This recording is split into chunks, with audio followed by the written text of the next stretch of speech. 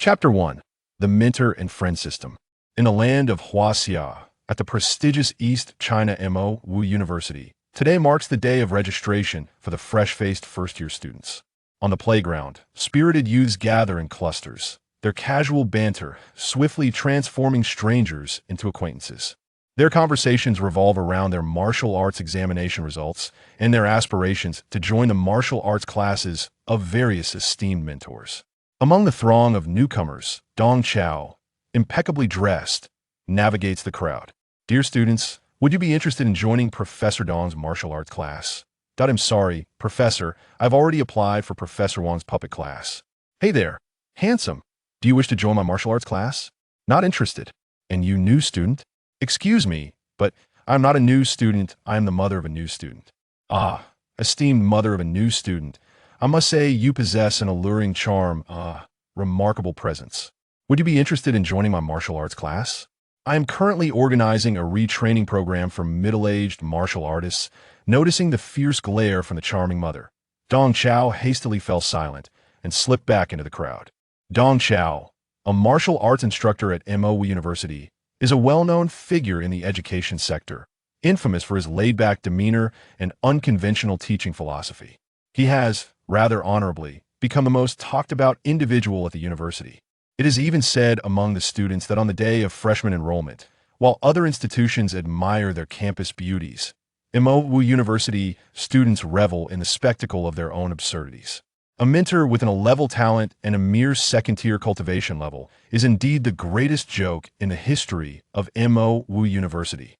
However, as a time traveler, Dong Chao was not always such a disappointment. He once basked in the glow of glory. 12 years prior, he was thrust into this high martial arts world by a truck, becoming a conscripted martial arts recruit. Through sheer determination, he achieved remarkable feats in the military and even rose to the rank of squad leader in the elite unit known as the Flesh and Blood Great Wall. Regrettably, 5 years ago, he sustained severe injuries during a secret trial, rendering his foundational skills utterly devastated. His cultivation plummeted from the 8th tier to the 2nd, and his talent diminished from level to a level.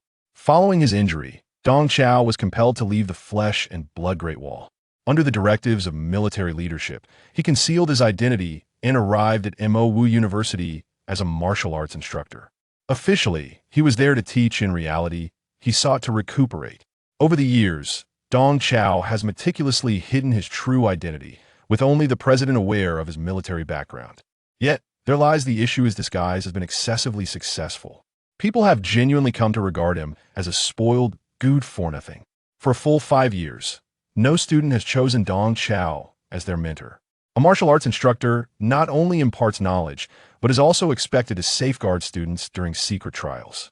In light of this, no one would opt for a second-tier failure as their mentor, even if this failure claims to possess a wealth of practical experience, offering insights beyond the confines of textbooks.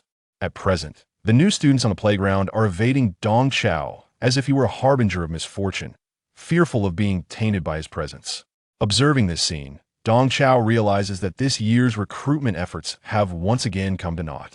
Alas, this lethargic teaching position appears to be at its end. He sighs.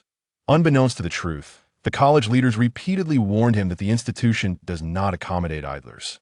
If he failed to recruit students this year, he would face dismissal. However, Dong Chao was not particularly concerned about losing his job, nor was it likely he would. In fact, over the years, military superiors have been eager to transfer him back, but he had stubbornly refused to leave. After enduring numerous trials and tribulations, he had genuinely grown fond of his current leisurely existence. Yet, with the commotion stirred up by the college authorities, it seemed his comfortable, carefree life was at risk of coming to an end.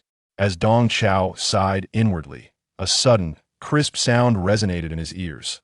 The teaching needs of the host have been detected. The mentor and friend system is now activated. A system? Dong Chao was momentarily taken aback. This system is dedicated to the transmission of teaching wisdom.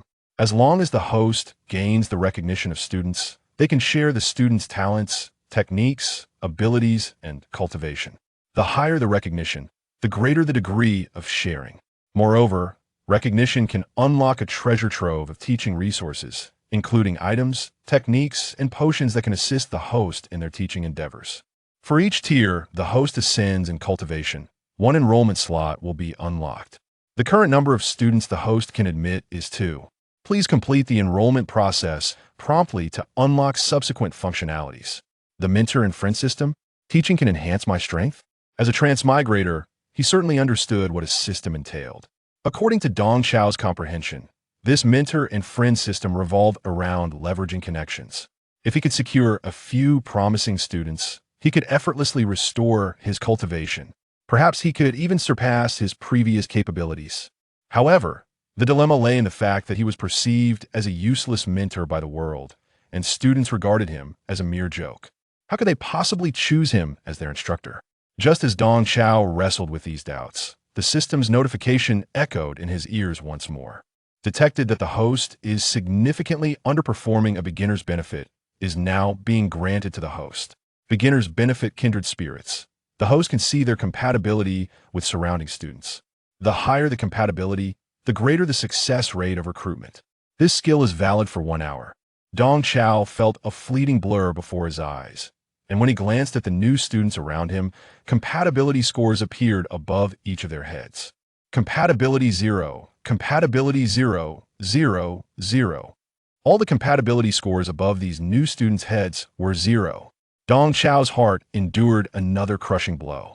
Observing the uniform zeros and reflecting on the skill named Kindred Spirits, he couldn't help but suspect that the system was mocking him.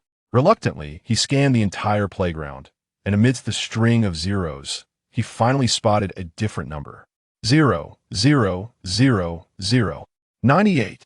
In the shade of a tree at the edge of the playground, a male student had a compatibility score that soared to 98. This number stood out vividly amidst the sea of zeros. Dong Chao hurriedly approached the shaded area, smiling as he initiated a conversation with the boy. Hello, fellow student. I'm a martial arts mentor at our esteemed Mo Wu University. My name is Dong Chao. What do you go by? My name is Dao Shi, the boy replied with a simple sincerity. The surname Dao? Quite a rare name. In response to Dong Chao's inquiry, the boy merely smiled innocently, remaining silent. Throughout the conversation, Dao Shi maintained an expression of earnest simplicity, yet a glimmer of cunning flickered in his eyes. Dong Chao gently coaxed, Dao Shi, would you be interested in joining my martial arts class? The class, led by me, adopts a small elite management system with limited slots. If you join now, I can appoint you as the class leader. Faced with Dong Chao's invitation, Dao Shi smiled broadly, concealing his inner shrewdness with an expression of delight. Teacher, I would be honored to join your martial arts class. However, my grades are poor and my talent is lacking. I hope I won't be a burden to you. Dong Chao waved his hand nonchalantly. I'm not a pig. I don't distinguish between front and back legs. Just focus on learning under my guidance.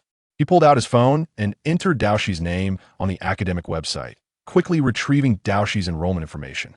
Dao Shi, your cultivation level is at the first stage, 6th layer, with a grade talent and a martial arts exam score of 542, just enough for admission.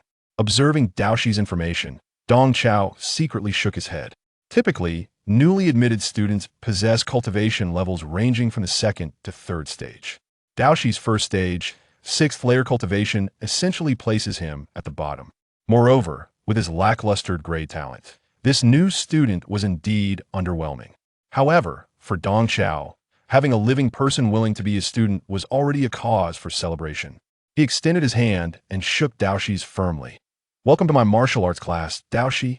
Teacher, I humbly request your guidance, Dao Shi said, his eyes wide with sincerity. At that moment, Dong Chao heard the system's notification chime in his ear.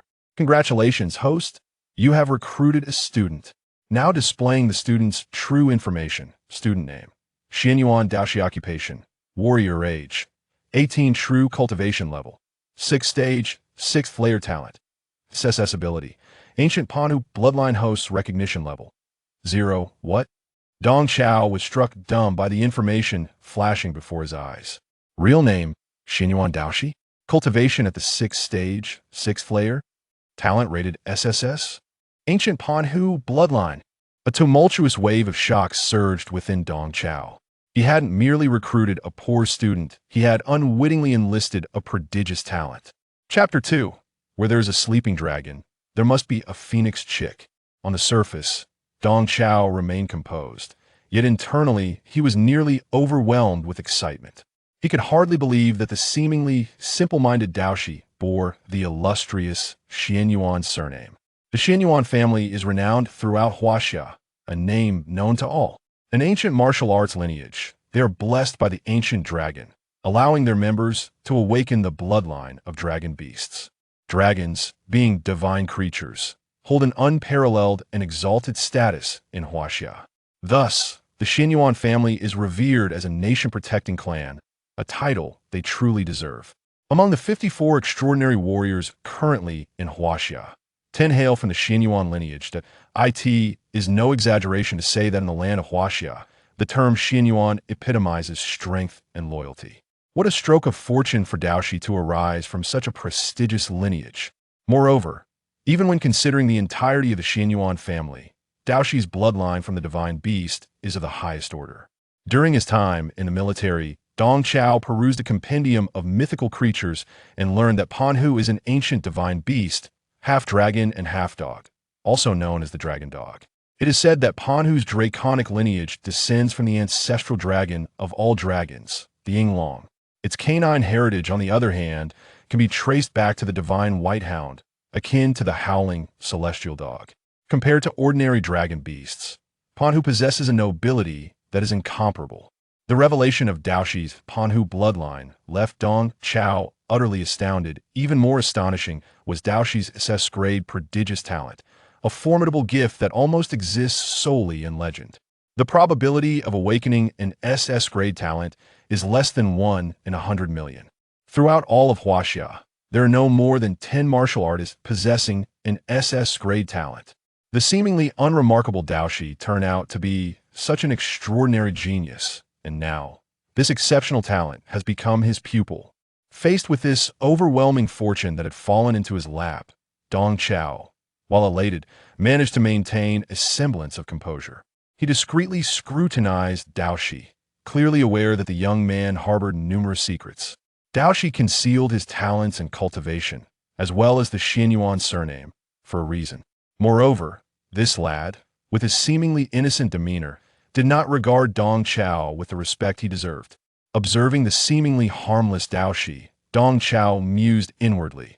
Well, it seems the teacher has a heart-o-heart with you, while you're scheming against me. Playing the role of the fool to deceive the wise, are we? Under Dong Chao's prolonged gaze, Daoshi felt an unusual sensation. Feigning innocence, he inquired, "Teacher, why do you keep staring at me?" Dong Chao replied nonchalantly, "Oh, it's nothing, it's just that the teacher has finally acquired a student, and I'm a tad excited. From now on, you shall be the class monitor, so do lend your support to the teacher's endeavors." "Absolutely, absolutely," Daoshi replied earnestly, a glint of cunning flickering in his eyes. Thus far, everything was unfolding according to Daoshi's meticulously crafted plan. His full name is Xianyuan Daoshi.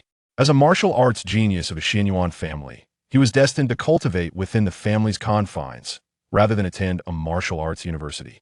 In comparison to the Xianyuan family's profound heritage, a martial arts university that recruits from the broader society seems trivial and juvenile. Regrettably, due to his humble origins, Daoshi was unqualified to study the Xianyuan family's martial arts legacy. He is the son of a trader, holding no ground within his family. Daoshi's father, Xianyuan Qing, was a traitor to the Xianyuan clan and a disgrace to all of Huaxia. A decade ago, under the seduction of the demon race, Daoshi's father and uncle betrayed their kin, becoming human traitors.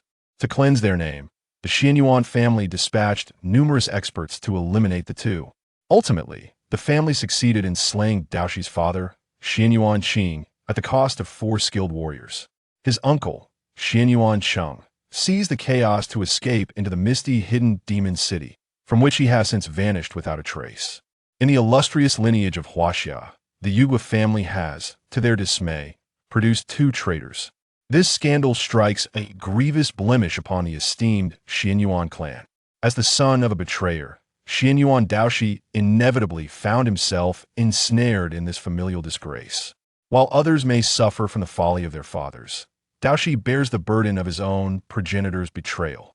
In an effort to chastise the traitor and quell the wrath of the clan, the elders convened and resolved to strip Dou Dizhu of his cultivation, condemning him to live as an ordinary man, a fate most cruel for one of his exceptional talent.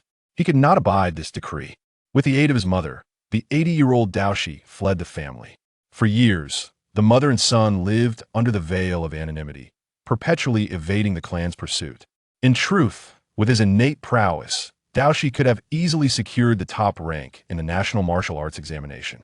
However, such an achievement would undoubtedly draw the ire of his family. Concealing his abilities and deliberately underperforming, Dou Dizhu managed to gain admission to one of the 5 prestigious schools, the Mo University, with barely passing marks. His intention to enroll there was solely to seek refuge under the tutelage of Dong Chao, a widely recognized inept instructor. Becoming a student of this so-called waste was the best disguise Dou Dizhu could conceive. The elders of his clan would never suspect that a genius like him would choose to study under a mentor of such poor reputation. With Dong Chao's protection, Dou Dizhu hoped to navigate his university years in peace. For years would provide ample time for him to ascend to extraordinary heights. When the moment arrived, Dou Dizhu would engage in earnest discussions with the elders. He harbored no desire to sever ties with his family. He was willing to atone for his father's treachery. However, he was determined to seize control of his own destiny. Dou Dizhu's plan of concealment unfolded even more smoothly than anticipated. Before he could seek out Dong Chao, the instructor approached him, inviting him to join the martial arts class. Dou Dizhu perceived this as a sign of divine providence, believing that fate was conspiring in his favor. By joining Dong Chaos class, he could pursue his studies unencumbered. Dou Dizhu regarded Dong Chao merely as a means of maintaining his hidden identity. While he feigned enthusiasm, internally he held neither respect nor acknowledgement for this ineffectual mentor. Unbeknownst to Dou Dizhu, his secrets had been thoroughly discerned by Dong Chao. No matter what secrets you harbor, once you become my student, you will obediently yield your gold coins, Dong Chao mused, his gaze fixed upon Dou Dizhu. The duo, each harboring their own agendas, presented a facade of congeniality. With a benevolent grip on Dou Dizhu's shoulder, Dong Chao exclaimed, "Come, let's head to the administration office to register." "Thank you, esteemed teacher," Dou Dizhu replied, bowing with earnestness. Together, they proceeded towards the office. Along the way, Dong Chao scanned the surroundings, attempting to utilize his kindred spirit skill to recruit another student. As he scrutinized each newcomer, he noted that their compatibility scores were all 0. Undeterred, Dong Chao rotated his head like a fan, determined not to overlook anyone present. 0, 0, 0. Then a score of 95. After a prolonged gaze, he discovered yet another high compatibility score amidst a series of zeros. 95. The individual boasting this remarkable score was a young man sporting an American slick hairstyle. He squatted by the roadside, chuckling mischievously as he observed the passing parade of long legs.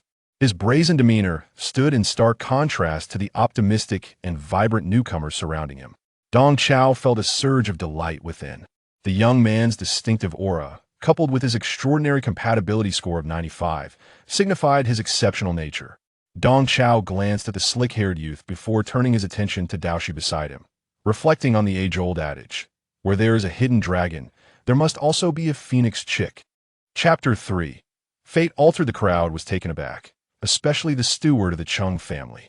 Possessing far greater insight than the villagers of this remote hamlet, he discerned from the sound alone that an individual of considerable martial prowess was approaching. Among the myriad paths of cultivation in the world, be it the celestial way, the martial way, or sword cultivation, it is particularly the temperament of martial artists that is most tempestuous. The steward hastily instructed his subordinates to remain still, awaiting the arrival of the martial figure. Meanwhile, Lu Qingyan's second aunt stood frozen in shock, bewildered by the sudden turn of events. In the courtyard, his second uncle emerged, his face a blend of astonishment and anxiety. The sound of galloping hooves grew nearer, enveloped in a cloud of dust. A chestnut stallion raced forth, upon which sat a robust young man of imposing stature.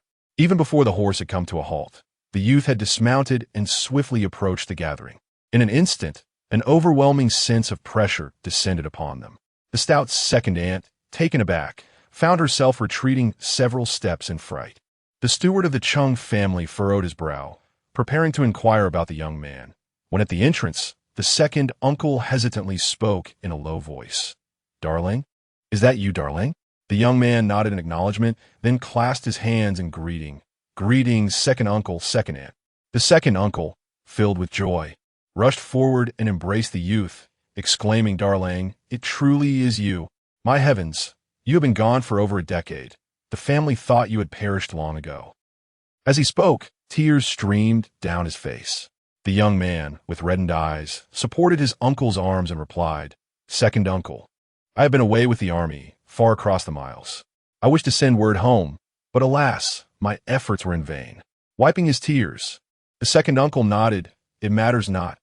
You have returned, and that is what counts. But, my poor elder brother and sister-in-law, they shall never see you again."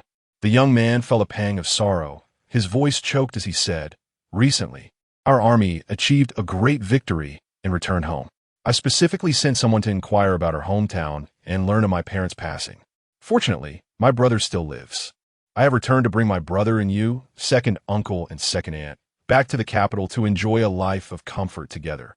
Upon hearing these words, the second uncle's expression shifted dramatically, while the second aunt looked increasingly uncomfortable, her eyes darting away from her remarkable nephew. The young man sensed the peculiar atmosphere. Though he was still unclear about the circumstances, he began to form suspicions in his mind. Turning to Liu Chengyan, he grasped his shoulders, scrutinizing him from head to toe, unable to suppress the moisture gathering in his eyes. "You must be Chengyan, is it? Why have you grown so thin?" For Liu Chengyan, the sudden appearance of this young man left him utterly bewildered. While he recognized that this individual was most likely the brother of this body, his own soul was that of a middle-aged man in his 40s. Being regarded in such a manner by a man in his 30s felt inherently strange. Lacking any memory of this person, he hesitated, unsure of how to respond, and chose instead to lower his head in silence, opting to observe the unfolding situation. The young man, upon observing the scene before him, began to harbor some suspicions. He lifted his gaze to the steward of the Chung family, furrowing his brow as he inquired, "Who are you? Where do you intend to take him?" From the brief exchange with the young man, the steward deduced that the individual before him was likely a soldier returning from the front lines, perhaps even a decorated one. Although the Chung family wielded considerable influence, it was prudent to avoid provoking a person of military stature. After steadying his nerves, the steward did not dare to be dismissive. He clasped his hands respectfully and replied, "I am the steward of the Chung family from Ningdu Prefecture, here to fulfill an agreement with this woman to purchase this young master as a servant. However, since this young master is a brother of yours, this transaction cannot proceed." The steward's demeanor was conciliatory, yet his tone lacked genuine courtesy. The young man paid little heed to the steward's manner, instead turning to his second aunt, his eyes now glimmering with a hint of frost. "Aunt, do you intend to sell my brother into servitude?" The woman, flustered and at a loss, lacked the foresight to grasp the gravity of the situation. Preoccupied with thoughts of the silver she had already pocketed, she resolutely placed her hands on her hips and retorted, "So what if I do? This wretched child has brought misfortune upon his parents and has been a burden in my home for 3 years. I have shown him more than enough kindness. Selling him to the Chung family would be for his own good. There, he might at least have food and shelter. Far better than starving under my roof." The young man dismissed her words, directing his gaze towards his uncle, his expression rife with questions. His uncle, overwhelmed by shame, could not meet his eyes. The young man, realizing the depth of betrayal, could not help but laugh in fury. "Ah, so this is how it is. Blood ties, and yet you engage in such heartless acts. I had hoped to bring you both back to the capital to enjoy a better life. How splendid." His uncle's face flushed crimson, eager to defend himself. "Eldest brother, it's not like that, you." But before he could finish, the woman erupted, pointing an accusatory finger at the young man. "How dare you speak to me? You left for over a decade without a word, not even a coin sent home. You didn't even return to see your parents before they passed. And now you have the audacity to confront your elders? Who do you think you are?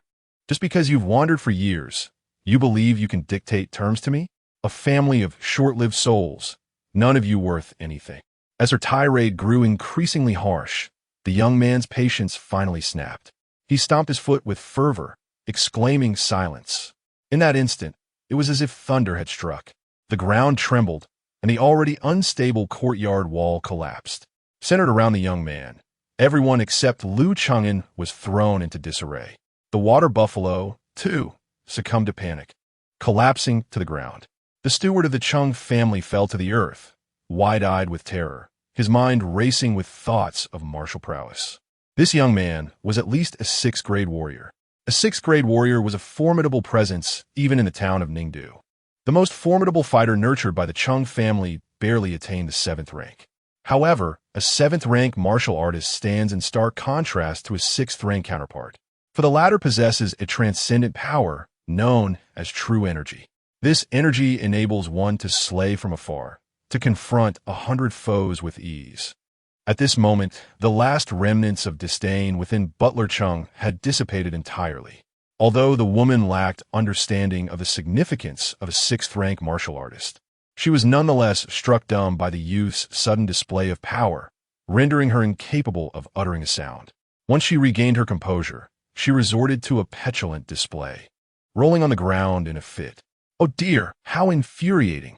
Come quick! I have cared for his younger brother for 3 years, and now this ingrate returns only to threaten his own uncle and aunt." The youth took a deep breath, refraining from further entanglement. He turned to glance at his bewildered second uncle, his tone devoid of warmth as he declared, "Uncle, this shall be the last time I address you as such. From this moment forth, my brother Liu Zhan and I shall sever all ties with you. Take heed of your own actions." The second uncle of the Liu family appeared ashen, seated on the ground in despair. Casting a glance at the woman, still throwing a tantrum, he could not help but strike her fiercely across the face. "It's all your fault, you wretched woman." The woman, momentarily stunned, quickly retaliated, engaging in a scuffle with the second uncle as they hurled accusations and insults at one another. The youth paid them no mind, turning his attention to Liu Chengyan, his gaze subtly shifting. He could not help but marvel inwardly. My brother has maintained his composure throughout this ordeal. Truly, a paragon of steadiness. The youth grasped Liu Chengyan's frail shoulders, speaking gently. "Chengyan, now that I have returned, I shall ensure you endure no further hardships. I will take you back to the capital, where we shall lead a prosperous life together." Liu Chengyan felt a twinge of discomfort, but nodded in acknowledgement. He mused to himself, "Life is indeed unpredictable. This crisis has been resolved without my intervention." Throughout the turmoil, he had taken no action, yet all perils had naturally dissipated. This suddenly emerged brother seemed to serve as a catalyst in his journey to alter his fate, guiding him through what could be deemed the most pivotal trial of his existence. After all, without this brother's timely assistance, navigating the myriad uncertainties alone would have proven exceedingly daunting. Even if he had embarked on cultivation, progress would not be instantaneous, and he would lack the strength to defy destiny. Thus, he finally turned a new page in his life within this unfamiliar world. As the youth prepared to depart with Liu Chengyan, he paused beside Butler Cheng. "Butler Cheng, I am here."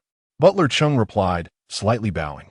The youth's tone remained cold as he cast a glance at his second uncle and aunt, stating, "Since this is a business transaction, once they have received the silver, there is no reason for them not to fulfill their end of the bargain. I trust you comprehend my meaning?" Butler Cheng was momentarily taken aback. Then realization dawned upon him, and he replied with a smile, "Rest assured, sir, I understand."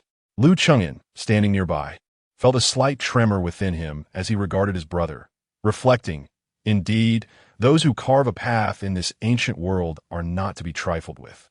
Subsequently, the young man mounted the magnificent steed with Liu Chengyan and galloped away. Upon reaching the village's entrance, they faintly heard the cries emanating from behind them. "No, it cannot be. Do not take my son away. I will return the money to you. Spare my son." Chapter 4. A world of wonders. As for the fate of his uncle and aunt, Liu Chengyan no longer harbored any concern. He had inherited the body of a young man, yet he possessed none of its memories. Thus, he felt no emotional entanglement towards these individuals. Even for the young man who had rescued him, his sentiments were merely of gratitude, devoid of familial affection. Moreover, Judging by the couple's attitude towards the former owner of this body, had Lu Qingyan inherited those memories, he might have found them even more detestable. The young man, with Lu Qingyan mounted behind him, rode out of the village but halted at its entrance. "Chengyan, where are your parents buried? Take me to see them," he suddenly inquired. Lu Chengyan felt a twinge of embarrassment. He had no knowledge of where this body's parents lay to rest. Surely, he could not just point to any two mounds of earth and claim them as his parents. Reluctantly, he mumbled, "I don't remember." The young man paused, a flicker of annoyance crossing his face. Before he could respond, Lu Chengyan continued, "I fell gravely ill a few days ago, suffering from a high fever that only recently subsided. After narrowly escaping death, I find myself unable to recall many things." At his age, weaving a tale was second nature. It was prudent to evoke a sense of pity to smooth over the situation. The words that had been poised on the young man's lips were silenced. His eyes glistened with unshed tears as he reached out to ruffle Lu Chengyan's hair. His voice choked with emotion. "I'm sorry. It's my fault for allowing you to endure such suffering. I swear it will not happen again." Lu Chengyan pressed his lips together and nodded gently.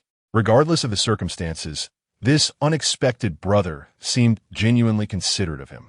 Now that he had taken possession of this young man's body, Lu Chengyan felt no inclination to sever ties with those connected to it.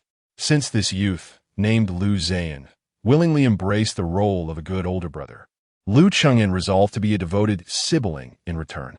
For now, until he could stand on his own, it provided him with a sense of support and protection. With this understanding, Lu Chengyan faced Lu Zhan with diminished awkwardness, feeling considerably more at ease. At the village entrance, Lu Zhan inquired of several villagers and learned the location of their parents' final resting place. Armed with incense, paper money, and offerings, he proceeded to pay his respects. Before the two mounds lacking gravestones, Lu Zhan spoke with an almost solemn conviction. "Father, mother, rest assured, I will take good care of my brother. We will support one another and ensure the continuation of the Lu family lineage."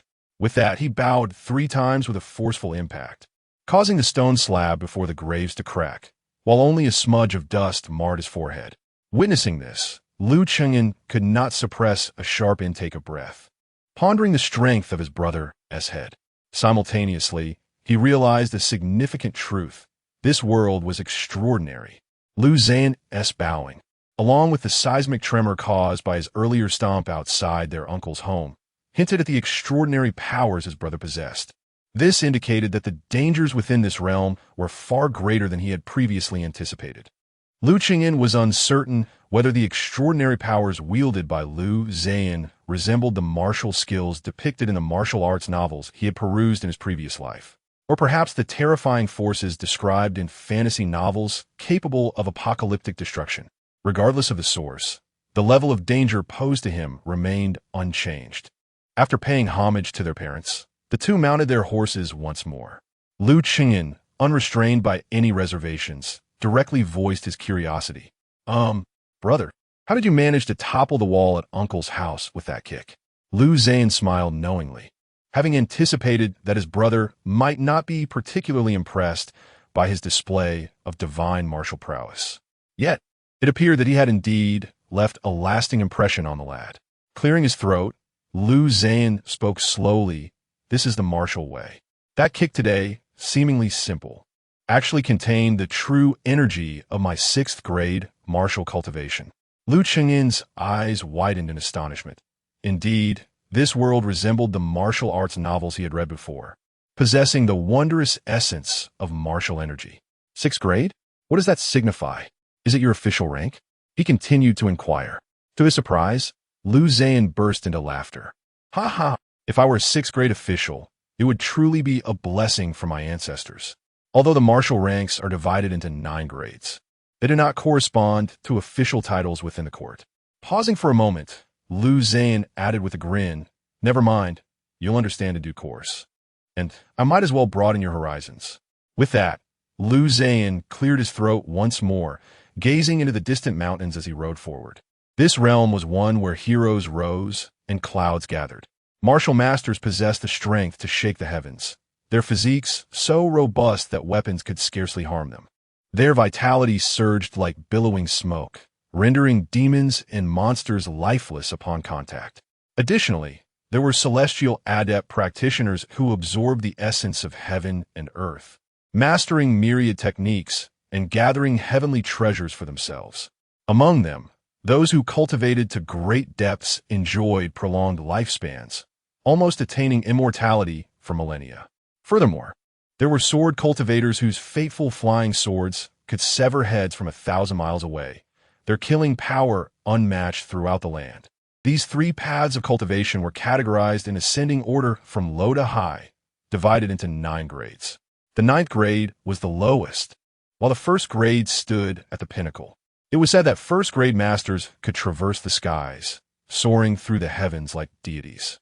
I lack the talent. After 13 years in the border army, I am merely at the 6th grade, Liu Zhan concluded. Although he spoke with a tone of self-deprecation, Liu Chengyan could distinctly sense the pride in his brother's voice. Indeed, a 6th-grade martial artist was already considered a renowned figure in the martial world. Whether in martial arts, celestial paths, or swordsmanship, those who reached the middle 3 grades were not to be dismissed as mediocre. Countless individuals throughout the world lead mundane lives, forever unable to cross the threshold of the middle 3 grades. At that moment, Liu Chengyan was utterly astonished. Martial arts, celestial paths, swordsmanship, divided into 9 grades. Why did the cultivation principles inscribed on the jade slip in his spiritual consciousness follow the same system? Could it be that this jade slip was a product of this very world? Or rather, the jade tablet possesses a spirit, capable of discerning the cultivation system of this world, thus making a similar classification of literary and martial pursuits. Yet, why does the jade tablet indicate 3 realms beyond the first rank of literary cultivation? Is it due to the higher potential of literary pursuits? Or is it that only the 3 realms following the first rank can be equated with these 3 modes of cultivation? Contemplating this, Liu Chengyan could not suppress his curiosity and inquired, what lies beyond the first rank? Is there anything even more formidable? Liu Zhan hesitated briefly before shaking his head. I do not know. For me, the first rank is already beyond my wildest dreams. Even if there are higher echelons, they are likely beyond the comprehension of someone at our humble level.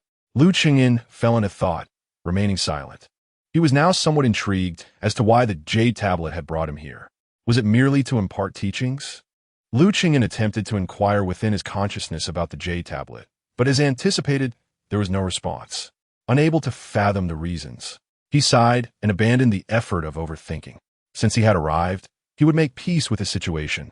No amount of mental exertion could alter the fact that he was destined to settle in this world. Since the jade tablet had the power to facilitate his teachings and enhance his strength, he resolved to seize this opportunity. Only by becoming powerful enough to disregard all obstacles could he truly master his own fate. Observing Liu Chengyan's silence, Liu Zhan assumed he was reflecting on the path of cultivation he had just discussed. He patted Liu Chengyan on the shoulder and smiled, "Do not worry. Once we reach the capital, I will find a way to send you to the Dao Academy.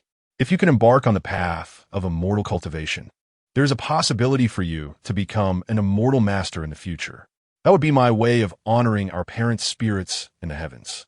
Liu Chengyan was somewhat taken aback. Since Liu Zhan himself was a martial arts expert, why would he encourage him to pursue the path of immortality? However, Liu Zhan merely smiled wryly in response. "You will understand in due time." Chapter 5. The Vengeful Spirits Journeying North from Ningdu Prefecture. Traversing through the season of Qingming to the cusp of Guyu, from the gentle warmth of March to the blossoming of April, Liu Chengyan finally beheld the majestic and formidable capital city after a trek of no less than 3,000 miles. This segment of the journey held profound significance for him, for it was through this extensive odyssey that he acquired a lucid and direct understanding of this world. He could now unequivocally affirm that he had not returned to any historical dynasty, but had instead arrived in an entirely unfamiliar realm. Yet, this world bore a striking resemblance to the historical one he had known, with similar cultural customs, a shared system of writing, and a feudal structure. However, unlike the world he was familiar with, this realm, despite its continuity of cultural heritage, lacked the philosophical teachings of the pre-Qin thinkers. Perhaps due to the existence of a cultivation system, the emphasis placed upon literary and philosophical pursuits was notably diminished, primarily serving the interests of those in power as a practical means of dissemination. When comparing the civilizational thoughts of this world to those of his previous life, it resembled the tumultuous era of the warring states that Liu Chengyan was accustomed to, albeit devoid of the profound ideologies of salvation espoused by various sages. Here, strength was revered above all. Each nation and dynasty exalted the might of powerful cultivators. According to Liu Zhan, the most formidable cultivation faction in the northern Qi was none other than the royal family, who held the supreme position. During his time serving in the northern territories, their grand general was a prince of the royal house, capable of single-handedly withstanding a myriad of troops from the north. However, Liu Chengyan remained oblivious to the specifics of his cultivation rank. The expanse of this realm was astonishingly vast. Northern Qi alone boasted a territory stretching over 10,000 miles. Upon estimation, it encompassed more than 20 million square kilometers, substantially larger than the entirety of China in his previous existence. Of course, ancient rhetoric often indulged in hyperbole. Emperors of antiquity frequently proclaimed dominion over vast lands, yet the maximum linear distance they could claim seldom exceeded 3,000 kilometers, equating to merely 6,000 li. Within this realm, there existed 7 great nations akin to Northern Qi, a claim that bordered on exaggeration.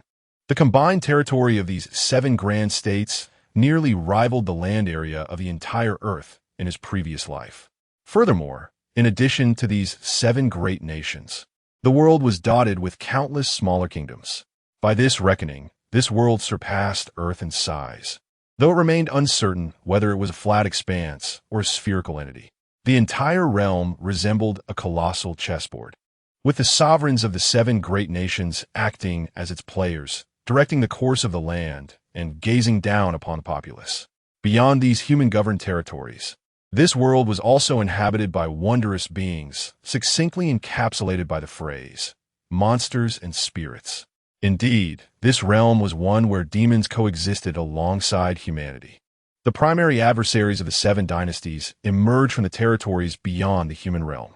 Liu Chengyan's elder brother, Liu Zhan, had ventured to the frontiers, waging war against these northern demons for over a decade. Initially, when he heard of these matters, Liu Chengyan felt little impact. After all, the phenomenon of traversing realms is not unheard of, and the presence of additional demons and monsters hardly qualifies as extraordinary. It was only during one of their journeys through a desolate village that they encountered a vengeful spirit, a specter that sought to claim lives. It was then that Liu Chengyan truly perceived the perilous nature of their world. Had it not been for Liu Zhan's timely intervention, channeling his martial prowess akin to the blazing sun to vanquish the ghost, Liu Chengyan would likely have met with a dire fate. Of course, according to Liu Zhan, it was merely a testament to Liu Chengyan's fortuitous luck. At that moment, he himself had been ensnared by the illusions conjured by the ghost. And upon emerging from that phantasm, he had feared that Liu Chengyan had already succumbed to the spirit's grasp. To his astonishment, he discovered that Liu Chengyan was still holding on, which granted him the opportunity to rescue him just in time. Liu Chengyan understood within himself that his endurance stemmed from a thread of righteous energy coursing through him. Moreover, he discerned that although this energy was but a mere wisp, it seemed remarkably effective against the ghost. Should he cultivate further in the future, he would undoubtedly be capable of dispatching monsters with ease. However, Liu Chengyan was not without his trials. Although he had preserved his life, he was subsequently stricken by a severe illness. It was this ailment that delayed their journey, taking over a month to reach the capital. Yet, through this misfortune, Liu Chengyan experienced a serendipitous awakening. After his recovery, he gained a deeper understanding of the world, and his scholarly cultivation advanced significantly. The wisp of righteous energy within him continued to evolve, undergoing transformations that rendered it more substantial.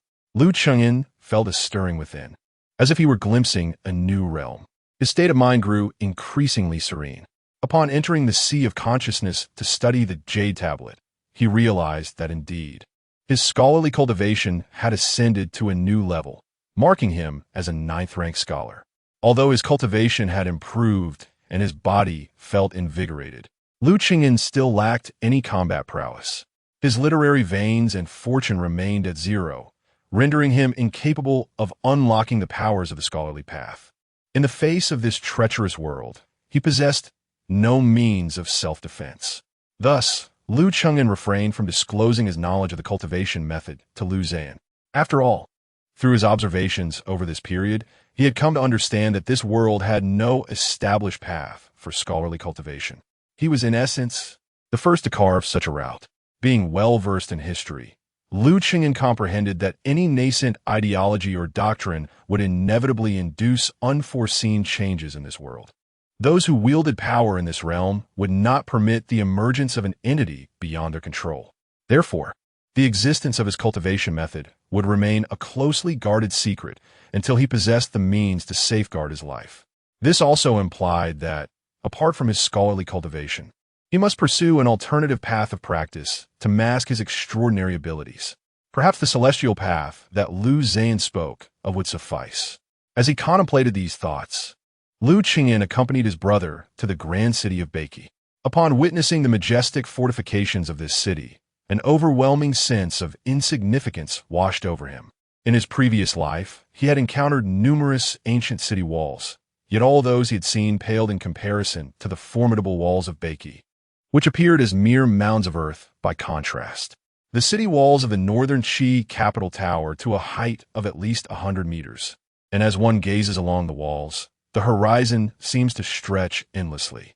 Standing before this city naturally evokes a sense of submission in one's heart. Indeed, it is a realm imbued with extraordinary power, distinct in its majesty, mused Liu Qingyan. Upon entering the city, the vibrant scenes within left Liu Qingyan feeling invigorated once more. Though he had encountered numerous prosperous towns along his journey, none could compare to the splendor of the capital. Liu Zan, a junior officer in the vanguard of the Northern Qi border army, held a modest rank, barely significant within the grandeur of the capital. After more than a decade of military service, his accumulated merits and pay allowed him to settle in the capital and acquire a small courtyard. As he opened the door to the courtyard with Liu Qingyan, Liu Zan chuckled self-deprecatingly. "Brother, my abilities are not great. I lack the means to procure a grand residence. You must endure for now. When circumstances improve, we shall seek a larger home." Stepping through the courtyard gate, Liu Qingyan beheld a unique residence with 3 spacious rooms, each no less than 100 square meters, and could not help but marvel.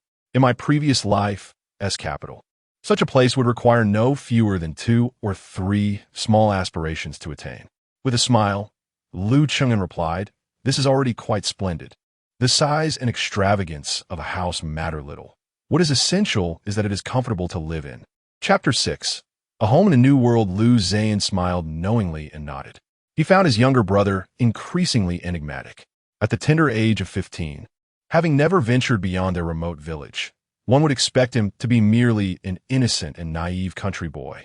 Yet, throughout their journey, Liu Qingyan exuded a demeanor and composure that left even his elder brother, 13 years his senior, feeling a sense of inadequacy.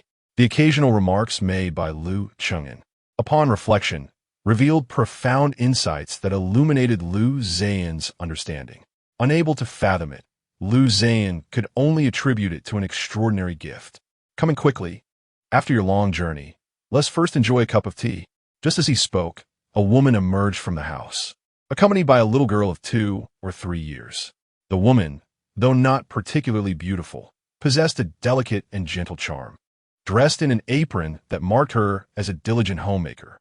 In contrast, the little girl, fair and tender, resembled a porcelain doll, evoking an irresistible sense of affection. Liu Qingyan understood instantly. This must be Liu Zan's wife and child, his sister-in-law and niece. He quickly clasped his fists in "Greetings, sister-in-law."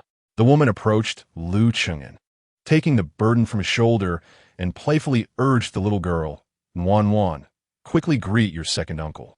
The little girl, somewhat shy, hid behind her mother and timidly called out, "Second uncle." Liu Qingyan chuckled and knelt down, speaking gently. Hello, Wan. The girl pouted, appearing shy. But her eyes sparkled with delight as she darted past Lu Chengyan to her father, exclaiming, "Daddy." Lu Zhan, with affectionate indulgence, lifted her into his arms, grinning. "My darling, have you missed your father?" "Yes, I have," she replied. Witnessing this tender scene, Lu Chengyan felt a pang of bitterness. In another world, he too had a well-behaved and understanding child. Yet, he pondered if he would ever see his child again in this lifetime. "Come, please step inside. Second uncle has had a long journey. Let him have some tea and take a bath. Dinner will be ready shortly." Lu Chengyan took a deep breath and nodded. "Thank you, sister-in-law." The woman smiled, brushing a stray hair behind her ear, glancing at Lu Zhan with evident surprise. "Of course, this will be your home from now on. Second uncle, please do not stand on ceremony." With that, she headed straight to the kitchen, busying herself with dinner preparations. Lu Zhan playfully nudged Lu Chengyan's shoulder, grinning. "What do you think? My sister-in-law is quite wonderful, isn't she?" Lu Chengyan smiled softly. "You are indeed fortunate, brother." Lu Zhan laughed heartily and, cradling Wan, led Lu Chengyan back into the house. As they enjoyed their tea, the sister-in-law returned, carrying a neatly folded set of clothes. "Second uncle, I was unsure of your size, so I made you a few garments based on the typical measurements for young gentlemen in the city." Uncertainty lingered regarding the fit of the attire. "Try it on for a moment. If it does not suit you, I shall make the necessary adjustments," she suggested. The guest room had been tidied up, and the bedding was freshly made. "Your uncle will manage here, but if anything is lacking, do not hesitate to inform me, and I shall procure it." Upon arriving home, her uncle settled in comfortably, and henceforth, the family would strive to live harmoniously together. Her words were simple, yet imbued with profound affection and concern. Lu Chengyan, who had always regarded himself as an outsider, felt a stirring within him. At least in this moment, the care expressed by this woman was palpable. Even though he had not fully embraced his former identity, he found himself touched. Rising, Lu Chengyan accepted the garment from her hands, bowing slightly in gratitude. "Thank you for your kindness, elder sister-in-law." His words were straightforward, yet the deep appreciation resonated clearly with both Lu Zhan and his wife. Lu Zhan approached Lu Chengyan, placing a reassuring hand on his shoulder, and sighed, "Chengyan, with our parents gone, you and I are now the closest kin in this world. From now on, let us live together earnestly. As long as I have sustenance, I shall ensure you do not go hungry." A wave of emotion washed over Lu Chengyan, and he nodded in acknowledgement. Wishing to conceal his feelings, he excused himself to tend to his own needs in solitude. Upon closing the door, he surveyed the immaculate room and the steaming tub of water behind the screen. He let out a gentle sigh, pondering the weight of familial bonds. This connection was not a burden. Rather, it was a necessity of life, an anchor in the world. To live without ties may seem liberating, yet one would miss the richness of experience that such connections bring. Recognizing his place in this world, Lu Chengyan resolved to embrace this newfound reality. "This is quite agreeable," he mused, a warm smile gracing his face, alleviating some of the longing for his relatives in another realm. Stripped of his garments, he immersed himself in the wooden tub, relishing the soothing warmth that washed away his fatigue. After cleansing himself and donning the attire prepared by his sister-in-law, he awkwardly noted that the fit was noticeably loose. However, understanding dawned upon him, as the clothing had been tailored for a 15-year-old boy of the capital, while his own physique, having suffered from malnutrition, was smaller than that of his peers. It was inevitable that the garments would be oversized. Once refreshed, Lu Chengyan admired his reflection in the mirror, a smile breaking across his face. The visage before him was quite pleasing, albeit a touch gaunt. Stepping out of his room, he caught the attention of his older brother and sister-in-law, who were taken aback by his polished appearance. Lu Zhan could not help but exclaim, "My brother is indeed a handsome young man." His sister-in-law, feeling a pang of guilt, remarked, "Alas, the clothes are still a bit too large. I shall adjust them for uncle later." Lu Chengyan hastily declined, saying, "Sister-in-law, there is no need for trouble. I am merely a bit frail. In time, as I grow, the fit will naturally improve." His elder brother chimed in, "Indeed, there is no need for concern. Chengyan has not been well fed in the countryside, which accounts for his slightness. In the future, Dear wife, do procure more meat to nourish him. He shall soon grow robust. Seeing both brothers in agreement, the sister-in-law ceased her insistence. Very well. Let us dine, for I am sure uncle is also hungry. The dinner was bountiful, featuring fish, meat, and a hen. Although this world lacked the multitude of seasonings from the previous life, the quality of the ingredients was exceptional, rendering the flavors not only satisfactory, but indeed more delectable than before. Lu Chengyin could not resist devouring 2 hearty bowls of corn rice and a full bowl of chicken soup. His elder brother and sister-in-law continually piled his bowl with dishes, creating a small mountain of food, which stirred a twinge of jealousy in the little girl. It was not until Lu Chengyin placed an untouched chicken leg from his bowl in her bowl that the young girl broke into a smile, sweetly expressing, "Thank you, uncle." The evening meal concluded in this warm and harmonious atmosphere.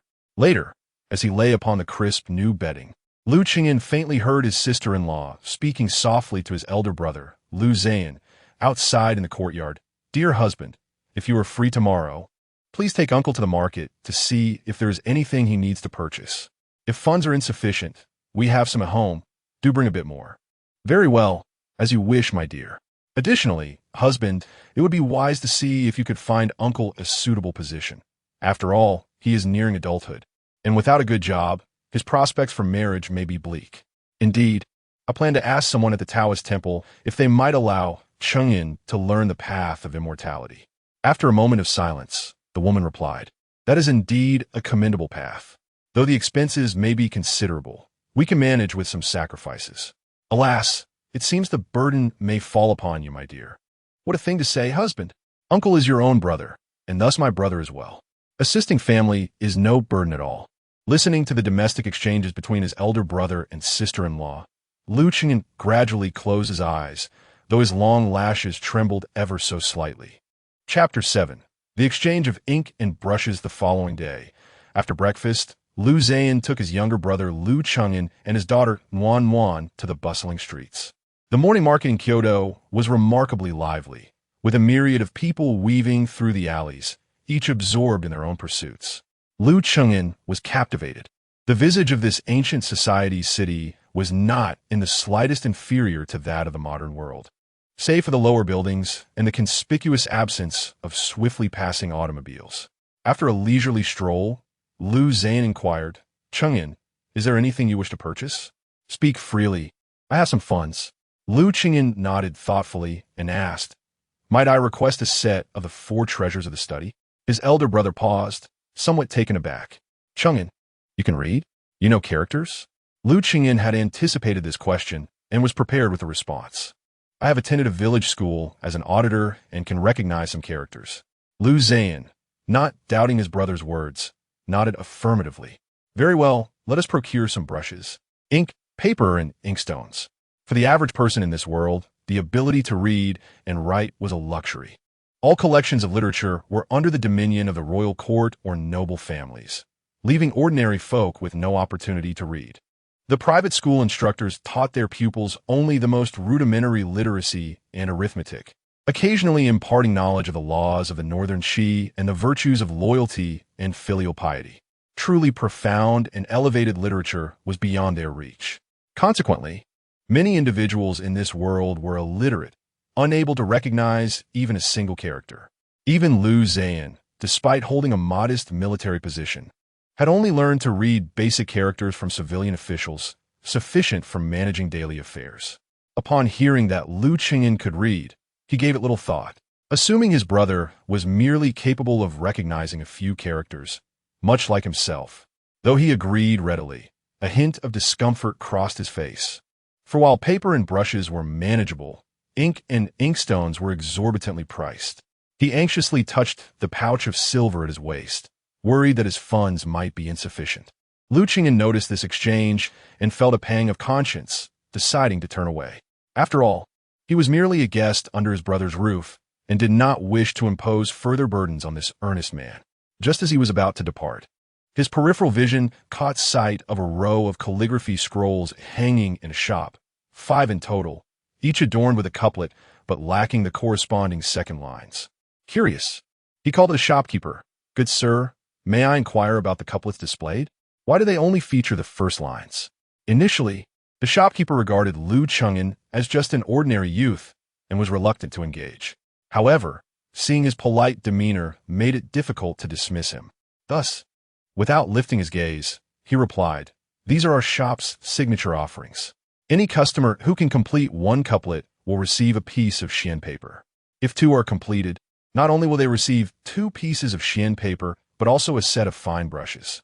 Should one complete 3 couplets, a scholar's inkstone will be gifted. 4 pairs of couplets, a complete set of writing tools, are available for selection." Lu Cheng'an's eyes sparkled with delight. He never expected that just as the rain began to fall, an umbrella would be offered to him, truly a timely gift. Noticing that the shopkeeper had only mentioned 4 pairs, Lu Cheng'an inquired, "What if I were to produce 5 pairs?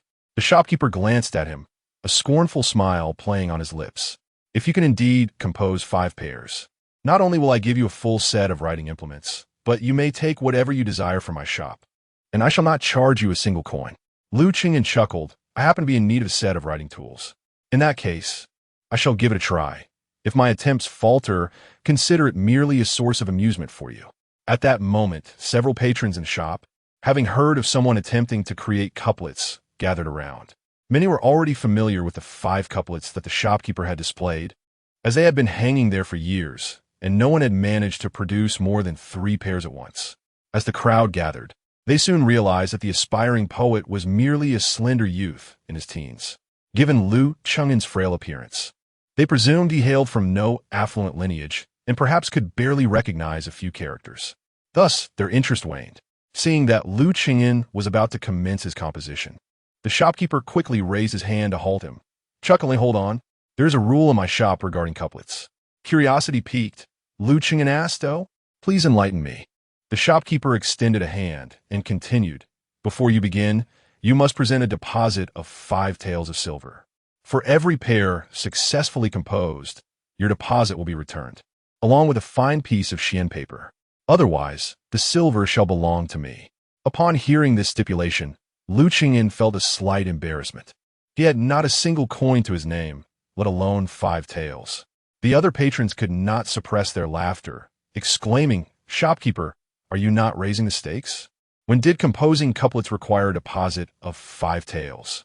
Ignoring the jeers from the crowd, the shopkeeper turned his gaze back to Lu Cheng'an. "So what say you? Do you have the funds? If not, you may as well leave." With that, he dismissed Lu Cheng'an altogether. His intention was to dissuade the youth from embarrassing himself, thinking it absurd for someone who had scarcely read a few books to seek fame. At that moment, a deep voice resonated from the entrance of the shop. "Who claims to be out of silver? Is it not merely 5 taels?" Lu Cheng'an turned, his eyes flickering with recognition as he softly called, "Elder brother." Lu Zhan entered, cradling his little sister, and handed Lu Cheng'an a pouch from his waist, saying, "Here, take this. It contains exactly 5 taels of silver." Lu Cheng'an held the pouch, feeling a surge of emotion.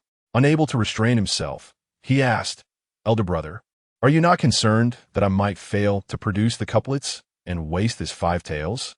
With a confident smile, Lu Zhan replied, "Oh, as your brother, I have faith in you. Who else would I trust?" During their recent travels spanning 3,000 miles, Lu Cheng'an had spoken little. Yet Lu Zhan sensed that his younger brother was truly extraordinary, based on the eloquence he exhibited.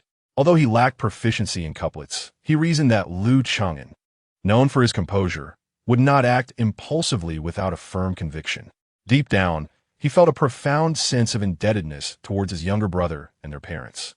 Thus, even if Lu Cheng'an failed to produce a couplet and squandered the 5 taels of silver, he would remain silent. Lu Cheng'an glanced at the pouch of money in his hand and took a deep breath. A glimmer of confidence sparkled in his eyes as he smiled and reassured, "Elder brother, rest assured, the silver will not be wasted." With that, he handed the money to the shopkeeper. This gesture prompted the shopkeeper to regard Lu Cheng'an with newfound respect. The demeanor exhibited by this youth was markedly mature for his age. Typically, children from ordinary families would hesitate to squander even a single tael of silver, let alone 5. After all, in the capital, where prices soared above other regions, a single tael, when spent judiciously, could sustain a family of 3 for half a month. The shopkeeper found himself curious as to whether this young man possessed genuine talent or was merely putting on a facade. Meanwhile, amidst the crowd, a handsome young gentleman could not help but steal a glance in their direction.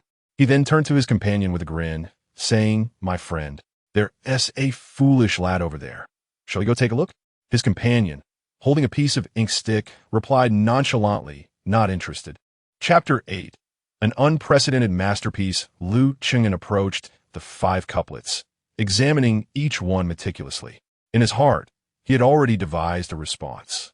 With a flick of his sleeve and without glancing back, he extended his hand and declared, "Ink and brush, attend me." This proclamation drew the attention of the patrons within the shop. It was indeed a bold statement from a nameless, impoverished youth, daring to command the esteemed shopkeeper to prepare his writing tools. Yet, curiously, instead of perceiving arrogance in his words, the onlookers regarded him as a refined and noble scholar. The grandeur of his flowing sleeves lent him an air of elegance, capturing the attention of all, even the young gentleman who had previously shown no interest. The shopkeeper, his curiosity piqued, sensed that this youth was not to be underestimated.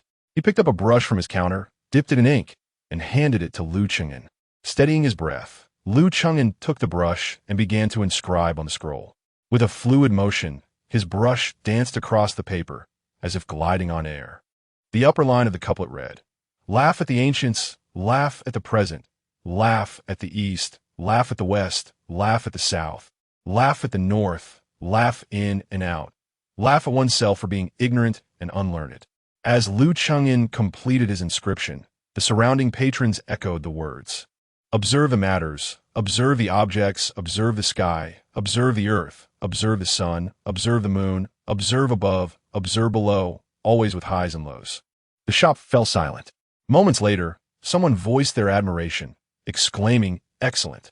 Remarkable! What a clever couplet!" Indeed, the upper line is laughter, and the lower line is observation.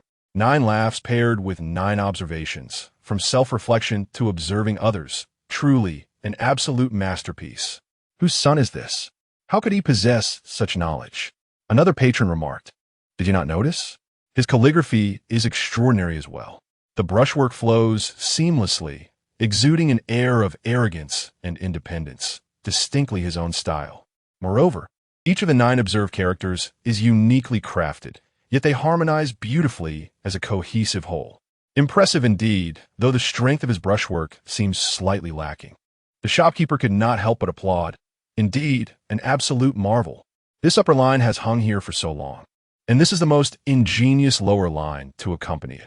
Not far away, the scorn in the eyes of the wealthy young gentleman finally faded, replaced by a subtle nod of approval. Very impressive indeed. A companion beside him chuckled. "Young master, I never expected that foolish boy to be quite so capable." Standing nearby, cradling his daughter, Liu Zhan was equally astonished. Was this truly his brother?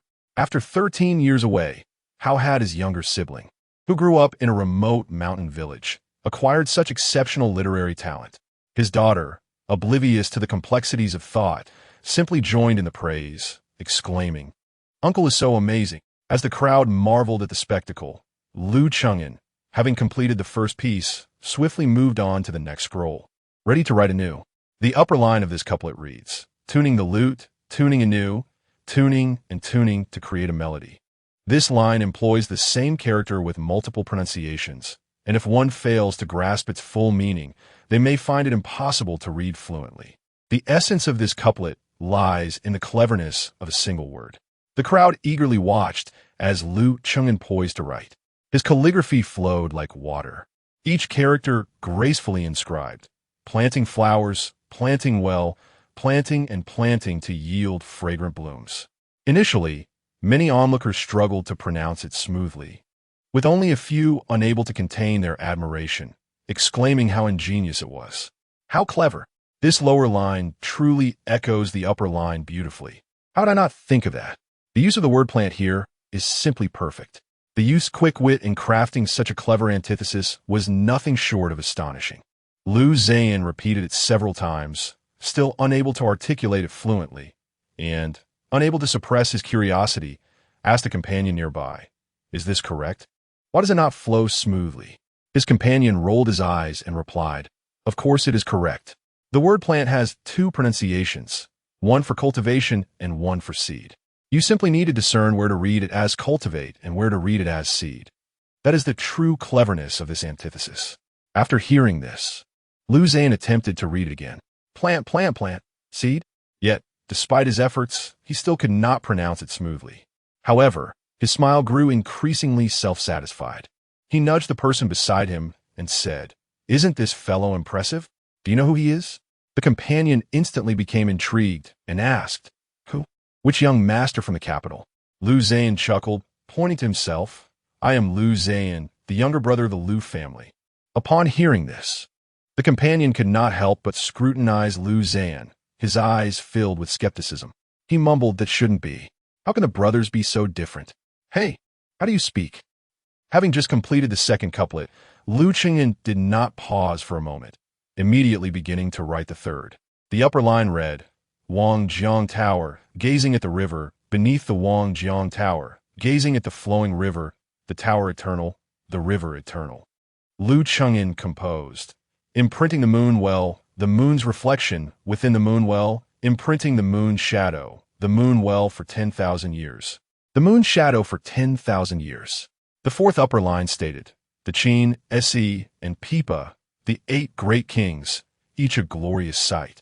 Liu Chengyan responded with, ethereal spirits and ghostly apparitions for small demons, each with their own intentions. With each line he penned, the surrounding crowd erupted in applause. The commotion even drew passers-by from the street, creating a throng around the ink studio. For the people of this world, literature served merely as an auxiliary tool, unlike the ancient world familiar to Liu Chengyan, which revered learning above all else. Thus, the literary standards in this realm were not particularly elevated. Yet, Liu Chengyan embodied the literary brilliance amassed over thousands of years of Chinese culture. The disparity between the two realms was simply unfathomable. Each couplet he crafted left the onlookers in awe, their minds racing as they struggled to fathom the ingenious connections he made. Yet for Liu Chengyan, couplets and poetry were merely diversions. The pursuit of wisdom and the cultivation of literary prowess represented the true path he sought. As the crowd eagerly anticipated the final couplet, Liu Chengyan placed his brush down and, with an apologetic smile and a bow, declared, I find myself devoid of inspiration and cannot conjure the last line. Let us conclude here. A sense of regret lingered among the spectators, who felt a pang of disappointment. Had Liu Chengyan managed to complete all 5 couplets in one breath, the impact would undoubtedly have been even more profound. Alas, it fell just short. However, the elderly shopkeeper observed Liu Chengyan's composed demeanor, pondering thoughtfully. He smiled and shook his head, choosing silence. Not far away, 2 young gentlemen witnessed the scene.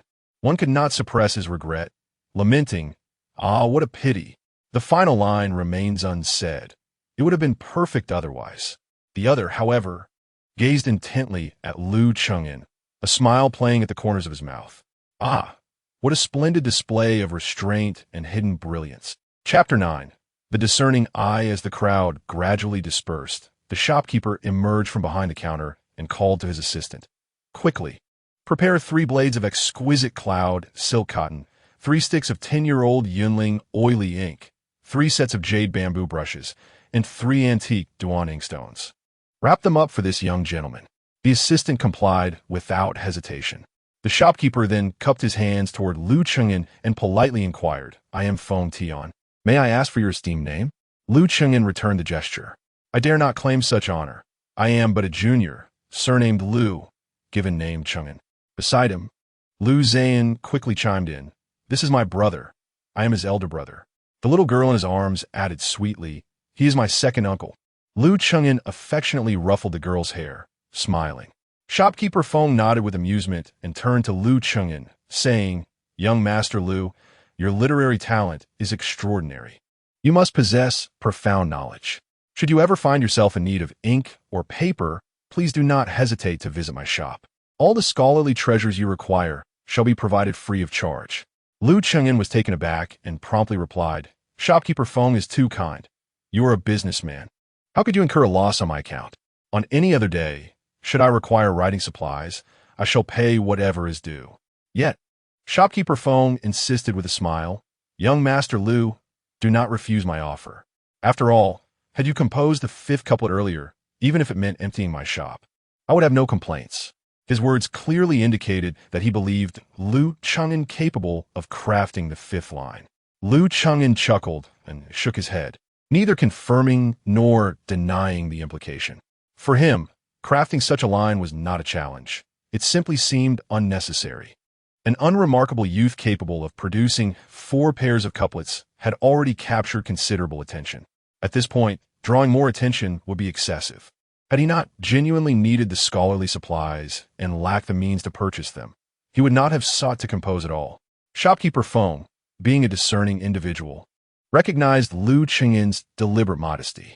He bowed again and remarked, I surmise that your past has not been easy, resulting in your slender frame and weakened wrist. Thus, while your calligraphy possesses a unique charm and style, it lacks a certain strength. Shopkeeper Feng was indeed knowledgeable, having discerned the shortcomings in Lu Cheng'en's writing at a glance. Lu Cheng'en nodded in acknowledgement, not contesting the observation. Currently, he indeed lacked the necessary strength in his strokes. With a smile, Shopkeeper Feng humbly stated, I have a small request, if I may be so bold. Lu Cheng'en, taken aback, pondered what the shopkeeper could possibly seek from him. Please, do share, he encouraged. It's nothing of great significance, Feng replied cheerfully. I merely wish to ask that once you have sufficiently nourished your body and your wrist and writing strength have returned, would you consider inscribing a piece for my ink shop? Shopkeeper Feng, being a businessman with foresight, had recognized that Lu Cheng'en's calligraphy, influenced by the styles of Wang Shiji and Mi Fu, would undoubtedly forge its own path in the world, with Lu Cheng'en destined to become a master of his craft. Though in the realm of cultivation, the weight of a calligraphy master may not be deemed particularly formidable. However, for an ordinary individual, particularly for someone like him who operates a shop selling writing materials, possessing an authentic masterpiece from a calligraphy grandmaster is undoubtedly more substantial than any mere signboard. Hence, for Master Feng, this transaction with Lu Cheng'en can be perceived as a prudent investment, with the cost being negligible. After all, how much ink, paper, and writing tools can one individual, regardless of their artistic prowess, truly utilize? Upon Master Feng's request, Lu Cheng'en discerned his intentions clearly. He did not feel disadvantaged. Rather, he felt a sense of relief. It appeared that even if he were to take Master Feng's supplies without compensation, it would not be in vain. Very well. It is settled. Once I recover somewhat, I shall personally inscribe a piece for Master Feng, he declared. Master Feng was elated and bowed in gratitude once more. At that moment, a shop assistant emerged, carrying a large bundle of writing treasures. Lu Cheng'en subsequently requested over 10 blank notebooks from Master Feng before preparing to depart. Just as he stepped outside, a voice suddenly called out from behind him. Young Master Lu, please wait. Turning in surprise, Lu Cheng'en beheld 2 elegantly dressed, handsome youths approaching him. Observing them, he felt a twinge of confusion, which soon transformed into amusement. He mused, so this is what it looks like in reality when ancient women disguise themselves as men, as often depicted on television. Truly difficult to discern at first glance. At first sight, the two appear to be merely a pair of refined young gentlemen. However, upon closer inspection, Lu Cheng'en noted a distinct difference in their waist and shoulder proportions compared to ordinary men. While their gait did not possess the coyness of women, it was evident that they were deliberately mimicking masculine postures. Thus, it could be inferred that these two were indeed women in disguise. The elder brother, holding the younger sister, spoke in a hushed tone. Cheng'en, these two are not ordinary. They seem to possess a connection to the celestial path of cultivation. Lu Cheng'en felt a stir within and nodded slightly. Perhaps you should take her back first, he suggested. The elder brother glanced at him, remaining silent and showing no intention of leaving. However, the martial energy within him began to circulate quietly. As the two approached within approximately 3 meters of Lu Cheng'en, they halted and respectfully clasped their hands in greeting. Young Master Lu, we pay our respects. Lu Cheng'en returned the gesture. May I inquire what brings you here? The young man in disguise smiled and replied, Earlier, your couplets at the ink shop greatly impressed me. They were truly astonishing. However, The final couplet was left unwritten. I am genuinely curious. Might you be willing to share it with me? Lu Qingyin was taken aback, not expecting this young woman to pursue him for such a matter. He chuckled softly and shook his head. I apologize. As I mentioned earlier, my creativity has run dry, and I cannot conceive of anything further. The young man's eyes flickered momentarily, and after a brief silence, he expressed a look of regret, saying, Is that so? It is indeed a pity. Since that is the case, I shall no longer intrude. If young Master Lu recalls the concluding couplet one day, do be sure to inform me. Lu Qingyin nodded slightly, responding with composure. After the young man finished speaking, he turned and departed, soon vanishing amidst the bustling crowd on the street. Elder brother exhaled in relief, his internal energy settling, murmuring, This person is rather perplexing. Lu Qingyin smiled gently. No need to pay him any mind. Let's return home. The young man had clearly been of noble or affluent status. At present, his own standing was humble, and he was unable to safeguard himself. It would be prudent to avoid excessive interaction with such individuals. Upon returning home, elder brother immediately excitedly recounted to sister-in-law the events that had transpired at the ink and brush studio, exaggerating Lu Qingyin's demeanor to the point of awe. Sister-in-law could not help but regard him with newfound respect, boldly asserting that Lu Qingyin would undoubtedly achieve great success in the future. After their midday meal, elder brother left the house. Though he did not specify his intentions, Lu Qingyin surmised he was likely preoccupied with his cultivation of the immortal path. Having finished his meal and played with Nuan for a while, Lu Qingyin retreated to his own room. Sitting at his desk, he organized the scholarly treasures he had acquired from the ink and brush studio that day. He poured a few drops of clean water into the inkstone and began to grind the ink with a gentle, rhythmic motion. This process served as a means of calming the mind. The restlessness within him gradually subsided with each stroke of the ink. Once the ink was fully ground, Lu Qingyin's state of mind transformed into a tranquil mirror-like lake, undisturbed by even the slightest ripple. He opened a blank book, moistening the tip of his brush. After a brief pause, he meticulously penned 2 characters, elementary school.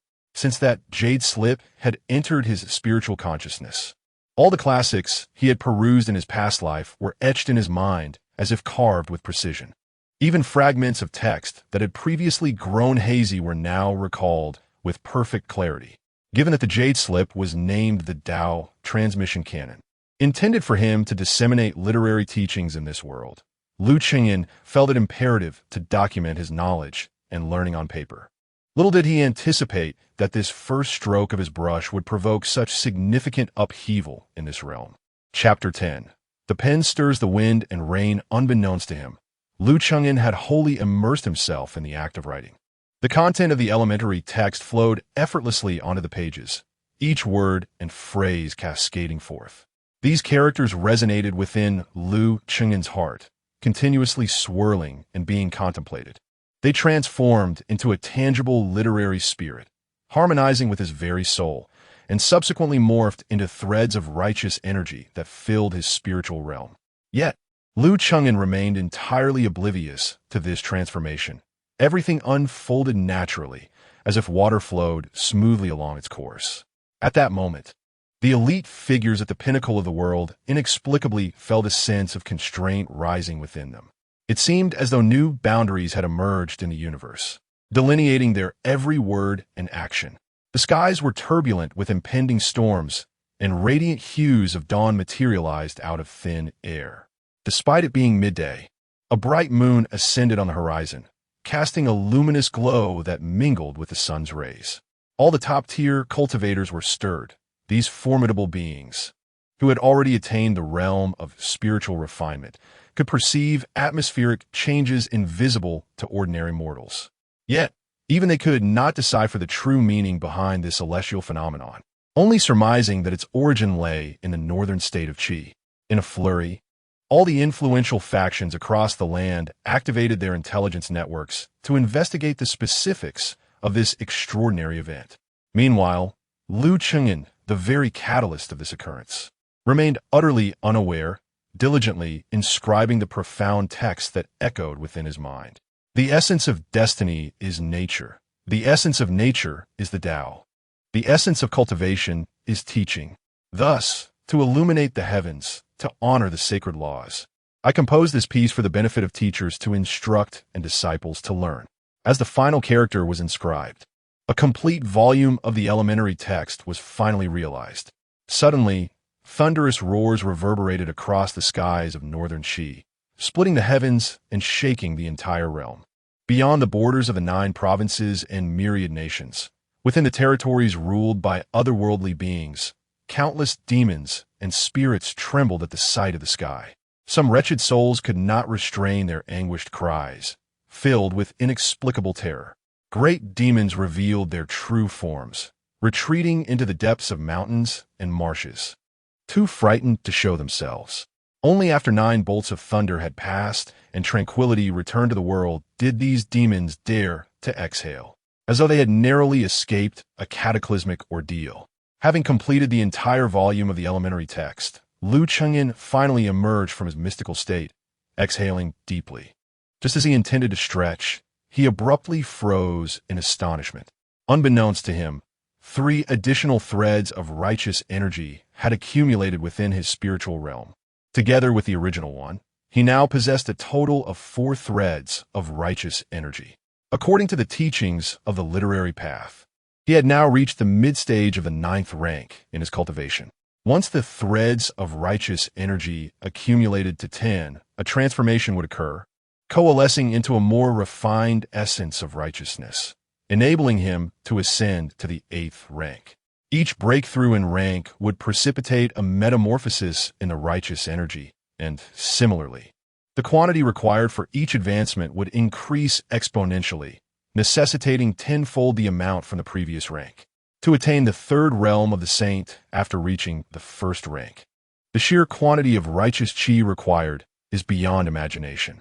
However, what truly astonished Liu Chengyan was not the transformation of his cultivation, but rather the changes in the text regarding the literary pulse and fortune inscribed in that ancient tome. His literary fortune value had finally risen from 0 to 10. The instant Liu Chengyan's consciousness brushed against this fortune value, he came to an epiphany regarding its applications. The first application is the direct enhancement of his literary cultivation. For instance, with his current 9th rank cultivation, 10 points of fortune value would suffice to augment his righteous chi by tenfold. This implies that 10 points of fortune value could enable him to transcend the 9th rank and ascend to the 8th rank of literary practitioners. At the 8th rank, however, 10 points of fortune value would only elevate his righteous chi by 1. For the 7th rank, the ratio is 100 to 1, and for the 6th rank is 1,000 to 1. Following this pattern, upon achieving the 1st rank, if one wishes to further enhance their cultivation using fortune value, the ratio would be an astounding 100 million to 1. Such figures are indeed staggering. The second application is the unlocking of literary divine abilities. Precisely 10 points of fortune value can activate a divine ability known as the pen falls, stirring wind and rain. Yet, the nature of this ability remains a mystery to Liu Chengyan.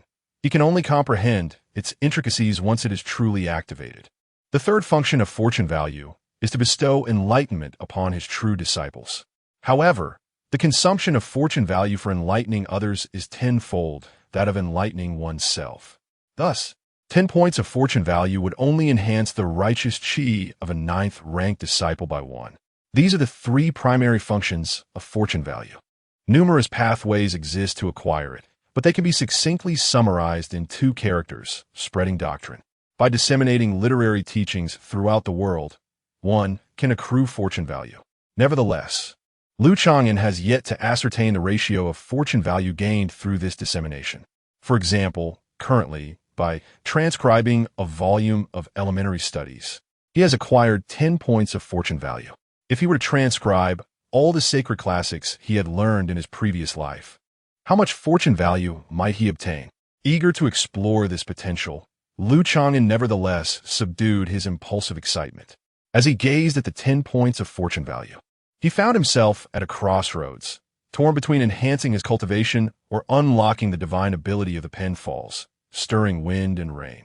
Logically, cultivation should take precedence. However, as Liu Chengyan had just integrated into this new world, he harbored a certain apprehension towards his surroundings. Particularly, the harrowing experience of nearly losing his life to a malevolent spirit instilled in him a profound desire for self-defense. After all, he could not predict if he might encounter another vengeful spirit on an ordinary day. After much contemplation, Liu Chang'an ultimately resolved to first unlock the literary divine ability. Once he possessed a reliable means of self-defense, he could gradually enhance his cultivation. With this decision made, he hesitated no longer and communicated his intent to the Jade Tablet, choosing to activate the divine ability. In an instant, a flash of brilliance illuminated his mind, imparting knowledge on how to wield righteous qi, as well as guidance on crafting the corresponding literary artifacts. The phrase "the pen falls," stirring the wind and rain signifies the utilization of a brush as a medium, augmented by the profound essence of poetry, prose, or sagacious aphorisms, endowing the written word with extraordinary power. For instance, when Liu Chang'an employs this divine art to inscribe the characters gentle breeze and clear skies, the surrounding environment aligns itself with the essence of these words. Similarly, when he writes sword energy like a rainbow, it may manifest as a lethal force capable of striking from afar. The magnitude of the effect and the intensity of the power depends significantly on the practitioner's own level of cultivation. The literary prowess of the 9th rank and that of a sage above the 1st rank, while inscribing the same 4 characters, will yield vastly different results and demonstrate disparate levels of potency. This illustrates the unique characteristics of the divine art of the pen falls, stirring the wind and rain. It is indeed deserving of the term divine. Chapter 11. The flourishing spring and the blessings of prosperity through the direct infusion of the Jade Scroll, Liu Chang'an, without the need for any prior practice, effortlessly mastered this extraordinary technique. Overwhelmed with joy, he resolved to put it to the test. Although the optimal execution of this technique ideally requires a specialized literary instrument, a common brush would suffice, albeit with significantly diminished effects. In due time, he contemplated crafting a dedicated brush for this purpose. He cut a piece of rice paper, roughly the size of his palm, and glanced at his sister-in-law in the courtyard, who was gently massaging her lower back. An idea sparked in his mind. With his brush in hand, he wrote the 8 characters, the flourishing spring and the blessings of prosperity.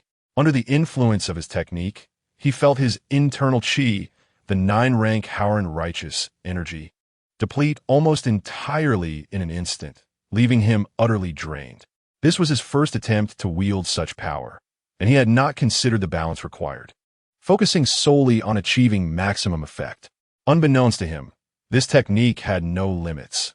It consumed every ounce of his righteous energy, struggling against a wave of dizziness. Liu Chang'an pinched the now distinctly altered rice paper between his fingers and gently waved it toward his sister-in-law. With a mere thought, the paper spontaneously ignited, swiftly burning to ashes and transforming into an imperceptible essence that entered her body. She trembled slightly, her eyes reflecting disbelief as she straightened up and gazed at herself, feeling an unexpected surge of strength. The fatigue that had weighed her down vanished without a trace, and she felt as though she had reverted to the vitality of her 18-year-old self, brimming with energy.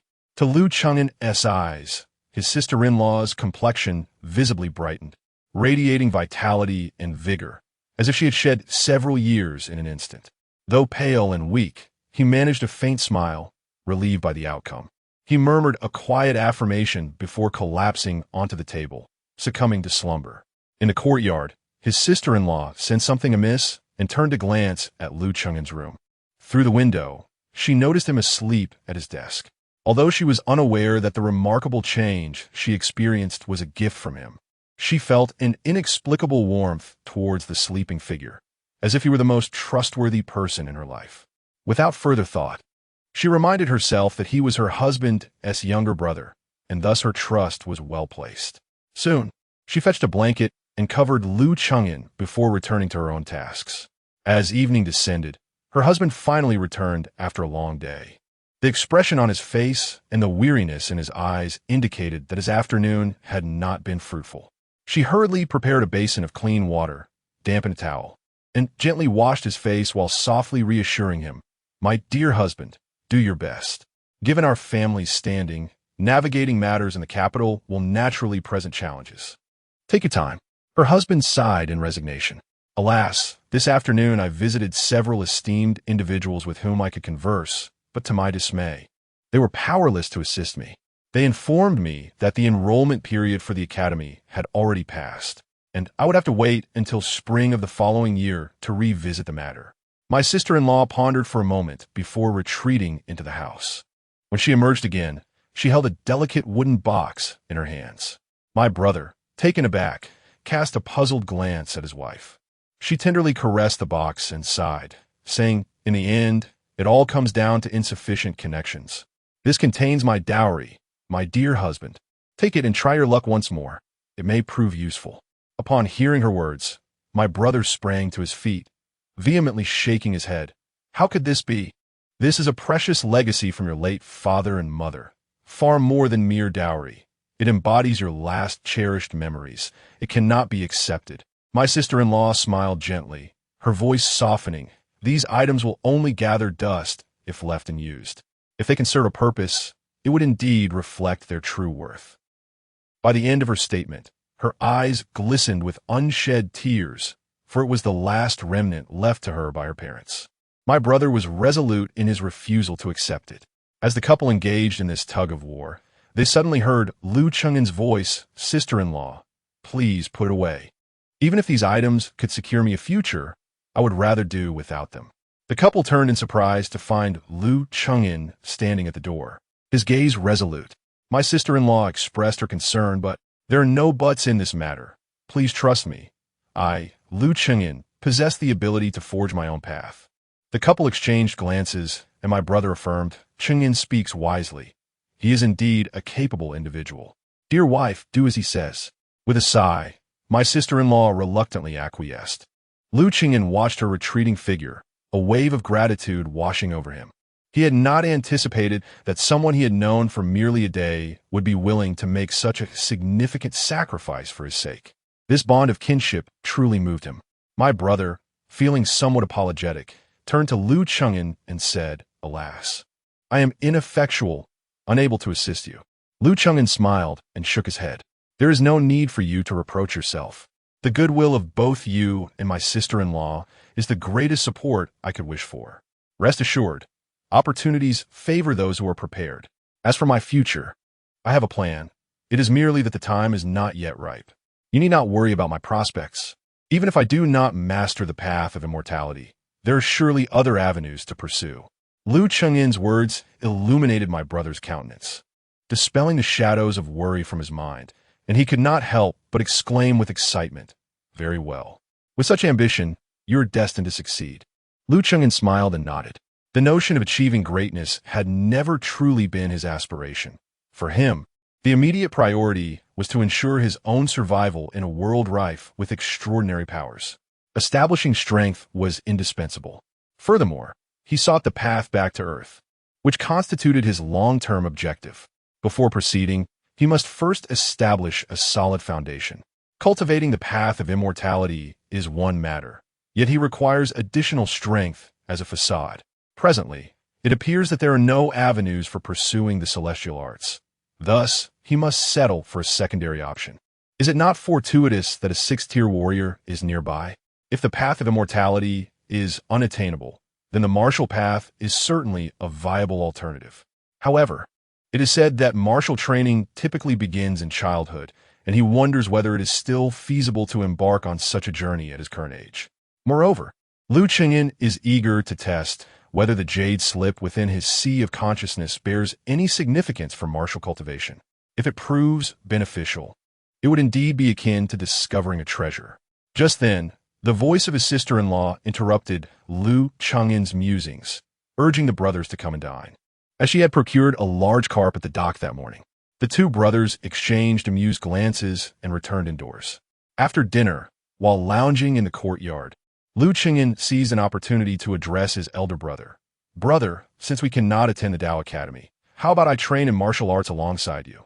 Upon hearing Lu Cheng'in's words, his elder brother appeared taken aback for a moment. Chapter 12. The indestructible body of Vajra Lu Chengyan, somewhat perplexed, inquired with curiosity, "Does my elder brother's martial arts possess any restrictions on transmission? If that is the case, then let us consider this conversation as if it never occurred." Lu Zhan shook his head with a smile, replying, "Not at all. The martial arts I practice are solely acquired through my military merits, rightfully belonging to me, and I alone determine their fate." However, he cast a glance at Lu Chengyan, sighed, and continued, "Alas, it is not that I am unwilling to teach you. Firstly, you are now 15 years old, beyond the prime age for martial arts initiation. Secondly, martial training necessitates the tempering of one's vital energy and the refinement of the body. Having spent 3 years in the countryside with insufficient sustenance, your physical foundation is frail, making significant achievements exceedingly difficult. Even breaking into the 6th tier of true Qi is quite unlikely. Lastly, we practitioners of martial arts are often referred to as warriors, a title that, as its name suggests, is not particularly flattering. This is because the path of martial cultivation typically entails the consumption of one's life essence in exchange for extraordinary power, resulting in the majority of martial artists living relatively short lives. Few manage to surpass the age of 70. Consider this. Even an ordinary person today, free from illness and adversity, can easily live beyond 70 years. For a warrior to attain longevity, there exists but one possibility: to ascend to the 3rd tier of cultivation. Only by reaching the 3rd tier of spirit refinement, harnessing the power of the soul to encompass the vastness of the external world within one's own microcosm, can one replenish the lost vitality and possess the potential for a prolonged life. Yet, there are scarcely any 3rd-tier warriors in the world. We, of common lineage, lack superior techniques or the nourishing elixirs of nature. How can we dare to aspire to the 3rd tier of martial cultivation, were it not for dire necessity? Who would willingly embark on the path of martial arts? Lu Zhan's eyes brimmed with helplessness. Conscripted in a military service, he fought against demons in the northern territories, realizing that without formidable strength, he might have perished in the jaws of those fiends. Thus, he had no choice but to pursue martial arts. Most impoverished commoners and low-ranking soldiers in the army similarly found themselves compelled to choose this path. Only those with connections and esteemed lineage could aspire to the path of immortals. Immortal practitioners, even if not of the 3rd tier, live far longer than ordinary individuals. Upon reaching the 3rd tier, they can effortlessly extend their lifespans to several centuries. Therefore, Lu Zhan earnestly desired for Lu Chengyan to cultivate the immortal path, though he severely underestimated its prerequisites.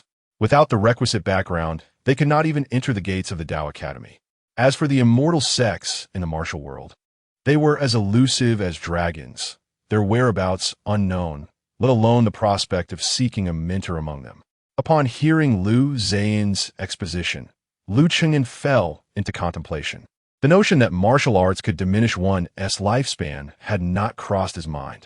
In his understanding, martial training was primarily associated with strengthening the body. He had not anticipated that in this realm, martial arts could yield the opposite effect. Nevertheless, upon reflection, it is understandable, according to the principle of conservation of energy, to acquire greater power inevitably requires a commensurate sacrifice. The cultivation of the immortal path from its inception allows for the absorption of the world's vital energy. Martial arts indeed refine one's vitality, consuming the practitioner's own essence. Lu Chengyan's mind sank into the sea of consciousness, where he beheld the Jade Scroll. Gradually, a resolution formed within him. Regardless of the outcome, attempting it was certainly worthwhile. What if this Jade Scroll could indeed assist him in his martial pursuits? With this determination, Lu Chengyan turned to his elder brother, Lu Zhan, and earnestly stated, "Brother, allow me to give a try. If I find it truly unsuitable, I shall cease immediately and abandon my pursuit of martial arts henceforth." Lu Zhan regarded his younger sibling, though their time together had been brief. He recognized Lu Chengyan's steadfast character, understanding he was not a naive youth lacking in awareness. After weighing the matter in his mind, Lu Zhan finally nodded in agreement, saying, "Very well, let us proceed with the trial. However, You must bear in mind that should you discover a depletion of your vitality or an inability to continue, you must halt immediately and refrain from stubbornness. Lu Cheng'an replied, "Understood. I shall heed your counsel." With their decision made, the two brothers wasted no time. Lu Zhan rose and returned to his chamber, retrieving a slender tome. The cover bore gilded characters, titled The Body of Vajra Refinement. The reverence with which Lu Zhan handled it indicated its preciousness.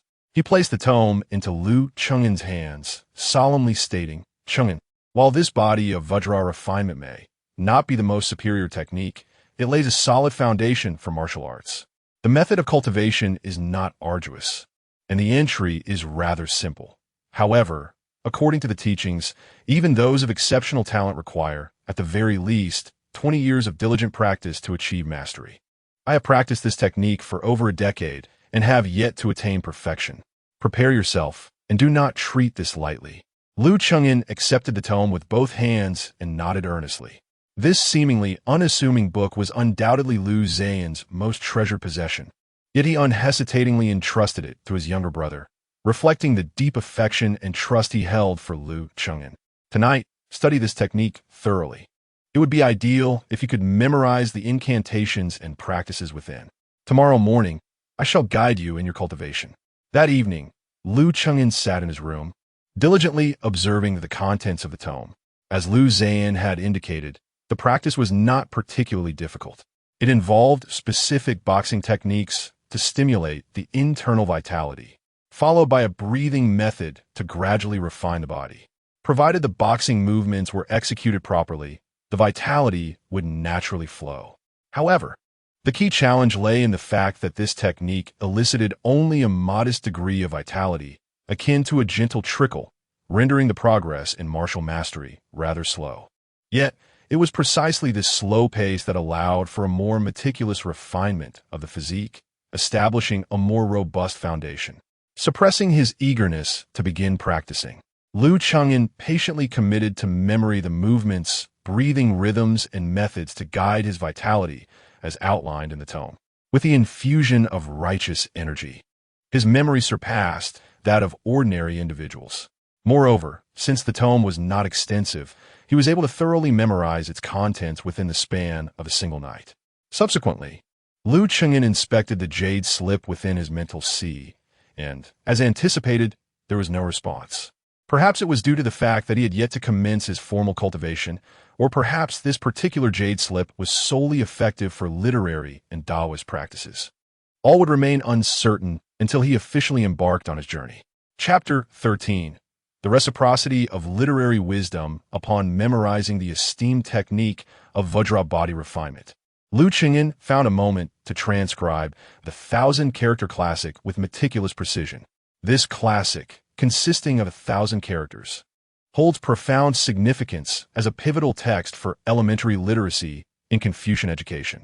Beyond merely recognizing these characters, its content encompasses a vast array of knowledge, including astronomy, history, geography, avian and terrestrial creatures, agricultural insights, moral standards, idioms, and proverbs, for the enlightenment of young minds. It bears immense importance and has long been celebrated as a timeless literary marvel. Lu Cheng'an's motivation for transcribing such classical works was undoubtedly driven by his own aspirations. The Jade Tablet, aptly named the essence of literary transmission, serves primarily the purpose of imparting wisdom. What better method exists for disseminating such knowledge than establishing a school? To establish a school necessitates suitable teaching materials, and these classical texts are exemplary resources. They cover the entire spectrum, from the education of the young to the cultivation of virtuous gentlemen, the management of families, governance of states, and the pursuit of global harmony. Moreover, it is not solely the Confucian classics that inform his knowledge. In his previous life as a professor of national studies, Lu Cheng'an perused countless ancient texts spanning Confucianism, Moism, Taoism, legalism, and even Buddhist scriptures, among others. Thanks to the Jade Tablet, he can now recall every text he has encountered with remarkable accuracy. His research in Confucianism, in particular, has been notably profound. When the time comes to open a school, he intends to tailor his teachings to the unique attributes of his students. potentially igniting a renaissance of diverse philosophical discourse in this world. However, that is a consideration for another time. For now, his focus lies in revisiting and deeply comprehending these classics, while also acquiring essential self-defense skills to advance his future plans. The act of transcribing the 1,000-character classic serves an additional purpose, to test whether transcribing the text from his previous life would augment his literary fortune. The task of writing 1,000 characters was neither burdensome nor time-consuming. Upon completing the final phrase to assist in speech, is it not? Liu Chengyan redirected his attention to the jade tablet. As anticipated, the literary fortune that had been depleted through the activation of his spiritual abilities was replenished once more. Remarkably, the increase in points mirrored the 10 points he had previously gained from transcribing the elementary text. Without hesitation, Liu Chengyan expended 6 of those points to fully enhance his 9th-grade cultivation level. Consequently, he seamlessly ascended to the status of an 8th-grade literary practitioner. His righteous aura underwent yet another transformation, becoming more substantial and imbued with the essence of sage-like virtue. His mind grew clearer, and his sensory perceptions heightened, allowing for a deeper understanding of the doctrines residing in his consciousness. Furthermore, he sensed a newfound vigor coursing through his body, brimming with vitality.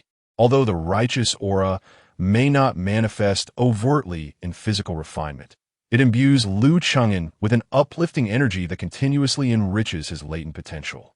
Whether merely an illusion or reality, he felt an increase in his intellectual acuity, as many inquiries became lucid with the mere shift of thought.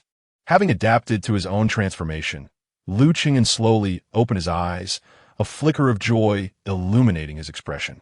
With his cultivation reaching the 8th rank, his ability to summon the winds and rains had naturally soared to unprecedented heights. In this moment, he could be deemed to possess a modicum of self-defense capability. At the break of dawn the following day, Liu Chengyan was roused from his slumber by a persistent knocking at the door. Upon rising and opening it, he found his elder brother standing before him. "It's time to get up. Begin with some warm-ups. Ensure your body is thoroughly warmed before practicing your skills." Swiftly preparing himself, Liu Chengyan followed his brother into the courtyard to commence the warm-up. Contrary to his expectations, the warm-up routine his brother prescribed was not merely exercise. It was, in fact, a form of striking. It wasn't so much about enduring blows as it was about rhythmic patting. With a meticulously controlled force, his brother struck him repeatedly, igniting every inch of his skin into a fiery crimson. Not even the most intimate areas were spared. In his brother's words, this method was intended to stimulate the flow of vital energy. In the realm of martial arts, the 9th rank signifies the foundational stage of physical cultivation, wherein the first step is to invigorate the flesh with blood flow.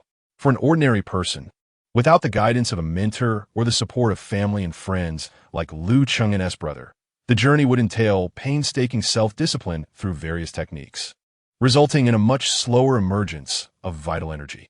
This exemplifies one of the many advantages of having an experienced mentor. Enduring the discomfort gnawing at him, Liu Chengyan stood obediently, following his brother's instructions while adjusting his breathing as per the techniques described in the Diamond Body Refinement.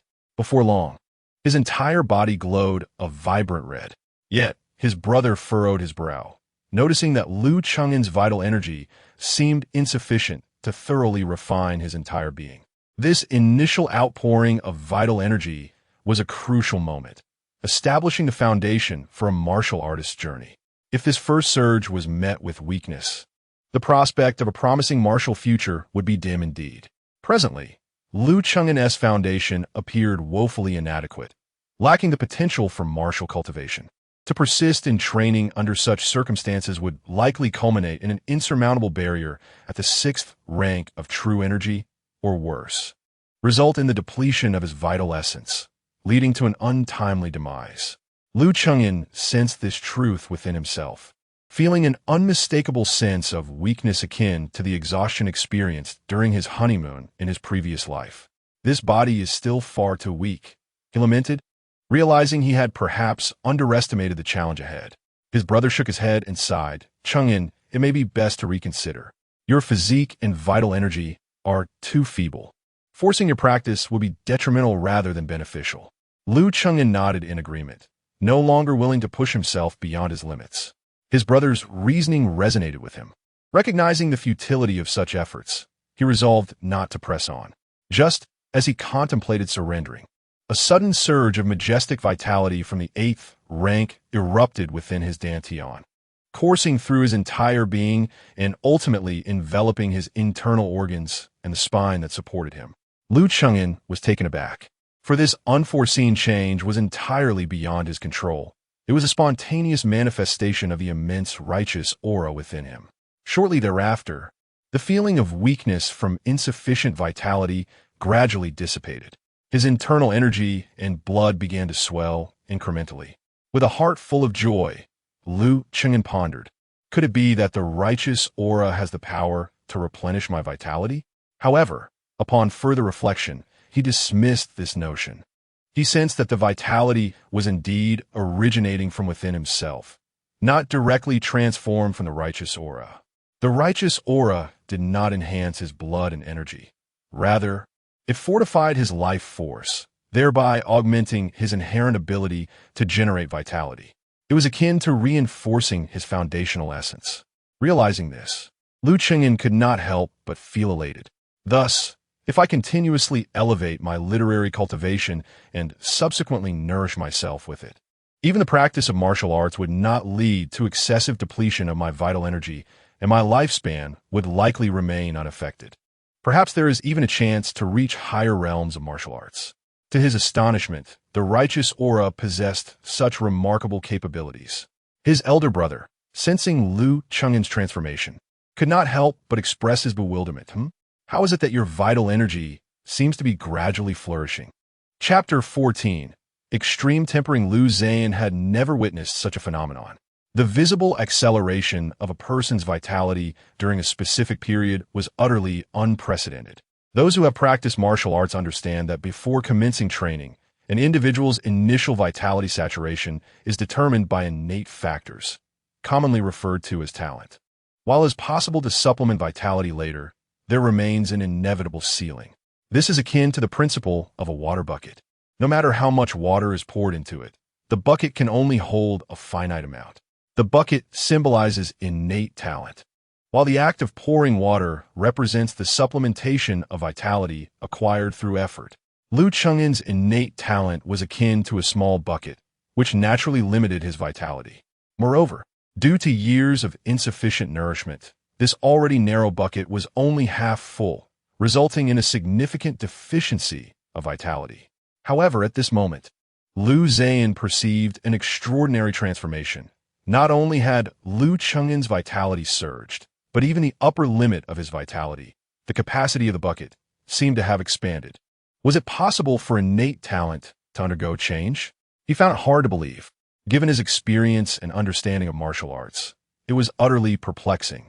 Nevertheless, being his younger brother, such an extraordinary change only filled him with joy for Liu Chengyan. Overwhelmed with elation, Liu Zhan remained silent and continued to strike Liu Chengyan's body. With utmost precision, he controlled his internal energy, stimulating Liu Chengyan's physique gradually. Liu Chengyan understood the significance of this moment and quickly focused his mind, maintaining his breathing rhythm while silently reciting classical texts in his mind to evoke a greater surge of righteous energy. Thus, as his elder brother continued to strike, Liu Chengyan persistently recited. The vitality within him surged forth seemingly without end, enveloping his entire being and gradually thickening and strengthening. Though Liu Zhan was unaware of the specific changes occurring within his brother, he recognized that if this process could be prolonged and refined further, Liu Chengyan's future in martial arts would undoubtedly be more promising. Hence, he dared not cease. Despite the immense consumption of his energy, he grit his teeth and persevered. The courtyard echoed with the rhythmic sound of strikes. Little niece Nuan sat on the threshold, holding a large bun, looking up curiously at her mother. "Mother, why does father keep hitting Uncle Air?" Although the sister-in-law did not comprehend martial arts, having been by her brother-in-law's side for many years, she understood this was a method of practice. She quickly placed a finger to her lips, signaling for silence, then took Nuan back inside and closed the door. As time passed, Liu Zhan was nearing his limits. Beads of fine white sweat covered his forehead. Liu Qingyan, with eyes closed, continued to silently recite the teachings. The righteous energy within his purple mansion had nearly run dry, and his physical body seemed to have reached its limit. Liu Qingyan gritted his teeth, intending to endure just a little longer before signaling his brother to stop, when he suddenly noticed that Liu Zhan's complexion had turned pale, his body trembling.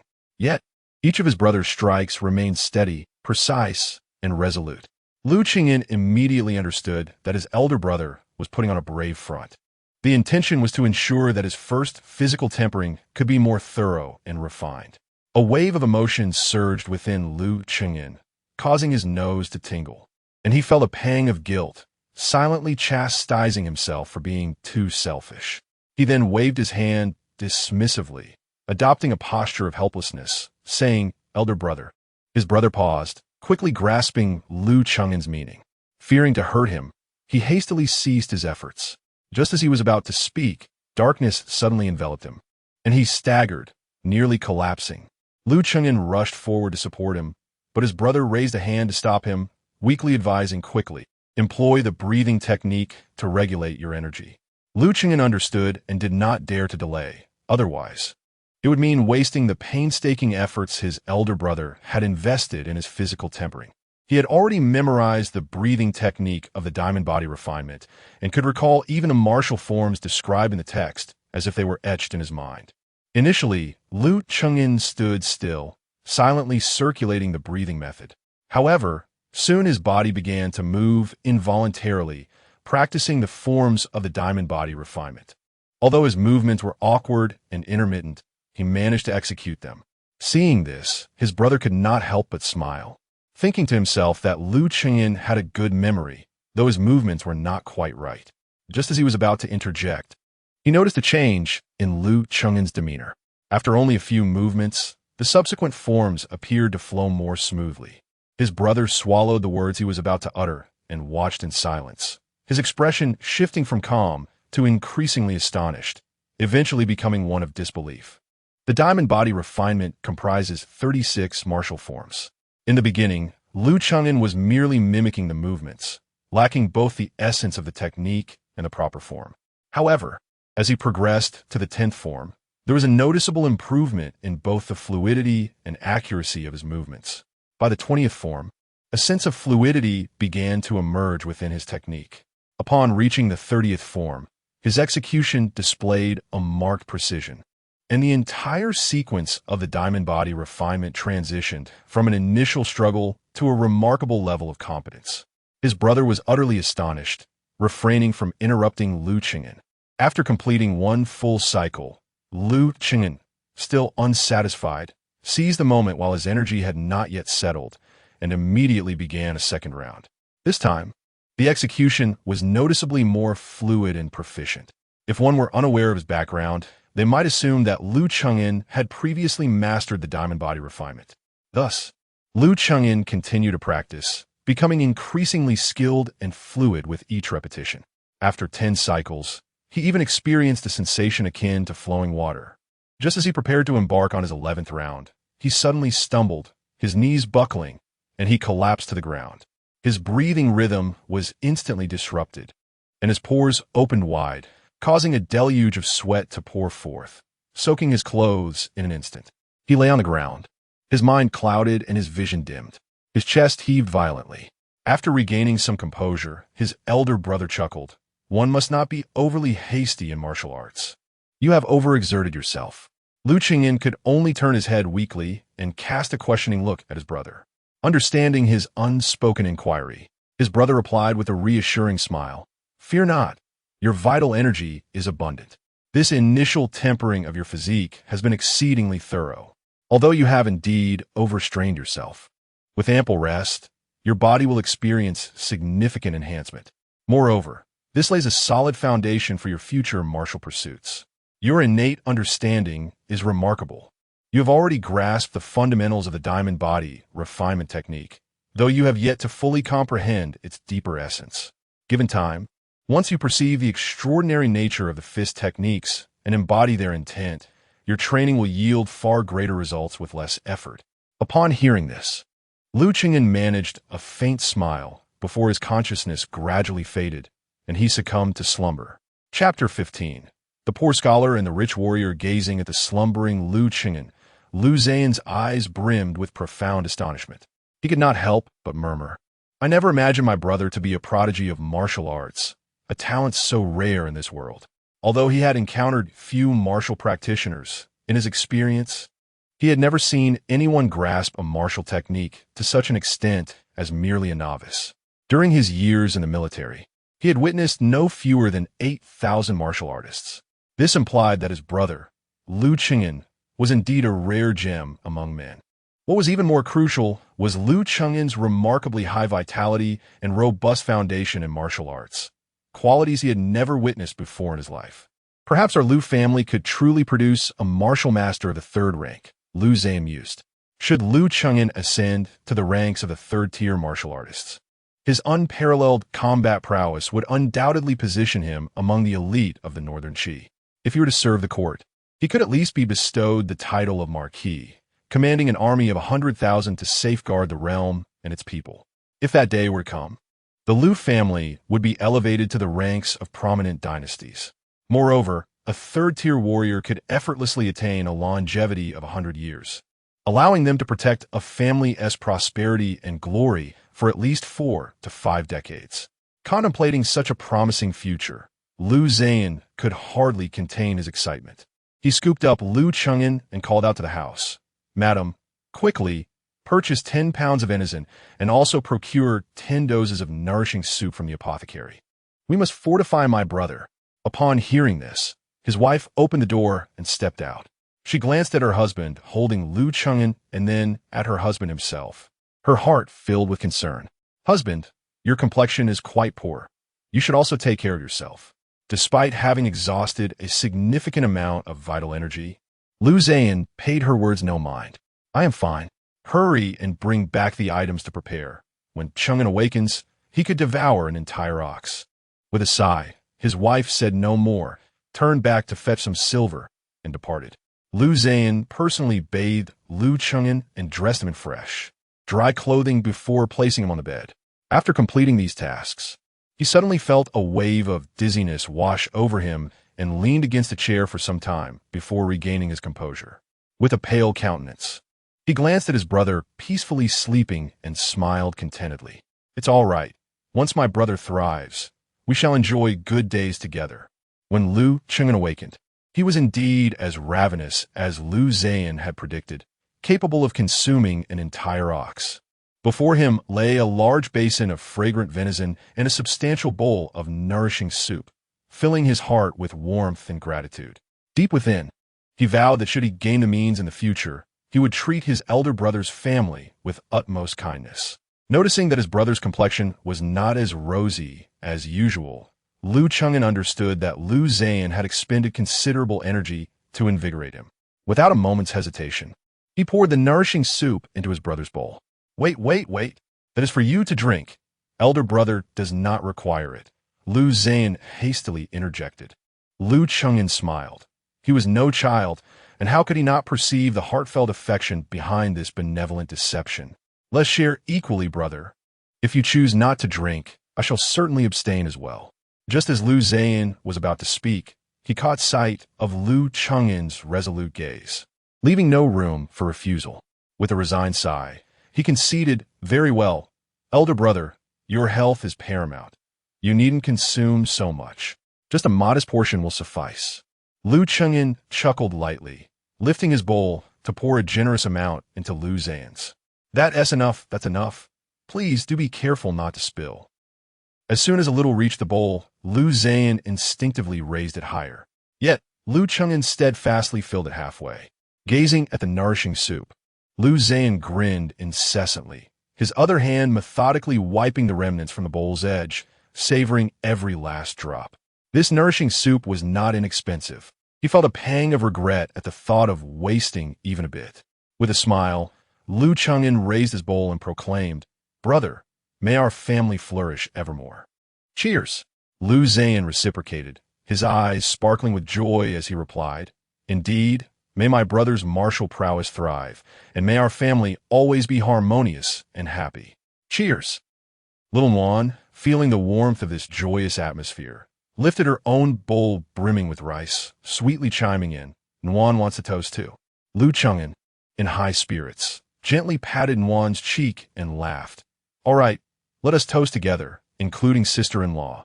Without her diligent contributions, our family would not be as it is today. Sister-in-law's kindness I shall forever cherish and never forget. Lu Zhan gazed at his wife with tender affection, remaining silent. Lu Cheng'en continued, holding his porcelain bowl aloft. Well then, let's all toast as one family. Cheers!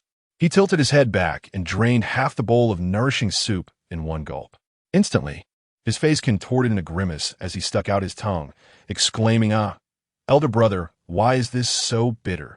Lu Zhan burst into hearty laughter. "Ha ha! Is there such a thing as medicine that isn't bitter?" Little Wan, covering her mouth, giggled quietly.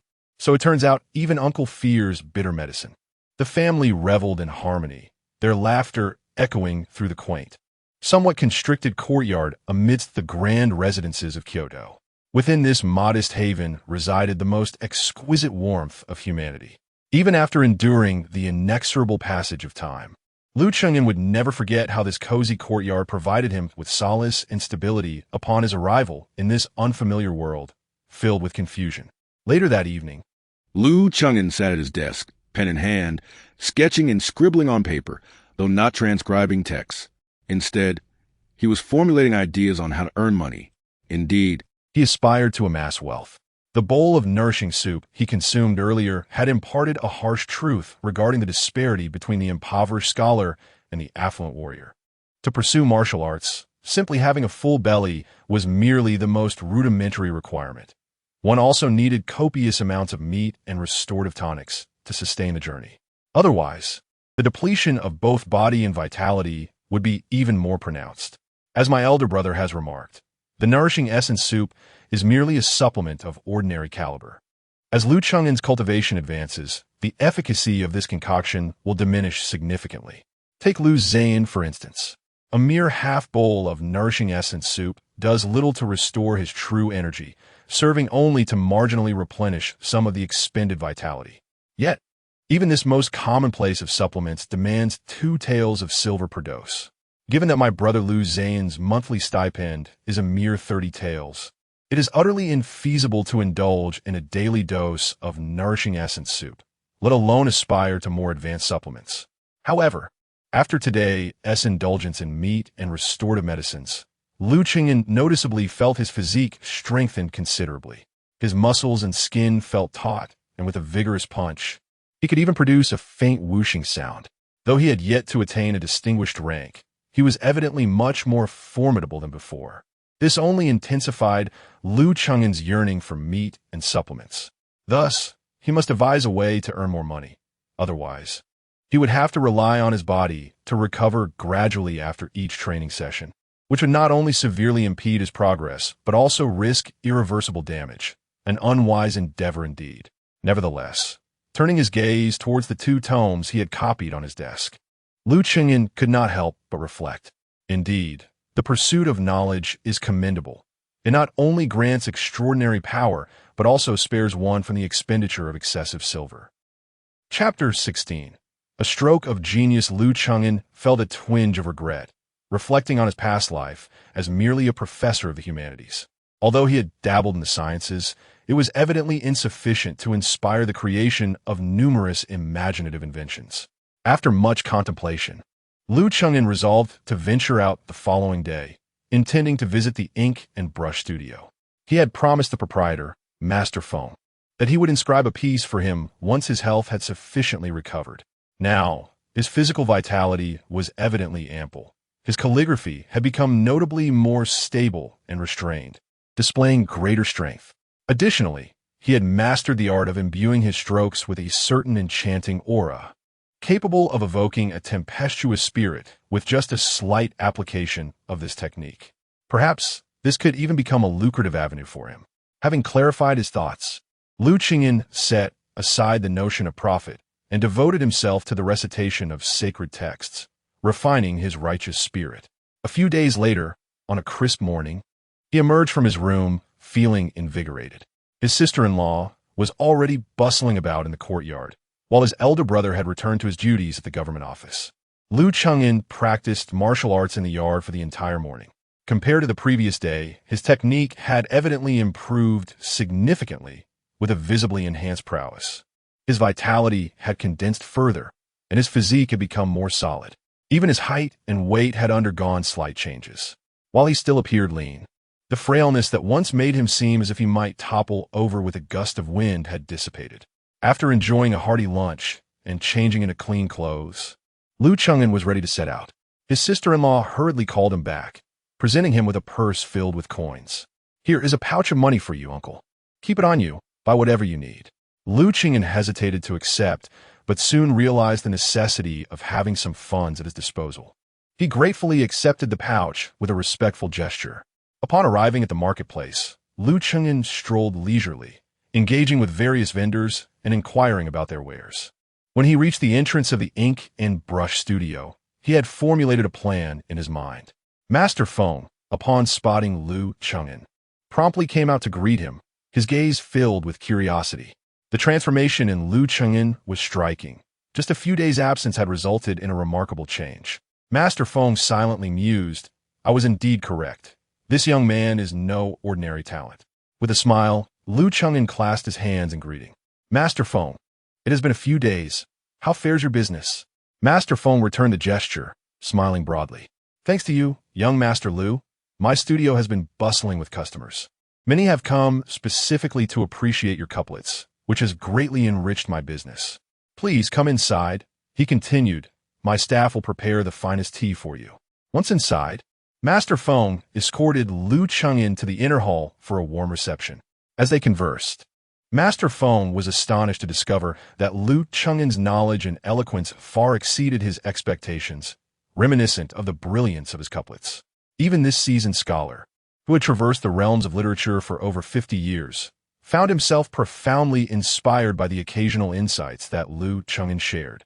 Master Feng gazed at the youthful Liu Chengin, who appeared to be merely in his teens, and could not help but marvel inwardly. This young man possesses such remarkable talent. If he were to receive recommendations from esteemed families and enter the court as an official, he would undoubtedly be favored by the government and rise to great heights. With this thought, Master Feng began to formulate some plans in his mind. After sipping a cup of tea, he inquired, "Might I ask what brings young Master Liu to my humble establishment this time?"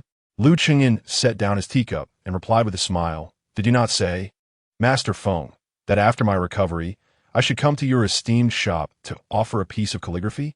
After several days of recuperation, my vitality has returned, and my writing ability is adequate, so I have come to fulfill our agreement." Master Feng was momentarily taken aback, then chuckled, "Indeed, young Master Liu is a man of his word." He promptly instructed his assistant to prepare the ink and paper. Yet, he couldn't help but feel a twinge of regret.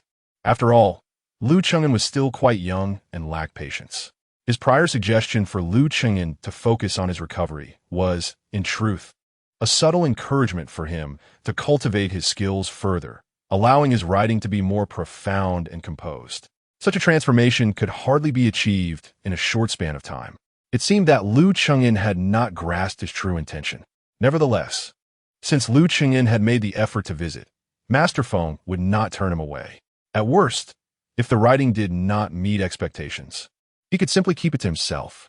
As Master Feng fell silent, Liu Chengin, who was grinding the ink, noticed the subtle expression on Master Feng's face and couldn't help but smile faintly. He had already surmised Master Feng's thoughts, but did not intend to clarify. For he was confident that with his current strength and the mastery of his craft, the characters he would produce would surely astonish the old master. However, he had yet to decide which characters to write. Thus, he turned to Master Feng and asked, "Master Feng, may I inquire which characters you would like me to inscribe?" Master Feng was momentarily taken aback, realizing that Liu Chengin had not yet determined what to write. He smiled thoughtfully, pondering what characters might be appropriate. Brush and ink studio? No, that is too simplistic. After much contemplation, he still could not come up with anything. Liu Chengin, after a moment of thought, lifted his brush and said with a smile, "Master Feng, How about I present you with 4 characters? I must clarify beforehand that these characters bear no admonitory intent. They are merely a reflection of my hopes. Master Feng, intrigued, responded, "Oh, please do enlighten me, young Master Lu." With a brush fully dipped in ink, Lu Chengyan unfurled a pristine sheet of rice paper and unhesitatingly began to write. Simultaneously, an aura of profound righteousness emanated from within him, infusing his strokes with a unique vitality. As he completed the first character, which was not even halfway finished, Master Feng felt any lingering dismissiveness evaporate. His eyes widened involuntarily. The quality of Lu Chengyan's writing today was astonishingly different from just a few days prior. The strokes were robust, the brushwork steady, and the characters themselves stood firm and upright, exuding a weightiness akin to that of an ancient bell. Yet, it was not merely the aesthetic that left Master Feng astonished. What truly bewildered him was the inexplicable force that seemed to emanate from the characters themselves, ensnaring his thoughts and transporting him into a realm of profound mystery. I find myself inexplicably attuned to this piece of calligraphy, as if it were a reflection in a mirror.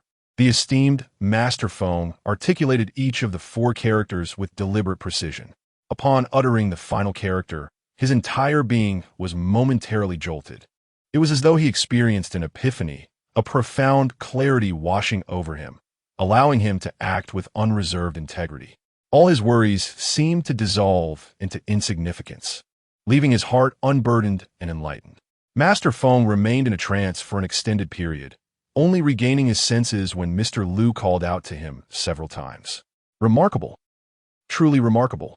Mr. Lu, your calligraphy is extraordinary." Mr. Lu Chengyan gave a slight nod and set down the brush.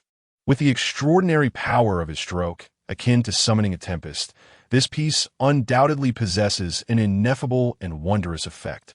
Moreover, he avoided any overly ostentatious transformations, merely employing a touch of righteous spirit.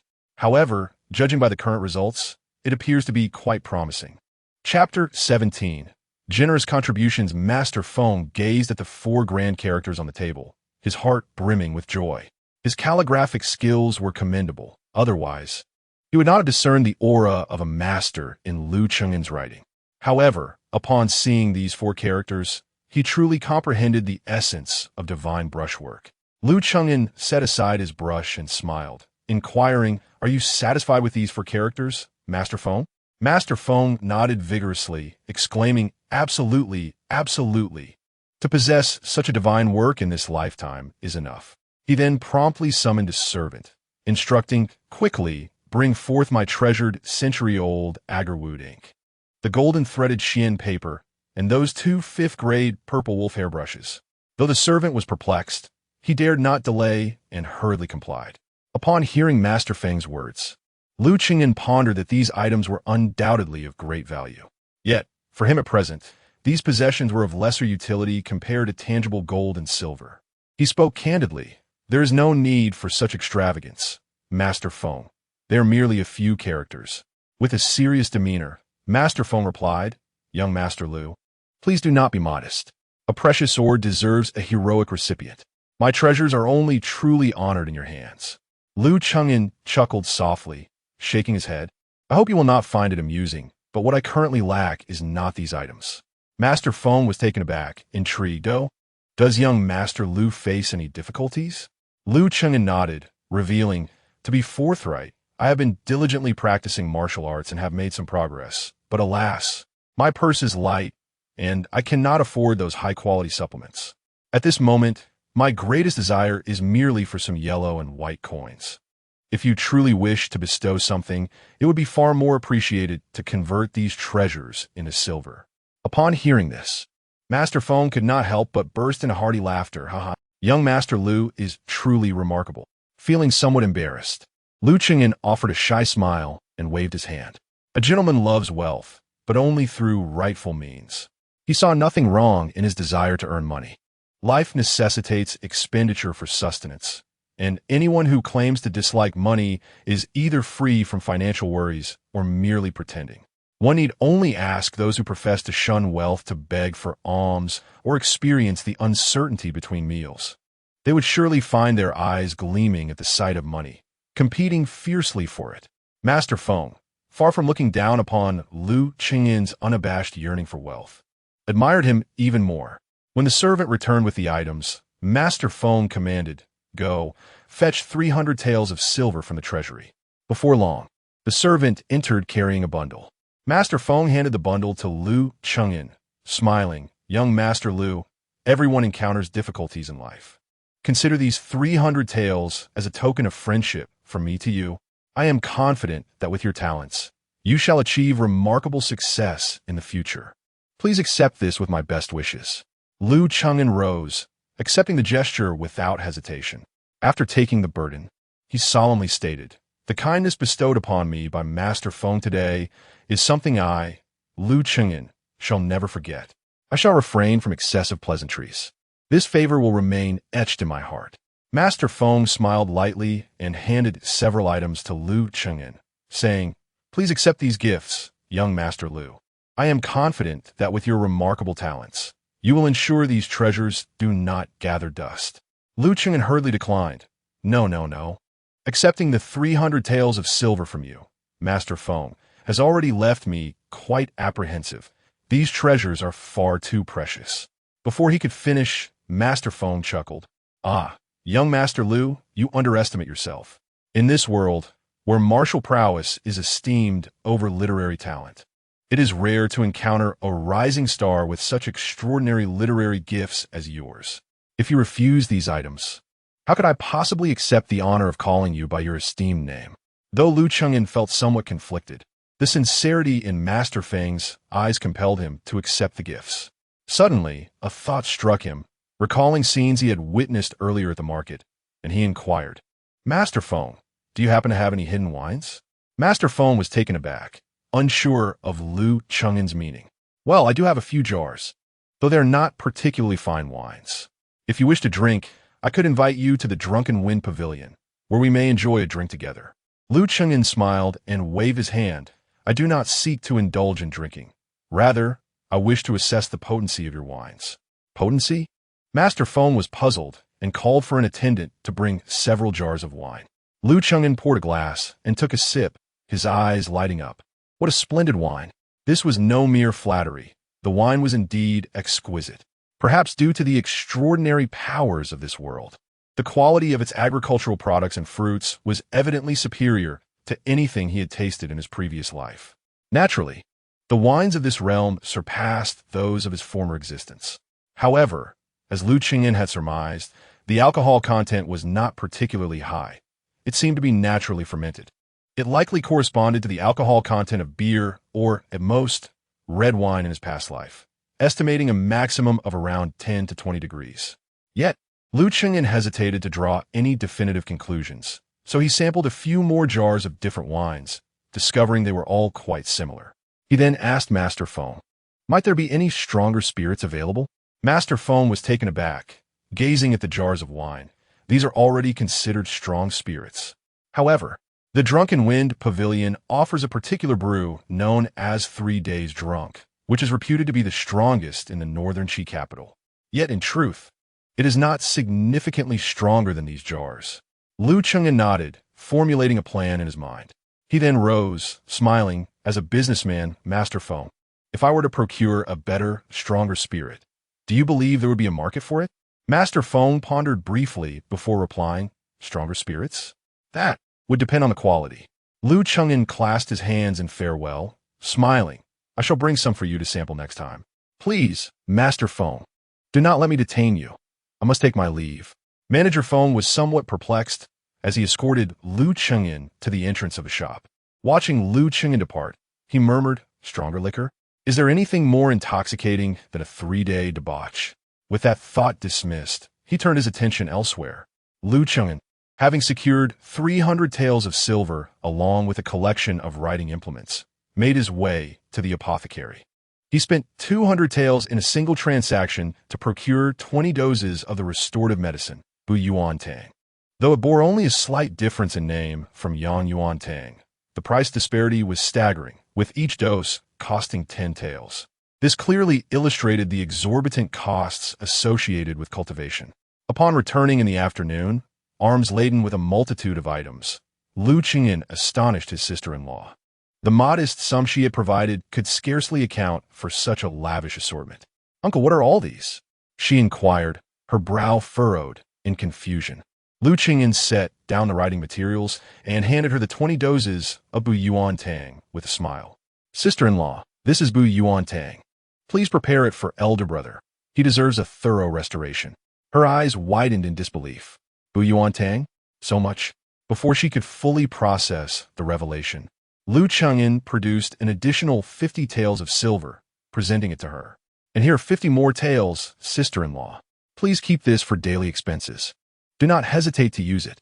Gazing at the glimmering silver within the bundle, she could scarcely believe her eyes.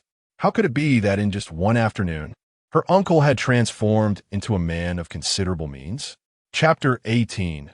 Brewing a sense of inexplicable anxiety gripped the elder sister, rendering her hesitant to accept the items.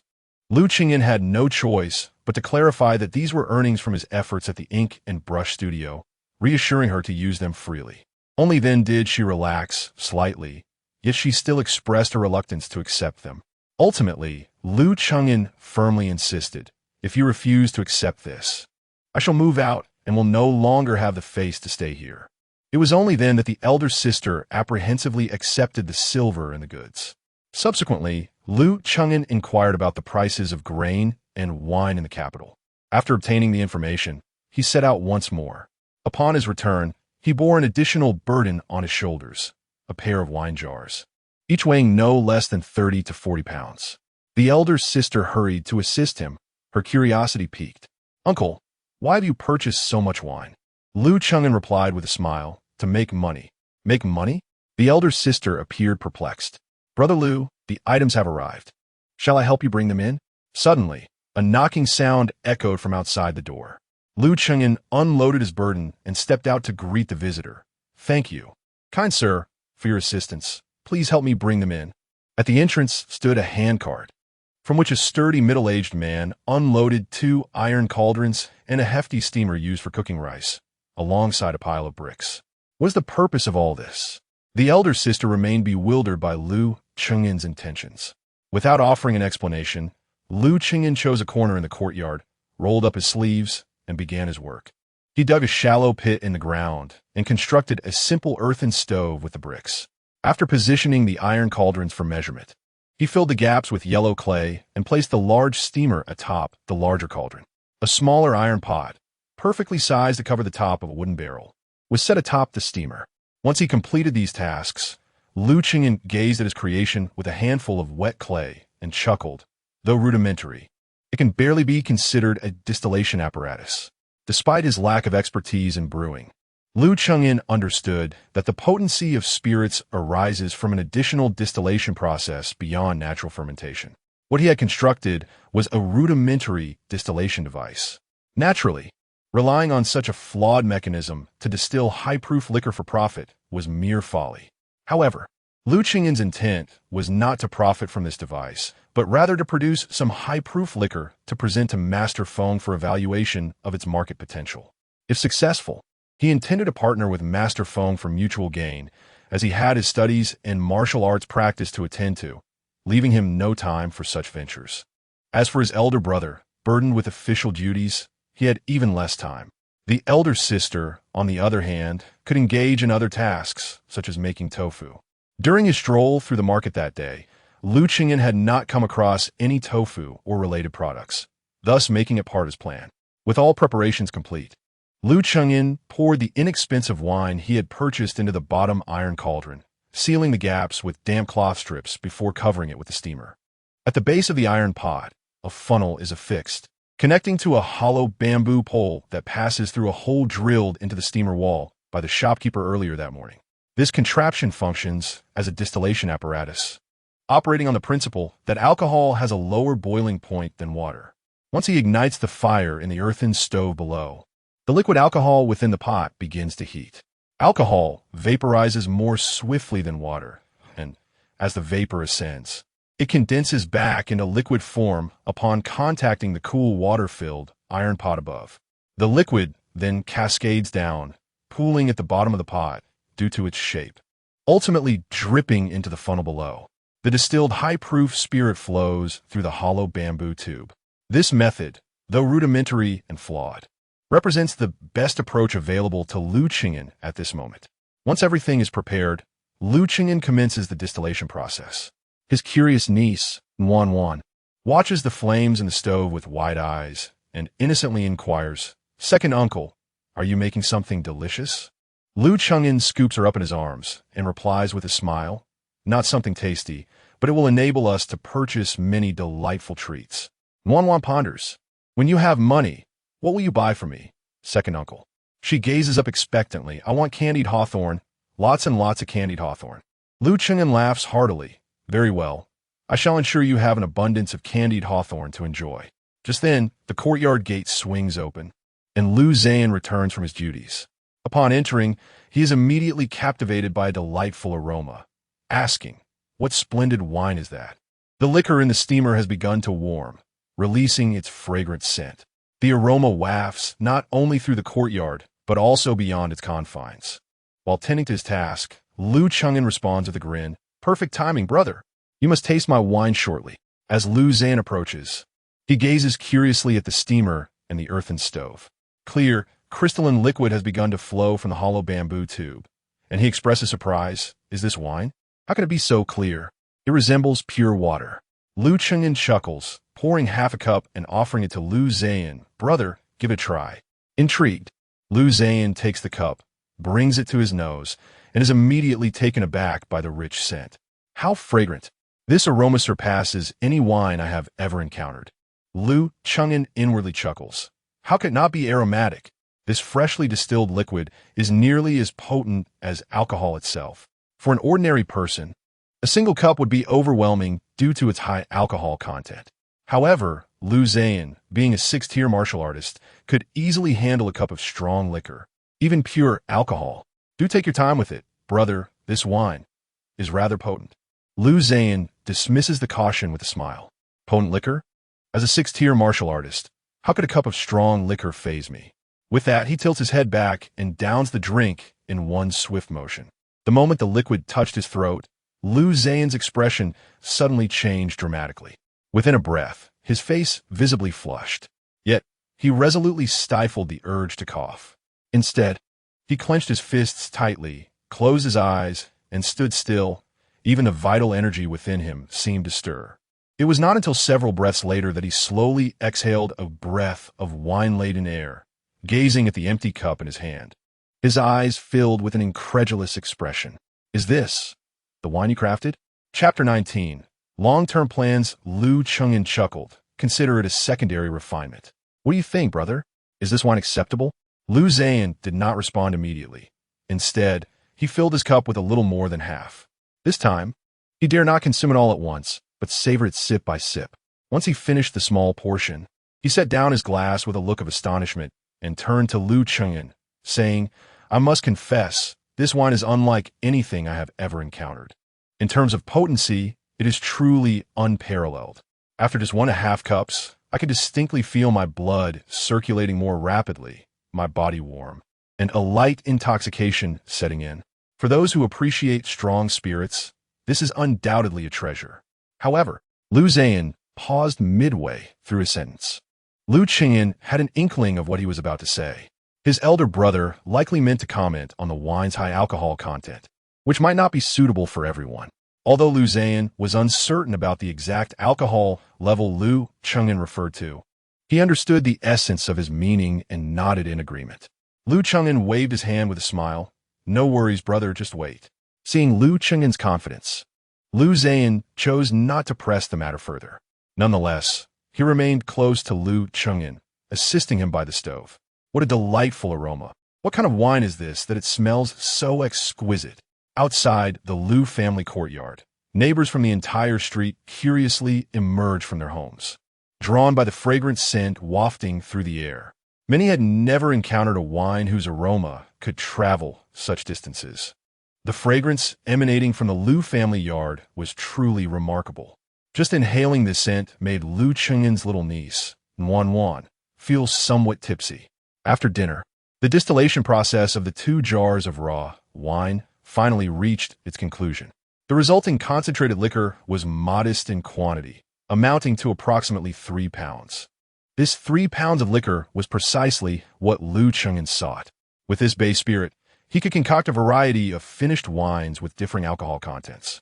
Lu Chengyan retrieved a bottle of finished wine he had purchased at the market that day, and, recalling the taste of the white spirits from his previous life, he blended a concoction of high-proof liquor that had never before graced this world. He poured a glass for his brother and presented it to him. "Brother, give this one a try. How does it taste?" Recalling the embarrassment of the afternoon, Lu Zhan was noticeably more cautious this time. It was no surprise he was being careful. After all, the cup he had consumed earlier was nearly pure alcohol. While it could have wreaked havoc on an ordinary person's stomach, Lu Zhan seemed to have suffered little ill effect, a testament to the superior constitution of a martial artist compared to an average individual. He brought the glass to his nose and inhaled deeply, his eyes widening in delight. The aroma remained rich, yet it seemed to lack the sharpness of the earlier cup he had tasted, appearing more mellow and refined. Lu Zhan took a small sip, savoring the flavor, and his expression began to shift gradually. Then, unable to contain himself, he downed the entire glass in one gulp, closing his eyes in sheer enjoyment. Unable to resist her curiosity, Lu Chengyan's sister-in-law asked, "Is it truly that delicious?" Lu Chengyan poured another glass and handed it to her, saying, "Sister-in-law, you should give it a try as well." Sister-in-law gazed at the crystalline liquid in her wine glass, torn between the temptation to indulge and the fear of waste. Just as she was about to decline, she heard Lu Chengyan say, "Sister-in-law, consider it a favor for me to sample this. After all, I am investing in a business." Upon hearing this, she hesitated no longer, accepting the glass and sipping delicately. Meanwhile, Lu Zhan had regained his composure from the earlier drink. His expression somewhat animated as he exclaimed, "Indeed, this is far more potent than any liquor in the world, yet perfectly balanced. It starts off mellow, but soon ignites like fire within. I have never tasted such exhilarating wine." At that moment, sister-in-law too discerned the unique flavor. Equally astonished, she remarked, "Uncle, this wine is truly extraordinary." Their daughter, seeing her parents so enraptured, couldn't resist clamoring for a taste. Lu Chengyan, with no other option, dipped his chopsticks to let her try a bit. The little girl immediately scrunched her face in distaste, exclaiming, "Ugh, it's terrible, so spicy." Her adorable reaction sent the family into peals of laughter. With the encouragement from his elder brother and sister-in-law, Lu Chengyan felt more confident. He then shared his intention to collaborate with Manager Feng. His brother, puzzled, remarked that given the wine's uniqueness, it was bound to be lucrative. Why involve an outsider when they could reap all the rewards alone? Lu Chengyan understood his brother's perspective well. Everyone harbors self-interest. With such a promising project, why not quietly amass wealth? Yet, there's a saying that those who do not seek small gains will have grander ambitions. What Lu Chengyan desired was not merely the profits from winemaking, but rather to forge connections through Manager Feng. His ultimate aspiration was to establish a school for imparting knowledge, which was his true calling. Manager Feng, engaged in the scholarly supplies trade, undoubtedly interacted with numerous scholars. If he could serve as an intermediary to facilitate communication, it would significantly ease the challenging initial steps of launching his school. This was the core objective, accompanied by other considerations, such as the adage possessing a gem may invite envy. As a core technique capable of yielding profit, if one lacks the ability to safeguard this wealth, no matter how much money is earned, it merely fills another's coffers. Others could claim it whenever they wished. Manager Feng was no ordinary merchant. Lu Chengyan had sensed the pressure of a cultivator from him on several occasions, suggesting that he would be more adept at protecting this wealth. Releasing a portion of the profits to seek stability and long-term gains was what Lu Chengyan and the Lu family truly needed at that moment. After all, they were not alone. There was sister-in-law, their daughter, and his elder brother navigating the treacherous waters of officialdom. Lu Chengyan dared not misstep. He also believed that under the premise of mutual benefit, Manager Feng would likely not act against the interests of the Lu family. After Lu Chengyan's explanation, his elder brother and sister-in-law finally understood, their admiration for their younger brother deepening. At such a young age, Possessing such foresight surely foretold a future beyond mediocrity. Indeed, the Liu family is destined for prosperity in the future. Liu Zhan felt a surge of emotion, recalling his dearly departed parents. How joyous they would be if they were still alive. That evening, Liu Qingyin concocted 3 flasks of potent liquor, with his elder brother consuming 2 of them alone, rendering himself utterly inebriated. As his sister-in-law assisted him to bed, he mumbled incessantly about the Liu family's promising rise. Liu Qingyin deeply understood this heartfelt expression from his elder brother. Although this world differs, the cultural heritage and characteristics share a striking resemblance. The people here, too, hold family and legacy in high esteem. As the current pillar of the Liu family, the elder brother naturally yearns to witness the family's ascent and to see his younger sibling achieve greatness. Even as an outsider, Liu Qingyin felt profoundly moved by this sentiment, embracing his role as a member of the Liu family in this world. Chapter 20. Cooperation. At the break of dawn the following day, Liu Qingyin, under the guidance of his elder brother, commenced his training in the Vajra body refinement, having practiced this martial art for over a decade. His brother's insights and understanding far surpassed those of Liu Qingyin. Many crucial techniques could be elucidated in just a few words, leading to profound revelations for Liu Qingyin. After a morning of dedicated practice, significant progress was evident. In his brother's words, Liu Qingyin's physical constitution and the refinement of his vital energy were already nearing that of a 9th-rank martial artist. His elder brother described Liu Qingyin's rapid advancement in 4 words, astonishing to behold. Throughout his extensive military career, and now as an official, he had encountered a myriad of individuals and heard tales of many prodigious talents. However, he had never come across a phenomenon like Liu Qingyin.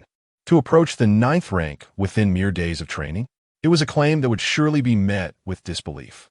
After all, the path of martial arts is one of gradual perseverance, not one that can be hastened. Even the most gifted prodigy must undergo a process.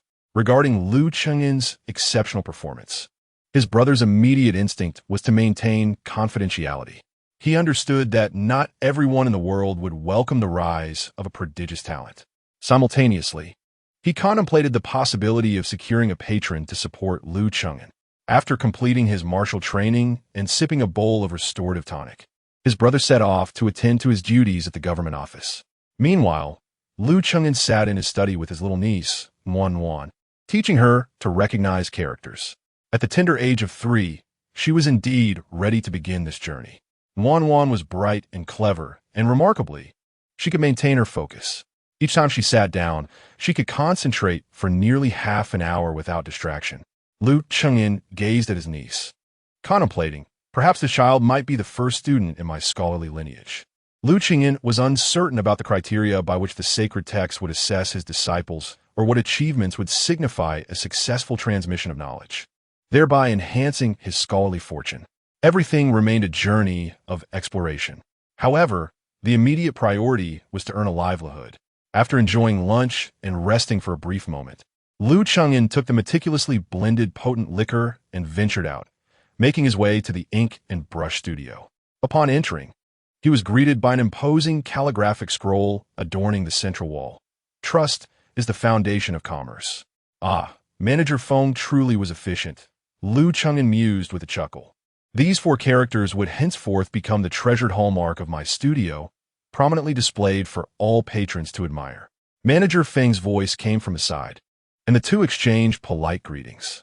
He promptly ushered Liu Qingyin into the inner chamber and signaled to a servant to prepare tea. Once seated, Manager Feng eagerly inquired, "Young Master Liu, what delightful tidings do you bring me today?" Liu Qingyin laughed heartily. "Indeed, Manager Feng, your astute intuition serves you well. I have brought you something quite special." Manager Feng's interest was piqued immediately. Without further ado, Liu Qingyin revealed the jar of liquor, placing it elegantly on the table. Manager Feng was somewhat taken aback, recalling what Liu Qingyin had mentioned the previous day about bringing him a more potent liquor to sample. Could this be it? Is this the stronger liquor that young Master Liu referred to? Liu Qingyin nodded without uttering a word, reaching out to uncork the wooden stopper of the flask and gently shaking it. releasing a rich aroma of alcohol that instantly enveloped the room. Manager Feng's eyes brightened in disbelief as he gazed at the flask in Liu Chengyan's hand and exclaimed, "What manner of liquor is this? How can it be so fragrant?" Having indulged in the finest wines of the capital, he had never encountered a brew with such an intense aroma. Liu Chengyan smiled and encouraged, "You shall know once you taste it." Without hesitation, Manager Feng summoned his assistant to bring 2 cups and eagerly filled them. Lifting the glass to his nose, he was filled with delight. Liu Chengyan quickly cautioned, "Manager Feng, take small sips, do not rush." Nodding in agreement, Manager Feng complied, savoring the liquor in small sips. Upon the first taste, his expression transformed dramatically as he coughed lightly, astonished. This liquor resembles the common farmhouse brews found in the market. Its quality is vastly superior. After savoring a few more sips, he ultimately drained the cup, closing his eyes to relish the lingering flavor before exhaling a breath of satisfaction. What a fine wine! It is smooth upon entry, but the aftertaste dances like fire around the palate. Despite being an ordinary farmhouse brew, it has been elevated to an extraordinary height. Liu Chengyan felt a twinge of surprise. He had not anticipated that Manager Feng could discern the essence of this liquor after just 1 cup. Indeed, it was sourced from the market's lowest-grade farmhouse brew. After distilling a high-quality base spirit, it was blended with the farmhouse concoction. Thus, the liquor's potential was confined to that of the farmhouse brew. Yet it had reached a level of excellence that seemed beyond its nature. Clapping his hands, Liu Chengyan remarked, "Manager Feng is indeed a connoisseur. You are correct. This is merely the most ordinary farmhouse brew." Manager Feng, his face a portrait of astonishment, turned to Liu Chengyan and inquired, "Young Master Liu, do you possess a method to transform inferior liquor into such a fine vintage?" Being a clever man, Manager Feng quickly grasped the crux of the matter. If Liu Chengyan could elevate a farmhouse brew to such heights, what would happen with superior wines? Would the quality not soar even higher under Liu Chengyan's expertise? Liu Chengyan had come to seek collaboration with Manager Feng and thus had no intention of withholding his knowledge. "Indeed, I possess the means to enhance inferior liquor into fine wine.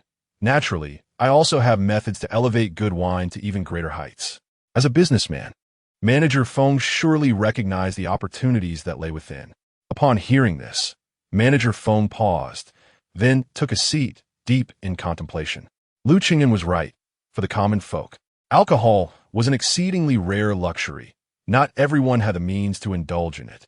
However, for the privileged, alcohol was merely a part of their daily life. The elite are most indifferent to wealth. As long as there is fine wine, they are willing to part with any amount of money. The profits are beyond imagination. While Manager Feng was deep in thought, a clerk suddenly interrupted, stating that someone wished to meet him. Manager Feng was somewhat perplexed. There were plenty of items for purchase in the front store, with clerks available to attend to customers, making a personal audience unnecessary. Presumably, it was a familiar face or a regular patron. With this thought, Manager Feng did not dare to be negligent. He first apologized to Liu Chengyan, then intended to rise and head to the front hall. However, before he could step outside, a robust elder, exuding an air of authority, barged in unannounced. "What exquisite wine is this? Let this old man have a taste."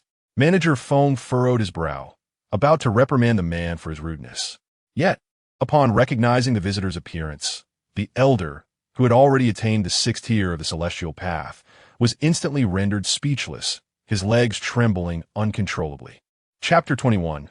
The Divine General of Northern Qi. Upon recognizing the identity of the visitor, Manager Feng instinctively dropped to his knees. However, the elderly man, who had intruded uninvited, swiftly grasped Feng's arm and chuckled.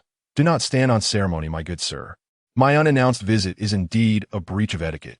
I must admit, the intoxicating aroma of your wine has lured me, igniting the spirit of the drinker within me. I cannot restrain myself, and thus barged in. I hope you will not hold it against me." Manager Feng dared not utter a word of protest, seeing Feng's demeanor towards the elderly gentleman. Liu Chengyan surmised that this personage was of no ordinary standing.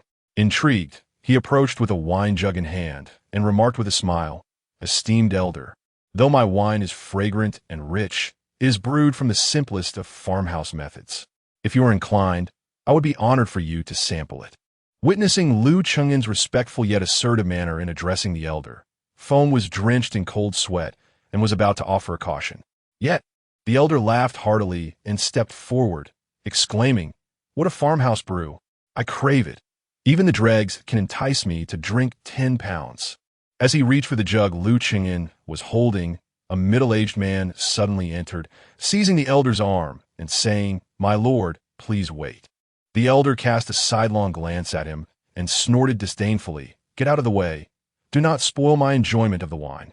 The man attempted to speak further, but Lu Cheng'in swiftly reclaimed the jug from the elder's grasp, lifted it to his lips, and took a hearty sip, declaring, "Rest assured, it is merely wine." This action startled Manager Feng considerably. The middle-aged man's brow furrowed as he admonished softly, "Impudent." In that instant, an overwhelming aura of terror descended upon them.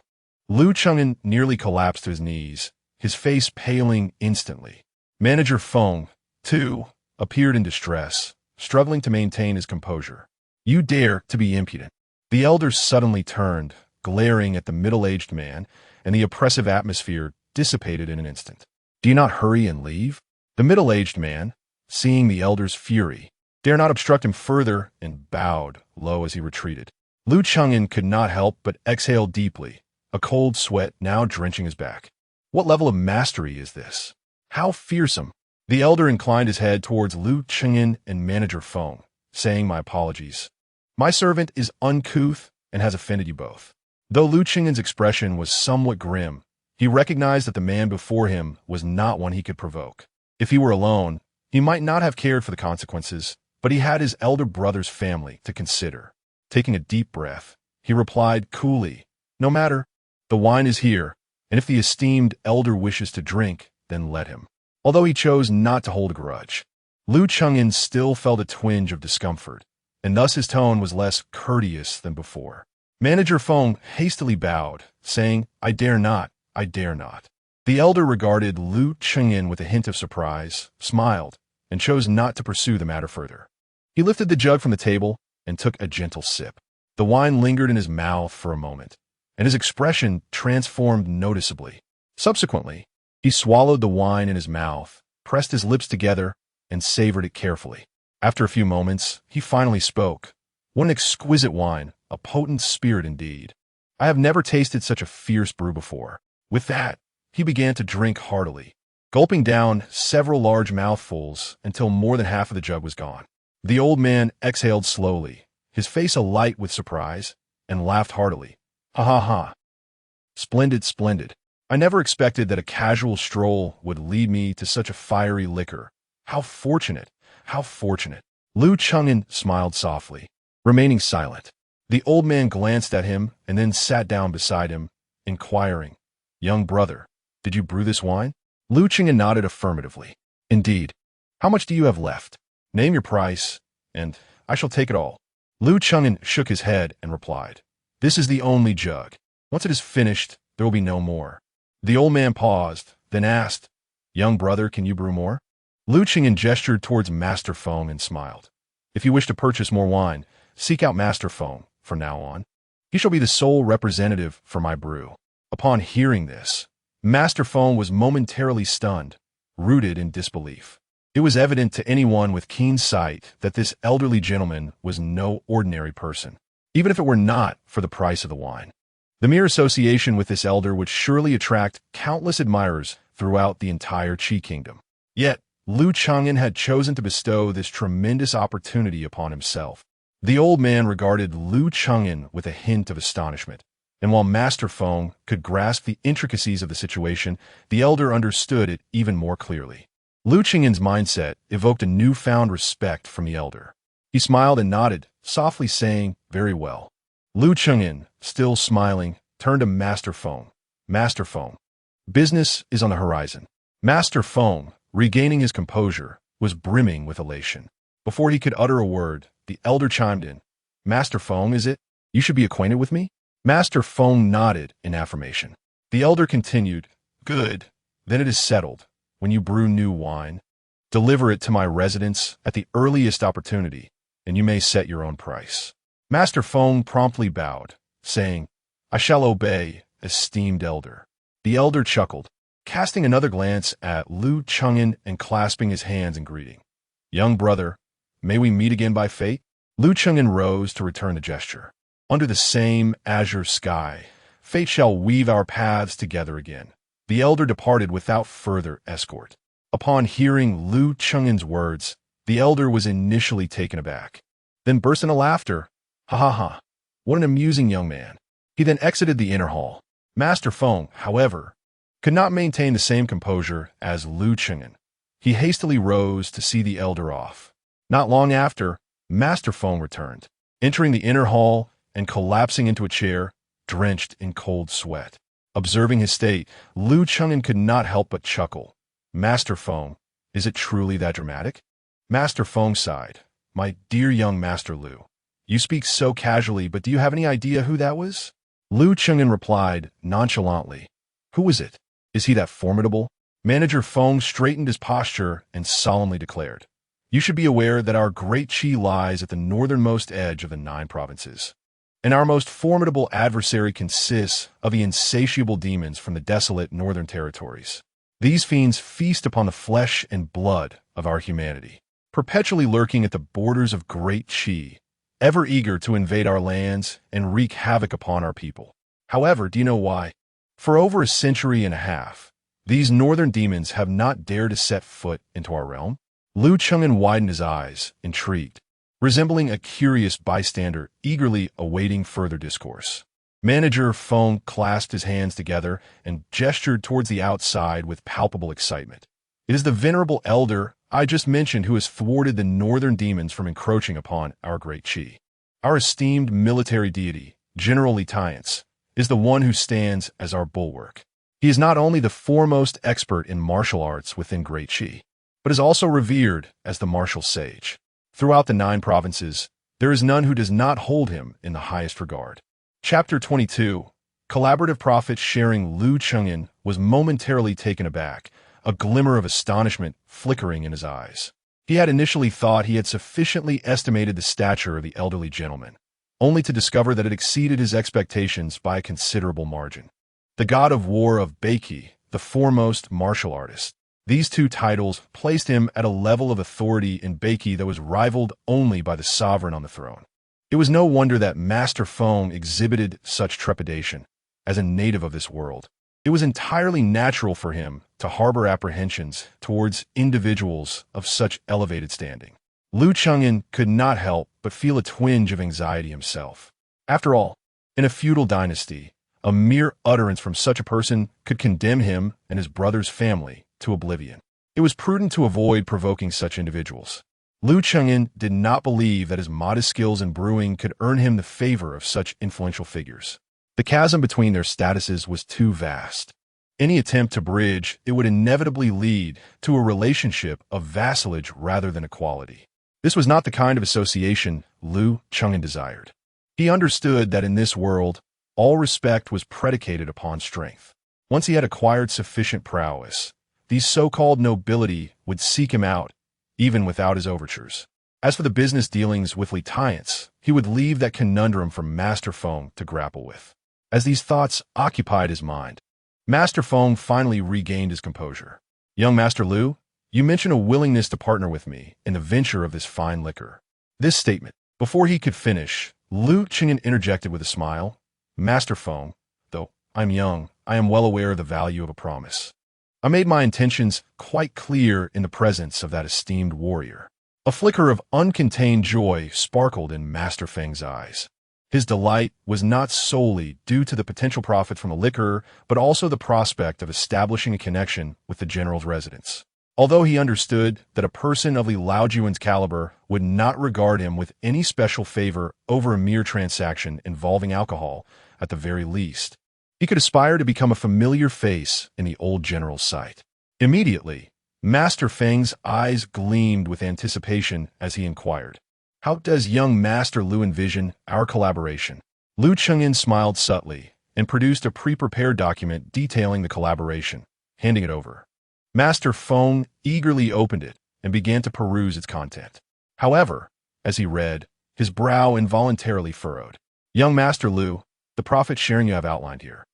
Lu Cheng'en was taken aback and responded with surprise. Oh? Does Master Feng believe it to be unfavorable? Master Feng, with a smile, waved his hand dismissively.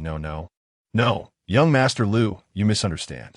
The method of brewing is uniquely yours, yet you only seek a two-part share of the profits. Is that not a tad insufficient? Realizing the misunderstanding, Lu Cheng'en chuckled and shook his head. Master Feng, you are too courteous. In my view, 2 parts of the profit is quite generous.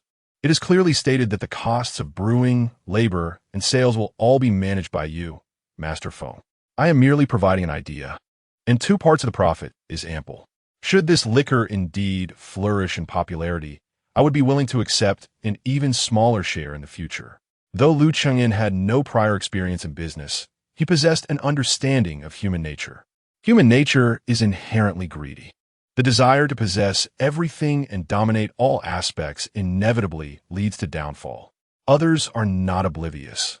While they may compromise initially for the sake of collaboration, discontent will inevitably arise over time. Many partnerships in business ultimately dissolve, sometimes even turning into enmity, primarily due to this very reason. The truly astute businessman understands that only modest profits can ensure sustainability, for exorbitant gains are rarely long-lasting. However, Master Feng harbors a different perspective. His willingness to collaborate with Lu Cheng'en stems not only from the novelty of this wine, which has never been seen before and promises substantial wealth, but also from his admiration for Lu Cheng'en himself. Despite his youth, Lu possesses a remarkable composure, profound wisdom, and extraordinary talent, embodying the essence of ambition. Given even a slight opportunity, such a person is bound to soar to great heights, perhaps even surpassing Master Feng in due time. Investing in a person of such potential during their nascent phase promises greater returns in the future, rendering mere profit insignificant by comparison. Reflecting on this, Master Feng returned the document and stated gravely, "Young Master Lu, while your arguments hold merit, they hinge upon the premise of this unique brewing method. Without this secret technique, no matter how capable I am, I would have no means to showcase my talents. Therefore, I will take a small advantage, regardless of future profits from this wine. We shall share them equally, 50-50. Lu Cheng'en looked at Master Feng with surprise. It is often said that businessmen prioritize profit above all. Yet this old master is somewhat different. Master Feng, that is not.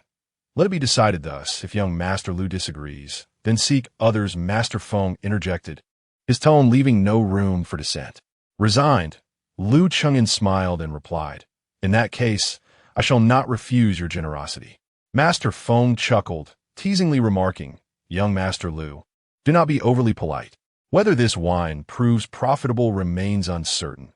Should it fail to yield returns, do not blame my incompetence." Lu Cheng'en laughed heartily. "Even if it does not succeed, it would merely indicate that I have led you astray, for the method is unviable. How could I possibly blame Master Feng?" Master Feng laughed boisterously, his spirits lifted. He instructed his assistant to tend to the shop before leading Lu Cheng'en to the nearby Drunken Wind Tavern for drinks. After ordering a feast and a pot of 3-day drunkenness, they raised their glasses and, after a toast, downed their drinks in one go. Yet Master Feng frowned and shook his head, stating, in terms of quality, this 3-day drunkenness far surpasses farmhouse brews. However, in potency, it is evidently lacking. Lu Cheng'en took a sip and nodded in agreement. While the name 3-day drunkenness is striking, in reality, it barely reaches 30 degrees. His own distilled farmhouse brew is at least 50 degrees. For someone like Master Feng, who possesses considerable cultivation, only such strong spirits can truly provide satisfaction. However, upon a moment's reflection, Lu Cheng'en smiled and remarked, "Doesn't this merely indicate that our wine holds even greater promise for the future?"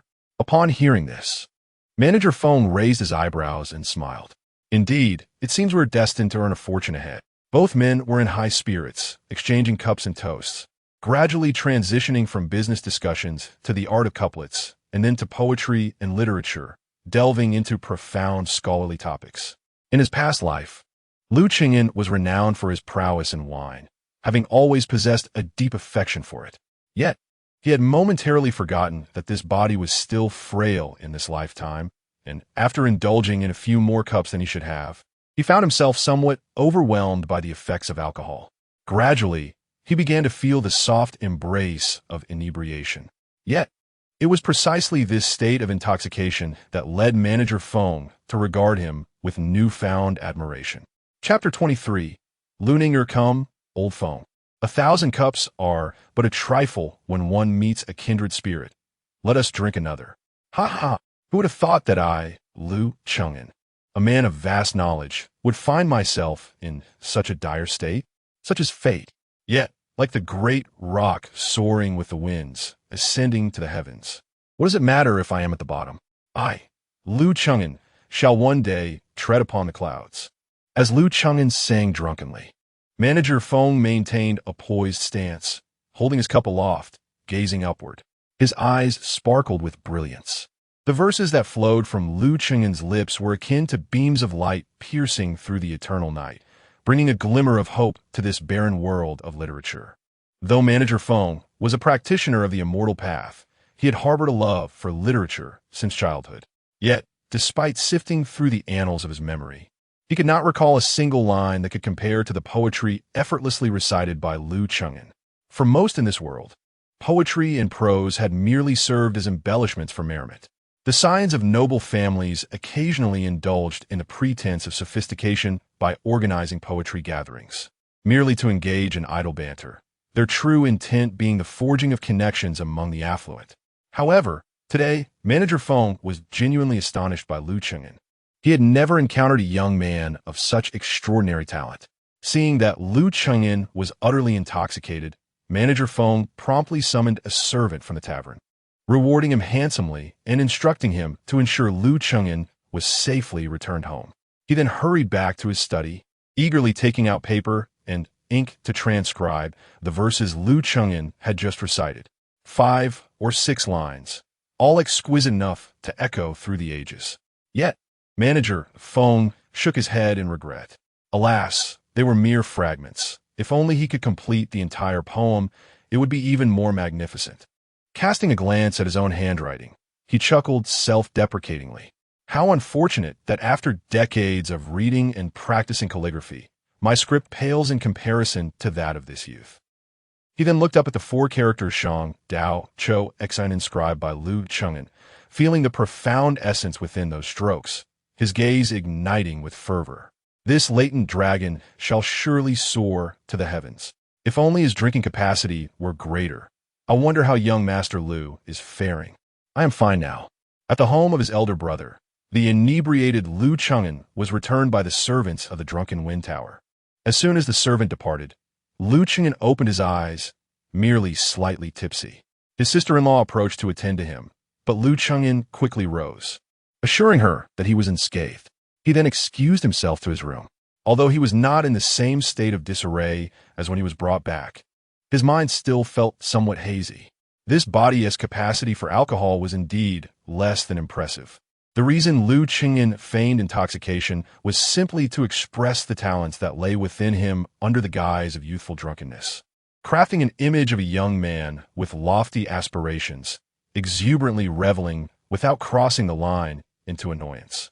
How could Lu Chengin not perceive Manager Feng's intentions to invest in him, since Manager Feng wished to place his faith in him during his moment of despair? Lu Chengin felt compelled to offer something that would assure Manager Feng that this investment would not be in vain. In this way, the future collaboration between the two parties will be more seamless, eliminating the potential peril of Feng's gradual perception of himself as the benefactor or investor. Naturally, those verses that slipped from his lips were not entirely theatrical. They indeed contained a measure of Lu Chengin's aspirations.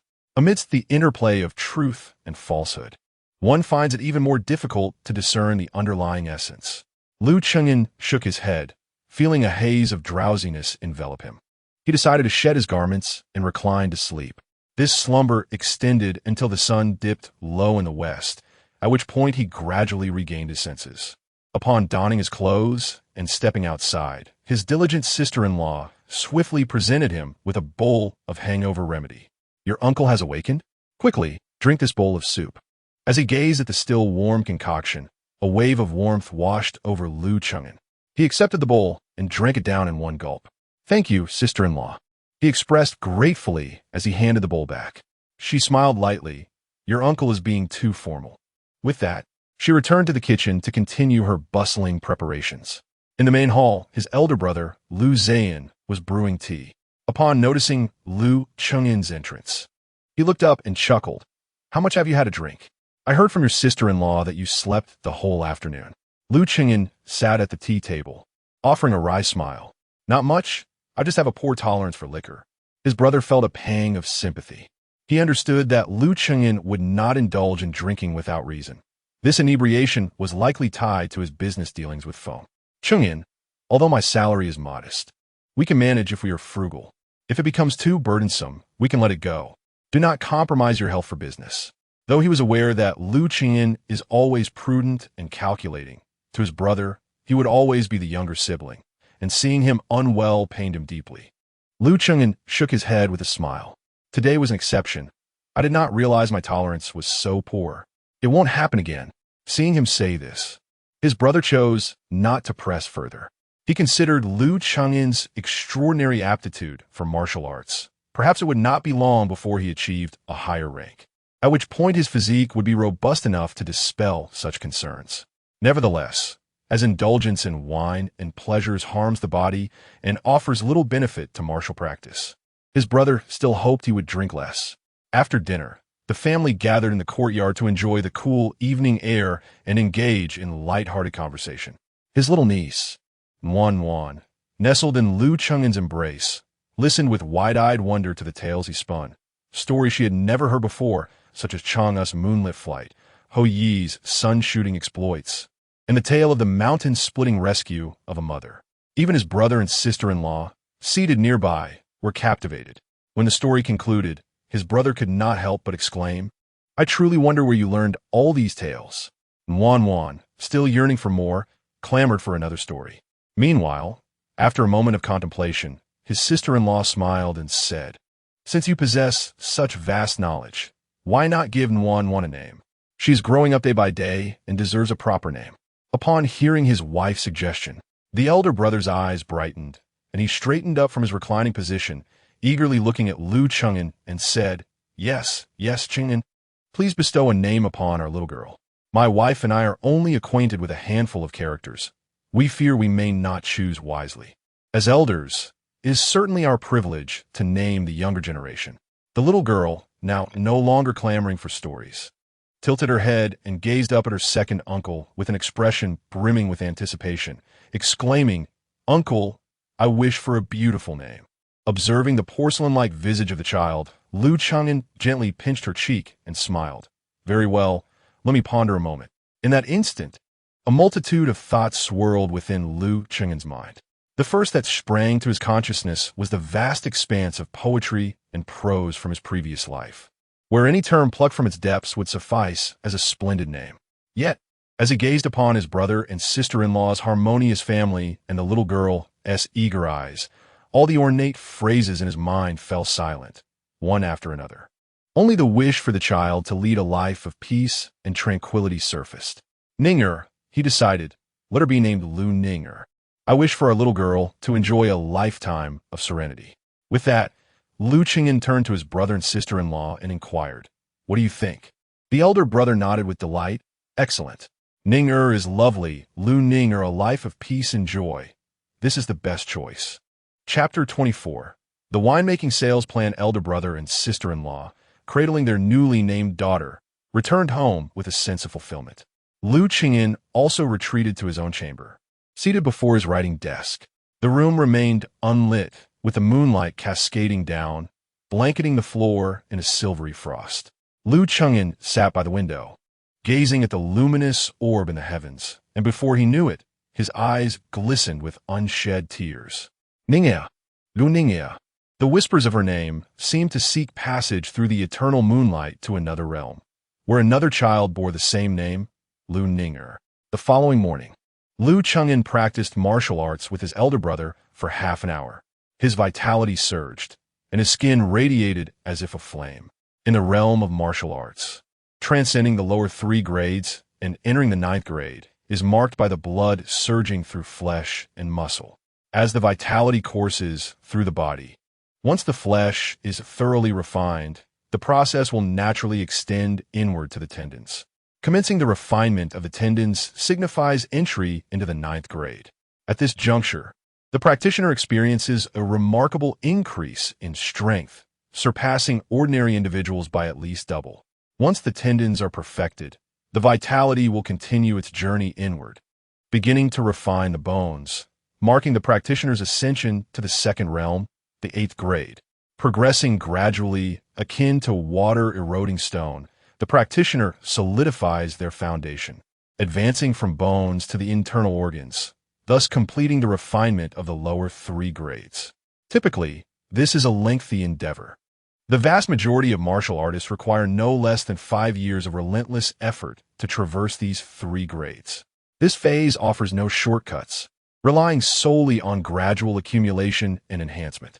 It is inconceivable to achieve it all at once, even for the most gifted individuals. Conversely, those who have reached the 7th grade often see prodigious leaps in their martial energy. However, Liu Chengyin seems poised to shatter this conventional understanding. From the onset of his training in the Vajra body refinement to the present, merely 7 or 8 days have elapsed. His elder brother, Liu Zhan, has observed that Liu Chengyin's flesh refinement is already at least 1/3 complete. Should fortune favor him, he could reach the 9th grade martial realm in less than a month, a notion almost beyond belief. Faced with his elder brother's astonishment, Liu Chengyin could only feign ignorance. He had no way to explain his possession of literary prowess. If his circumstances were to be divulged, the most favorable outcome would be to be sequestered by the higher echelons, serving as their experimental subject. Consequently, his family would be thrust into grave peril. Thus, he could only attribute his abilities to a unique constitution, a natural talent for martial arts. After completing his practice and breakfast, which included a restorative soup, his elder brother departed. Liu Chengyin, armed with the blueprint for the distillation apparatus he had sketched the previous night, ventured out. Upon arriving at the ink and brush studio, Manager Feng had already prepared tea in anticipation. Upon their meeting, Liu Chengyin offered an apologetic smile, saying, "Manager Feng, I was remiss yesterday. My tolerance for liquor faltered, and I displayed quite the spectacle. I hope you will not hold it against me." Manager Feng, unfazed by such trivialities, grasped Liu Chengyin's hand and laughed heartily. "Young Master Liu, your genuine nature is indeed a rarity in this world. There is no need for concern." Liu Chengyin smiled and shook his head. Master Feng, with thoughts swirling in his mind, replied with a grin, "Young Master Liu, since we have formed such a profound friendship despite our age difference, I would prefer you no longer call me Master Feng. If you do not mind, let us refer to each other as brothers, shall we?" Taken aback, Liu Chengyin quickly replied, "I dare not presume." Before he could finish, Master Feng, assuming a serious demeanor, interjected, "Do you, young Master Liu, find my age off-putting, and thus hesitate to acknowledge me as your brother?" At this point, Liu Chengyin felt it inappropriate to say anything further. In truth, his mental age was not significantly less than that of Master Feng. Taking a step back, Liu Chengyin clasped his hands and said, "Then allow me the liberty to call you older brother." Master Feng beamed with delight and exclaimed, "Excellent, excellent. Brother Liu should have done so long ago." The two raised their cups, toasting with tea in lieu of wine, and engaged in joyous conversation. In the ensuing days, Liu Chengyin visited the ink and brush shop daily. The two, an elderly man and a youthful companion, busied themselves with fervor. They selected a site and rented a spacious courtyard slightly south of the city, coordinating the construction of a distillation apparatus. They hired workers and commenced their winemaking venture. Within a fortnight, everything was in readiness. Besides these endeavors, Master Feng had leveraged his connections to secure several taverns, awaiting the completion of their wine for distribution. Through Master Feng's inquiries, they learned of a prestigious poetry gathering at Baiwa Tower in 5 days, attended by numerous young scions of nobility from the capital. However, the identity of the event's host remained elusive. Considering Liu Chengyin's literary prowess, Master Feng proposed that he attend the poetry gathering, taking their wine along. There was no need for extensive promotion. As long as Liu Chengyin could shine at the event, coupled with the rich aroma of their superior wine, their venture would be deemed a success. Lu Qingyan harbored no objections. After all, it was a means to earn a living, which was not to be scorned. However, a pressing concern lingered. The high status of the poetry gathering made entry nearly impossible for ordinary individuals. After much contemplation, only one path seemed viable. 3 days later, the first batch of distilled spirits was produced. This time, they utilized not the common farmhouse brew costing merely 20 coins per pound, but rather the refined berry chun at 200 coins per pound. The initial investment was substantial, along with the costs of renting, labor, equipment, and base liquor. They spent 4,000 taels, resulting in over 400 pounds of high-proof liquor. Subsequently, they blended this liquor to create over 1,000 pounds of a modified version of berry chun. Once the finished product was sealed in jars, Lu Qingyan, Master Feng, and 2 assistants personally loaded 60 pounds of wine onto a cart and headed towards the general's residence. Sitting atop the ox cart, gazing at the jars of wine within, Lu Qingyan could not help but chuckle. Master Feng, puzzled, inquired, "What brings you to laughter, Brother Lu?" Lu Qingyan waved his hand dismissively, saying, "I apologize. I cannot contain myself for a moment. Reflecting upon my life, I have dedicated myself to diligent study since my youth, immersing myself in scholarly pursuits. I never anticipated that I would find myself in the realm of business today." As soon as the words left my mouth, I felt an unease regarding my choice of expression, prompting me to hastily clarify, "Brother Feng, please do not misconstrue my intentions. I harbor no disdain for merchants. For the merchant's path is indeed a significant aspect of the welfare of the people. It was merely a moment of distraction, a spontaneous expression of sentiment." Master Feng chuckled softly, expressing his agreement. "Brother Lu, your focus ought not to dwell on mere profit-making. With your remarkable intellect, you should aspire to serve in governance, to bring order and peace to the realm." Lu Qingyan smiled and replied, "Regardless of one's ambitions, one must first ensure one's own sustenance, mustn't one? When one's basic needs are met, one can contemplate honor and disgrace. Life's challenges take precedence over all else. Only when one's needs are fulfilled can one consider honor and disgrace."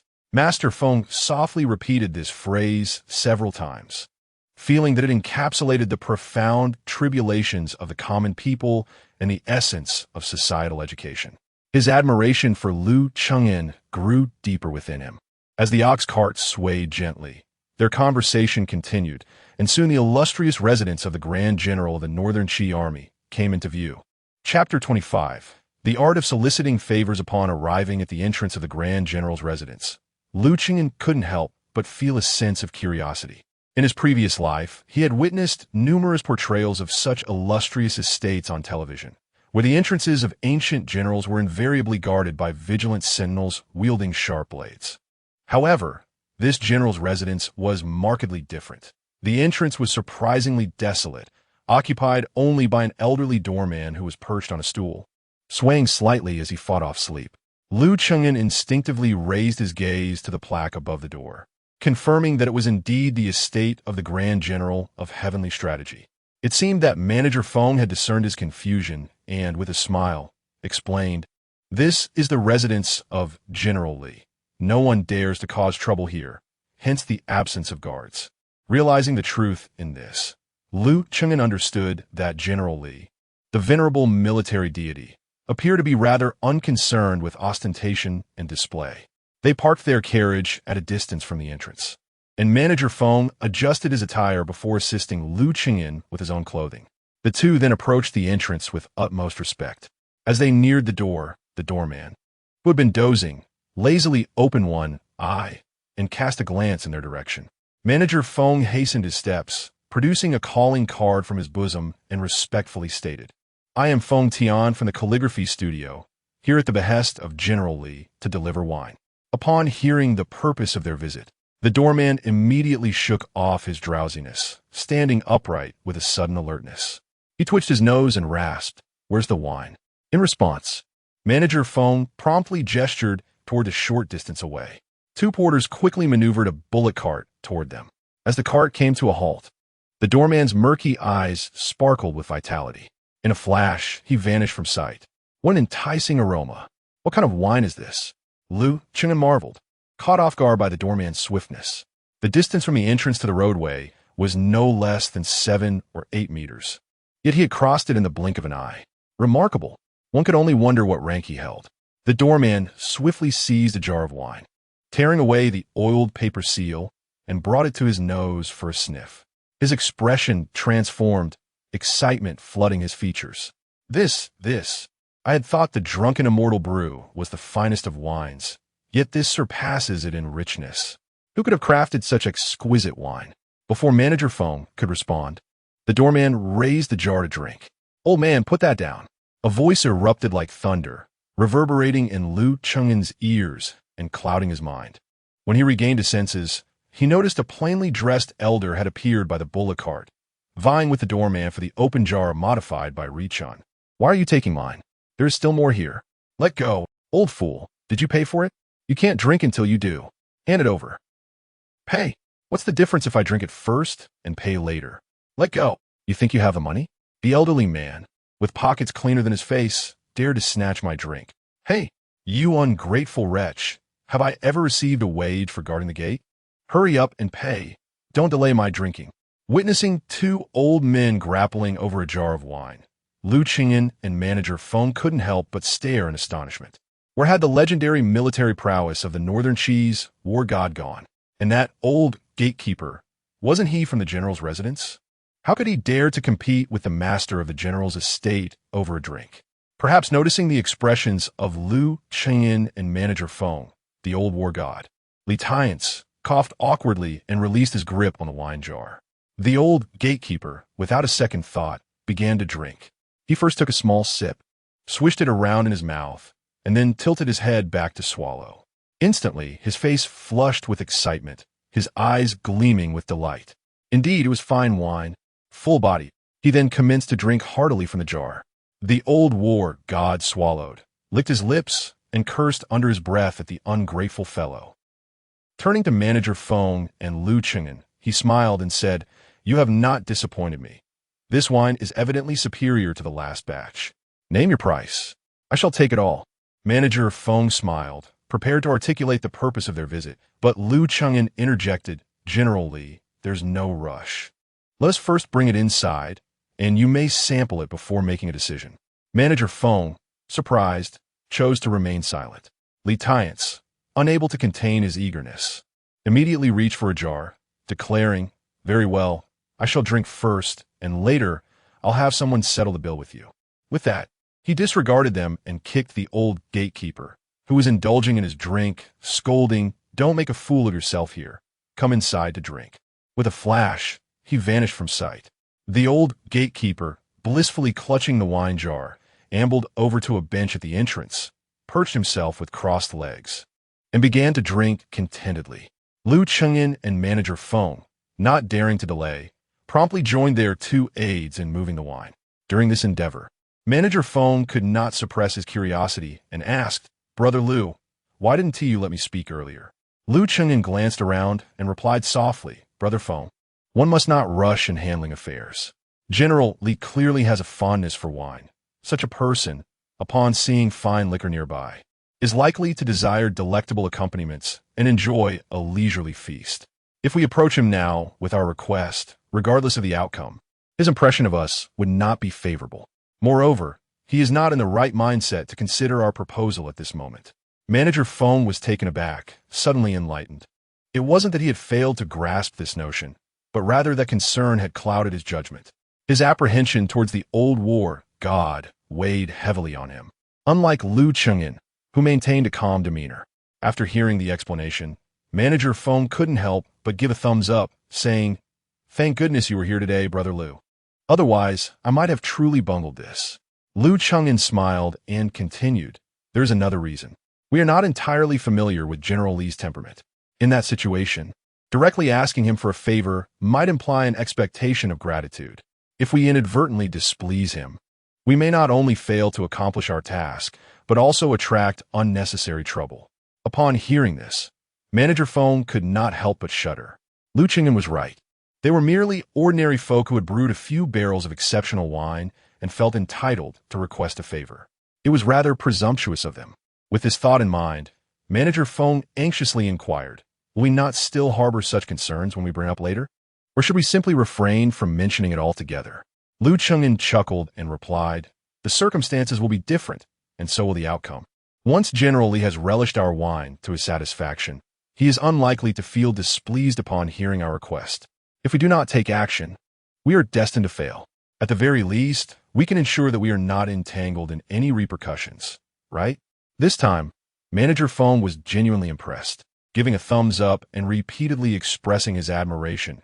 In such a brief exchange, Brother Lu has managed to contemplate so much. I am in awe. Lu Chengin smiled and waved his hand dismissively. It is merely a trivial matter. Within the inner hall of the general's residence, a simple wooden table held a dish of peanuts. At the table's edge, Li Tiance held a bowl of wine, a glimmer of amusement in his eyes. Ah, what a clever lad, capable of perceiving human nature so clearly. With that, he tilted his head back and downed the contents of the bowl in one gulp. Chapter 26. Timeless sayings. Lu Chengin remained unaware that, although he was conversing with Manager Feng in the backyard, a distance of over 100 meters separated them from the inner hall. Yet, every word he uttered had been captured verbatim by Li Tiance. Once they had finished arranging the wine, a middle-aged man, resembling a steward, approached them with a beaming smile, intending to settle the account. 1 Gina of Bai, or CHN, through the processes of distillation and blending, would yield only a little over 4 liang of finished liquor if one aimed for a potency of 50 degrees. Given the price of Bai, or CHN, at 200 yuan per gene, the cost of the improved product should be around 400 yuan. Accounting for labor, losses, venue rental, and other expenses, the total cost would approximate 500 to 600 yuan. This was a calculation that Lu Chengin and Manager Feng had long since established, ultimately deciding to sell the enhanced Bai, or CHN, at 2 taels of silver per gene. While this pricing might not be considered low for beverages, it remained trivial for the affluent elite who were indifferent to silver. Nevertheless, this particular liquor was merely intended as a trial product to penetrate the market. The true profits would stem from the top-tier renowned spirits that had yet to be included in their plans. Based on the pricing, these 3 jars of 60 gene of liquor should fetch 120 taels. However, since they had enlisted Li Tiance's assistance, they could not accept payment. Yet, there certainly existed a persuasive manner to refuse payment. Originally, these words were meant for Manager Feng to convey, but this time he turned to Lu Chengin, his eyes seemingly urging him to commence his performance. Reluctantly, Lu Chengin stepped forward and said, "Sir, I offer my respects." The steward was taken aback. Such a courteous greeting was uncommon in his experience. "Young master, you honor me with your greeting," the steward replied, reciprocating the bow. After the pleasantries, Lu Chengin continued with a smile, "It is indeed a matter of fate. This wine was merely a whimsical creation between myself and Brother Feng for our own enjoyment. By chance on that day, General Li happened to pass by and graciously sampled it, finding it quite delightful. Thus, he encouraged us to brew more for him. It was General Li's kind attention that led us to believe this concoction might hold some promise, inspiring us to explore a profitable avenue. As it happens, we have brought the freshly brewed wine to present. Being novices with limited discernment, we merely wish for General Li to appraise it, to determine if it possesses the merit to grace the table. Should it prove worthy, we shall pursue this endeavor.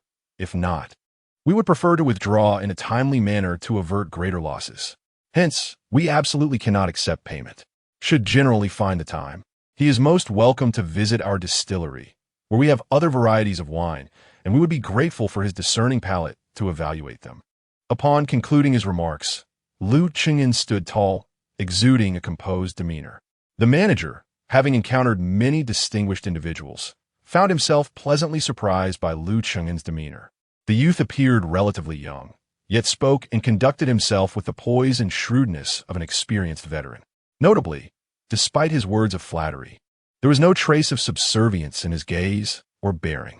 He possessed an innate air of distinction that commanded respect and dissuaded any inclination to underestimate him. After he finished speaking, the steward bowed his head in contemplation for a moment, then shook his head and said, "The master only instructed me to settle the account. You may name your price." A tremor ran through Manager Feng's heart as he thought this matter might come to naught. Yet, he observed that Liu Chengyan remained composed and unperturbed, retrieving a pre-prepared notice from his sleeve and presenting it with both hands. "We shall not accept any money. If the steward is uncertain, please pass this notice to the old general. Farewell." With that, Liu Chengyan turned and led Manager Feng out through the side door. The manager glanced at the notice in his hand and smiled, saying, "The master truly possesses remarkable foresight." In the inner hall at the wine table, Li Taiyan's held a wine bowl in one hand while casually unfolding Liu Chengyan's notice with the other. Upon seeing the handwriting, Li Taiyan's nodded with a smile. "Ah, indeed, a fine script. A pity it lacks a touch of masculine vigor." Yet, gradually, his expression began to shift. Li Taiyan's brow furrowed slightly, and he set down the wine bowl, focusing intently on the edges of the notice. After about a quarter of an hour, he abruptly closed the notice and instructed the steward standing nearby. "Go, summon Mr. He." "Yes." The steward hurriedly exited and soon returned with a slender, refined middle-aged man. The man clasped his hands in greeting, saying, "He Deizai pays his respects to the general." Li Taiyan gestured toward the seat opposite him, saying, "Mr. He, please, no need for formalities. Have a seat." With a heart full of curiosity, He Deizai lifted his robe and sat down properly, pondering what matter Li Taiyan wished to discuss with him. He Deizai was the private tutor of the general's household, responsible for instructing the younger generation in their studies. He had been in the midst of a lesson when the steward rushed in, saying nothing, and pulled him away. Li Taiyan smiled apologetically, saying, "I apologize for taking up Mr. He's time. It is merely my own lack of knowledge that compels me to seek your assistance." He Deizai's confusion deepened. Li Taiyan handed over the notice, smiling. "A young man delivered this just now. Please take a look, Mr. He." He Deizai accepted the notice with both hands, bewildered, and gently opened it. Upon seeing Liu Chengyan's handwriting, his eyes brightened, and he exclaimed, "What excellent calligraphy! The strokes flow like a dragon, smooth as clouds. The form breaks, yet the essence remains. It indeed possesses the grandeur of a master." After appreciating the handwriting, He Deizai began to read the contents. "Do not mock the drunken soldier on a battlefield.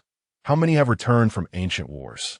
He recited the lines 5 or 6 times, and the brilliance in his eyes grew ever more intense, his expression increasingly astonished.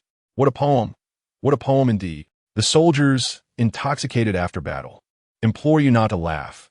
Throughout history, how many warriors have truly returned alive? In just a couple of lines, the poem poignantly encapsulates the valiant spirit of the border soldiers and the inevitable tragedy of war. Yet, it is lamentable that only half of it remains. "General, who is the author of this border war poem? Where can he be found? I beseech you to make an introduction." He Deizai, rising from his seat, turned to Li Taiyan with a flushed face and inquired. Despite his belief that he had read extensively and possessed knowledge equal to anyone else's, this mere fragment of a battle poem instilled in him an absurd feeling of having wasted decades of study. So much so that in his excitement, he disregarded the decorum expected.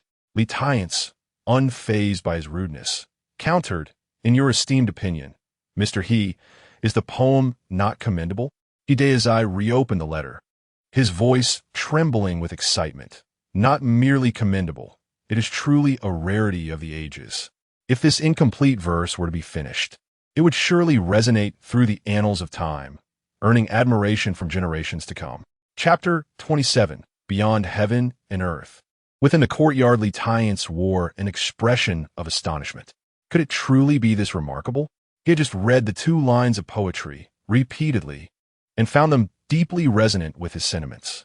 After spending a century on the battlefield and witnessing countless farewells, was it not reminiscent of the ancient saying, "How many return from the wars?" Yet, despite his appreciation for poetry, he lacked the skill to discern its excellence or to grasp the full extent of its brilliance. Thus, he summoned He Deizai to examine it. As a scholar, He Deizai was profoundly shaken, his emotions beyond articulation. Though the path of poetry may seem minor, one can glean the entirety from a fragment. A poet of such caliber undoubtedly possessed extraordinary literary talent, far from the mundane. "General, You mentioned that this was composed by a youth. Might I inquire about this young man? Could you graciously introduce him to me? What he did as I yearned to discover most was the content of the other half of the poem. To an avid reader, it was akin to encountering a rare treasure, leaving him restless with anticipation. Lighthearted, however, did not impulsively divulge Lu Cheng'en's information to He Daizai. With a smile, he replied, "Please, Mr. He, remain patient. You may return to your duties, and I shall summon you once I have learned more about the youth." Upon hearing this, He Daizai refrained from pressing further, bowing respectfully before departing, though he discreetly took the poem with him. Lighthearted paid little mind, settling at the table to ponder. After a moment, he spoke softly to the empty room. "Investigate this youth. The more detailed, the better." "Yes," a cool voice echoed from outside the room before falling silent. Lighthearted lifted his wine bowl and took a sip, curiosity gleaming in his eyes. "No charge for the wine, yet he specifically brought me half a poem. What could this young man possibly desire from me? What could he possibly want? Brother Lu, I hope our journey here is not in vain." On the ox cart, Lu Cheng'en chuckled and shook his head. "How could it be in vain? At the very least, we have made an impression on General Li, one that I trust is quite profound. As expected, General Li will surely seek to uncover my background. What we must do next is simple. We will allow those investigating us to naturally discover our intent to enter the poetry gathering.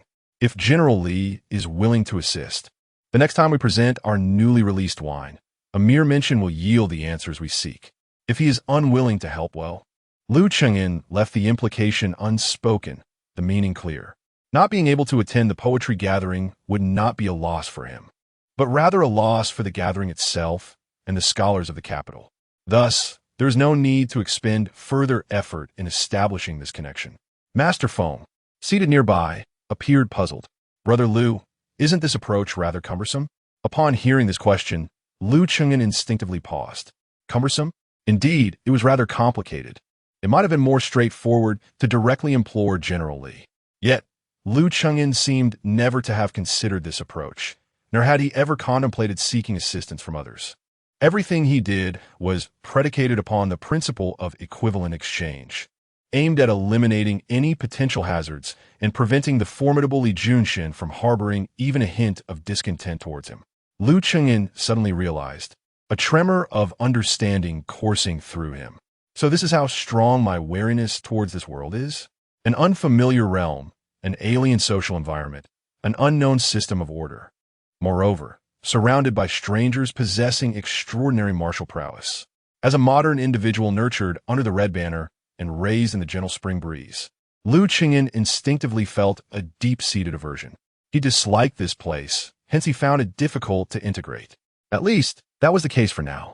This was why he exerted himself, meandering through numerous convoluted paths. Sigh.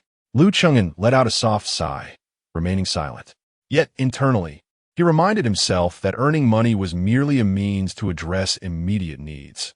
His primary focus should be on cultivation, whether in martial arts or scholarly pursuits. Mastering formidable power would render such cautious steps unnecessary. The time spent brewing wine had indeed consumed considerable hours. Upon returning to the winery, Lu Cheng'en hastily bid farewell. Manager Feng wished to inquire when he would deliver more wine, but noticing Lu Cheng'en's apparent discontent, he refrained from asking further.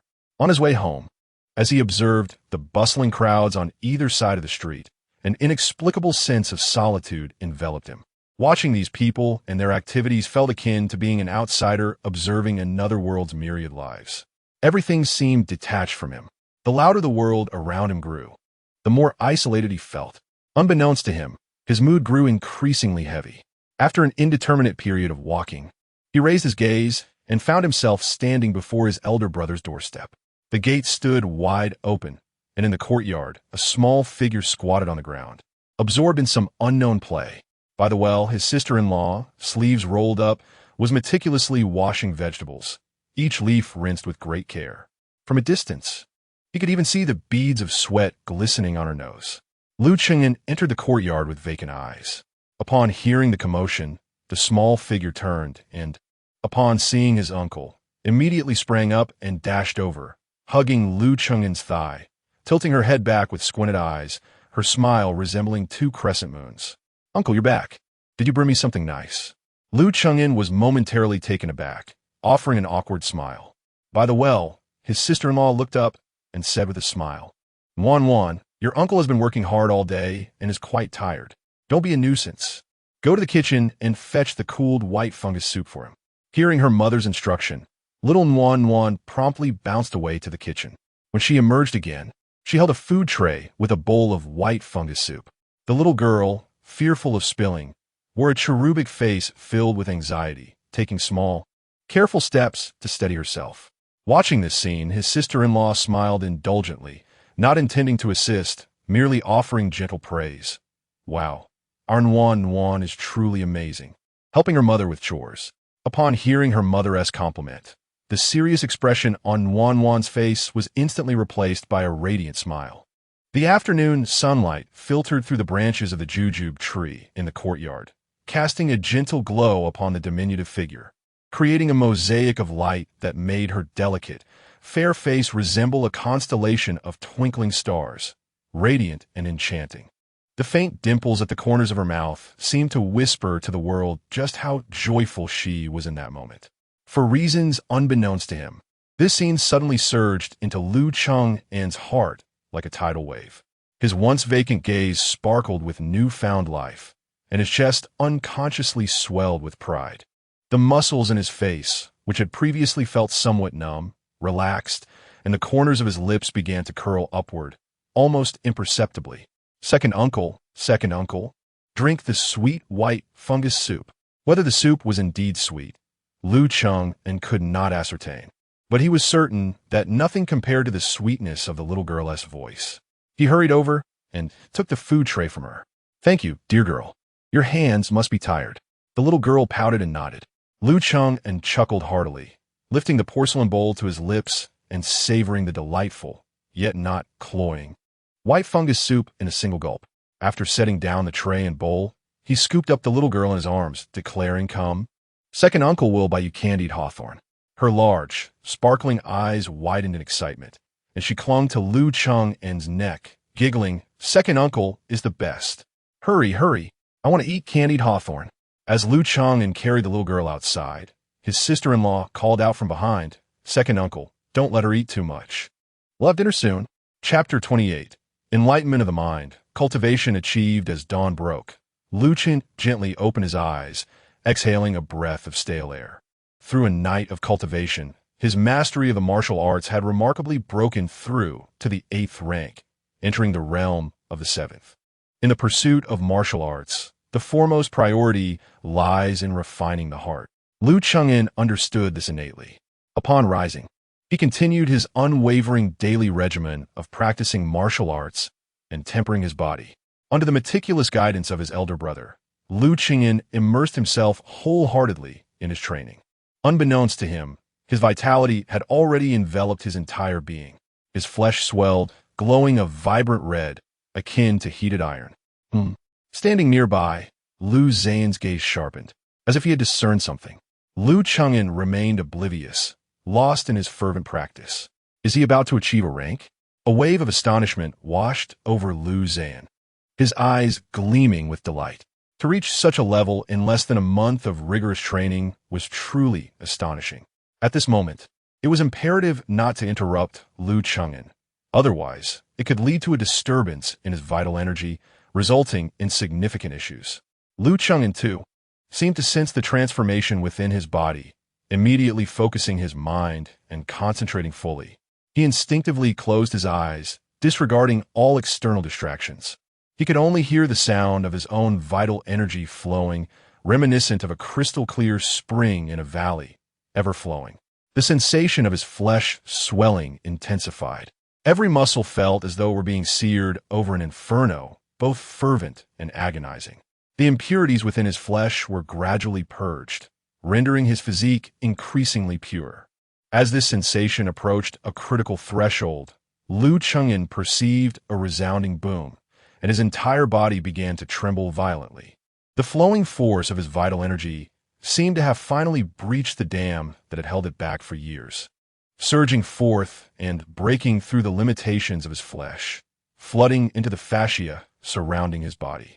All heat and pain vanished in an instant, replaced by an unparalleled sense of exhilaration. Ah, what a relief! Lu Qingyan could not help but exclaim. He concluded his punches, standing in place, his face alight with astonishment. Wonderful, marvelous, Qingyan. Congratulations on entering the ranks of a 9th-tier martial artist. In less than a month, you have achieved this milestone in your training. From my limited perspective, none can compare with you. As he witnessed Lu Qingyan's ascension, Lu Zhan felt a thrill surpassing his own progress in cultivation. Lu Qingyan joyfully reveled in his newfound strength, casually throwing a few punches, the wind from his fists whooshing with considerable force. Such formidable power. I feel as if I could shatter a mountain with a single blow. Lu Qingyan marveled. Lu Zhan chuckled softly, explaining, this is merely an illusion, a disorientation brought about by the sudden surge of strength. Nevertheless, Qingyan, your initial foray into martial arts has been incredibly thorough, establishing a solid foundation in your physical refinement. Based on this trajectory, your strength will likely surpass that of your peers at the 9th rank. Lu Qingyan nodded in agreement, then bowed respectfully to his elder brother, sincerely stating, if not for your expenditure of vital energy to aid my initiation and refinement, I would not be in this position. I am deeply grateful to you, elder brother. Lu Zhan supported Lu Qingyan's arm with a smile, saying, we are brothers. There is no need for such formalities. Come now, let's have breakfast. As 2 fleeting days elapsed, the poetry gathering at the 100 Flowers Pavilion was set to commence tomorrow evening, yet the general's residence remained shrouded in silence. Within the confines of the ink and brush studio, Manager Feng could not suppress a sigh, exclaiming, Brother Lu, it appears we shall have no opportunity this time. In stark contrast, Lu Qingyan bore no trace of concern. His lack of anxiety did not stem from a confident belief that the venerable General Li would indeed summon them to the gathering. Rather, at this very moment, Lu Qingyan's state of mind had undergone a transformation. The so-called poetry event no longer piqued his interest in the slightest. As for the sale of their beverages, he had already devised several alternative strategies. Although he had not engaged in business in his previous life, he was no stranger to the hustle and bustle of commerce. Having lived in that era, he had observed myriad marketing tactics all around him. In the past, these methods had become so commonplace that they elicited little more than indifference. However, transplanted into this new world, they presented an entirely refreshing approach. It was merely that compared to the poetry gathering, the opportunity to penetrate the upper echelons was somewhat diminished, necessitating a gradual infiltration over time. At this juncture, one might wonder why. Having already made contact with the esteemed General Li, they did not leverage him to access the upper crust of the capital. Both Manager Feng and Lu Qingyan dismissed this notion outright, without a moment's hesitation. The venerable General Li could no longer be viewed through the lens of the capital's elite. To the common folk, he was a genuine deity. To solicit a divine being's assistance in business? Madness, unless the general himself was inclined to promote their wares. Such thoughts were best left unentertained. Observing the despondent Manager Feng, Lu Qingyan could not help but chuckle softly, saying, Brother Feng, fret not. Let the bullets fly a while longer. Bullets? Fly? Manager Feng was taken aback by the metaphor. With a smile, Lu Qingyan elucidated, patience is key. There is no need to dwell too heavily on this matter. Even if we do not attend the poetry gathering, I possess strategies to promote our wine. Moreover, should we attend, given the arrogance of those in power, they may not even deign to acknowledge us. Thus, we shall do our utmost and leave the rest to fate. Upon hearing Lu Qingyan's explanation, Manager Feng shook his head with a lighthearted smile, remarking, Brother Lu, at times I genuinely wonder whether an old sage resides within your youthful form. How can you maintain such a detached and far-sighted perspective on all matters? Lu Qingyan merely smiled in response, neither affirming nor denying the sentiment. He then produced a bottle of their newly refined premium wine, stating, Let us set aside such discussions and sample this improved version of the Drunken Immortal Brew. Good things are best tested firsthand. With that, they each poured a glass, and the rich fragrance of the wine soon filled the studio, surpassing even the previously improved 100 days of spring. Just as the two were about to raise their glasses in a toast, a voice suddenly resonated at the entrance. "Ah, it seems I have arrived at the perfect moment." Upon hearing that familiar voice, Manager Feng promptly rose to greet the visitor. Lu Qingyin, with a subtle smile, thought to himself, as expected, he has come. He too stood, assuming a poised stance. The common folk have met generally. Master Feng bowed respectfully, not daring to raise his gaze. Lu Qingyin, however, clasped his hands and smiled, saying, "Generally, you are too kind." Li Tians chuckled and waved his hand, replying, "There is no need for such formalities. I am merely an old wine enthusiast, utterly captivated by the allure of spirits, not a great general." As he spoke, another elder squeezed in beside Li Tians and hurriedly approached Lu Qingyin, his eyes sparkling at the sight of the wine jug and cups on the table. "Young man, why didn't you mention you had better wine? Come, pour me a glass." This individual was none other than the old doorkeeper encountered at the gates of the general's residence. It was evident that these two had come specifically to partake in the wine. Lu Qingyin chuckled softly and called out to the outside, "Hey there, my friend. Please bring 2 more cups." Chapter 29. The Transaction with the God of War.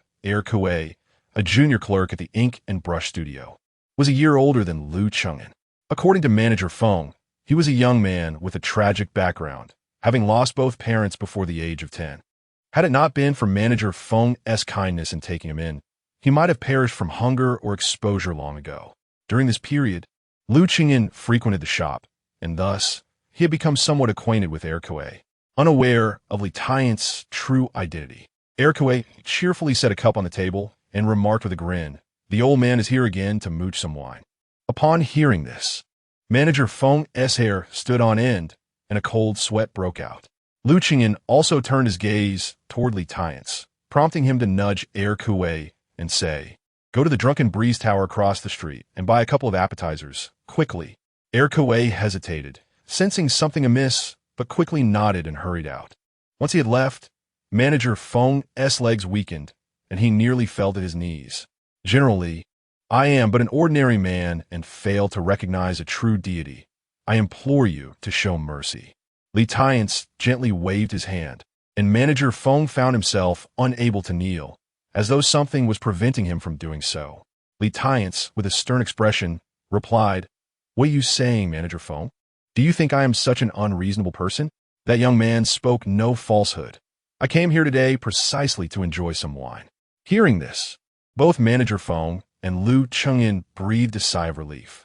Lu Qingyin's impression of Li Tians improved considerably. Compared to the aristocrats he had encountered in the capital recently, this old military god was remarkably more affable. Pouring a glass of wine for each elder, Lu Qingyin gestured invitingly. The old doorkeeper eagerly raised his cup and began to sip cautiously. Li Tians quickly joined him, lifting his cup to savor the drink. This flavor is rich and full-bodied, reminiscent of the drunken immortal brew, yet evidently even more potent." The old doorkeeper clearly had a discerning palate. Lu Qingyin smiled and said, "Indeed, old sir, this is the drunken immortal brew." The old doorkeeper, intrigued, inquired, "How did you manage to transform the drunken immortal brew into something like this?" No sooner had he spoken than Li Tians kicked him lightly, scolding, "You old fool. After enjoying someone else's wine, do you still wish to pry into their secrets? Do you have no shame?" Li Tian's words were not to be taken lightly. Given his status, how would others perceive such inquiries from his companions? The old doorkeeper, realizing his faux pas, offered an awkward smile, unusually refraining from retorting. However, the saying goes that the speaker may be oblivious, but the listener is astute. Manager Feng felt a jolt of concern and discreetly glanced at Lu Qingyin, seemingly seeking guidance on how to respond. While Manager Feng worried that Li Tians might covet their secret brewing methods, Lu Qingyin's mind sparked with opportunity. Thus, he straightforwardly declared, "Generally, our method of brewing wine is not particularly profound. If you're interested, we would be willing to share it with you." Li Tian's eyes narrowed ever so slightly, a teasing smile gracing his lips. "Oh, this is your means of making a living. Are you truly willing to part with it?"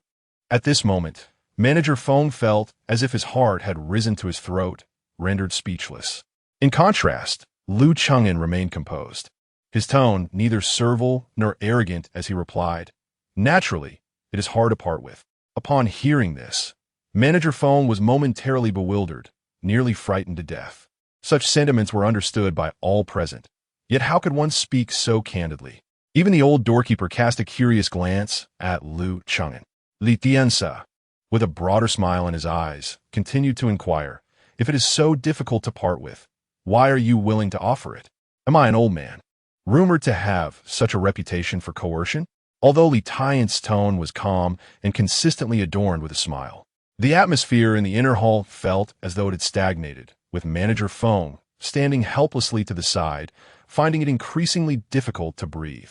His cultivation at the 6th rank of the Immortal Path was completely suppressed, rendering him utterly immobile. Conversely, Liu Cheng'an remained unfazed, as if floating above the situation. "Old General, you have misunderstood. My willingness to offer the secret recipe indeed stems from your esteemed position, yet it is not compelled by it," Liu Cheng'an clarified. Li Tian's inquired mildly, "What do you mean by that?" Liu Cheng'an smiled, saying, "Let the old general consider it a matter of leveraging influence. You have already sampled our wine and must be aware that once this particular brew enters the market, it will likely cause a significant upheaval in the existing beverage industry. As far as I know, the liquor trade in the capital is shadowed by high-ranking officials and even members of the royal family.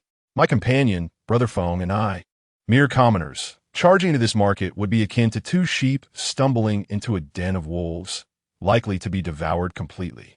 Therefore, if we wish to survive, we must not be greedy. We must relinquish the lion's share and content ourselves with a mere taste." Upon hearing this, Li Tian's tone grew slightly colder. "So you intend to sell wine under my auspices?"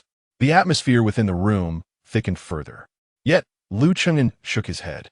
"The old general has misunderstood again.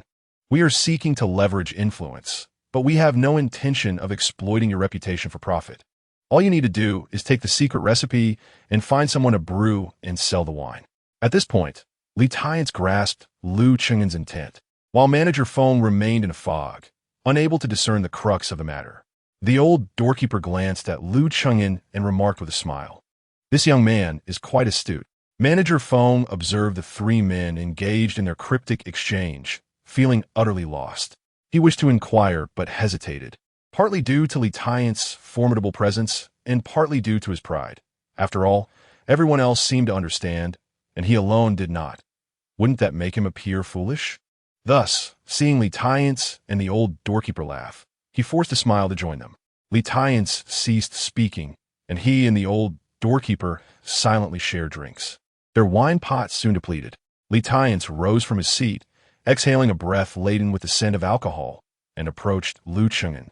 He patted the young man's shoulder with a smile, saying, "Young man, you possess ambition and courage. However, as for the secret recipe, let us abandon that notion. I am fond of drinking, not brewing. All I require from you is a promise that the wine in my general's residence will be abundant, and I assure you, you shall not encounter any troubles." Upon hearing this, Liu Cheng'an nodded eagerly, replying, "Very well, there will certainly be no shortage of your esteemed wine, generally." Li Tian's was momentarily taken aback by Liu Cheng'an's swift agreement. It struck him that the young man seemed to have been anticipating this very statement, as if he feared a change of heart from Li.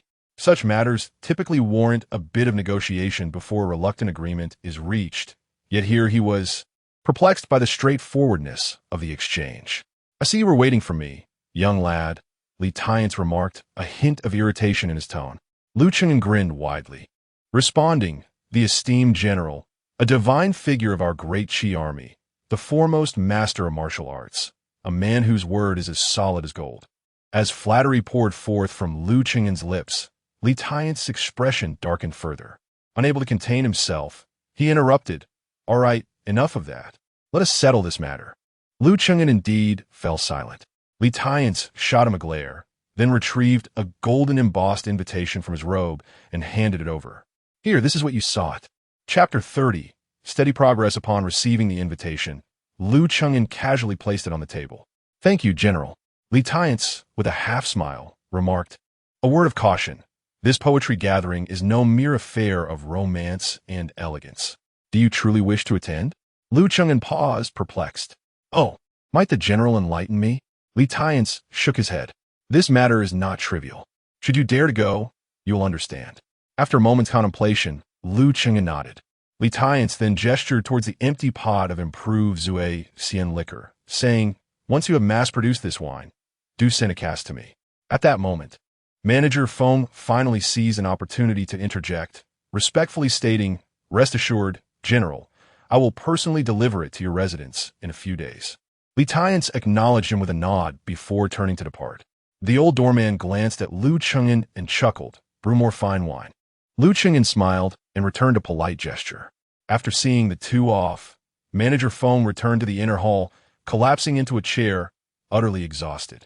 Brother Lu, from now on, I shall call you old brother. Today, I concede. Lu Cheng'an chuckled softly, replying, Brother Feng, I find generally quite amiable. Why do you fear him so? Manager Feng, as if hearing something incredulous, widened his eyes in exaggerated disbelief. What? Amiable? You consider the god of war Li to be amiable? Lu Cheng'an appeared puzzled. Is he not quite agreeable? Wasn't he rather accommodating just now?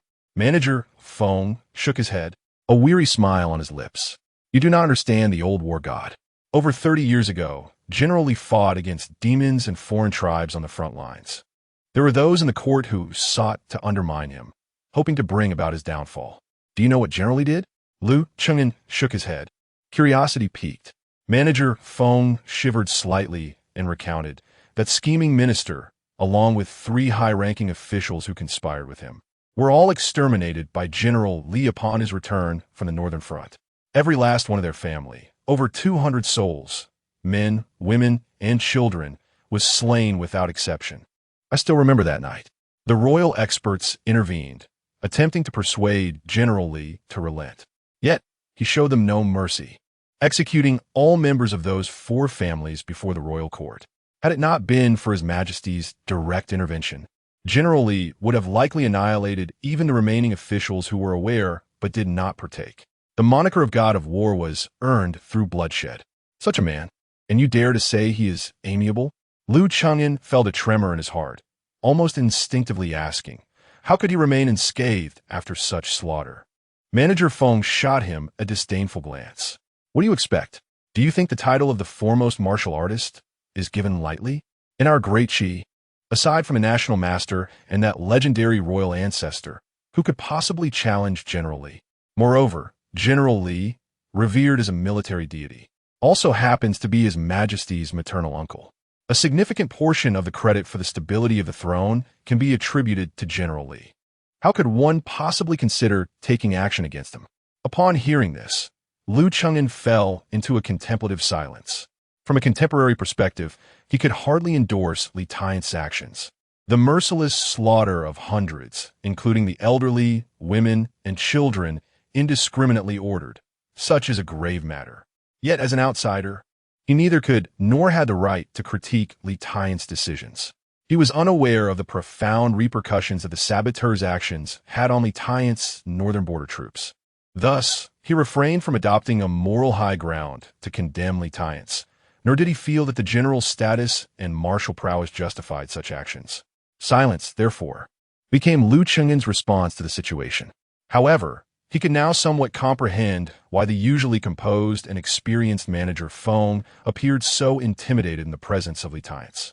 After all, who would dare provoke a man capable of slaughtering entire families with ease and facing no repercussions? The inner chamber sank into silence, with both men lost in their own thoughts. Eventually, this silence was shattered by the sudden entrance of Erkaway. Young Master Lu, the appetizers have arrived. Some peanuts and a platter of venison. Upon entering, he noticed only Lu Cheng'an and Manager Feng exchanging blank stares. Eku, perplexed, set down the 2 dishes and inquired him, where's the elder? Has he left? Manager Feng shot him an irritable glare and grumbled, he has gone to attend to business. You can take these 2 dishes home for dinner. Sensing the tension in the air, Erkaway wisely chose to retreat without further comment. Manager Feng sighed, turning his gaze to Lu Cheng'an, and curiously asked, Brother Lu, what was the meaning behind your cryptic conversation earlier? Why discuss leveraging influence while avoiding having generally appear? In response, Liu Cheng'an smiled and countered, Brother Feng, don't be so perplexed. Consider it from another angle. If you were one of those influential figures in the capital and discovered that we were selling the same exclusive liquor as General Li, who had not publicly asserted the exclusivity of this beverage, what would your thoughts be? Manager Feng paused, instinctively replying, I would assume that your liquor had indeed received authorization from the General's residence. Liu Cheng'an shrugged, saying, Isn't that precisely the point? In this way, although we are not directly allied with the General's residence, and he has not actively defended us, those powerful figures would still hesitate to act against us. Manager Feng's eyes widened in realization, and he nodded in understanding. However, soon he voiced his confusion. But why go about it in such a roundabout manner? Wouldn't it be more straightforward for General Li to directly intervene? Liu Cheng'an sighed in exasperation. Brother Feng, why is it that you lose all clarity of thought when General Li is mentioned? Do you understand what sort of person he is? If he were to openly associate with us, we would inevitably be dragged into the web of intrigue among the capital's elite. Two sheep amidst a pack of wolves. What good could possibly come from that, even with an elder wolf to protect us? Furthermore, do you believe that the favors owed by the General's residence come without cost? Upon reflecting on these matters, Master Feng suddenly experienced a moment of clarity. Upon closer examination, it became evident that these insights were not particularly difficult to conceive. The immense pressure exerted by Lighthearted had rendered him unable to devote any thought or energy to such considerations. In hindsight, Master Feng was struck by a revelation. Ultimately, Lighthearted's refusal to comply with Liu Cheng'an's request for the secret formula may have been anticipated within Liu Cheng'an's strategic calculations all along. Moreover, considering further back, Liu Cheng'an's decision to bring the singularly successful brew, the Drunken Immortal, to the ink and brush studio was likely a meticulously orchestrated plan. Lighthearted, an aficionado of fine wines, upon discovering that Liu Cheng'an offered an even superior vintage after tasting the 100 Days Spring, would naturally harbor heightened expectations for their future creations. This also provided a more compelling justification for the subsequent commitments to safeguard their future beverage sales and to extend invitations to poetry gatherings. Contemplating these thoughts, Master Feng could not help but cast a profound glance at Liu Cheng'an, inwardly marveling. What a remarkably profound mind. Could this truly be the work of a mere youth? Chapter 31, A Sphere of Light. On the way back to the residence, Lighthearted strolled leisurely with his hands clasped behind his back. The old gatekeeper, still clutching the empty wine jug, would occasionally take a whiff, his face radiating sheer ecstasy. When Lighthearted glanced back, he immediately kicked him with a look of disdain. Old fool, you've never seen the world. Unfazed, the gatekeeper chuckled. If I've never seen the world, then you should generously share the remaining jars of wine with me, so that I may broaden my horizons. Lighthearted glared at him, pointing an accusing finger. You feast on my food and drink, yet you dare to covet my wine? I have never encountered such shamelessness. The gatekeeper rolled his eyes, ignoring him. With a huff, Lighthearted ceased his retorts. As the duo ambled to the entrance of the general's mansion, the gatekeeper settled onto his designated bench and promptly fell asleep. Lighthearted cast a disdainful glance at him, surveyed the stone stool beside the bench, and took a seat. Speak, old man, he urged. The gatekeeper, eyes still shut, mumbled, What is there to say? What do you mean, what is there to say? Lighthearted replied irritably. Can't you talk about that lad? Isn't your Heavenly Heart 5 Dreams Sutra capable of discerning the true nature of others? The gatekeeper turned over with a scoff. Knowing a person's face does not equate to understanding their heart. The true essence of a human heart is not so easily unveiled. Hey, you! Lighthearted was about to retort when the gatekeeper continued. However, that lad is indeed quite different. Lighthearted froze mid-motion, curiosity piqued. Oh? In what way is he different? The gatekeeper seemed intrigued as well, sitting up on his bench, narrowing his eyes. In this vast world, countless souls possess varied hearts.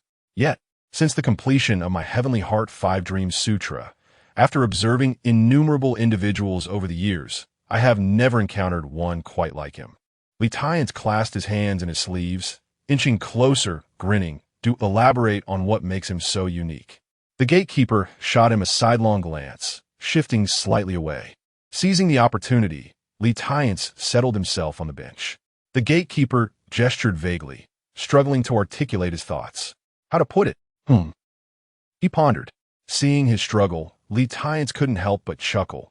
I told you to read more. Look, you can hardly express yourself. The gatekeeper refrained from retorting, contemplating before stating.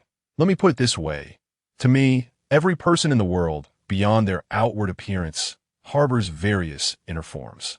Some reflect their true selves, while others are the complete opposite. Though each individual's inner essence varies, there is usually a distinct image to be found. Yet that lad, in my eyes, possesses nothing. Only a sphere of light, a light that is not dazzling yet infinitely bright. Li Tian stood dumbfounded, astonished. A sphere of light? What does that mean?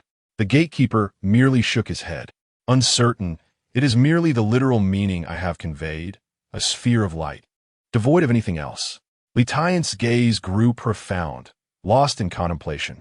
The old gatekeeper cast a sidelong glance at him and spoke in a low voice. Beyond that, it appears that the lad has also mastered an extraordinary martial art. Although his internal energy is feeble, it is remarkably exceptional, unlike any power I have encountered before. Upon hearing this, Li Tiance nodded in agreement. I had already discerned this. There are countless martial arts in the world, but the crux lies in who he learned this technique from.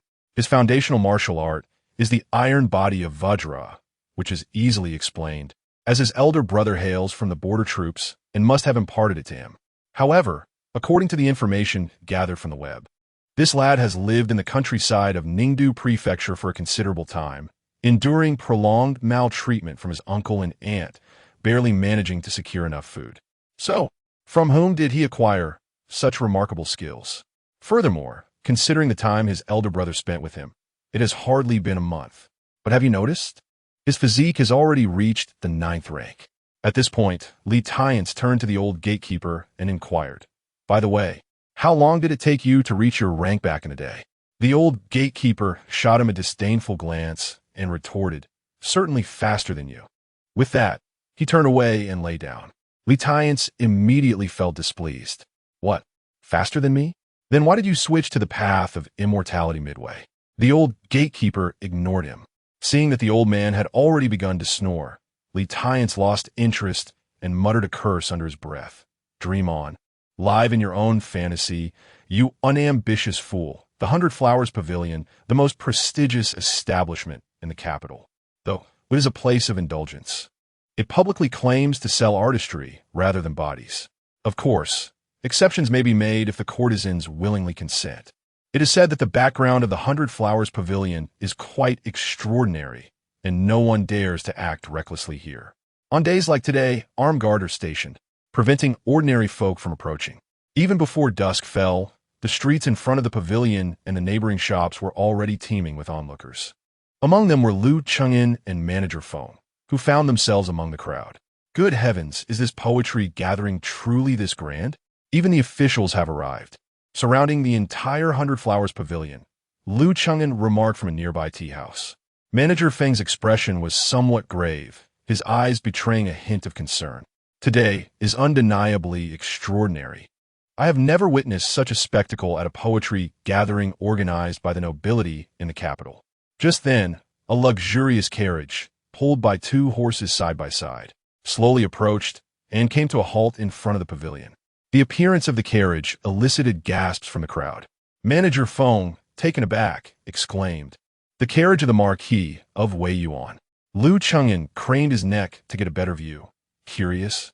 How can you tell at a glance that this is the carriage of the Marquis of Wei Yuan?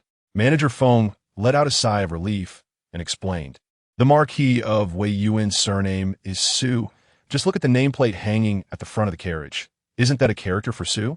In Kyoto, aside from the illustrious Wei Yuan Ho residents, who else dares to display a plaque bearing the character Su?" Lu Chengin glanced over and, indeed, spotted a wooden sign inscribed with the character. He couldn't help but chuckle, remarking on the existence of such a vehicle registration. As the curtain of the carriage was drawn aside, a young man clad in resplendent garments and adorned with a jade crown emerged. His features could be deemed merely average, yet his demeanor exuded an extraordinary presence. Following his descent from the carriage, he entered the Baihua Tower accompanied by several attendants. Lu Qingyan observed as the young man produced a silver-embossed invitation upon entering, which bore an uncanny resemblance to the one Li Tians had bestowed upon him.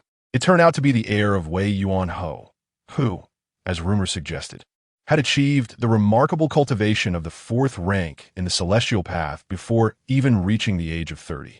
Among the 8 prominent young nobles of the capital, he ranked 7th. Upon recognizing the newcomer, Manager Feng involuntarily sighed in admiration.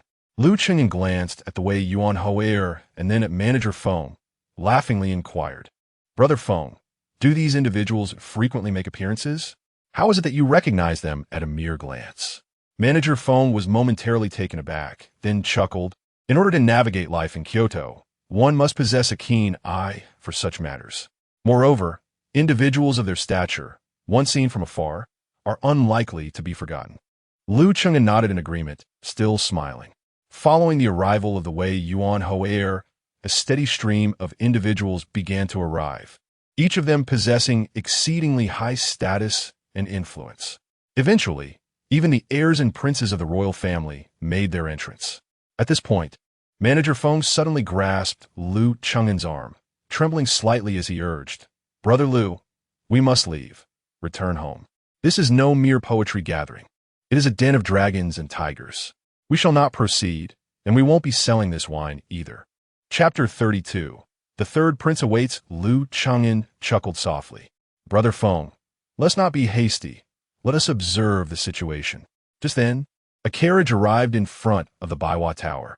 Unlike the opulent carriages of the nobility, this one appeared markedly more humble, enveloped in a circle of white silk that concealed its occupants from view.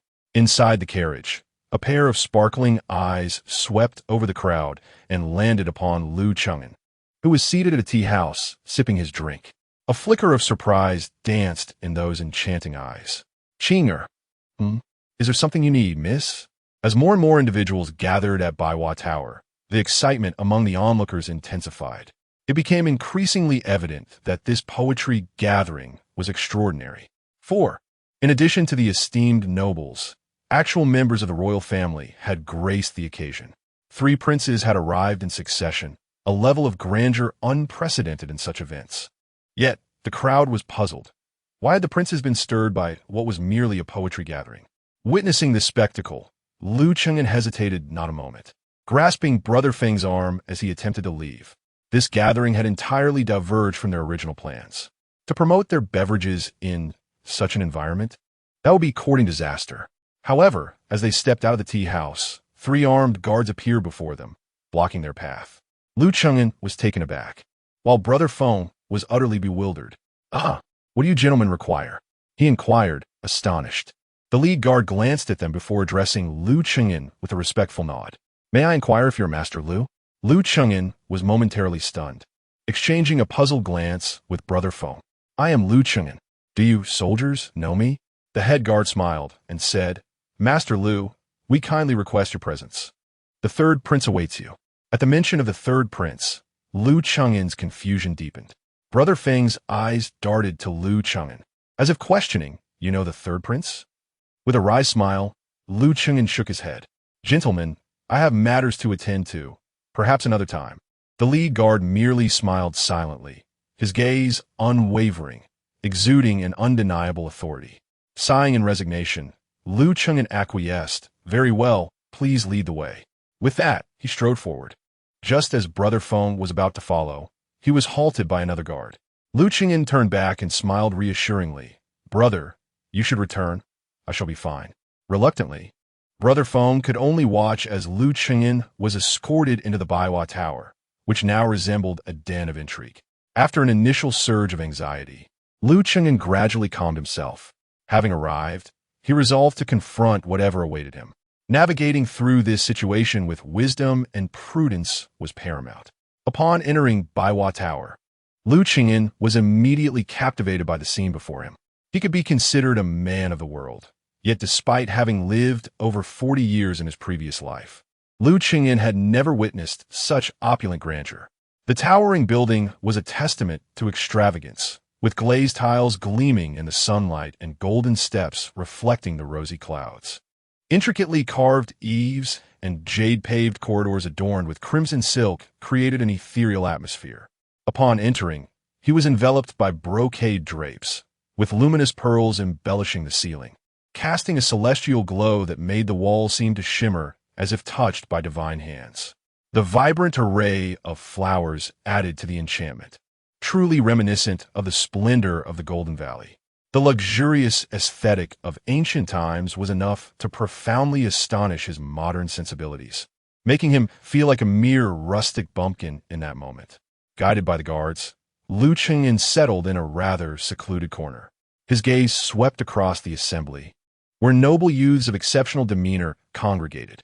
At the center sat none other than the princes he had been introduced to earlier by manager Feng outside the building. Among them was the enigmatic third prince who had invited him in. This young man, probably in his early 20s, donned a python robe and a crown of gold and jade, his countenance austere, exuding an air of nobility and authority.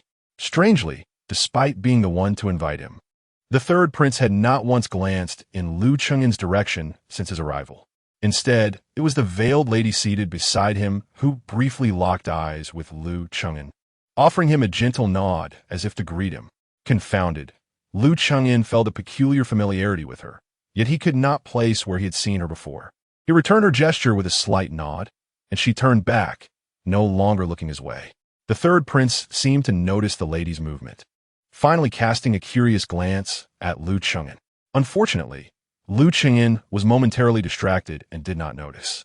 After a fleeting observation, the third prince redirected his gaze toward the veiled lady, inquiring, "What is so special about this ordinary youth that you personally invited him?" The lady smiled softly and replied, "Perhaps he may prove useful." With that, the third prince fell silent, withdrawing his gaze to focus on the floral platform slightly elevated before them. A single, resonant note from a chain echoed through the hall. The previously lively atmosphere gradually quieted, all eyes turning toward the floral platform. Petals of various hues began to cascade down, and amidst the enchanting melody, the audience seemed to witness a celestial maiden descending from the heavens. With a chain in hand, she gracefully floated down to the floral platform. Liu Chengyan was equally captivated, raising his eyes to behold a woman whose beauty was truly stunning, as her delicate fingers danced over the strings. The music wafted through the air, effortlessly drawing the emotions of all present into the enchanting realm of her performance. Though Liu Chengyan was also proficient in playing the qin, he felt an overwhelming sense of humility in comparison. After all, for him, it was merely a hobby, while it was evident that this lady had likely honed her craft as a means of livelihood. One should never challenge others' livelihoods with mere interests, for there exists no comparison. As he listened to the melody of the zither, Liu Chengyan found himself unconsciously tapping his fingers in rhythm, occasionally lifting his wine cup to savor its contents. At this moment, he had long shed his initial awkwardness, fully at ease in both body and spirit. He had also dispelled any thoughts of showcasing or promoting the wine, instead treating the occasion as an opportunity to indulge in the opulent lifestyle of ancient nobility. However, the zither piece performed by the woman was unfamiliar to him. It seemed to be a composition unique to this world. In comparison, it held its own against the melodies he was acquainted with, though it paled slightly in comparison to those timeless pieces from his past life that had endured through the ages. As the final note faded, the hall fell into silence, with everyone seemingly entranced. Even those who might not comprehend the music feigned appreciation, mimicking the reactions of others. It wasn't until a few moments had passed that the atmosphere within the hall gradually returned to its lively state. Chapter 33. A matter of principle indeed. Su Yin is a master of her craft, the foremost in the realm of music in the capital. This piece, seeking the immortal, truly embodies an ethereal quality, transcending the mundane. It is no wonder that even His Majesty invites Master Su Yin to the palace for performances on his birthday. Is this poetry gathering presided over by Su Yin herself? Naturally, for she is renowned for her dual mastery of poetry and music, her poetic talent rivaling her musical prowess, making her the perfect host. As Liu Cheng'an listened to the discussions around him, he realized that this woman was indeed a prominent figure in the capital. The preeminent authority in music. The ancients truly delighted in rankings. Yet, music is subjective, varying according to personal taste. How can one truly differentiate levels of excellence? Liu Cheng'an mused to himself. To him, there is no absolute first in literature, nor a second in martial prowess. The arts and humanities are inherently subjective fields, making it exceedingly difficult to establish a definitive hierarchy. Of course, significant disparities in talent are another matter entirely. At that moment, the woman named Su Yin had finished her performance and gracefully approached the front of the flower platform, bowing respectfully to the audience. Esteemed guests, Abe Suyin, humbled to be entrusted with the honor of presiding over today as poetry gathering as per the imperial edict. I beg your indulgence as I present my humble offerings. With that, Su Yin turned and elegantly bowed toward the first few rows on the right side of the platform. The individuals seated there promptly rose to return her greeting. Su Yin smiled, saying, "Though my status is modest, I have been honored with a royal command, and thus take it upon myself to extend a warm welcome to the esteemed envoys from Nanchu. I hope your journey to our northern Qi is a rewarding one." Upon hearing Su Yin's words, Liu Cheng'an in the corner paused in surprise. Envoys from Nanchu? No wonder the gathering's significance was so elevated. It was indeed held in honor of these distinguished guests. Just as Su Yin finished speaking, a member of the Nanchu delegation rose. Laughing, "Master Su Yin, it is said that you are a dual master of poetry and music. Is it true that Northern Qi intends to send you to compete against our talented poets from Nanchu?" With this, he cast a provocative glance at the three princes of Northern Qi, taunting, "Are the men of Northern Qi truly inferior in literary talent to a mere courtesan like you?" Ha ha! At these words, the audience erupted in uproar. Present were the scions of Northern Qi's nobility, accustomed to their privileges. When had they ever faced such disdain? Instantly, someone stood up, pointing accusatorily at the Nanchu seats, declaring angrily, "What utter nonsense! Why should Master Su Yin need to step in to deal with you southern barbarians?" At this utterance, the expressions of the Nanchu delegates brightened. The prince seated in front immediately turned around, rebuking silence. "Sit down." The Northern Qi noble, still oblivious to his transgression, attempted to argue further, but was hastily pulled back into his seat by those around him. In the corner, Liu Cheng'an sighed at the scene, internally critiquing, "It appears not all of these nobles are astute. Such a simple provocation has completely obstructed the path for Northern Qi." Su Yin's reputation as a master of both poetry and music was undoubtedly well-deserved. Now, with this young man causing such a stir, should she take action again, it would indeed validate the assertion that the men of Northern Qi are inferior to a courtesan of the brothel. Su Yin, perched upon the flower platform, had not anticipated the emergence of such a foolish individual. The significance of today's poetry gathering was not to be underestimated, as even His Majesty had personally issued a decree regarding it. It transcended mere romantic musings. The Southern Chu's delegation to Northern Qi was aimed at overshadowing the latter through literary prowess. Any semblance of comparison between the two nations was indeed a matter of grave importance. Thus, this poetry gathering had escalated into a contest of cultural heritage between the two states. Moreover, as the representatives from Southern Chu were all youthful talents, lacking the wisdom of seasoned literary giants, Northern Qi could not resort to overpowering them and was compelled to send forth its own youthful representatives. Most of the literary treasures of the capital resided within the royal family and the prominent clans, so naturally, only those individuals were dispatched. However, no one had foreseen that before the event could even commence, an impulsive youth would unwittingly inflict a wound upon Northern Qi itself. Su Yin swiftly composed herself, preparing to rectify the situation with her words, for she had long been ready to intervene. Yet before she could speak, a representative from Southern Chu boldly exclaimed, "Ah, as expected from the capital of Northern Qi, such ambition. In that case, let us, the esteemed Su Yin, serve as judges for today's poetry gathering. I trust that Su Yin's noble character will ensure impartiality, will it not?" Su Yin was taken aback, never imagining that matters would escalate in such a manner. She could only glance towards the three princes.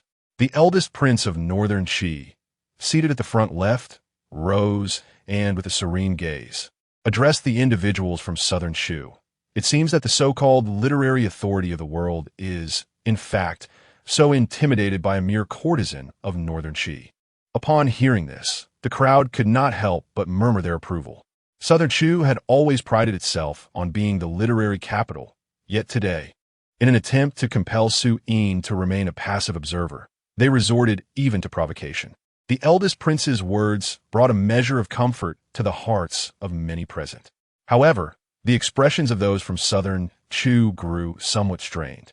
Amidst the crowd, a youth of striking countenance, resembling a jade adorned with unparalleled elegance, stood up, folding his fan gracefully. He turned to the eldest prince and smiled. "Your Highness, I believe we need not engage in a war of words. Whether Su Yin participates in the poetry gathering is a matter for you to decide. What the world says is of little consequence." He continued, "If this drags on, today's poetry gathering will lose all meaning gazing at this young man." The eldest prince's eyes glinted with a hint of coldness. His implication was unmistakable. If Su Yin were to act today, southern Shu would surely proclaim it to the world, thereby bringing disgrace upon northern Qi. The eldest prince regarded the youth thoughtfully before turning back to Su Yin and saying gently, "Let us commence with a quiet sigh." Su Yin nodded. "Very well, let the poetry gathering begin." Following the prearranged format, the gathering would consist of 3 parts. In the first segment, as the host, northern Qi would invite southern Shu to propose a theme, and both sides would compose poetry on the spot. The second segment would see northern Qi propose a theme. The third segment would be free form, with both sides improvising their verses. In the 3 contests, the one who triumphs in 2 shall be deemed the ultimate victor. At this juncture, Su Yin turned her gaze towards Nan Chu and the others, bowing slightly as she requested, "Might I implore you, esteemed gentlemen, to present your challenges?" It was once again the dashing young gentleman who, with a graceful gesture, offered a courteous salute to Su Yin. He then turned to face the assembly, gently fanning himself with a folding fan, and with a smile remarked, "I have long heard tales of the unparalleled beauty celebrated at the 100 Flowers Pavilion in the capital of Beiqi. Today, witnessing it firsthand has indeed broadened my horizons. Therefore, let us center our theme around flowers. Composing poetry or prose shall be equally acceptable. What does everyone think?" As soon as the young man finished speaking, the faces of the Beiqi contingent subtly shifted. In their hearts, they silently thought, "Such audacity." Chapter 34. Nan Chu Yin Chong. Indeed, it is undeniably audacious. Given the exceptional nature of this poetry gathering, coupled with the fact that each side could present their own question, it was predetermined that both Nan Chu and Beiqi would prepare extensively in advance. To prevent the opponent from anticipating the subjects they would pose, each side would undoubtedly exert themselves to concoct unexpected topics, compelling the other to compose verses impromptu, without ample opportunity for revision or refinement. Simultaneously, both parties would strive to discern the other's inquiries. The topic of flowers was not particularly challenging to surmise. Initially, Beiqi believed that Nan Chu would likely avoid such an obvious subject, yet they nonetheless prepared for it. To their astonishment, Nan Chu indeed presented this very topic during the formal contest. This act exemplified their profound confidence, displaying no fear of Beiqi's prior preparations, which led onlookers to deem them presumptuous. Once the topic was announced, discussions erupted amongst the attendees. Some individuals hastily procured paper and ink, deeply engrossed in contemplation.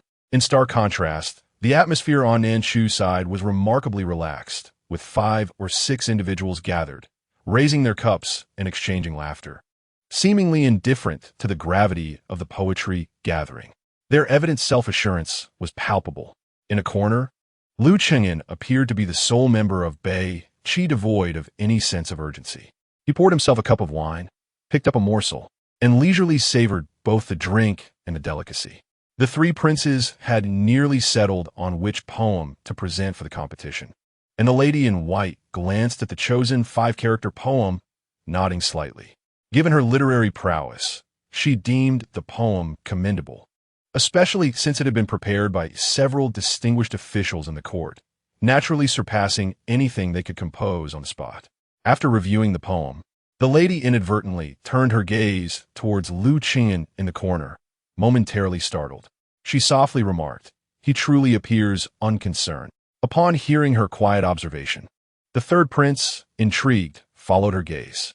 He could not help but frown upon seeing Lu Qingyan at ease, seemingly carefree. The lady in white snapped back to reality, gently shaking her head. "It's nothing." The third prince glanced once more at Lu Qingyan, who fortuitously met his gaze. They exchanged looks, and Lu Qingyan smiled, raising his wine cup slightly, as if greeting the third prince. The prince was taken aback, his expression one of surprise. It was the first time he had encountered someone outside the royal family greeting him in such a manner. In the capital, anyone familiar with him typically approached him with utmost reverence and trepidation. Yet here was Lu Qingyan, a young man who dared to be so casual and unreserved. The third prince, who had initially paid attention to Lu Qingyan solely due to Baixianer, suddenly found himself intrigued. A rare smile graced his usually stern countenance as he lifted his own cup in acknowledgement of Lu Qingyan. Lu Qingyan grinned widely and promptly drained his glass. Before long, the designated time elapsed, and both sides presented their meticulously crafted poems to the flower platform. Su Yin received them and commenced reading aloud in front of the assembled crowd. In the midst of the floral competition, thousands of branches bask in the morning breeze.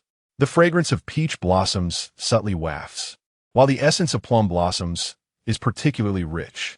Apricot rain spreads a veil of twilight, and pear clouds embellish the snowy visage. The celestial maiden surely understands the sentiment, skillfully weaving the crimson threads of dawn's tapestry. How splendid, indeed, that the celestial maiden comprehends the sentiment, weaving the crimson threads of dawn's tapestry.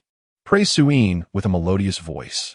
The audience from a northern Qi wore expressions of pride, for this poem was a collaborative creation of several esteemed officials in the court. In terms of parallelism, metrics, and imagery, the craftsmanship was exceptional. It vividly illustrated the magnificent spectacle of blooming flowers, with the final line elevating the scene, likening it to the celestial maiden's artistry. In a corner, Lu Qingyan nodded appreciatively upon hearing Su Yin recite the poem. It was indeed commendable, just sufficient to pass muster. It was said that Northern Qi favored martial prowess over literary pursuits, yet it appeared that talent still flourished within its ranks. However, in Lu Qingyan's eyes, it merely met the standard. He cast a discerning gaze towards the representatives of Southern Shu, observing their faces which, though appreciative, betrayed no hint of concern. Clearly, they were confident that their poetry would surpass that of Northern Qi. As expected, following the recitation of the Northern Qi poem, Su Yin commenced with the verses from Southern Shu. The opening lines rendered the entire venue silent. In Ode to the 100 Flowers, it reads, "In a splendid thicket, myriad reds bloom, while 1,000 doors remain locked, the granaries empty. The golden goblet brims, yet the stench lingers at the vermilion gates, and jade chopsticks linger over remnants. While the impoverished lament, as the tears of the common folk dry, heaven too grows old, yet the imperial palaces remain grand through the years. Alas, the most pitiful are the toils of agriculture. Who comprehends the plight of the flowers shaken by the wind?" Su Yin gazed at the paper in her hands, contemplating the lines of poetry, rendered speechless for a time. From the perspective of structure and diction, both poems from Northern Qi and Southern Shu were on par. Yet, discerning eyes could easily perceive the distinction. The Northern Qi poem merely depicted flowers and scenery, while the Southern Shu piece articulated the human condition through the lens of nature, infusing the words with a sense of compassion and grandeur. It transcended the mere portrayal of objects and landscapes, elevating its scope and depth significantly. Upon hearing this poem, even Lu Qingyan in the corner could not help but exhibit a look of astonishment. He had not anticipated such artistry to emerge in a world that prioritized martial might over literary finesse. He turned to observe the youth from Southern Shu. Holding a folding fan, maintained an air of tranquility. Despite having crafted such a rare masterpiece, there was no trace of arrogance upon his countenance. Yet, it was also plausible that he might not have authored the poem. How could a youth raised in affluence possess such profound empathy for the plight of the common people? Within the 100 Flowers Pavilion, the assembly had already arrived at their conclusion. The superiority of the two poems required no further deliberation. Even those who might not grasp the nuances dared not voice their opinions at this juncture. After all, a previous example had demonstrated the peril of placing Northern Qi in a disadvantageous light, and any further dissent might not be easily forgiven by the princes present. Su Yin set aside the poem in her hand, letting out a gentle sigh. She then slowly bowed to the people of Nanchu and inquired, "May I ask who penned this poem?" Instantly, someone from the Nanchu delegation stood up and pointed to a young man, declaring, "It is indeed our Nanchu's foremost talent. Yin Chang, who composed it." Su Yin gazed at the youth named Yin Chang, her heart filled with astonishment. The lad appeared to be no more than 20 years of age, yet he had crafted verses that profoundly reflected the vicissitudes of life. Truly, it was a remarkable phenomenon. Even Lu Qingyan could not suppress his surprise upon learning that the poem was written by Yin Chang. The young man maintained an air of calmness and rose to inquire, "Esteemed Su Yin, how did this round fare?" At those words, Su Yin was about to declare that Nanchu had triumphed, but she hesitated, glancing at several princes. It was only upon seeing the eldest prince nod slightly that she finally announced, "In the first round, Nanchu has secured a slight victory." Chapter 35. A sudden change of heart upon hearing the phrase, "slightly superior." Yin Chang offered a faint smile, showing little concern. However, the others from Nanchu clearly exhibited a sense of triumph. The defeat had been anticipated by Bei Qi, for in the series of 3 contests, the initial 2 had been designed to secure their victory. Accepting a single loss was manageable. The true contest between the two factions would likely unfold in the final round of impromptu poetry, where there were no predetermined topics, placing everyone on equal footing. Even with prior preparation, it would ultimately be a test of genuine poetic talent. In the second round, it was Bei Qi's turn to propose a topic. They had come well prepared, presenting a subject that took Nanchu completely by surprise.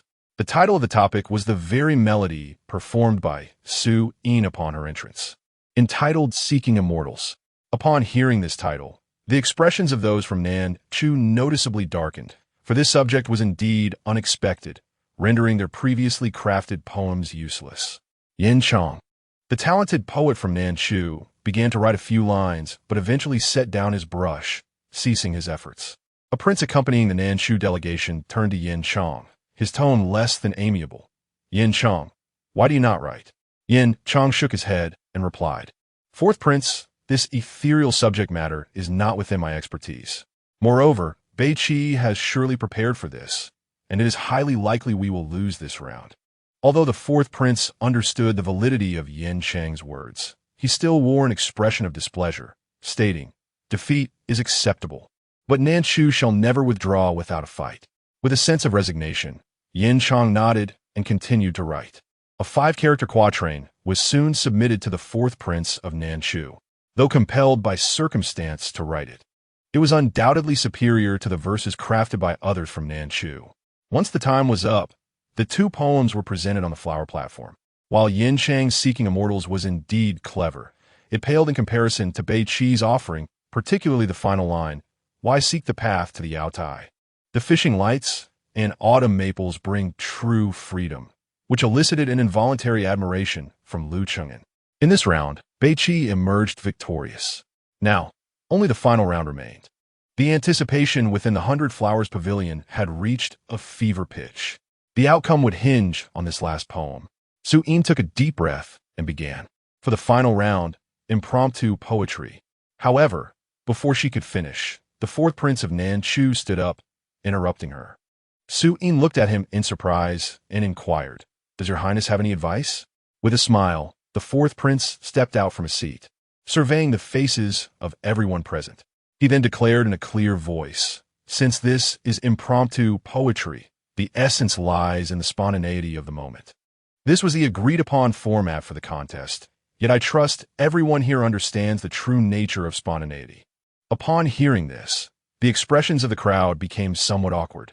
While everyone was aware of the possibility of prior preparation, it was rather unbecoming to speak so openly about it. The fourth prince of Nanchu chuckled softly and continued. Thus, I propose that we alter the format of this final contest. Su Yin felt a weight in her heart and inquired, Your Highness, how do you intend to change it? The fourth prince of Nanchu gestured towards the bustling street outside Baiwa Tower, smiling as he said, This street is the most vibrant in Beiqi, filled with the sounds of carriages and the ebb and flow of people. Why not send someone into the street to randomly select an individual who can present us with a prompt? We shall compose poetry based on this prompt. This would truly embody the essence of spontaneity and reflect the literary heritage of both our nations. As his words echoed, a flurry of discussions erupted within Baiwa Tower. Indeed, the fourth prince's suggestion held merit. True improvisation should flourish in uncertainty. However, the people of Beiqi were noticeably anxious, lacking in confidence. The young man from Nanchu, known as Yin Chong, had authored the renowned Hundred-Flower Ode, which even Su Yin found admirable, indicating his extraordinary poetic talents. In comparison, the prospect of improvisational poetry felt daunting. The crux of the matter was that Su Yin, having been cornered by the earlier remarks, found herself unable to respond. This further muddied their decision-making. The three contests had been prearranged between the delegations of Nanchu and Beiqi, and such an alteration could not be taken lightly. At the table, the third prince cast a cold, piercing gaze at the fourth prince of Nanchu, asserting, This concerns the dignity of Beiqi. Even if your highness's suggestion is sound, we cannot afford to take this risk. Others from Beiqi echoed his sentiments, insisting that the format should remain unchanged. The fourth prince of Nanchu remained silent, instead bursting into hearty laughter as he returned to his seat, yet the disdain in his eyes was unmistakable. His reticence was soon filled by others from the Nanchu delegation, who proclaimed, Whether we change it or not is of little consequence. We are brimming with confidence in our victory. Regardless of the format, the outcome will remain unchanged. If Beiqi fears the challenge, then let them admit it. They dare not accept even this minor test. They claim to be the northern gate of the 9 provinces, yet they are merely a band of reckless braggarts. At this statement, the representatives of Beiqi could no longer remain composed. Yunnan man, whom do you dare call reckless? Who else could it be? Speak up if you have the courage. Boldly spoken. Do you wish to taste the might of Beiqi's iron cavalry? Who fears whom? Our water forces in Nanchu are no pushovers either. The two factions quickly devolved into a cacophony of heated exchanges. In a corner, Lu Qing'an, who had been observing the fray with amusement, found delight in the spectacle. These dignitaries, who usually appeared so composed and dignified, were no different from quarrelsome vendors when bickering. In fact, their vocabulary paled in comparison to that of the street brawlers. Unbeknownst to him, his mirthful expression caught the attention of a woman clad in white silk. She furrowed her brow and summoned her maid, whispering a few instructions. The maid complied promptly and approached Lu Qing'an, who was suddenly obstructed from viewing the commotion. Puzzled, he looked up to find a striking young lady with a graceful figure standing before him. She appeared slightly older, and there was an inexplicable sense of familiarity in her demeanor. How strange. Why do I keep encountering faces that seem so familiar today?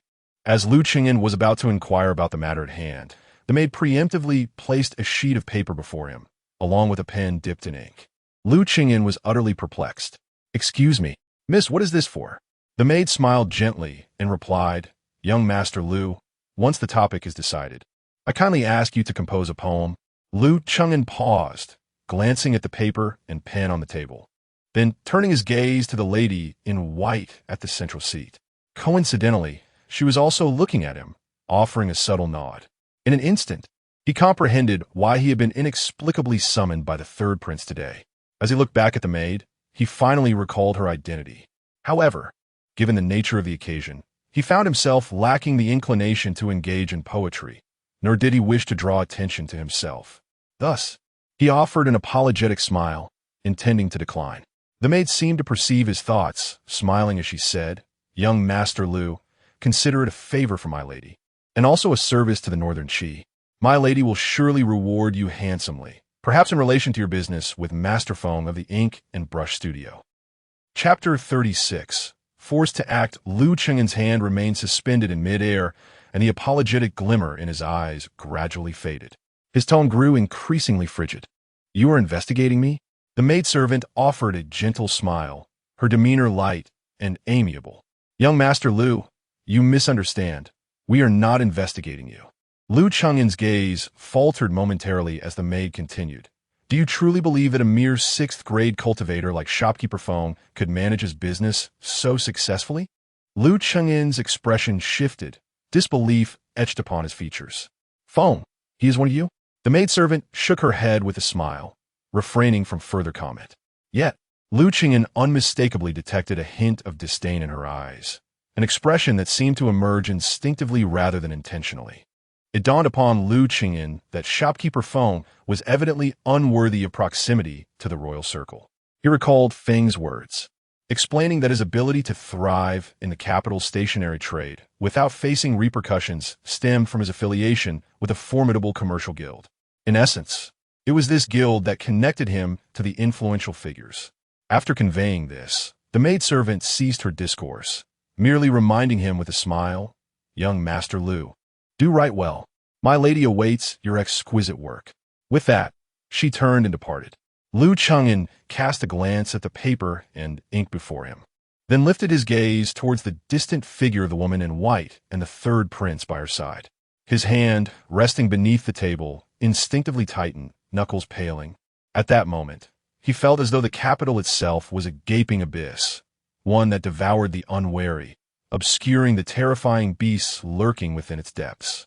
After a prolonged silence, Liu Chengyan exhaled slowly, his eyes gradually regaining their composure. He turned to the woman in white, his gaze intense.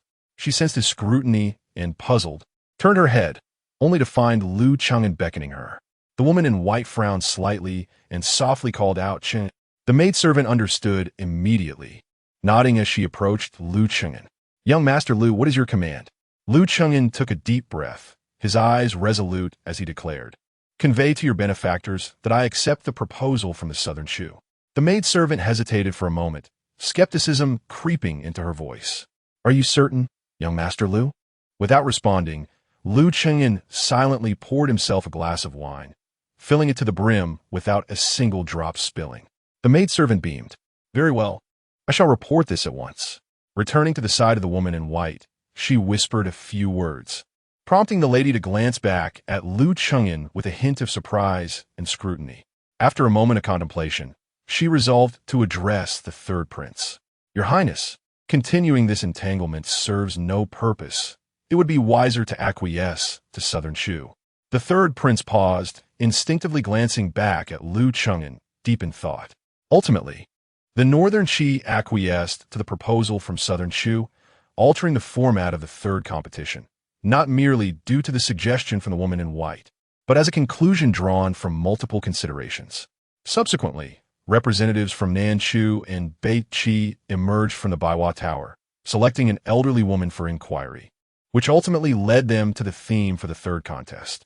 This woman, having lost her husband early in life, had devoted over 30 years to widowhood, and today, she ascended the mountain to pay homage to her late spouse. Thus, the theme for the third round became a poignant tribute to the memory of the departed. The format was unrestricted, encompassing poetry, prose, and various artistic expressions. Upon the announcement of this theme, an uproar ensued in the assembly. The attendees, all youthful individuals basking in the glory of their achievements, were ill-prepared for the weight of such themes, having scarcely experienced the profound sorrows of life and death. Even Yin Chong, the so-called foremost talent of Nanshu, wore a solemn expression, deep in contemplation.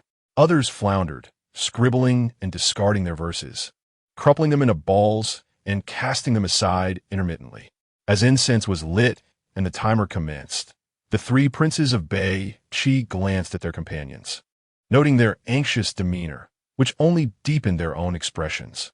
In contrast, the group from Nanshu huddled together, engaged in animated discussions, occasionally erupting in exclamations of triumph as they seemingly struck upon notable lines.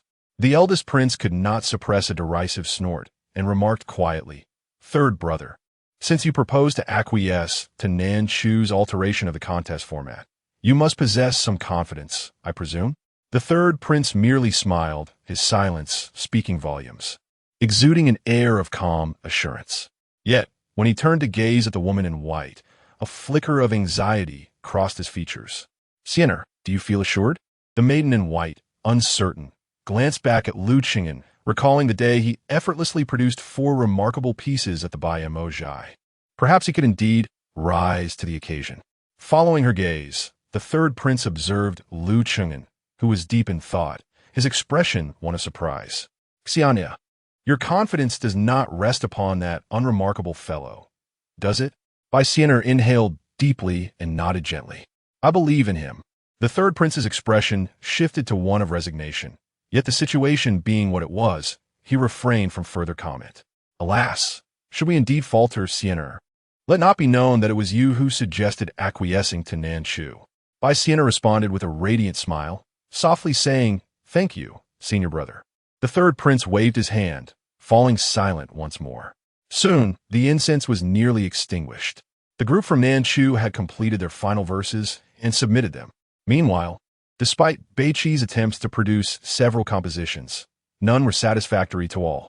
After much deliberation, they were left with no choice but to select the least unsatisfactory piece to submit. At that moment, Lu Qing'an, who had been quietly meditating, finally stirred. He picked up a brush, moistened it in his teacup, and began to write with remarkable speed, completing his work in a short span. Noticingly, King a promptly upholds.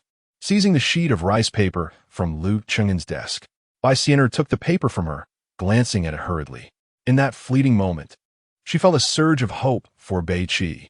"Wait, there is another piece. You must see this one." Upon hearing this, the third prince immediately took the paper handed to him by Xian'er and began to read. The other 2 princes, along with several young lords, gathered around to join him in examining the contents. As they silently perused the text, expressions of astonishment gradually emerged in their eyes. The eldest prince lifted his gaze, observing the third prince, who had shed his usual austere demeanor and noted a peculiar glint in his eyes. "Who is the author of this?" the eldest prince inquired in a low voice. The third prince felt a stirring within, as if sensing something amiss, and with a subtle smile fading, he replied, "That is of little consequence. Let us submit it swiftly. Time is of the essence." The eldest prince regarded the third prince with a lingering gaze, then glanced at the poem in his hand before passing it to a nearby attendant for submission. Just then, the incense extinguished, signaling that the time had come. Chapter 37. A poem that forebodes the end of poetry. Midnight dream of an old friend amidst the cold stars. The night is heavy in the secluded courtyard. I reminisce about an old friend. 3 years of separation. The wild geese no longer carry messages. One night, a solitary spirit transcends the eternal Polaris. Before the flickering lamp, my slender shadow embodies both joy and sorrow. Outside the curtain, the warm breeze stirs the deep foliage. Upon waking, I despairingly seek the figure of my friend, only to find my garments stained with tears. As the melodious voice of Su Yin reverberated within the hall of 100 flowers, the hearts of the onlookers were gradually drawn into the profound realm of poetry. As night descended, the cold stars twinkled. In the depths of the secluded courtyard, memories of an old friend surfaced. 3 years of life and death severed the emotional tether once carried by the wild geese, while a solitary spirit ventured into dreams, transcending the infinite expanse of stars. Before the lone lamp, my frail form stood in stark contrast to the warm breeze and lush greenery beyond the window. Suddenly awakening, I frantically sought the silhouette of my friend, only to be met with despair as 2 streams of tears dampened my attire. Alas, it was merely a dream. Even those from a northern Qi could not help but admire the poetic talent of the foremost poet from southern Chu. At such a young age, to compose verses so poignantly melancholic is indeed a rare feat throughout history. Had it not been for the verse submitted by Xian'er, it was indisputable that northern Qi would have faced defeat today. Even if they presented their pre-prepared poem, it would pale in comparison. Su Yin gazed at the poem, her eyes reddening, rendered momentarily speechless. Turning towards Yin Chong of southern Chu, she was taken aback to find him already in tears. It seemed that the true heartache lay with the poet himself. Master Yan's poetic prowess is astonishing. I genuinely admire it. As an aficionado of poetry, Su Yin expressed her heartfelt admiration, disregarding her status to bow in respect. Yin Chong, grateful that she understood the essence of the poem, returned her gesture with profound respect. Su Yin, do not be hasty in your admiration. Let us first witness the next poem, the third prince gently reminded. Su Yin nodded, though she felt a flicker of astonishment. Could it be that, after hearing Yin Chang's poetry, the people of northern Qi still held such confidence? Not dwelling further on her thoughts, Su Yin slowly opened the poem presented by northern Qi. At first glance, she was captivated, exclaiming, "What exquisite characters!" Those who cherish poetry inevitably appreciate the beauty of calligraphy. The mainstream script of northern Qi, akin to the ancient Chinese clerical and regular script, paled in comparison to Liu Chenyan's cursive style, which flowed like a dragon in flight. It was a seamless masterpiece, radiating the aura of a true master. After admiring the calligraphy, Su Yin began to recite the content. 10 years of life and death, a vast expanse. Without contemplation, it is difficult to forget. At this line, Su Yin stood frozen, her eyes reflecting disbelief and profound sorrow. 10 years of life and death. No need for constant contemplation, for there has never been a moment of forgetfulness. Tears welled up in her eyes. The depth of yearning for the departed encapsulated in this single line transcended all else, as if the sentiment was etched into the very essence of the poet's being. Longing for her, or him, is as natural and essential as breathing or eating. It requires no deliberate effort. How profound, genuine, and pure this sentiment is. A solitary grave stretches across 1,000 miles, where desolation finds no voice. The quiet sound of tears falls softly, the voice already choked with emotion. Inside the 100 Flowers Pavilion, silence reigns supreme. Anyone with even a modicum of empathy cannot help but feel a prickling sensation at the tip of their nose, a heaviness in their chest. On the southern side of Chu, Yin Chong sits motionless, his lips quivering slightly. His heart roars uncontrollably. Yes, it is precisely like this. It ought to be this way. The others from southern Chu were expressions of disbelief. The North Qi, often labeled as brutes by southern Chu, has astonishingly produced such exquisite poetry. Even before hearing the remainder, they already comprehend that southern Chu has lost. The nation revered as the literary capital of the realm has succumbed to the North Qi, a kingdom that values martial prowess over literary finesse, filled with rough-hewn men. Though they may meet again, they shall remain unrecognizable, their faces dust-laden, their hair frosted with age. Beneath the flower platform, a woman clad in white, named by Xiener, has reddened eyes and a tingling nose. Her maid, Qing'er, is already sobbing uncontrollably. Why does he harbor such deep sorrow? He is but 15 years old. Bai Xiener is filled with confusion. Turning her gaze, she discovers that Liu Chengyan has mysteriously departed from the 100 Flowers Pavilion. As she gazes at the empty seat, a sudden urge to run out and find him wells up within her. Once the verses conclude, an eerie silence envelopes the pavilion. There is no need for Su Yin to announce the outcome. Victory and defeat are glaringly evident. The people of southern Chu rise in silence, bidding farewell to Su Yin and the princes of North Qi with a respectful bow. This time, they concede their defeat wholeheartedly. In their view, losing to such an exquisite composition is no disgrace. Yin Chong is the last to rise, wiping away his tears. He sighs deeply and trembles as he declares, "With this singular composition, the realm of poetry shall never again see the light of day. I take my leave." Once the people of southern Chu have departed, the 100 Flowers Pavilion erupts with fervent cheers. Today, North Qi has triumphed in the realm of poetry over the nation hailed as the literary capital of the world, southern Chu. Henceforth, the notion of southern literature and northern martial prowess shall no longer be a fixed rule. In matters of both literature and martial skill, North Qi shall lay claim to them all. This is not merely a contest of renown. It portends tangible benefits. The number of scholars in the world is scarce, yet those who can read and achieve distinction are, without exception, exceedingly rare talents. They themselves are often from illustrious families. Should North Qi prevail in the literary contest against Southern Shu, it will naturally elevate its standing in the eyes of scholars across the land.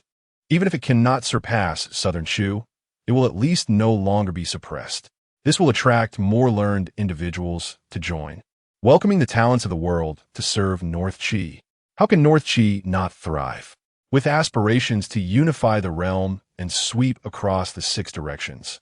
What is there to fear? By accomplishing this feat today, apart from the accolades from His Majesty, the reward shall undoubtedly be plentiful. The families and factions behind them shall also reap greater benefits. After a wave of excitement and celebration, inquiries begin to arise. Who is the true author of the poem Jiang Chengzi, Reminiscing the Dream? At that moment, Lu Qingyan occupied the most secluded position, unnoticed by anyone. The seating of the 3 princes was enclosed by screens, with only the 3rd prince sitting closest to the edge, allowing him to turn his head and catch a glimpse of Lu Qingyan. Thus, apart from him and by Siener, no one knew the true authorship of the poem. Although a few individuals sitting nearer to Lu Qingyan observed Qing'er searching for him, they instinctively dismissed the possibility. After all, Lu Qingyan was merely a 15-year-old youth. How could he possibly compose such a poignant and worldly wise masterpiece? Bai Siener preferred to remain silent, and the 3rd prince certainly would not divulge any information. After fruitless inquiries, the 1st and 2nd princes departed from the 100 Flowers Pavilion with 4 smiles. Before leaving, the 1st prince patted the 3rd prince's shoulder, remarking, "You possess great talent, little brother, to have such a gifted individual under your command." The 3rd prince slightly inclined his body and replied, "Elder brother, you are mistaken. I truly do not know who penned this poem." The 1st prince snorted softly and glanced at Bai Siener. She merely lowered her head, remaining silent. He could not compel her to speak, for Bai Siener was the sole direct disciple of the national master of Beiki. Ultimately, the 1st prince departed with a darkened expression. In contrast, the 2nd prince continued to grin, even winking at Bai Siener before sauntering out of the 100 Flowers Pavilion with a carefree demeanor. Once everyone had left, the 3rd prince's gaze gradually regained its sternness as he watched the retreating figures at the entrance, his expression inscrutable. Bai Siener let out a gentle sigh, remaining silent. The current emperor had 5 princes and 3 princesses. Apart from the 4th and 5th princes, the other 3 had reached adulthood. Yet, the position of heir apparent in Beiki remained unresolved, leading to increasingly fierce rivalries among the princes. It seemed prudent for Bai Siener to distance herself from the 3rd prince in the future, she mused. As this thought emerged, a figure materialized in her mind, slender, composed. Though merely a youth, his eyes always bore a hint of profound experience. Who exactly was he? Chapter 38. The weight of ceremony. Who am I truly? Am I Lu Qingyan of Earth, or this youthful Lu Qingyan of Northern Qi? After departing from the 100 Flowers Pavilion, Lu Qingyan wandered aimlessly along the streets. The poetry gathering of the day had taken him completely by surprise. Ultimately compelled to act, the theme of reminiscing about the deceased resonated deeply within him, evoking memories of his loved ones from another world. He recalled his parents and his wife and children. As the verse suggests, it is difficult to forget when one does not consciously dwell on it. The events of the past require no deliberate contemplation, for he is perpetually haunted by thoughts of those he cherishes in that distant realm. Yet, Lu Qingyan understood that even if he were to discover a path back to that world, the eventual outcome would likely be one of poignant desolation. 10 years of life and death devoid of clarity, a solitary grave 1,000 miles away, with no one to share his sorrow. He despised this world, yet found himself unable to reject it. He realized that if he continued to view his current existence through the lens of another world, he would only invite greater anguish and find it increasingly difficult to move forward. Thus, Lu Qingyan often pondered, who am I? Am I the professor from Peking University in the earthly realm, or the humble commoner of Ningdu Prefecture in this world? He would never force himself to forsake his past, for it was the very foundation of his beliefs. Nor would he remain indifferent to his present circumstances, as they constitute his current reality. Thus, this question remains unanswered. Or rather, the question possesses but one answer. He is both Lu Qingyan, the professor from Earth, and Lu Qingyan, the youth of this world. This truth need not be further scrutinized. In this tumultuous world, in the treacherous capital, if he is compelled to ascend step by step, then he shall not falter, nor shall he succumb to fear. To paraphrase a well-worn motivational adage, 30 years in the East, 30 years in the West. Do not underestimate the youth in poverty. Moreover, this youth possesses the steady soul of one in his 40s and the literary grace of millennia from another world. What is there to fear? Liu Chengyan did not visit the calligraphy studio. Instead, he went straight home. He found teaching his young niece to read far more engaging than the dull and perilous poetry gathering. In the evening, as his elder brother returned from work, he burst through the door, excitement radiating from him. My dear wife, Chengyan, are you aware of the significant event that transpired in the capital today? His sister-in-law, busy in the kitchen, peeked her head out with curiosity. What significant event? His brother hurriedly took a sip of tea, his face alight with enthusiasm.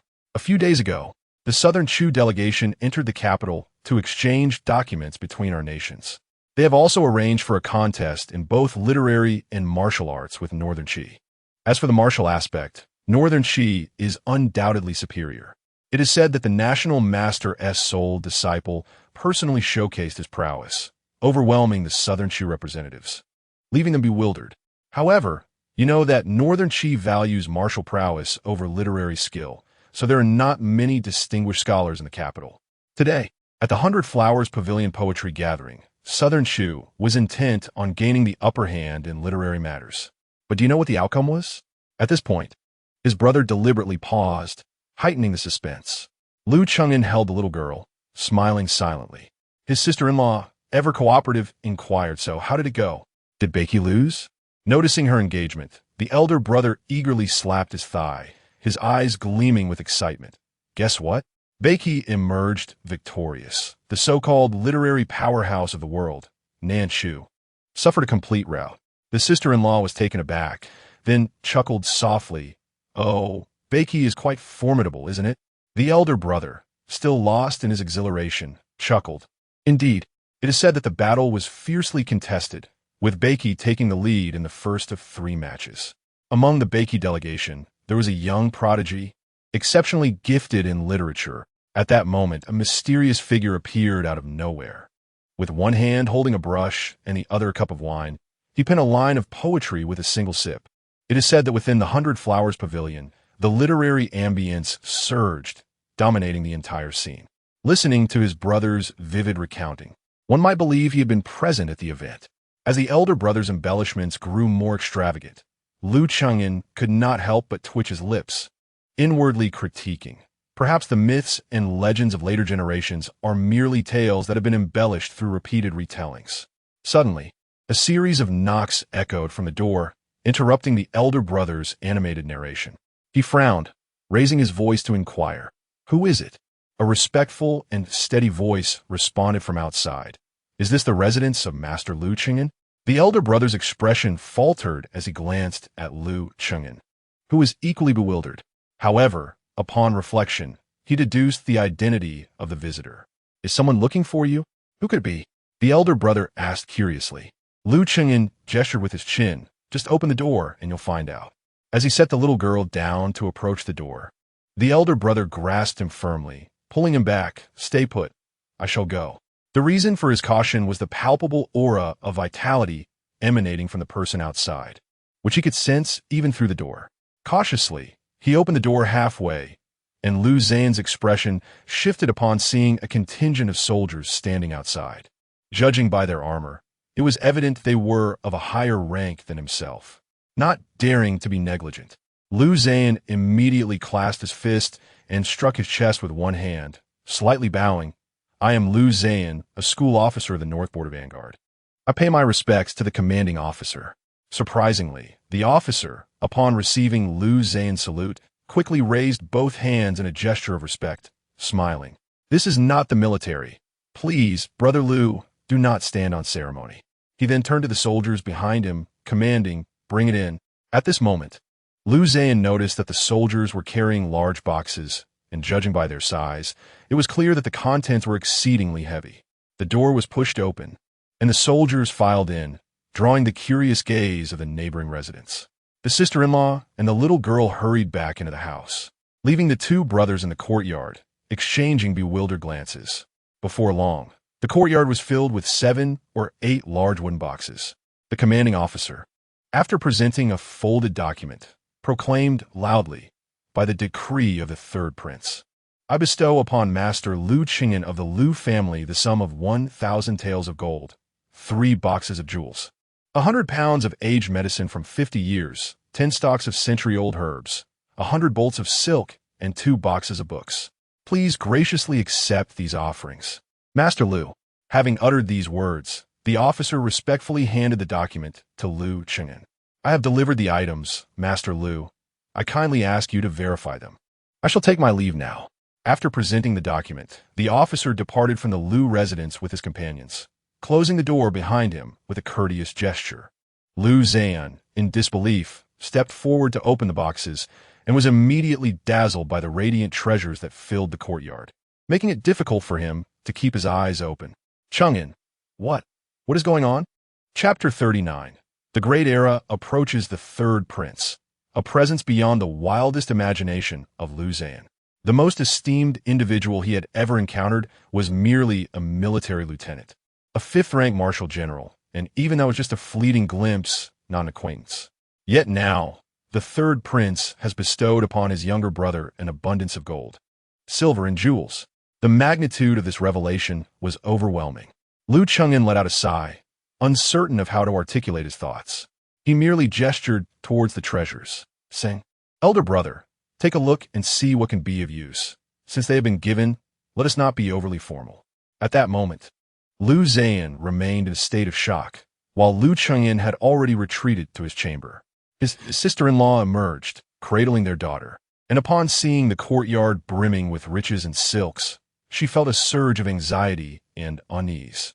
"Father, with so much wealth, could there be trouble?" Liu Zhan paid no heed to his wife. His mind was in disarray. He moved a stool and sat down, grasping a gold ingot. Lost in contemplation, the third prince would not simply bestow such gifts without cause. The only plausible explanation was that Liu Chengyan had rendered some form of assistance to him. With this realization, Liu Zhan's eyes brightened.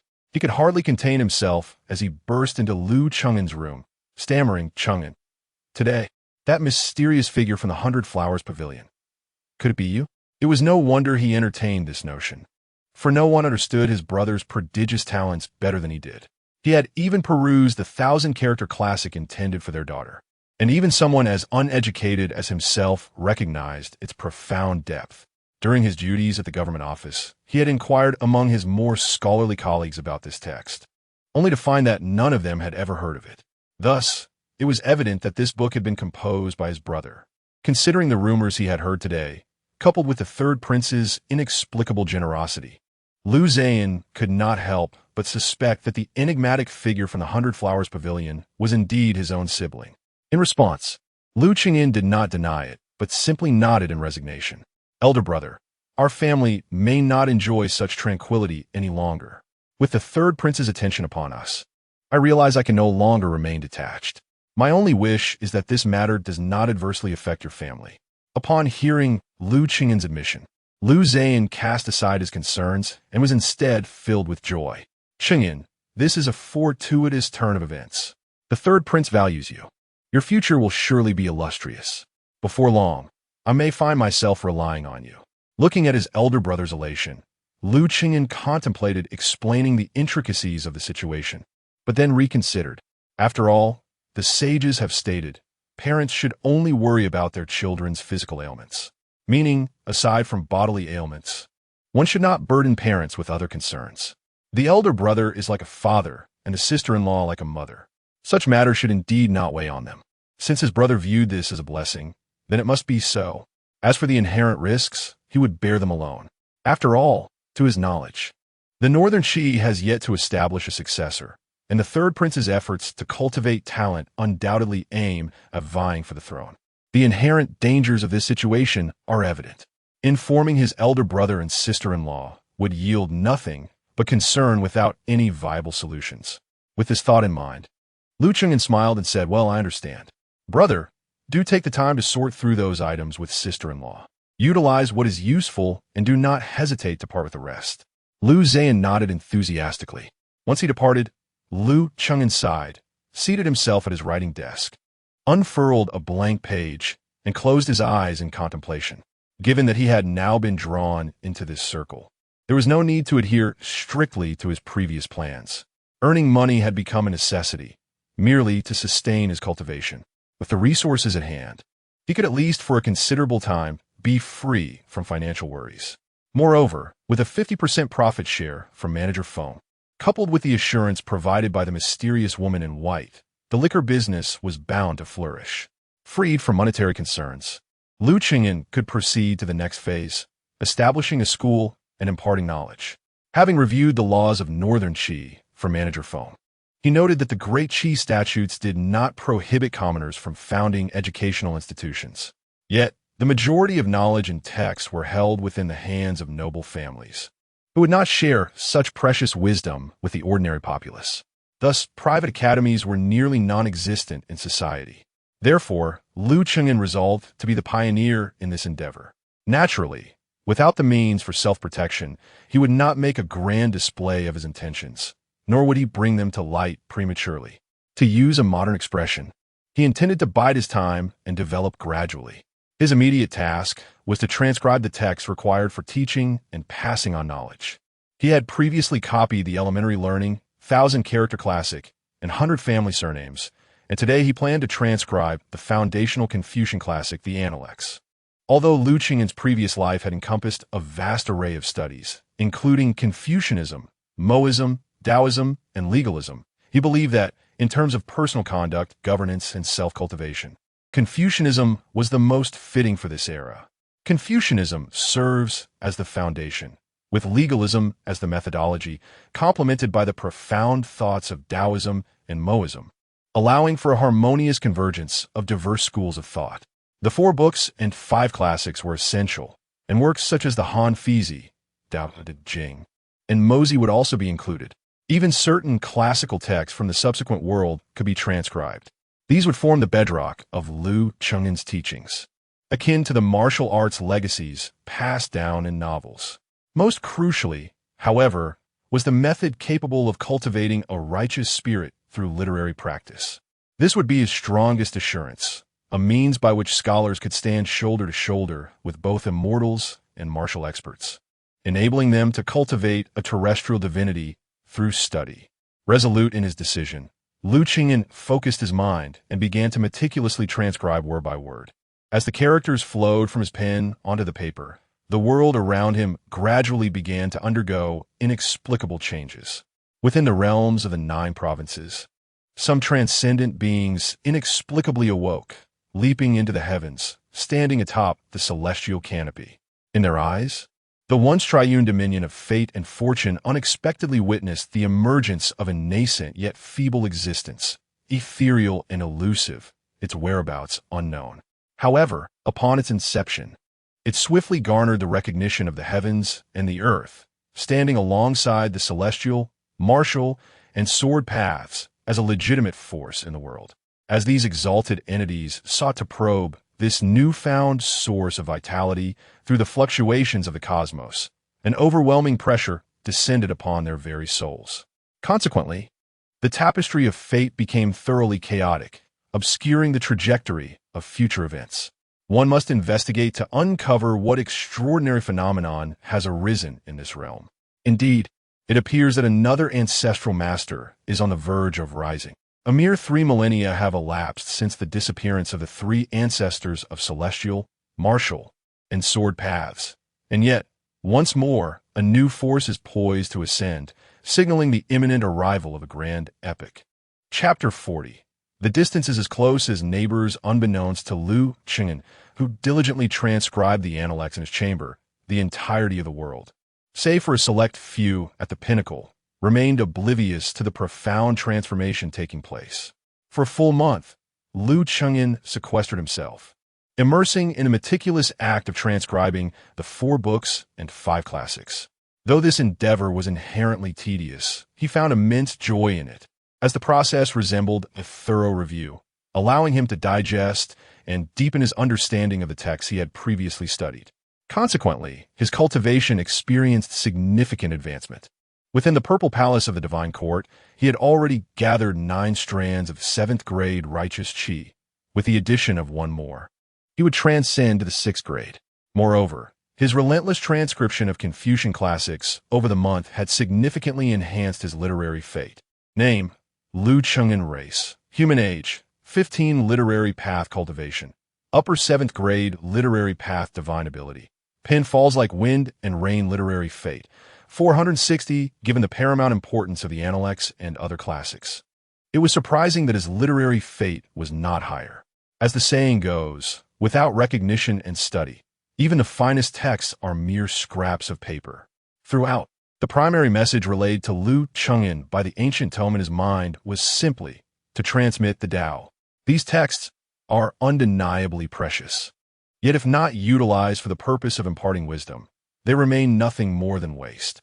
Nonetheless, for Lu Cheng'an at present, possessing over 400 points of literary fate was quite substantial. Each advancement in 7th grade righteous qi required the expenditure of 100 points. Thus, he found himself just a single step away from breaking through. Without hesitation, he consumed 100 points of literary fate, and instantly, the 10th strand of righteous qi coalesced into form. Sensing a profound connection, he momentarily heard the resonant sounds of reading echoing in his ears. Within his consciousness, he witnessed a cascade of characters descending from the heavens, densely populating the entire divine court of the Purple Palace, creating an ocean of words. The truths embodied by these characters flowed through his heart, further enhancing his comprehension of the classics. In due course, Lu Cheng'an ascended to the 6th grade literary path cultivation realm, simultaneously nourishing his physical form and enriching his vitality. Once stabilized in his cultivation, he turned his attention to the remaining literary fate. With 360 points still available, he realized that the 1,000 points required for each advancement in 6th grade righteous qi were far from sufficient. Thus, these points would have to be allocated elsewhere. Initially, he had activated his first literary path divine ability, Pen falls like wind and rain, at the cost of 10 points. To unlock the second divine ability would require 100 points of literary fate, and curiosity piqued, Lu Cheng'an wondered what this second ability would entail. With a mere thought, the 100 points vanished in an instant, and a surge of profound knowledge flooded into his mind. Lu Cheng'an found himself irresistibly drawn into a realm of mystique. His spirit seemed to leap from his corporeal form, ascending to the zenith of this vast expanse. The entirety of the world lay before him. Every mountain and valley, even the most hidden corners, were laid bare to his gaze. It was akin to a divine perspective, omniscient and all-encompassing. Furthermore, he felt an uncanny sensation, as if he could traverse anywhere at will. With this thought igniting within him, Lu Cheng'an could not resist the urge to experiment. In an instant, the scenery around him warped, and upon focusing his sight, he was astonished to find himself truly transported to the very place he had envisioned. In a moment of dazed clarity, Lu Cheng'an awoke, a solitary line of poetry resonating in his mind. Though worlds apart, we are as neighbors. Indeed, this was his second mystical art, aptly named Though worlds apart, we are as neighbors. This technique was designed for escape, if one's cultivation was sufficient. Even the farthest reaches of the earth could be traversed in a mere thought. Naturally, that represented the pinnacle of this art, requiring at least a third realm of mastery beyond the first rank. Gazing out the window, he noted that it was the dead of night, and both his elder brother and sister-in-law were sound asleep. Lu Cheng'an ventured into the courtyard, eager to put his newfound ability to the test. Standing at the threshold of his room, he estimated the distance to the opposite end of the yard to be approximately 20 meters. He set his sights on the base of the wall at that end. With a flutter of excitement, Lu Cheng'an focused his intent and unleashed his mystical art.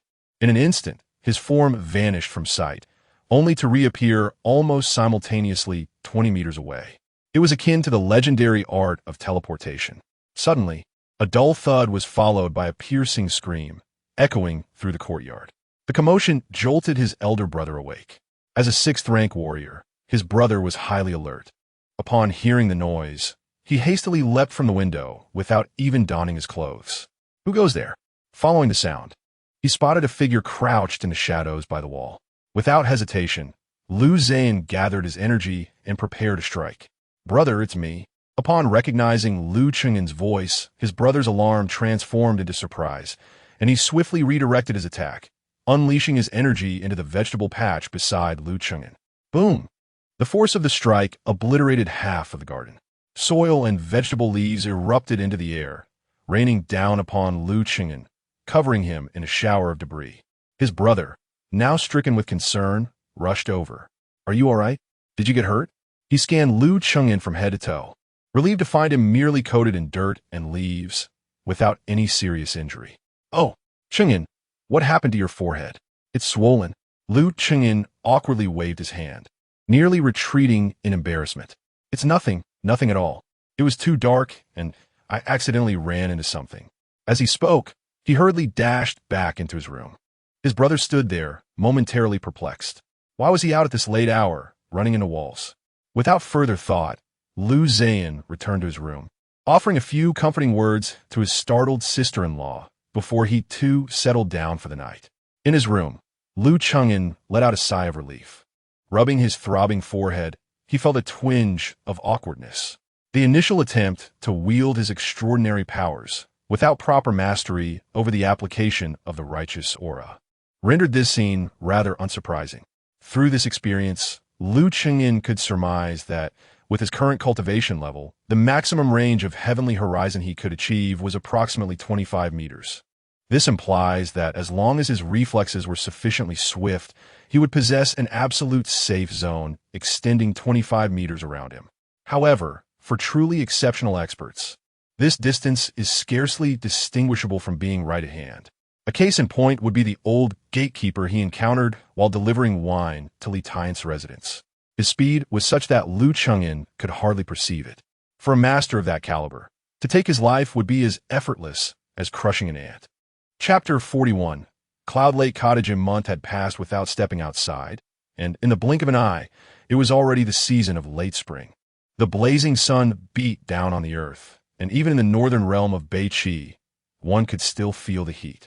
Liu Cheng'en casually purchased a melon from a vendor on the street and made his way to the ink and brush studio. Before he could enter, Kuei, who was busy inside, noticed him. "Young Master Liu, what brings you here? It has been quite some time since we last met," Kuei exclaimed, his delight unmistakable. After all, apart from the shopkeeper, Liu Cheng'en was the only one who treated him with genuine regard. "Kuei, how has business been lately?" Liu Cheng'en inquired with a casual smile. To his surprise, Kuei's expression suddenly darkened. Don't mention it.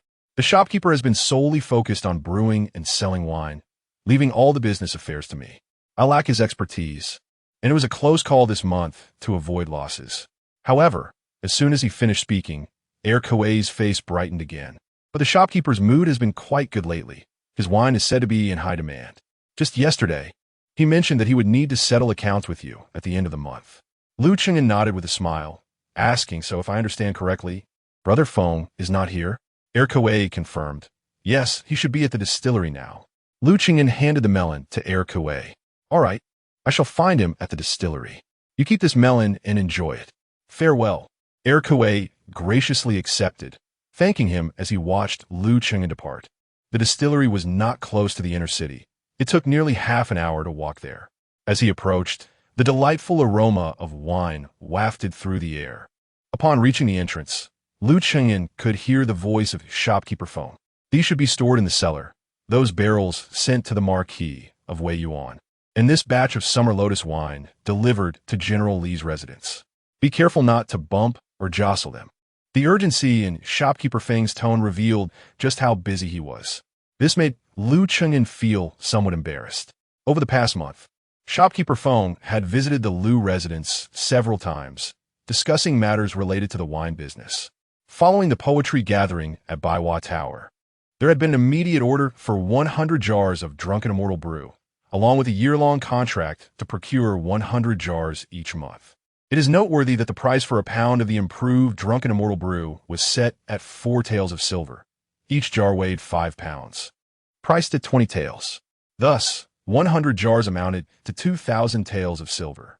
This single order allowed their wine business not only to break even, but also to yield a modest profit. It seemed that their wine had finally gained recognition among the elite in the capital, leading to an influx of orders from increasingly influential families. Currently, the distillery operated in shifts, brewing almost nonstop day and night. To keep up with the demand, shopkeeper Feng had even constructed several additional distillation barrels. Indeed, the past month had seen him busier than ever. Arriving at the entrance, Lu Cheng'an knocked a few times. The door was opened by a guard hired by a shopkeeper Feng. Previously, there were some issues at the winery, which, although resolved by the general's manner, prompted manager Feng to hire several guards for added security. These were practitioners, yet their abilities were rather modest, with the highest reaching only the 6th rank. After all, high-ranking cultivators would not be inclined to serve as guards for such meager compensation. Upon opening the door and seeing Lu Cheng'an, the guard inquired warily, "Whom do you seek?" "I am here to see Manager Feng. Please inform him that Lu Cheng'an has arrived," came the reply. The guard paused, taken aback, and exclaimed, "You are Master Lu?" Lu Cheng'an nodded. The guard hastily opened the door and smiled. "Ah, it is the esteemed guest. Please come in." "Esteemed guest?" Lu Cheng'an chuckled in disbelief, surprised that Manager Feng had conferred upon him such a grand title. Once inside, Manager Feng, upon spotting Lu Cheng'an, appeared momentarily stunned, then joyfully approached him. "Ah, Brother Lu, you have finally decided to venture out." Lu Cheng'an smiled apologetically. "Brother Feng, I appreciate your efforts during my time of study and cultivation." Hearing this, Manager Feng immediately adopted a serious demeanor, saying, "What do you mean by that?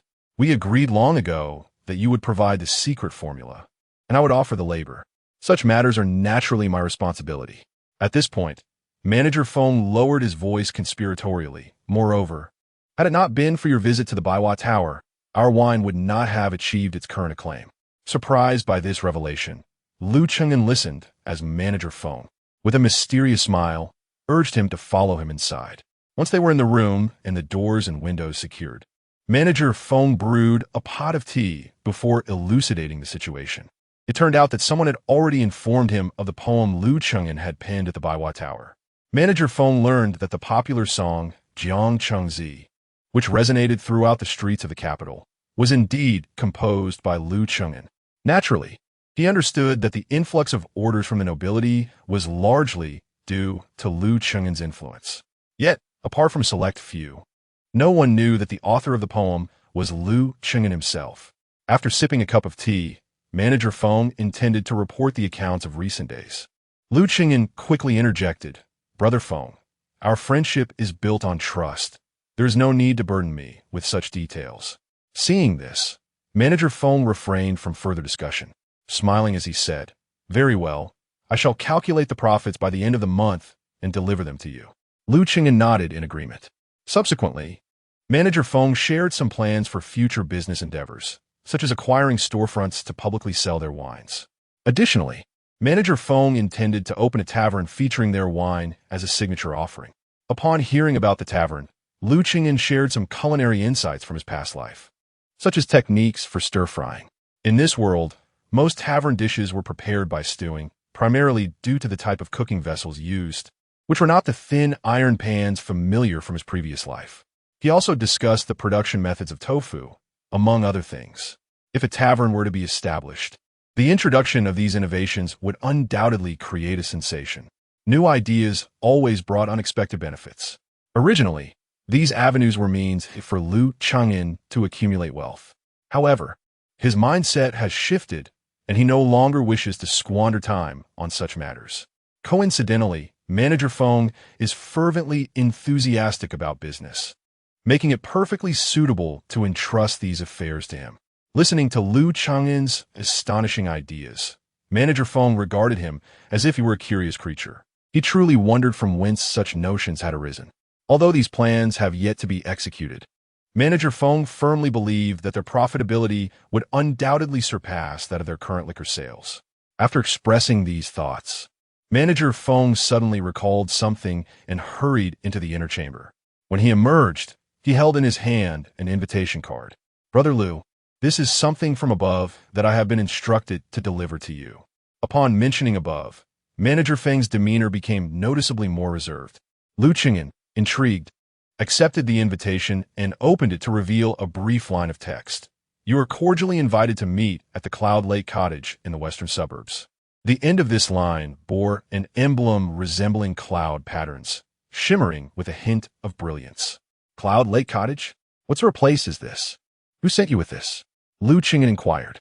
Upon hearing the name Cloud Lake Cottage, Manager Feng's expression shifted subtly. "Brother Lu, I am but a trivial figure in the grand scheme of the Kyoto Inquiry into Immortality Merchant Association behind me. They merely requested that I deliver this to you upon your exit. As for who it is, I am unaware. However, what is it?" Chapter 42. Are there really dragons in this world? Master Feng appeared to be hesitant, caught in a moment of indecision. After much contemplation, he finally spoke. Lowering his body and voice, he said, "Brother Lu, the region of Yunhu is well known among the people of the capital. It is a rare, earthly paradise. However, for us ordinary folk, it remains a forbidden zone." Lu Qingyan frowned slightly. "A forbidden zone?" Master Feng nodded affirmatively. "Indeed, Yunhu is owned by the royal family and is guarded by heavy troops year-round. It is said that within Yunhu resides a fearsome beast." Lu Qingyan pondered this revelation, nodding thoughtfully. "In that case, I shall go and see for myself." Master Feng chose not to elaborate further. After all, discussing royal matters could bring about unforeseen troubles. Lu Qingyan had no intention of evading the situation. Being in the capital, there was no escape for him. Moreover, he had a few words he wished to convey to certain individuals. Bidding farewell to Master Feng, Lu Qingyan made his way directly to the western outskirts. After passing through the western city gate and walking nearly 20 miles, he finally caught sight of a vast bamboo sea. Through a few narrow gaps, he could barely glimpse the lake beyond the bamboo. Several low mountains surrounded the area, which, though not high, were perpetually shrouded in layers of mist. As Lu Qingyan approached, a figure swiftly materialized, eyes icy, with a spear aimed directly at his throat. "This is a restricted area. No one may approach. Indeed, heavy troops guard this place," Lu Qingyan thought to himself. Furthermore, judging by the golden armor of the soldier before him, it was evident he held a significant rank. Even from a distance of 4 to 5 meters, Lu Qingyan could sense the oppressive aura of a martial arts master emanating from him, indicating his strength far surpassed that of Lu Qingyan's elder brother, Lu Zan. Lu Qingyan produced the invitation letter and extended it forward. "I have been invited to the Yunhu cottage. This is my invitation." A flicker of surprise crossed the golden-armored leader's eyes as he raised his hand, and, with a deft motion, the invitation flew into his grasp. After perusing the letter and noting the cloud pattern, his expression softened somewhat. He returned the invitation to Lu Qingyan, then pointed towards a small stone path winding through the bamboo. "Once you enter, do not stray. Follow this path straight ahead, avoiding any side routes. When you reach a bridge, turn right. Someone will be there to receive you." With that, the golden-armored leader soared into the air, leaping effortlessly into the bamboo sea before disappearing from sight. Lu Qingyan could not help but marvel silently. That leap must have covered at least 100 meters.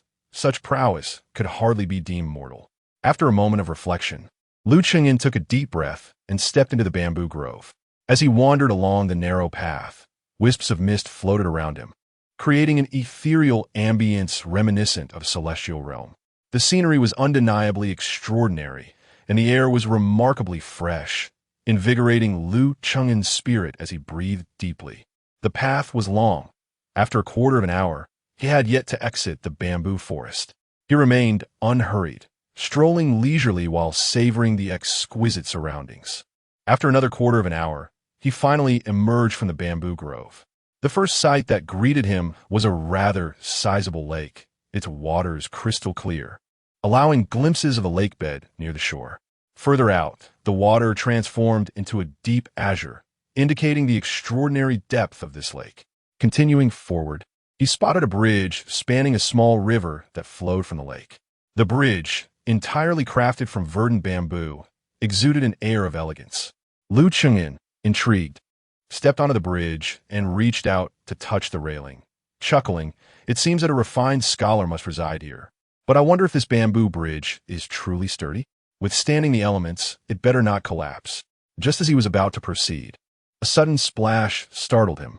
The sound of water splashing appeared to emanate from the distant lake. Lu Cheng'en paused and indeed saw ripples breaking the surface of the water.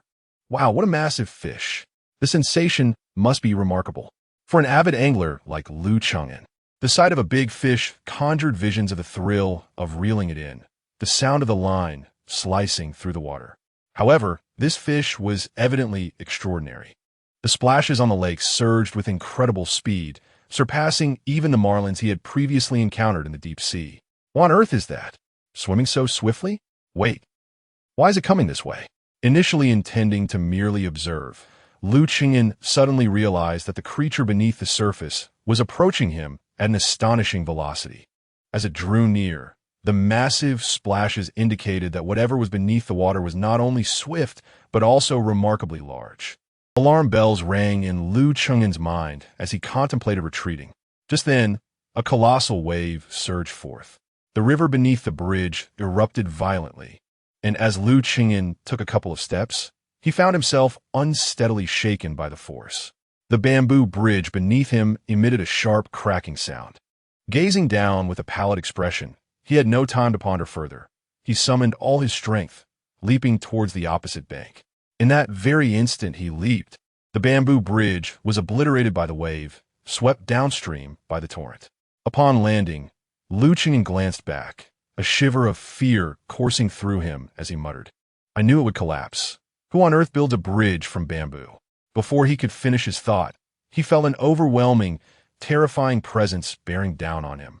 A massive shadow loomed over him, and just by its silhouette, Lu Cheng'en could almost envision the horrifying creature that stood behind him.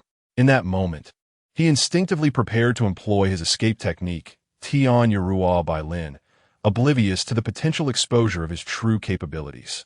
Fortunately, at that moment, another figure appeared in an instant. "Yunlong, cease your actions." A fragrant breeze wafted towards Lu Cheng'en, and he sensed the presence of another person behind him, likely a woman based on the voice. He slowly turned his stiff body to face her. At first glance, one beholds the silhouette of a figure clad in white. As Lu Cheng'en slowly raises his gaze, his pupils constrict in astonishment. Is that a dragon?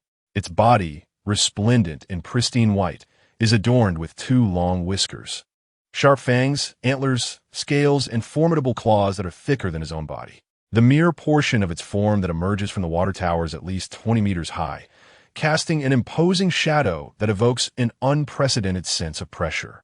Those dragon eyes fixate intently on Lu Cheng'en as the colossal dragon head inches closer. The breath it exhales roars like a tempest, reverberating in Lu Cheng'en's ears. Bai Xianer, visibly anxious, instinctively takes a step back, then speaks again. "Yunlong, this is my guest. Do not be disrespectful."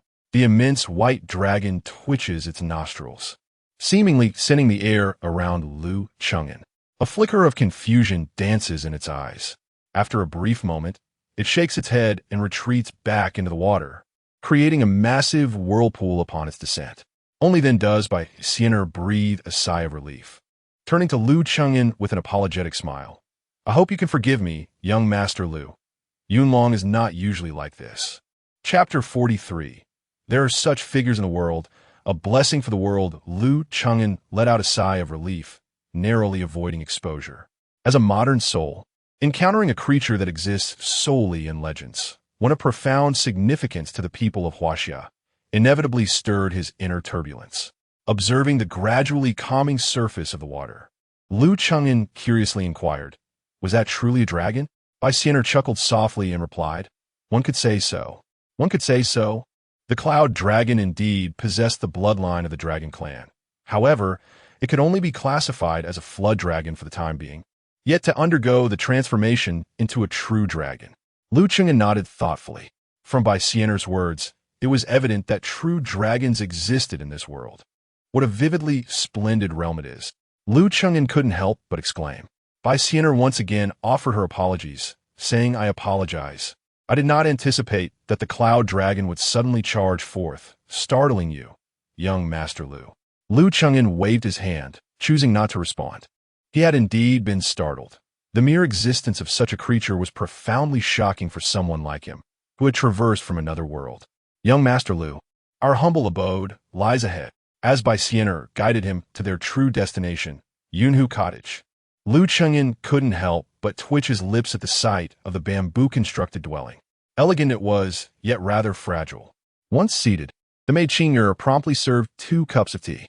After sipping a few mouthfuls, Lu Chengyan straightforwardly asked, "May I inquire why you have summoned me, miss?"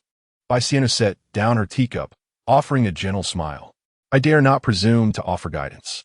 After the poetry gathering, you departed without notice, leaving me without the chance to express my gratitude.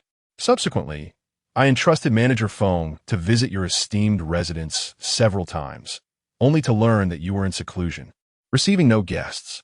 Thus, I took the liberty of inviting you to Yunhu Cottage to repay the kindness you showed by presenting your poetry." Lu Chengyan smiled in response. "There is no need for such formality. Did you not already extend your gratitude?" Bai Xian'er paused, quickly comprehending what Lu Chengyan referred to as gratitude. "That does not count. The wine shared between you and Manager Feng is indeed a rare treasure of this age. Even without the assistance of the Immortal Merchant Association, you would eventually make a name for yourself in the capital and throughout the entire northern Qi." Lu Chengyan offered a faint smile, refraining from further comment. Bai Xian'er remained silent for a moment, her gaze frequently assessing Lu Chengyan. With her cultivation, she could discern his martial foundation at a glance. Although he was only at the 9th rank, the transformation he had undergone since a month ago, or even further back, was remarkable. At that time, Lu Chengyan had been a frail youth, struggling even to write. In such a brief span, not only had he grown considerably in stature, but he had also ascended into the ranks of the 9th tier in martial arts. Furthermore, Bai Xian'er sensed an extraordinary aura emanating from him. Though not overwhelmingly powerful, it was as radiant as the full moon. Bai Xian'er found herself deeply curious about the secrets this young man harbored. Not only her, but even her master, the sage who safeguarded the tranquility of the northern Qi for 3 centuries, seemed to harbor a profound interest in Lu Chengyan. Noticing Bai Xian'er's gaze, Lu Chengyan could not help but feel a flicker of astonishment. What is amiss with this young lady's expression? If you have something to say, please speak candidly. Lu Chengyan inquired directly. Bai Xian'er was taken aback and quickly averted her gaze, her demeanor tinged with a hint of embarrassment as she said, "It is nothing of great consequence. I merely wish to seek your guidance, young Master Lu, regarding the art of poetry." Lu Chengyan was flabbergasted, even somewhat speechless. After traversing such a long distance, nearly being frightened into the water by a dragon, she had come merely to ask for his counsel on poetry. Unaware of Lu Chengyan's inner thoughts, Bai Xian'er turned to the side and nodded at Qing'er, who promptly rushed over, cradling a pile of scrolls, and placed them before Lu Chengyan in a flurry. He suddenly found himself at a loss. "What are these?"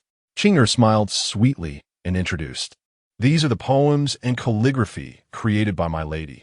I humbly request your guidance, young master." Lu Chengyan was even more astonished, realizing that she truly sought his critique on her literary works. Bai Xian'er, somewhat shy, added, "You may not be aware, young Master Lu, that although I am a practitioner, I have cherished poetry since my youth. However, my talents are limited, and I have struggled to produce commendable works. If you could offer a few pointers." Lu Chengyan felt a sense of helplessness.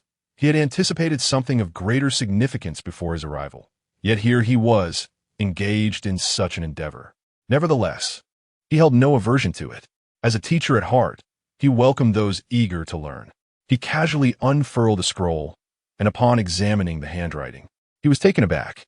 He had expected that a woman of her exquisite beauty would possess a gentle and delicate character, yet these characters exuded a bold, spirited essence, devoid of any feminine coyness or fragility. Empty mountains adorned with splendid hues, the remnants of the setting sun after the rain. Signed Bai Xian'er. So her name is Bai Xian'er. Lu Chengyan mused inwardly. Once he had reviewed all the poems, Lu Chengyan generously began to offer his critiques, pointing out some shortcomings in her verses. Of course, He also made sure to provide appropriate praise, so as not to dampen her enthusiasm. Lu Chengyan taught with diligence, and Bai Sienna listened intently. Gradually, it seemed she had entirely forgotten that Lu Chengyan was a youth 7 or 8 years her junior. In their conversation, respect permeated her words, and even her address shifted from young master Lu to Mr. Lu. Lu Chengyan found no issue with this. In his eyes, Bai Sienna resembled the graduate students he had taught in his previous life, endearingly foolish. After discussing poetry, Bai Sienna appeared insatiable for knowledge and began to inquire about other subjects, such as the pursuit of learning, self-cultivation, and governance. Lu Chengyan exhibited no impatience. He explained whatever he knew to the best of his ability. The two conversed like a master and disciple, fully engrossed in teaching and learning, even continuing their discussion during lunch. It was only when the sky was painted with a crimson glow, as birds returned to their nests and fish dug below the surface, that they ceased this academic discourse. Prompted by Qing Yu's gentle reminder, or perhaps it can be aptly referred to as a discourse. Bai Sienna, filled with remorse, rose and said, "I have inadvertently taken up an entire day of Mr. Lu's time." Lu Chengyan smiled gently and replied, "Do not blame yourself. It has been quite some time since I have experienced such an engaging blend of education and entertainment. Miss Bai, your keen intellect and eagerness to learn are truly commendable." As twilight approached, he declared, "I must take my leave now." Despite being merely 15, Bai Sienna felt a secret delight in his praise. "Allow me to see you off, sir," she insisted, hastening to catch up, though she found herself falling half a step behind him. She accompanied Lu Chengyan all the way to the edge of the bamboo grove, where she finally paused. At the moment of parting, Bai Sienna hesitated, as if there were words she longed to express. Sensing her unspoken thoughts, Lu Chengyan laughed heartily. "Miss Bai, should you encounter any questions in your studies, you are welcome to seek me out in your leisure time. If I am able, I shall certainly assist you." Bai Sienna's eyes sparkled with joy, and she gracefully bowed, saying, "Then I shall thank you in advance, Mr. Lu." He nodded, his voice warm. "There is no need for such formality. Farewell." After exchanging courtesies, he turned to depart. In the glow of the setting sun, Lu Chengyan's silhouette appeared to be enveloped in a golden hue, evoking a sense of warmth within Bai Sienna. This extraordinary talent of the fourth tier of the immortal path could not help but exclaim, "Such individuals exist in this world. It is a fortune for all." Chapter 44. Sword training. Upon reaching the city gate, Lu Chengyan paused, glancing back towards the direction of Yunhu, and murmured to himself, tinged with curiosity, "Is it truly only a quest for knowledge?" He always sensed that Bai Sienna harbored ulterior motives. Certainly, seeking knowledge was one of her intentions. However, he could not fathom why she chose to focus solely on this pursuit today, nor did he wish to speculate. It was evident that Bai Sienna intended to make use of him, yet this was not necessarily a negative affair. After all, only the most mundane individuals remain unremarked upon. Judging by her demeanor towards him today, it seemed that, at least for the moment, she bore no hostility. Releasing himself from these thoughts, Lu Chengyan turned and entered the city, returning home. As soon as he pushed open the door, his little niece came rushing joyfully towards him, wrapping her arms around his leg as if to boast, second uncle, I did it. I can recite the 1,000-character classic now." Lu Chengyan bent down to lift her into his arms, playfully pinching her small nose as he smiled and praised. "Our Ninger is truly remarkable." With her lips curving into a radiant smile, 2 faint dimples appeared, and even her brows seemed to exude a lively brilliance, as if she were proudly showcasing her exuberance to the world. "Second uncle, may I recite it for you?" "Of course. Come, let me listen," he encouraged. "Heaven and earth are vast. The universe is boundless. The sun and moon wax and wane. The stars align and disperse. Cold gives way to heat. Autumn harvests and winter stores." Her sweet, melodious voice echoed in the courtyard, possessing a certain enchantment that swept away the dust of the day and replenished the heart with a refreshing essence, prompting involuntary reflections on the beauty of life. Regardless of the intrigues and treacheries experienced outside, returning to this sanctuary always bestowed Lu Chengyan with tranquility. For him, this small courtyard and the family within it represented the most precious and irreplaceable bonds in his life. Thus, he exercised utmost caution, always envisioning the worst outcomes to prepare and fortify himself against potential adversities. Had he been alone, unburdened by such ties, he would never have acted in Baihua Tower that day. After returning from the Yunhu cottage, Liu Chengyan spent the next 3 days in peaceful solitude. During this time, Bai Xianer did not seek him out. Only manager Feng occasionally visited to discuss the opening of the tavern. Liu Chengyan devoted the majority of his energy to martial training. As he discovered that his vitality was abundant, his tendons and fascia swelling, indicating a potential extension of his energy from the fascia to the marrow. This suggested that his 9th-tier martial physique was nearing perfection, on the verge of advancing to the 8th tier. Having spent considerable time in this world, Liu Chengyan had acquired much knowledge about its cultivation practices. The 8th-tier martial arts were not particularly remarkable, yet he had progressed from being utterly powerless to merely a step away from the 8th tier in less than 3 months. Such a feat was rather astonishing, especially considering that this minor step had taken his elder brother, Liu Zhan, a full 3 years.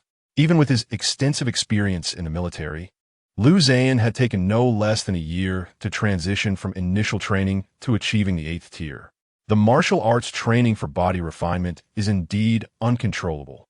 Even if he were to cease his practice of boxing now, his vitality would continue to thicken naturally, propelling him effortlessly into the realm of the 8th rank. Such progress is impossible to conceal. Given this, Liu Chengyan resolved to cease his procrastination. Over the course of 3 days, he devoted himself to practicing boxing and refining his body. Coupled with the old medicinal herbs sent by the 3rd prince, he seamlessly crossed the threshold from the 9th to the 8th rank without any hindrance, allowing his vitality to surge into his marrow, commencing the refinement of his sinews and bones. In addition, Liu Chengyan discovered a martial arts manual among the books previously gifted by the 3rd prince, which detailed a swordsmanship technique known as the Sword Technique Overview. This manual serves as an introductory guide to swordplay, encompassing 13 fundamental sword techniques along with corresponding footwork and body movements. These are all basic concepts that every swordsman in the capital is already intimately familiar with. Liu Chengyan found this to be quite satisfactory. After all, a towering edifice cannot be erected without a solid foundation. Thus, he enlisted the help of his elder brother to procure a finely crafted steel longsword and began his sword training. Although his brother excels in the art of the blade, he possesses a modicum of insight into swordsmanship, and it was under his guidance that Liu Chengyan embarked on his journey. Had it been anyone else, perhaps they would not have achieved much. Without the guidance of a renowned master, the initial steps might be unsteady. However, Liu Chengyan was different. With his scholarly pursuits, keen perception, and exceptional memory, he was capable of retaining knowledge with ease. As his intellectual and spiritual cultivation advanced, so too did his comprehension and intellect. Although he had never practiced swordsmanship before, through Liu Zhan's explanations and observations of his brother's techniques, Liu Chengyan swiftly grasped the essentials of basic swordplay, encapsulated in 3 words: stability, precision, and ferocity. The execution of a strike must be stable. Not only must the sword remain steady, but the hand and heart must also be unwavering. Precision speaks for itself, emphasizing the importance of striking true. In Liu Chengyan's view, the most crucial principle is the last one, ferocity. This does not imply a cold-blooded thirst for bloodshed, but rather a form of restraint over the weapon in hand. One must understand this principle before taking action. If the sword is drawn, it must be with unyielding resolve. Only by grasping this concept can one achieve stability and precision. Otherwise, hesitation in the moment of striking could lead to one's own demise. Upon realizing these truths, Liu Chengyan's demeanor while practicing swordplay underwent a marked transformation. The sword techniques remained the same and were not yet fully refined. Yet with each strike, Liu Zhan could perceive an undercurrent of lethal intent. However, he was already accustomed to his brother's extraordinary prowess in cultivation and felt no surprise. On the 4th day, shortly after his brother departed, a golden-armored general arrived at the entrance of the Liu residence, accompanied by a 2-horse carriage. Liu Chengyan, who was in the courtyard teaching the little girl to write, immediately recognized this general as the one he had encountered at Yunhu Bamboo Sea. Here again? Lu Cheng'an mused with astonishment. It had only been 4 days since this lady had come to invite him once more. Coincidentally, he had also intended to venture out today. As the golden-armored general stepped through the threshold of the Lu residence, Lu Cheng'an approached him and said, "Let's be on our way." The general, with an air of cold detachment, turned sharply and mounted his steed. "Uncle, where are you going?" "I wish to accompany you," the little girl exclaimed, rushing forward to cling to Lu Cheng'an's leg. Observing this, the elder sister-in-law hurried over and lifted the child, saying, "Uncle has matters to attend to. Be a good girl." "Dear," though addressing the little one, her gaze remained fixed on Lu Cheng'an. He responded with a gentle smile, reassuringly saying, "Do not worry, sister-in-law. All will be well." After affectionately ruffling the little girl's hair and promising to return with candied hawthorns, Lu Cheng'an turned and stepped into the carriage. Chapter 45. Establishing an Academy. Creating the source of Northern Qi's literary heritage contrary to Lu Cheng'an's expectations. The wooden-wheeled carriage did not exhibit any significant swaying. He could sense that beneath the carriage, a damping mechanism was installed, allowing it to maintain stability while in motion. Lu Cheng'an was reminded of a phrase from his previous life. The ancients were merely ancient, not foolish. Even as a modern individual with advanced insight and thinking, one must never underestimate the wisdom of the ancients. Compared to his previous journey on foot, this was considerably more effortless, saving him a substantial amount of time. Upon arriving at the entrance of the bamboo forest, Lu Cheng'an immediately spotted Bai Xian'er waiting at the edge of the grove. This gesture took him by surprise. After returning last time, he had inquired about her. Bai Xian'er was able to reside alone in the royal forbidden area of Yunhu due to her extraordinary status as the sole direct disciple of the renowned national master Xuanji, hailed as the greatest expert of Northern Qi. In a certain sense, her status was on par with that of the princes and princesses of Northern Qi. It was somewhat unexpected for someone of such stature to lower herself to personally welcome a guest. However, Lu Cheng'an certainly did not feel indebted, aside from her esteemed identity. This was merely a basic courtesy extended to guests. After disembarking, they exchanged pleasantries and walked side by side into the bamboo forest. They soon arrived at the place where he had encountered the cloud dragon last time. Observing the refreshed bamboo bridge, Lu Cheng'an remarked, "Another bamboo bridge." Bai Xian'er paused, puzzled, and inquired, "What is wrong with the bamboo bridge?" Lu Cheng'an offered an awkward smile and waved his hand dismissively. "It's nothing. The bamboo bridge is quite lovely." Crossing the bridge, Lu Cheng'an could not help but glance at the distant lake. He wondered if he would catch a glimpse of the dragon today.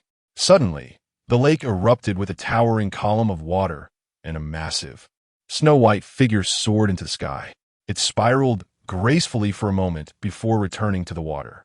Despite witnessing the spectacle for the second time, Lu Cheng'an was still awestruck. Surely, no child of China could witness such a sight without feeling a profound sense of wonder, as it resonated with a belief rooted deep within their heritage. Strange. The cloud dragon is usually quite lethargic. Why is it so lively today? Bai Xian'er murmured in astonishment, then turned her gaze toward Lu Cheng'an, contemplating. Could it be because of him? This burden is not mine to bear. In front of the bamboo pavilion, Lu Cheng'an held a teacup and smiled. Earlier, during their casual conversation, Bai Xian'er had remarked that due to Lu Cheng'an's poem Jiang Chengzi, the scholars of the entire capital were now seemingly entranced. The entire Tiandu city was fervently transcribing this piece, causing a surge in demand for paper and a subsequent rise in its price. In contrast to their first meeting, Bai Xian'er appeared considerably more relaxed this time. After Lu Cheng'an's departure last time, she felt she had gained much and had since composed several poems, inviting him to critique them. It must be said that Bai Xian'er indeed possessed talent and had made noticeable progress. One of her 5-character quatrains was particularly exquisite. Mist shrouds 1,000 peaks in silence. Clouds deepen along the solitary path. The sound of pines echoed in the emptiness, while the partridge questioned the diverging path. Lu Cheng'an silently set aside the poem, pondering internally. This young lady appears to harbor unspoken concerns, her heart wavering and somewhat lost. However, he refrained from inquiring, for Bai Xian'er was not his student. Their acquaintance had been brief, and it was prudent to maintain a certain distance. His sole reason for attending the meeting at Yunhu was to repay a favor to the individual who had aided manager Feng in his beverage business. After this occasion, unless absolutely necessary, he would not return. Thus, should Bai Xian'er find herself perplexed, and he happened to possess the knowledge to enlighten her, he would generously offer his insights. As on the previous occasion, the two lost themselves in conversation until the sun dipped below the horizon. At their parting, Bai Xian'er, perhaps having contemplated this for some time, expressed earnestly, "Mr. Liu, your talents are astonishing, unparalleled throughout history. Among all I have encountered, none can compare to you. With such profound abilities, why not establish an academy here at Yunhu, imparting knowledge and nurturing the literary lineage of our northern Qi? What do you think?" Liu Cheng'en paused, his steps faltering as he contemplated. This must be their true intention. He smiled and shook his head, replying, "I am but a humble scholar who has perused a few books. How could I audaciously claim to establish the foundation of Northern Qi's literary heritage? That would merely invite ridicule." Bai Xian'er promptly countered, "There is no need for modesty, sir. The depth and breadth of your knowledge are such that I am certain no one else in Northern Qi can rival it. Should you choose to teach, you would undoubtedly revitalize the waning literary spirit of our land." Liu Cheng'en offered another excuse. "I'm still quite young, making it difficult to gain the respect of others. Moreover, even if I were to establish an academy, it could not be in Yunhu." Seeing that Liu Cheng'en appeared somewhat swayed, Bai Xian'er quickly responded, "Age does not dictate wisdom. I believe that anyone who truly understands you would not concern themselves with your years. As for why you cannot establish a school here, I do not quite grasp it, though Yunhu may be modest in its conditions. It is far removed from the clamor of carriages and horses, making it an excellent place for scholarly pursuits." Liu Cheng'en looked around, nodding. The scenery and environment of Yunhu are indeed delightful, yet it is ultimately a royal restricted area. Common folk cannot enter. If they cannot come, what purpose would there be in establishing an academy here? Upon hearing this, Bai Xian'er's expression visibly faltered. "Common folk? Your academy aims to accept commoners?" Liu Cheng'en furrowed his brow slightly. "Is there a problem? Are commoners not citizens of Northern Qi?" Bai Xian'er regained her composure and hurriedly explained, No, that is not what I meant. It is just." Before she could finish, Liu Cheng'en fixed his gaze upon her, questioning, "Does Miss Bai imply that the academy Liu Cheng'en, would establish should only serve the royal family and nobility? But the common citizens of Northern Qi are unworthy of seeking knowledge?" Bai Xian'er parted her lips, momentarily at a loss for words. Indeed, that had been her implication all along. Today, the invitation extended to Liu Cheng'en served not only to seek his scholarly insights, but also to entice him on behalf of the Northern Qi royal family, urging him to establish an academy by Yun Lake to impart the art of poetry and prose to the nobility of the capital. She did not perceive the common folk as unworthy of pursuing knowledge. Rather, she had never contemplated the possibility that Liu Cheng'en's vast reservoir of wisdom would be shared with the inconspicuous commoners. After all, both in this realm and in her own mind, there existed an innate belief that the ability of ordinary people to recognize a few characters was quite commendable. What purpose would such elevated learning serve for them? This sentiment was not a reflection of disdain towards the common folk, but rather a manifestation of the fact that neither she nor the other nobles had ever truly considered the plight of the ordinary populace. Faced with Liu Cheng'en's piercing gaze, Bai Xian'er found herself at a loss for words. Observing her stunned expression, Liu Cheng'en let out a soft sigh, a fleeting wave of melancholy washing over him. In the eyes of those in power, the underprivileged were regarded as an entirely different species. Choosing silence, Liu Cheng'en merely offered a respectful farewell. "There is no need for you to see me off. I bid you farewell." With that, he turned and strode away toward the bamboo grove. As she watched Liu Cheng'en's retreating figure, an inexplicable sense of unease gripped Bai Xian'er.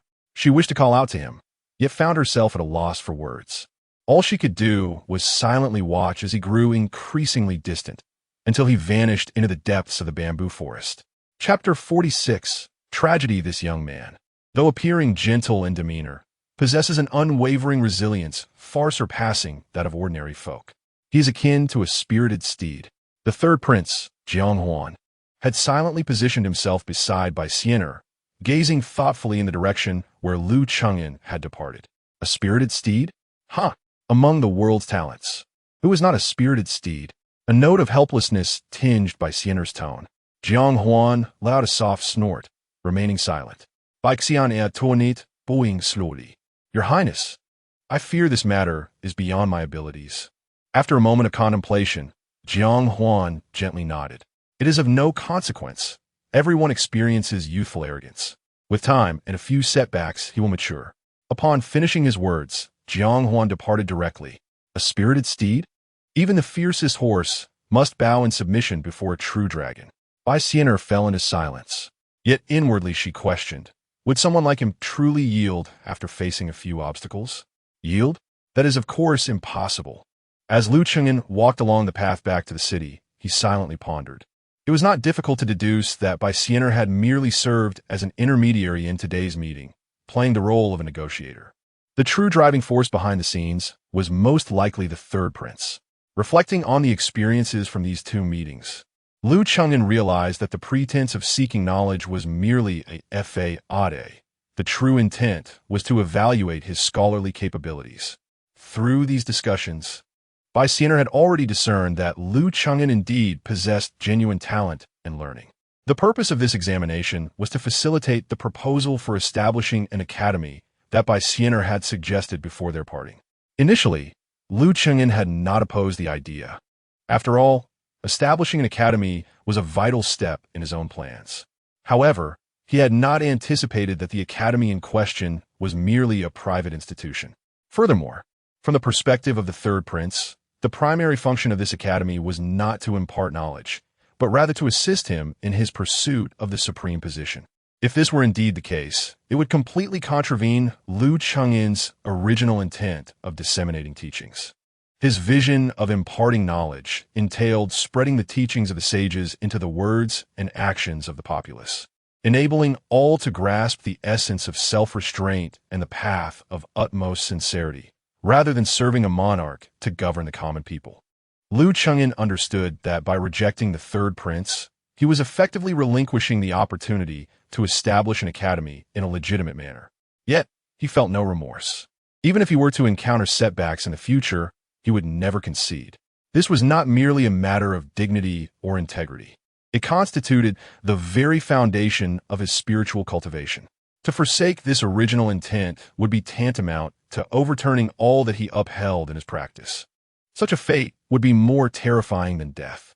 Lost in these thoughts, he found himself at the outer perimeter of the capital city before he knew it. The grand city of Tiandu is meticulously divided into 4 tiers. At its heart lies the imperial city, where only the royal family and close relatives may reside. Surrounding the imperial city is the inner city, home to the nobility, high-ranking officials, and affluent families, along with various government residences. Beyond that is the outer city, inhabited by the common folk of the capital, where Lu Chengyan's elder brother, Lu Zhan, resided. The final layer comprises the outer walls, constructed like stars encircling the moon. Surrounding the city of Tiandu, the inhabitants of this outer realm are considered residents of the capital. However, due to their inability to purchase property within the city or their necessity to farm outside, they reside in the outer district. As previously mentioned, this world is inhabited by various malevolent creatures. The more remote the area, the more rampant these evil beings become. In a grand capital like Tiandu, protected by the auspiciousness of the nation's fortune, ordinary malevolence is swiftly eradicated upon approach, incinerated to oblivion. Yet, this protective aura diminishes with distance. The further one strays from Tiandu, the weaker the safeguarding becomes. Thus, while the inhabitants of the outer district are aware that malevolent entities are unlikely to manifest near the capital, they still desperately cling to the vicinity of the city walls. Consequently, the path leading from the outer realm to the city grows increasingly bustling as one nears the gates. Furthermore, the local authorities exercise lenient control over the outer district, resulting in a mingling of all sorts, with unscrupulous characters abounding. Numerous illicit activities run rampant in this area. Here, A mere 5 coins can procure a fallen maiden's company. With a little more wealth, acquiring 1 or 2 fair young maidens is a trivial matter. Unwilling to sell? Simply resort to abduction. Even if one were to report it to the city officials, the worst consequence would be a small fine. Those with connections might even turn the tables. It was amidst this chaotic scene that Liu Chengyan, returning from Yunhu, inadvertently stumbled upon a violent act of abduction. By the time he realized the gravity of the situation, it was already too late. The girl, barely 17 or 18, possessed an indomitable spirit. Witnessing her brother on the verge of death, she resolutely hurled herself against the nearby railing. The sharpened wooden spikes pierced through her chest, and Liu Chengyan, despite his profound abilities, could not save her in time. The assailants, seeing the girl's demise, quickly lost interest, delivering a few harsh kicks to the fallen youth before cursing and preparing to depart. Suddenly, they noticed a dapper young man standing beside the lifeless girl, seemingly having appeared from nowhere. Who is this fellow? He doesn't appear to be from the outer district. What would a young gentleman from within the city be doing here?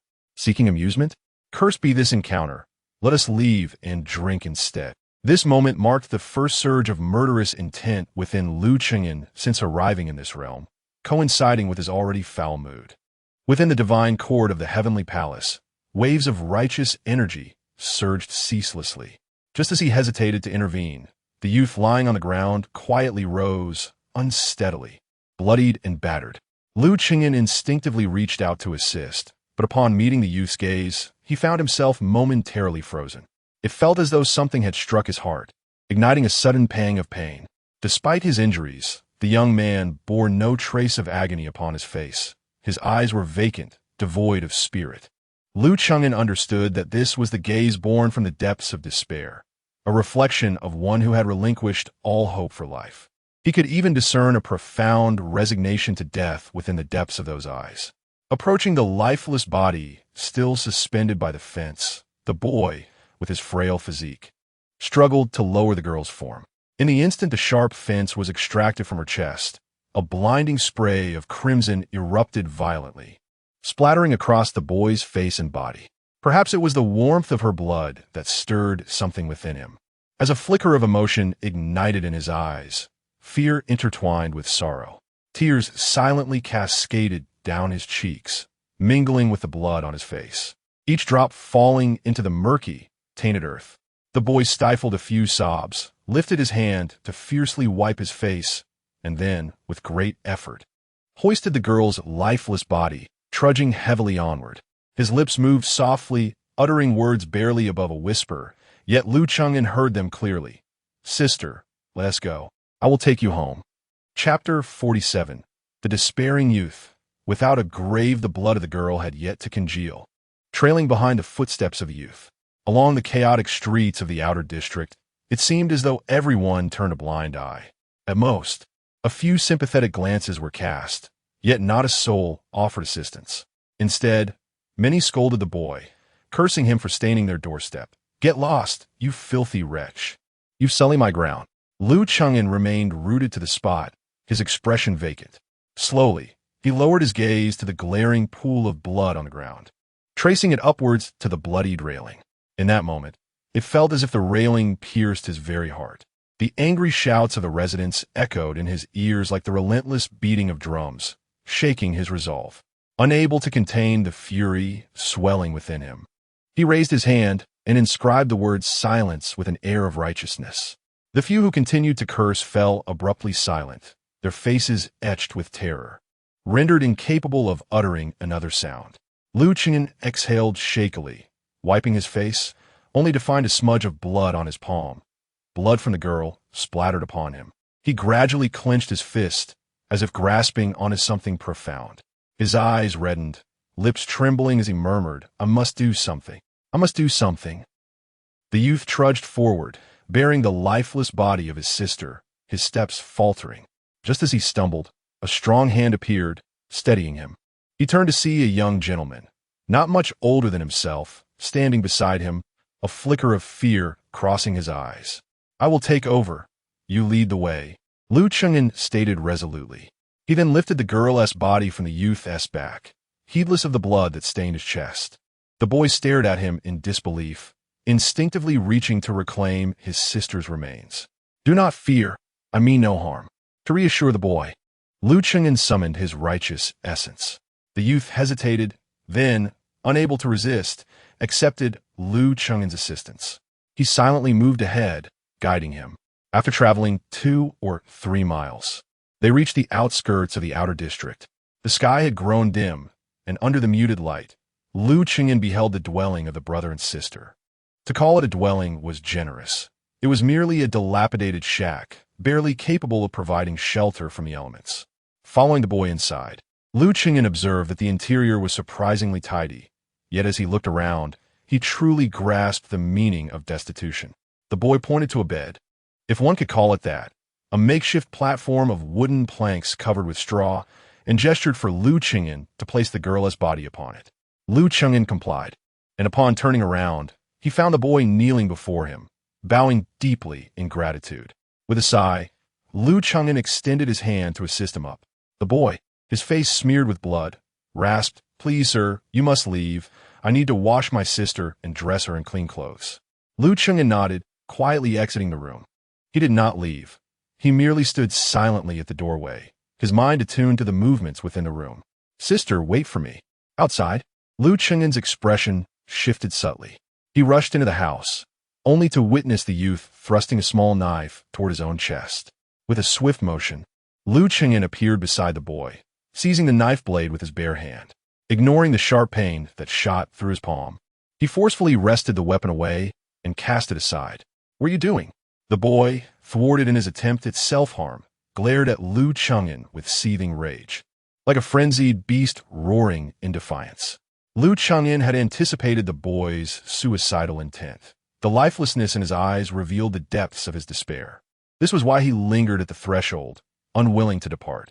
Witnessing the boy's earlier act of violence against himself, Lu Cheng'en, although mentally prepared, was nonetheless profoundly shaken. How desperate must one be to resolutely choose to end their own life? As he held the struggling youth with one hand, Lu Cheng'en remained silent. Gradually, the boy's emotional turmoil began to unravel. "Let me go, let me go," he screamed, his bloodshot eyes pleading as he continued to thrash against Lu Cheng'en's grip. Only when his strength was utterly spent did he collapse onto the ground, panting, his gaze vacant, almost akin to that of corpse. At last, Lu Cheng'en released him and crouched down slowly. "I am sorry."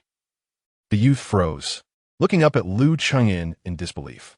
"If I had acted sooner, perhaps your sister would not have died." The sincerity of Lu Cheng'en's remorse left the boy incredulous. Indeed, as Lu Cheng'en had stated, had he intervened earlier, the girl might still be alive. When he passed by, the boy's sister was still entangled with those individuals.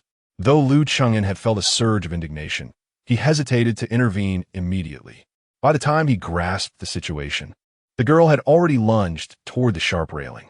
Lu Cheng'en, of course, did not believe the girl's death was his fault.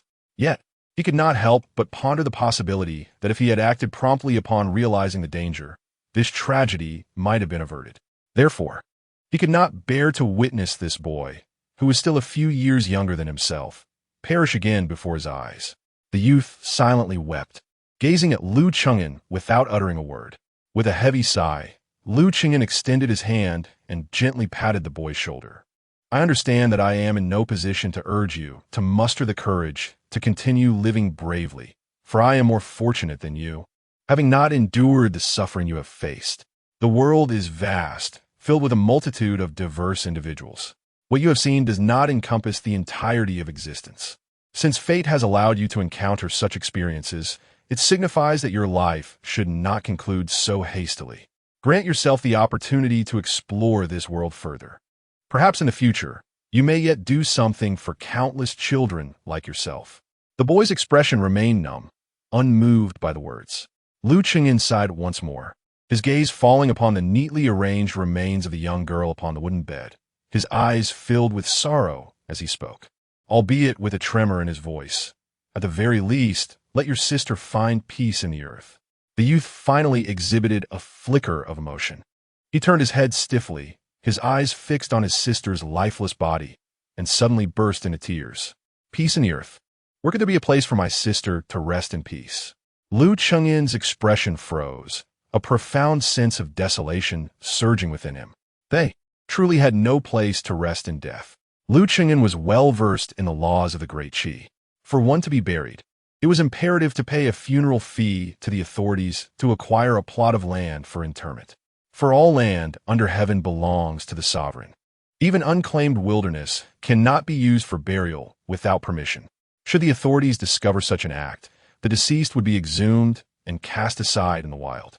The living would face fines at the very least, or, at worst, be sentenced to hard labor. Although the funeral fee was not exorbitant, it was far beyond what the youth could afford. Chapter 48. From now on, call me Sir. Lu Chengyin rose to his feet, retrieving the blood-stained dagger and extending it towards the youth. The boy, perplexed, accepted the knife and gazed up at Lu Chengyin. Can you trust me? Lu Chengyin spoke gently. The youth, bewildered, held the dagger in silence. Lu Chengyin smiled faintly and continued, Wait for me one day. Before dusk tomorrow, I shall return with the funeral documents from the Jingzhou prefecture. The boy's eyes flickered with uncertainty. Regardless, you seem to have little desire to live. A day more or less makes little difference. If I do not return before sunset tomorrow, you may choose to depart then. With that, Lu Chengyin turned and walked away. Why are you helping me?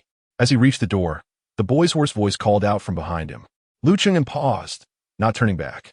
Looking at the crescent moon rising on the horizon, it seemed he spoke to both the boy and the world at large. Surely, someone must undertake some actions. And with that, Lu Chengyin departed. The youth slumped by the bedside, lost in silence within the darkened room. The moonlight filtered through the crumbling walls, illuminating his sister's pale face as if cloaked in a silver frost, imparting a semblance of brightness. Shifting his posture, he leaned over the bed, clutching the dagger and gazing at his sister. A renewed resolve to end his own life flickered in his eyes. The blade drew perilously close to his throat, eventually pressing against his skin, drawing a small crimson line.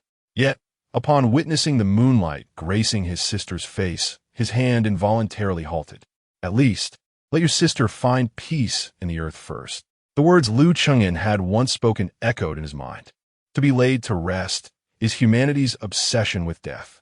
Only by being interred in the ground can one avoid the fate of being left to decay in the wilderness, allowing the soul to find solace. Tears streamed down the boy's cheeks as he gently brushed the hair from his sister's ear, whispering, Sister, can I trust him? Naturally, she cannot respond. Yet, the lingering glow on her face seemed to softly urge him, My dear brother, live well. The night breeze whispered softly, carrying away his sobs into the distance. Outside the makeshift shelter, Lu Chengyin sighed quietly and departed. As he entered the city, he narrowly avoided being caught out after curfew. Witnessing Lu Chengyin's bloodied appearance, the guards at the city gate detained him for an extended inquiry. Only upon confirming he posed no threat were they willing to allow him passage. Upon returning home, Lu Chengyin spent considerable time assuring his elder brother and sister-in-law, who finally found ease in their worries. When they learned that Lu Chengyin intended to procure funeral documents for those from the outskirts, his brother fell silent for a moment before exhaling a weary sigh. Chengyin, I know you possess a kind heart, but such endeavors are endless. Lu Chengyin understood his brother's sentiment. Had he been a native of this world, raised amidst its injustices, perhaps it would have been different. Yet he was not. In the world he hailed from, while injustice and exploitation existed, the plight of the oppressed was akin to that of livestock. At the very least, life can be safeguarded. Fundamental human rights shall not be violated. As long as one is willing to labor, the assurance of basic sustenance is attainable. If one has not seen or encountered it, so be it. However, once awareness is attained, indifference is not an option.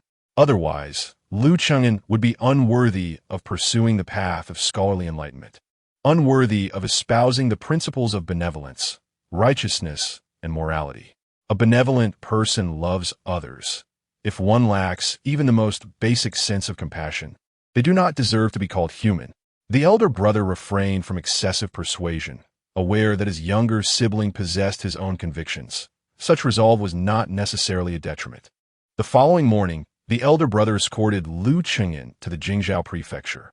Within the prefectural office, there happened to be a comrade from the northern borders who, upon learning that Liu Zhan was there to process funeral documents, promptly attended to his needs without hesitation.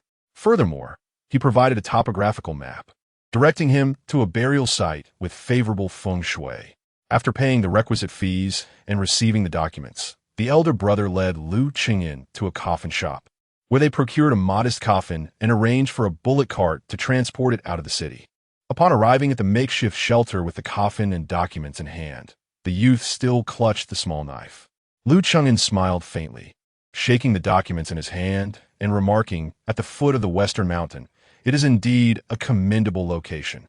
The youth stared blankly at Liu Qingyan, his mind a void, until Liu Qingyan prompted him to assist with preparing his sister for her final repose, at which point he regained his senses.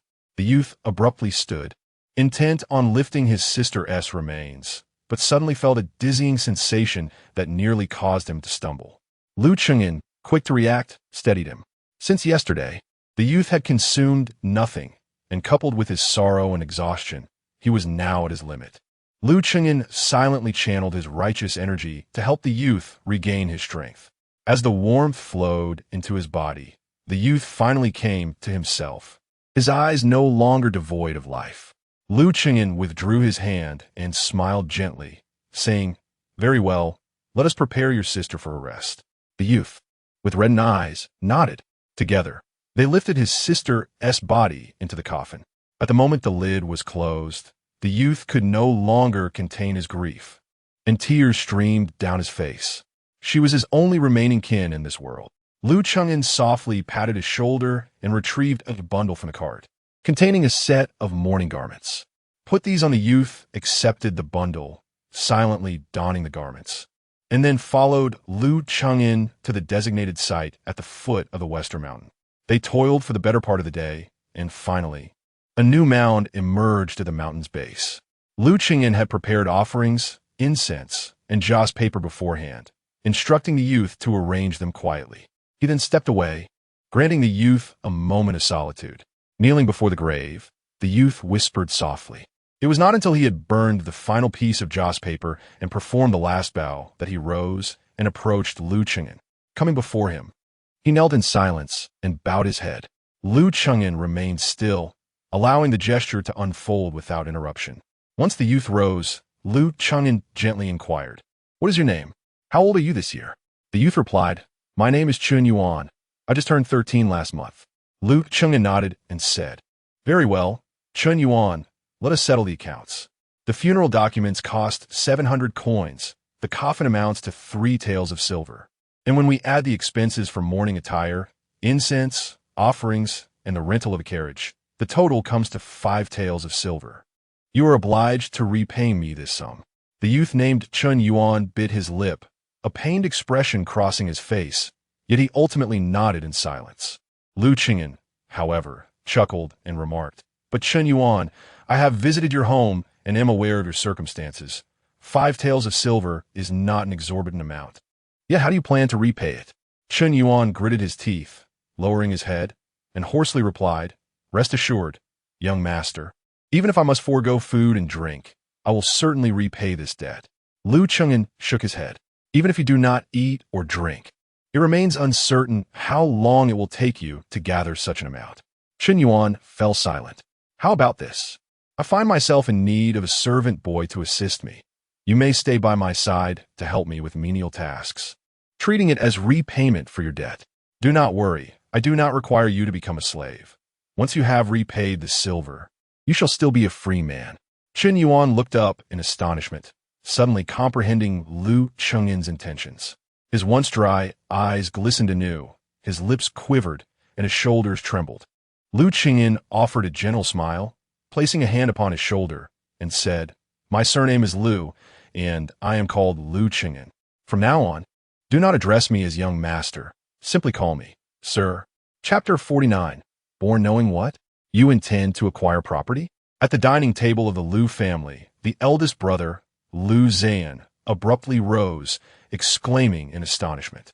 His sister-in-law wore a similar expression of shock, a hint of unease glimmering in her eyes.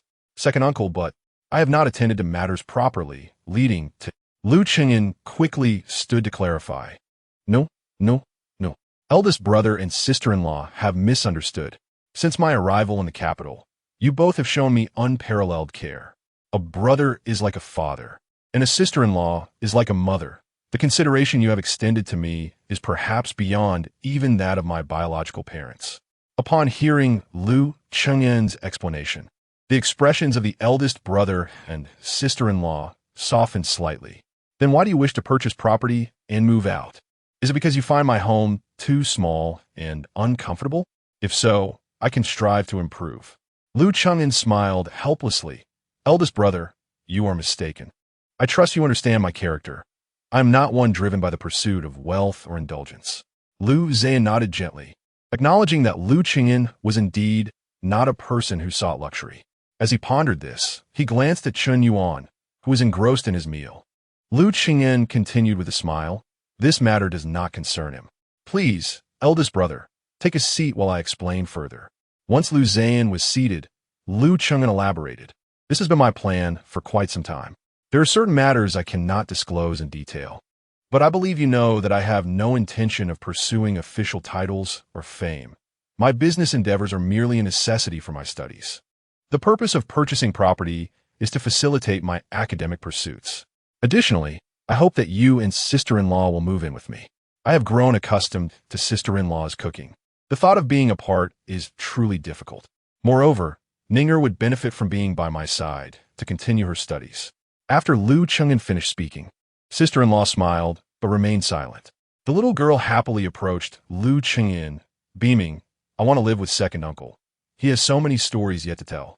Lu Chengyan affectionately ruffled the girl's hair, gently responding, Indeed, I have many delightful tales to share. Unlike sister-in-law and the little girl, Lu Zhan sensed an unusual undertone.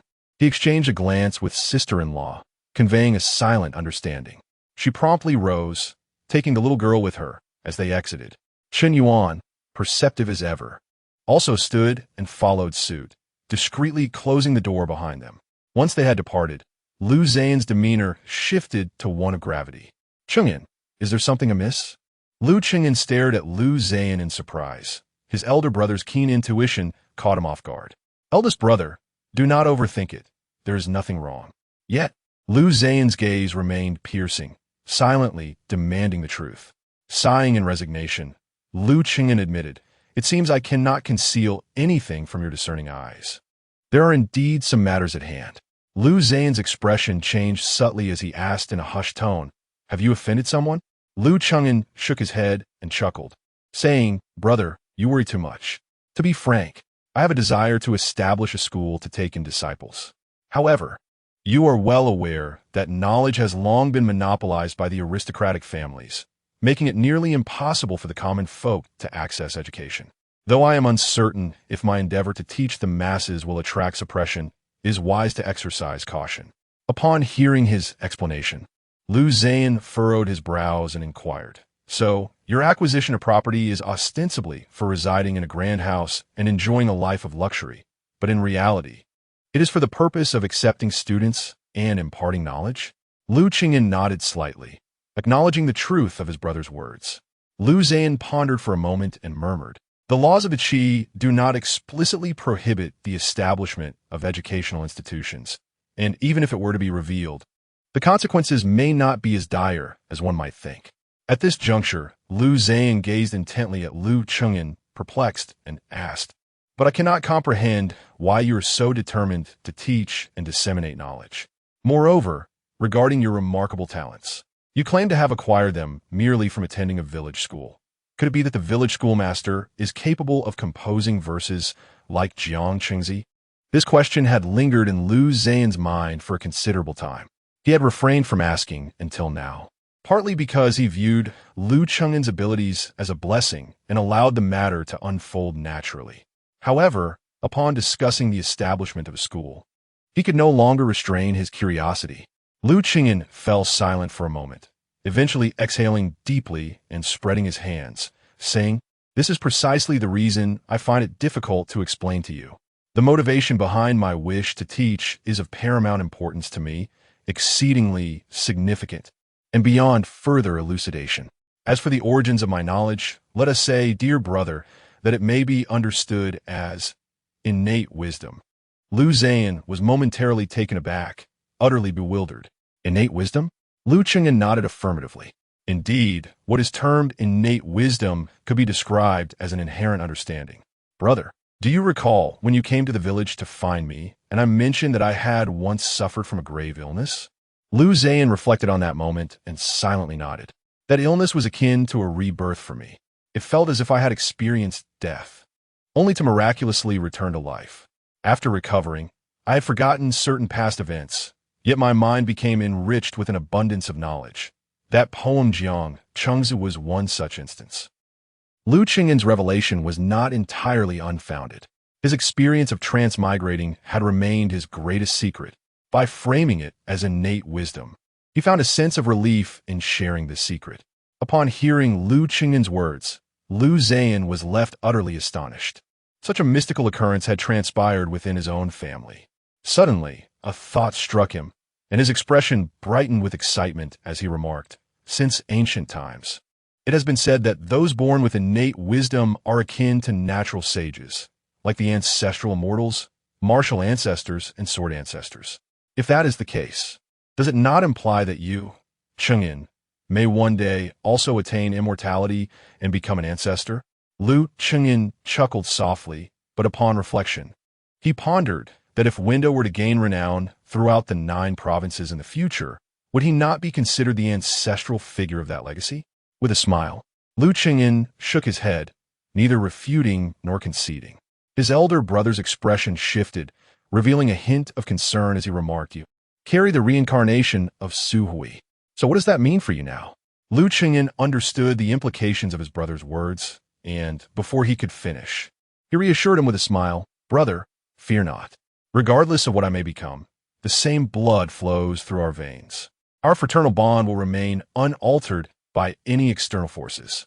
Upon hearing this, Lu Zhan visibly relaxed, a grin spreading across his face as he replied, "Then all is well. No matter your identity or the path you choose, as long as you still acknowledge me as your elder brother, you shall forever remain my dear sibling." Lu Chengyan nodded earnestly, his smile broadening. Such is the essence of familial love, encapsulated in the words of the sages. A father conceals for his son, and a son conceals for his father, for therein lies the truth. Chapter 50. The Gentlemanly Spirit in a Few Days. It would be the day of rest for my elder brother, Lu Zhan, though I was well aware of my younger brother's reliability in handling matters. As the elder brother, I couldn't help but feel a tinge of unease, compelling me to accompany him personally to view the house. Thus, Lu Chengyan decided to remain patient, awaiting his brother's day of leisure before proceeding. However, the following morning, an unexpected visitor arrived, catching Lu Chengyan off guard. The visitor was a middle-aged man clad in a scholar's robe, exuding an air of fragility, accompanied by the refined demeanor characteristic of an intellectual. At first, Lu Chengyan presumed the man sought his elder brother, but to his surprise, it turned out he was there for him. At the entrance of the Lu residence, the middle-aged scholar clasped his hands together, bowing respectfully, "I am but a humble student, seeking an audience with Master Lu. I kindly ask you to relay my request." A stranger addressing him with such deference momentarily startled Lu Chengyan, prompting him to instinctively return the bow. "I am Lu Chengyan. May I inquire the purpose of your visit, sir?" he inquired, bewildered. Upon realizing that this young man was indeed the one he sought, Hideyazai was instantly filled with joy. Without uttering a word, he presented Lu Chengyan with a slip of paper. Upon receiving it, Lu Chengyan opened it with curiosity, finding inscribed upon it 2 lines of poetry. "Do not mock the drunken soldier lying in the battlefield, for throughout history, how many have returned from war?" Understanding dawned upon him, and he chuckled. "Ah, so you are a distinguished guest from the general's residence. According to etiquette, when a guest arrives, it is only proper to invite them inside for tea." However, considering this was his elder brother's home, which also housed female family members, and his desire to avoid entangling his brother's household with the intrigues of the powerful, Lu Chengyan stepped out of the gate and said, "My humble abode is rather modest. Thus, I shall refrain from inviting you in, Mr. He. There is a tea house across the street. Let us converse there instead. Hideyazai had no objections. Once seated at the tea house, Liu Cheng'an smiled and asked, "Did the old general send you to find me?" Shaking his head, Hideyazai's expression shifted to one of discomfort as he replied, "I'm not here by the general's request. I have come of my own accord." The reason lies within that fragment of poetry sighing. Hideyazai continued, "To my shame, after Master Liu composed that verse, I was utterly captivated. However, upon reflection, having studied for 30 years, I thought I might possess a modicum of literary skill and felt a competitive urge to complete that half-verse. Yet, after a month of intense contemplation and countless sheets of paper, I still found it lacking. It was then I realized my own arrogance. Hence, I have made this visit to humbly seek your guidance, hoping you might take pity on my earnest desire for knowledge and offer me a few insights." Listening to Hideyazai's explanation, Liu Cheng'an felt no trace of disdain. Rather, a sense of respect welled up within him. From what Hideyazai had articulated, it was evident that he was a genuine scholar. His dedication to pondering over a mere half-verse for such an extended period, coupled with his age and the respect he showed towards a young man, attested to his sincere reverence for learning. Liu Cheng'an couldn't help but exclaim, "Sir, your keen intellect and thirst for knowledge, coupled with your humility in seeking guidance, are truly admirable. Let's not speak of mere instruction, but rather engage in mutual exploration and discussion." Hideyazai smiled faintly, about to respond, but then paused, softly murmuring, "Keen intellect and a thirst for knowledge. Unashamed to seek guidance." After savoring the phrase several times, his eyes sparkled with enlightenment. Though it was merely a simple statement, it resonated with profound truth. Is it not essential for those in pursuit of knowledge to possess such a mindset to continually strive for progress? Hideyazai suddenly lifted his gaze to Liu Cheng'an, feeling an inexplicable shock. This young man, with casual words, had uttered a profound truth. Such insight left even a seasoned scholar like himself, who had devoted over 30 years to study, in awe. For the remainder of their time together, the two engaged in spirited discussion at the tea house. Although it was termed as an exchange, it was primarily Liu Cheng'an speaking while Hideyazai listened intently. He even had the tea house attendant fetch ink, paper, and brushes, eagerly taking notes as if he were a student learning from a master. This continued until noon. Liu Cheng'an glanced at the sky and said with a smile, "Mr. He, shall we conclude our discussion for today?" Hideyazai, still immersed in the ocean of knowledge, looked up in surprise and quickly nodded. "Oh yes, let us stop here. Alas, I became so engrossed that I lost track of time and have taken up so much of your time. How about I treat you to lunch at the Zui Xianlu?" Liu Cheng'an chuckled and shook his head, gesturing toward a little girl at the entrance of the Liu family gate across the street, who was waving at him. "No need. A meal has already been prepared at home. We can chat again another time." Hideyazai followed Liu Cheng'an's gesture and smiled warmly, rising to take his leave, but then recalled the true purpose of his visit. Yet, hesitation lingered, and he remained silent. Liu Cheng'an inquired with a smile, "Mr. He, do you have something else on your mind?" Hideyazai looked into Liu Cheng'an's profound eyes and felt an unwarranted sense of anxiety. After a moment, he sighed softly, "To be candid, I came today not only to seek your wisdom, but also to invite you to the general's residence to teach the younger generation. However, having met you today, I now understand that a person of your caliber would not wish to be constrained by the confines of a noble household. Your knowledge deserves to be imparted beyond a mere general's estate. Let us consider this matter as if I had never mentioned it." Observing the sincerity in Hideyazai's expression, Liu Cheng'an smiled gently and nodded slightly. He had already surmised Hideyazai's intentions. Yet, the latter's final words deepened Liu Cheng'an's impression of this middle-aged scholar. Liu Cheng'an rose, clasped his hands in a gesture of respect, and smiled. "Mr. He, your openness reflects the spirit of a true gentleman. May we meet again by fate. Farewell." With that, Liu Cheng'an departed without commenting on Hideyazai's earlier remarks. However, to Hideyazai, this silence spoke volumes. As he watched Liu Cheng'an depart with an air of nonchalance, Hideyazai let out a sigh of relief. With a soft chuckle, he mused, how could a general's residence ever retain a person of such caliber? Subsequently, Hideyazai tenderly cradled the notes he had meticulously recorded on the table, carefully rolling them up and embracing them warmly, before leaving the tea house with a beaming smile. Chapter 51. The Profound Truth of Governance in the Study of the General's Residence. He Daizai recounted his observations from the day spent with Lu Cheng'an. Li Tiance, deep in thought, remained silent. After a considerable pause, he Daizai gathered his courage and clasped his hands, saying, "General, Mr. Lu is no ordinary man. He cannot be judged by common standards." Li Tiance glanced at he Daizai, a smile gracing his lips as he replied, "Mr. He holds him in such high regard?" He Daizai, with a wry smile, shook his head, saying, "Not at all. What right do I have to evaluate Mr. Lu?" A flicker of surprise crossed Li Tiance's eyes. He Daizai had served as a teacher in the general's private academy for over a decade, possessing a pride that rivaled anyone, despite lacking any celestial or martial prowess. It was unexpected for him to display such deference toward a mere youth. Was it simply because of his poetic skills? No matter how exquisite the poetry, it ultimately served as a trivial amusement, hardly deserving of such lofty praise from Mr. He. He Daizai shook his head once more, his expression turning serious. "To be frank, General, I initially shared your sentiments. However, after today's enlightening discourse, I have come to realize that poetry is merely one of Mr. Lu's less conspicuous talents." Li Tiance's interest peaked as he gestured toward a nearby chair, saying, "Mr. He, please take a seat and enjoy a cup of tea while you elaborate." He Daizai, feeling welcomed, sat down and recalled a statement made by Lu Cheng'an earlier that day.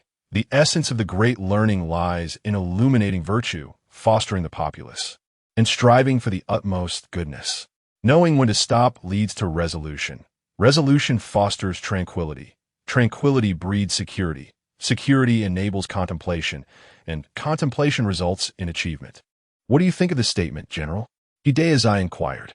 Li Tiance furrowed his brow in contemplation. Although a martial practitioner, he possessed a substantial collection of books. It was inconceivable for someone who had attained a high level of martial cultivation to be merely a brute. While he might not grasp the true meaning of the words in that moment, he sensed the profound wisdom contained within them. Noticing Li Tiance's silence, he Daizai continued, "I believe this brief passage encapsulates the principles of self-cultivation, governance, and even the unification of the world." Li Tiance's head shot up in surprise. "Oh, such profound truths exist?" He Daizai nodded. "Regrettably, my understanding is limited, and I cannot fully comprehend the depths of its meaning. However, I can sense that Mr. Lu possesses a comprehensive and cohesive body of knowledge that interconnects seamlessly. What he shared today was merely the tip of the iceberg." Li Tiance fell in his silence once again, and he Daizai, too, ceased speaking, quietly savoring his tea. The room was enveloped in stillness. After a long while, Li Tiance lifted his head and chuckled. "According to your assessment, it seems I have been rather presumptuous in inviting him to the general's residence for instruction." He Daizai smiled, but remained silent.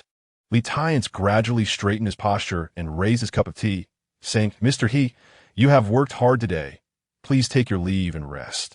He Daizai stood and quietly withdrew. As he reached the door, he heard Li Tiance's voice calling from behind him. "Indeed, Mr. He, should you visit Mr. Lu again next time, do bring along Zhongming." He Daizai paused momentarily, then bowed and replied yes. Upon exiting Li Tiance's study and returning to his dwelling, he Daizai retrieved the notes he had taken today, his gaze filled with fervent anticipation.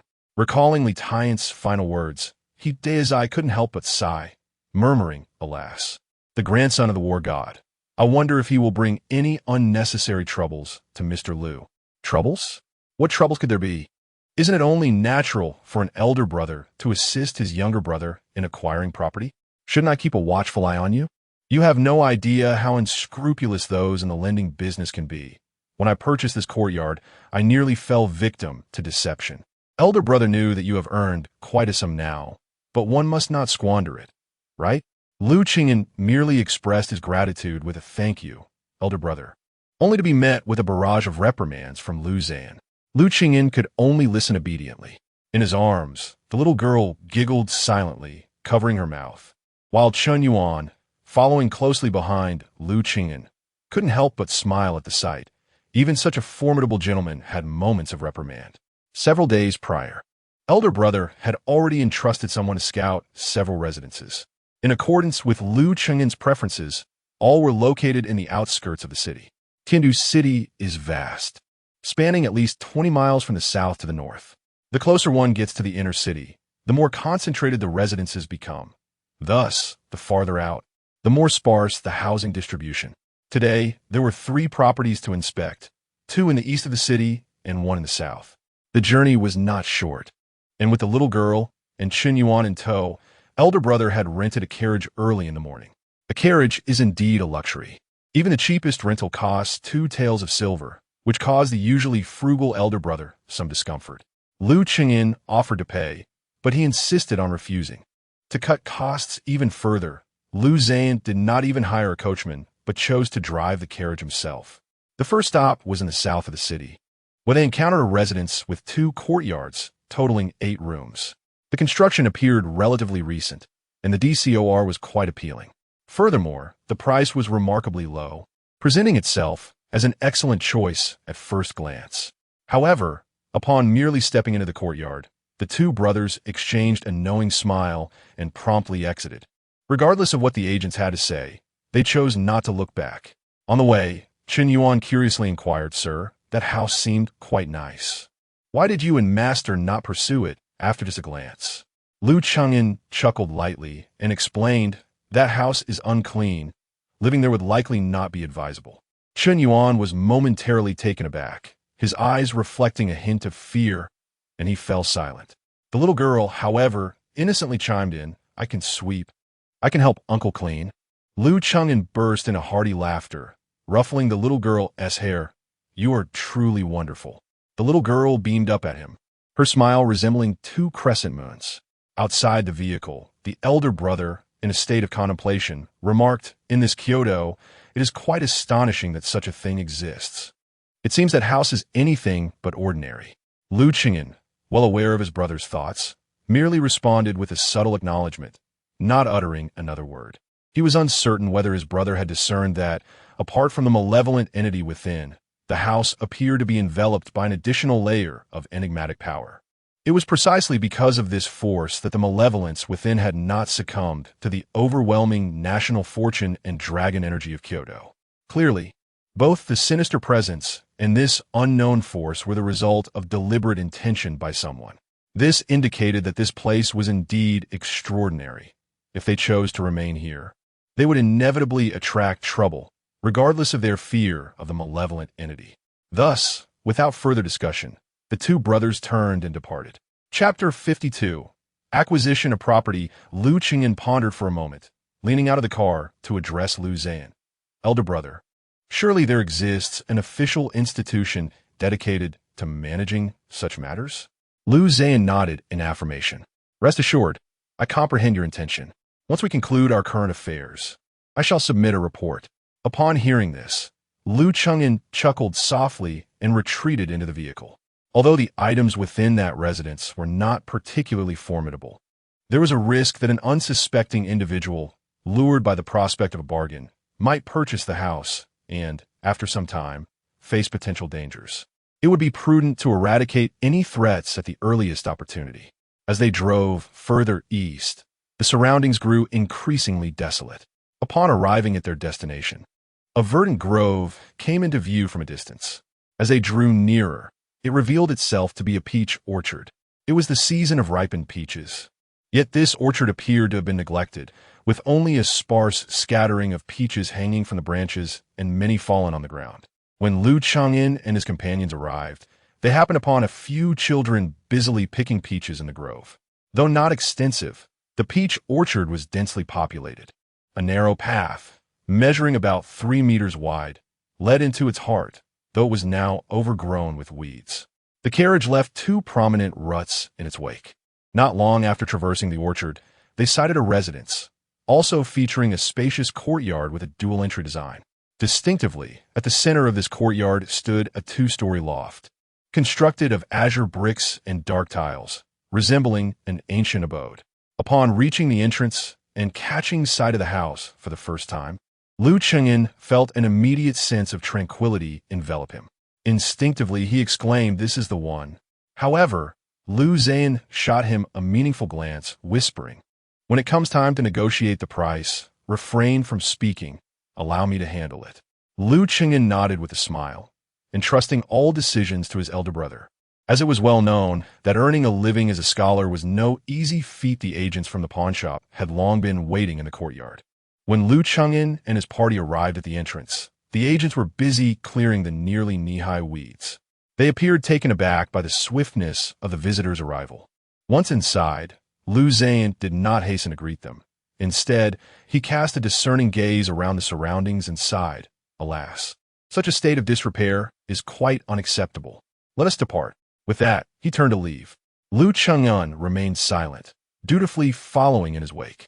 Observing Lu Zan's intent to leave after a mere glance, the pawnshop agents hurriedly caught up, exclaiming, "Are you not the esteemed Master Lu? Oh, do not jest. Master Lu, this house has simply been uninhabited for some time, resulting in a bit of overgrowth. If you're not in a hurry, we can have it tidied up for you right away." As he spoke, one of the agents began pulling at the weeds. Lu Zan regarded him with a critical eye and replied, "Humph. Previously you extolled the virtues of this house's favorable feng shui and tranquility. Yet you now demand 600 taels? At first glance, this place is worth no more than 100 taels. Your lack of integrity in business is disheartening. Let's be on our way." With that, he attempted to leave once again. The agent quickly interjected, eager to placate him, "Please, Master Lu, do not be hasty. The reason for the asking price of 600 taels is not solely due to the house. Consider the 5 acres of peach orchard that accompany it.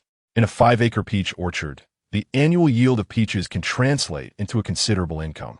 Lu Zan, with eyes wide open, pointed dramatically at the orchard outside and exclaimed, "5 acres of peach trees? Worth a fortune? Do you take me for a fool?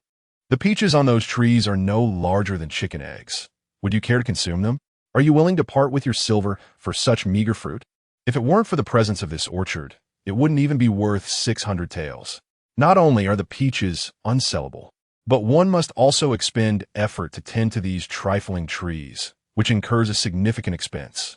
Lu Zan's eloquence left the merchant awkwardly smiling in response. Truth be told, those peaches were hardly sought after. Otherwise, they wouldn't be rotting on the ground, with only greedy children plucking them for amusement. But that was not the end of it. Lu Zan approached the wall of the courtyard, grasped a brick, and with a gentle twist, it broke apart effortlessly. He then brandished the broken brick before the merchant, stating, look here.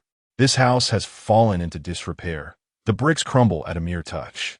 Should I wish to purchase it, I would likely need to engage someone to renovate it, which would cost at least 1 or 200 taels.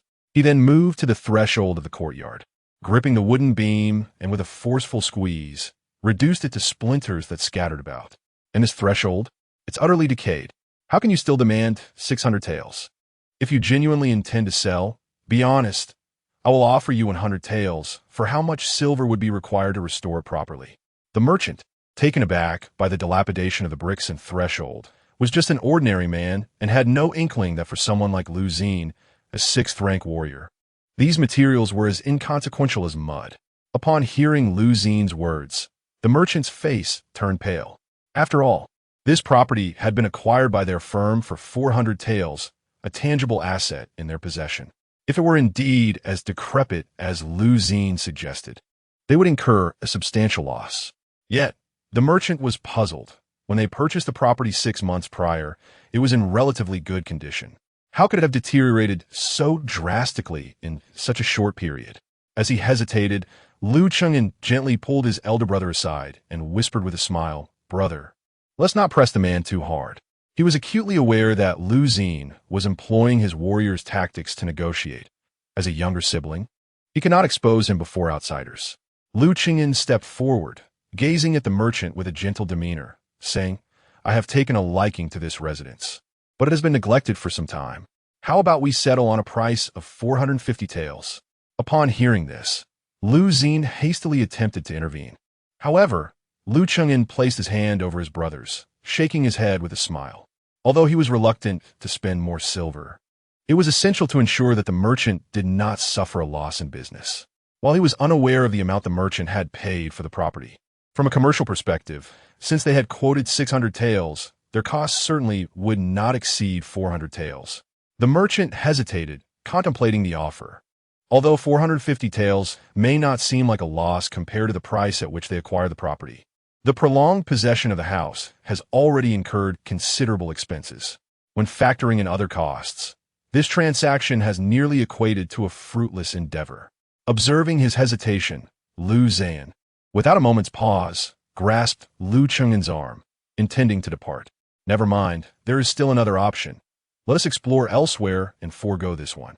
Upon hearing this, the pawnbroker could only respond with resignation. Alas, Master Lu, I suppose it is my misfortune, for 150 taels shall suffice. Having settled on a price, both parties affixed their signatures and seals, with the pawnbroker having already prepared the land deed and official documents. After Lu Cheng'en inscribed his name and pressed his thumbprint, he received the property deed and the deed for the 5 acres of peach orchard, thereby becoming the rightful owner of the residence. Chapter 53. The completion of the new residence. Upon acquiring the house, Lu Cheng'en busied himself with tidying and cleaning. His elder brother took a 3-day leave from the government office to assist with the arrangements. That very afternoon, his sister-in-law also arrived to lend a hand. The young Chun Yuan exerted himself the most, rolling up his sleeves and immersing himself in the weeds, not straightening his back until he had cleared them all.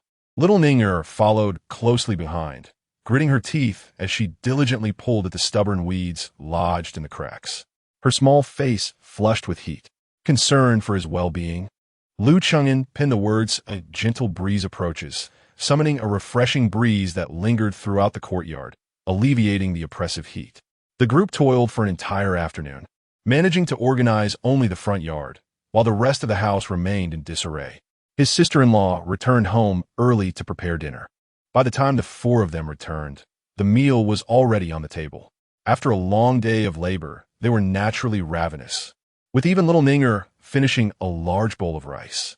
Following a brief rest after dinner, Lu Cheng'en began teaching the 2 children to read. To his surprise, Chen Yuan, this child of tragic circumstances, could actually read. It was said that his grandfather once held an official position in the court, but due to certain events, he was demoted to commoner status, leading to the family's decline. By Chen Yuan's generation, they had even lost the right to reside in the outer city. Yet, he still possessed a scholarly heritage, setting him apart from the typical youth of the outskirts. This fortunate background saved Lu Cheng'en considerable effort. He handed Chen Yuan a copy of 1,000-character classic and instructed him to memorize it. Should he encounter unfamiliar characters, he could inquire further.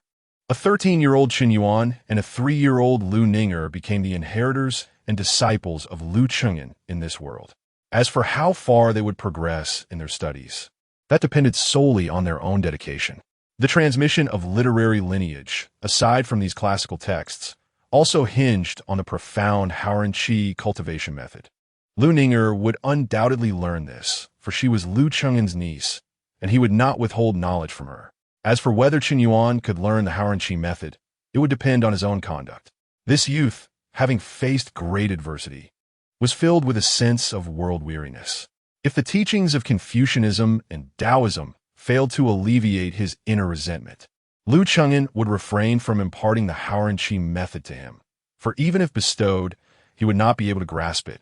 To cultivate Haoren righteousness, one must possess an expansive heart free of sinister thoughts, capable of enduring myriad tribulations. Without this capacity, achieving Haoren righteousness would be impossible. Thus, Chen Yuan's future fate lay entirely within his own resolve. Naturally, as a teacher, Lu Cheng'en would not neglect him, allowing him to grow unassisted. The necessary guidance and care would undoubtedly be provided. Lu Cheng'en hoped not only to cultivate a competent successor, but also to rescue this unfortunate child. The following morning, after the family finished breakfast, they prepared to set out for the new residence in the east of the city to continue their cleaning and organizing. Just as they stepped outside, they were met by Manager Feng and Heir Kei, accompanied by a group of people hastening towards them. Lu Cheng'en approached in astonishment and said, "Brother Feng, Heir Kei, what brings you here?" Shopkeeper Feng, adopting a stern expression, feigned dissatisfaction and replied, "I must say, Brother Lu, you are being rather distant. Such a significant event as moving into a new home, and you haven't thought to inform me? Have you not regarded me as one of your own?" Lu Chengin smiled apologetically and inquired, "How did you come to know, Brother Feng?" Hearing this, his sister-in-law quickly explained, "It was like this when I returned yesterday afternoon. Shopkeeper Feng happened to be looking for you. I thought, since he is no outsider, I would share this news with him." Lu Chengin suddenly understood. Glancing at the group of individuals behind Shopkeeper Feng, he remarked, "Brother Feng, have you summoned the master from the winery? Wouldn't tea that hinder the brewing process?" Shopkeeper Feng waved his hand dismissively and said, "A day or two won't matter. We all want to lend a hand. And among our crew are several skilled masons and carpenters who can assess what needs repairing. Furthermore, with a second-hand house, there are aspects that require the insight of knowledgeable individuals to avoid potential pitfalls." Kuei chimed in cheerfully, "Brother Lu, today the shopkeeper has declared a day off, with wages still being paid. You can't refuse." Given this, Lu Chengin felt it inappropriate to decline and replied with a smile, "Then I must express my gratitude to all the masters." With that, the 10 or so individuals brought by Shopkeeper Feng gathered together and marched towards the eastern part of the city. Upon arriving at the residence, surrounded by peach trees, Shopkeeper Feng exclaimed, "What a tranquil and elegant place." With a collective effort, the group worked far more swiftly than Lu Chengin could have managed alone. In no time at all, they had cleared away the weeds and clutter from both the inner and outer courtyards. They had also brought a variety of tools, thoroughly cleaning the path that meandered through the peach orchard. To prevent future overgrowth, Lu Chengin planned to pave the path with bluestone slabs. Aside from leaving a portion of the soil for planting flowers, both courtyards would be laid with bluestone as well. Some of the loose doors and windows also required reinforcement. Among the individuals Shopkeeper Feng brought were experienced masons and carpenters. After carefully measuring the necessary materials, they promptly headed to the market to assist Lu Chengin in procuring stones and timber. Within half a day, the residence was immaculate. Even the beams were dust-free. At noon, Lu Chengin treated everyone to a meal at Zue Xianlu, and he had his sister-in-law purchase exquisite pastries from Yu Xianzhai for each person in advance. As the masters from the winery departed, not one left without secretly praising this rarely seen proprietor for his exceptional hospitality. Moreover, they could discern that Lu Chengin was distinctly different from the affluent individuals they had encountered before. For instance, while Shopkeeper Feng was generally considered a good master due to his leniency towards his staff, he would never truly treat them as equals. Yet, this grand proprietor was entirely different. At the midday banquet, the esteemed host graciously raised a toast to each guest, gently inquiring about their names. Whenever someone introduced themselves, he would commit their name to memory with remarkable ease. During conversations, Lu Chengin attentively listened to their words, extending greetings to their elders and loved ones.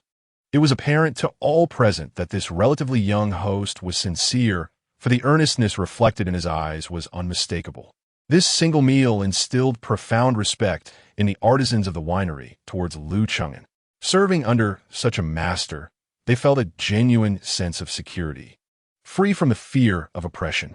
In the following days, a group of skilled craftsmen, inspired by their admiration for Lu Chengin, gathered a team of workers who began busily toiling at his residence.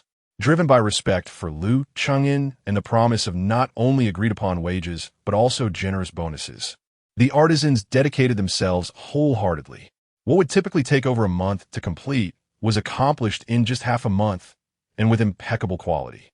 Once the house was finished, the eldest sister-in-law busied herself with procuring furniture and essential household items such as pots, pans, and provisions.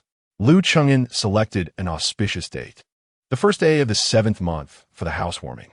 At that moment, he pondered over a fine blank plaque made of peach wood, contemplating what name would suit his new abode. Seeking suggestions for a fitting name for this sacred place of significance, dear friends, please lend your thoughts. And don't forget to click that yellow button to add this to your bookshelf. Thank you. Chapter 54. The Academy. Lu Chengin contemplated numerous alternative names, yet none seemed sufficiently appropriate. After much deliberation, he ultimately resolved upon the simplest of titles, the Academy. The purpose of acquiring this residence was to impart knowledge and wisdom, with daily living being merely ancillary. The name Academy encapsulated Liu Chengyan's intentions most profoundly. Having settled on the name, Liu Chengyan retrieved the 5-rank purple wolf hair brush gifted by Manager Feng, along with the century-old agarwood ink. The 5-rank purple wolf hair brush, crafted from the hair of a 5-rank demon beast, was exceptional in its own right. After obtaining the brush, Liu Chengyan employed the nurturing techniques recorded in the scriptures of literary Dao, cleansing the residual demonic energy from the brush with pure righteous qi, thereby refining it into a remarkable literary artifact. Coupled with the century-old agarwood ink, and with the divine skill of writing that could stir winds and rain, the resulting calligraphy was destined to be extraordinary. Once the ink was ground, Liu Chengyan's mind was as tranquil as a placid lake, undisturbed by the slightest ripple. Within the celestial realm of his mind, the 6th-rank righteous qi flowed toward the brush's tip. As the first stroke descended, a gentle breeze arose, and a faint aura of the world's essence enveloped the peachwood plaque. A soft white glow emanated from his brush tip, and faint sounds of reading seemed to resonate in the air. Liu Chengyan's calligraphy was powerful, executed in a dignified, robust regular script. Each stroke bore the weight of a majestic presence. When the characters for the Academy were completed, a refreshing breeze swept through, carrying the fragrance of ink throughout the courtyard. The transplanted peach tree swayed gently in the wind, its previously wilting branches visibly regaining their verdant hue. The plaque inscribed with the 2 characters for the Academy now radiated a brilliant luminosity. Chun Yuan, observing from the side, was utterly astounded. Bathed in the ethereal glow, he felt as though his body were immersed in cool spring water, invigorating and refreshing. Whether it was merely an illusion, he sensed a heightened acuity in his mind. His thoughts were clear and tranquil, imbued with an inexplicable mystique. Astonished, Qin Yuan looked up and involuntarily exclaimed, "Sir, are you an immortal?" Liu Chengyan smiled gently and shook his head. "I'm merely a scholar." After a few breaths, all extraordinary phenomena vanished, leaving only the 2 stately and robust characters on the plaque. Should anyone cleave the plaque, they would discover that Liu Chengyan's brushwork had penetrated deeply into the wood. Even if a substantial layer were removed, the characters for the Academy would remain distinctly visible. Upon completing the plaque, Liu Chengyan retrieved 2 long boards he had prepared in advance and inscribed a couplet. For Liu Chengyan in his previous life, this was merely a commonplace exhortation to study. Yet for this world, it heralded a profound declaration in the pursuit of knowledge. The couplet read, "There's a path through the mountains of books, diligence is the way. The sea of knowledge is boundless, hard work is the vessel." Setting down the brush and surveying his work, Liu Chengyan felt a sense of satisfaction. Compared to his past life, his calligraphy had undeniably ascended to a higher echelon with the attainment of literary Dao cultivation. "Qin Yuan, go and hang the couplet and plaque." "I shall fetch a ladder." Qin Yuan, recovering from his astonishment, nodded eagerly and proceeded to lift the plaque. However, upon grasping it, his expression slightly changed. Although it was merely a plaque, Qin Yuan found it exceedingly arduous to move. After several unsuccessful attempts, Liu Chengyan returned from the side room with a ladder and other tools, observing Qin Yuan struggle with a hint of surprise. "What's the matter? Can't you lift it?" "It shouldn't be that heavy," he remarked. "Once we settle in, the master will teach you martial arts. Scholars are not solely meant to expound on theories." Qin Yuan, feeling somewhat dejected, nodded in agreement. "Master, I am utterly useless." Liu Chengyan chuckled, reaching to assist with the plaque while offering words of comfort. "Do not speak so, you are still young." Not being able to lift it, his expression faltered as he glanced at the plaque in his hands. "Oh, it has indeed become significantly heavier. No wonder you are unable to move it." Liu Chengyan quickly discerned the reason. The plaque, imbued with his literary and spiritual prowess, had transcended its ordinary nature. The change in weight was merely the most inconspicuous alteration. The plaque also harbored a formidable aura. Those with ill intentions who dared to gaze upon it might find themselves harmed by this potent force. Of course, as its creator, Liu Chengyan was unaffected. While the plaque was heavy, In his hands, it felt almost weightless, not due to his martial prowess, but because he was its rightful owner. After a flurry of activity, the master and disciple finally hung the plaque in couplets at the entrance, aligning them perfectly. This transformation imbued the residence with a distinctly different atmosphere. Standing at the doorway, Chun Yuan was filled with curiosity, sensing that the interior and exterior of the courtyard were akin to two disparate worlds. Outside, the sun blazed fiercely, creating an unbearable heat. Yet, upon stepping beneath the plaque, a sense of tranquility washed over him.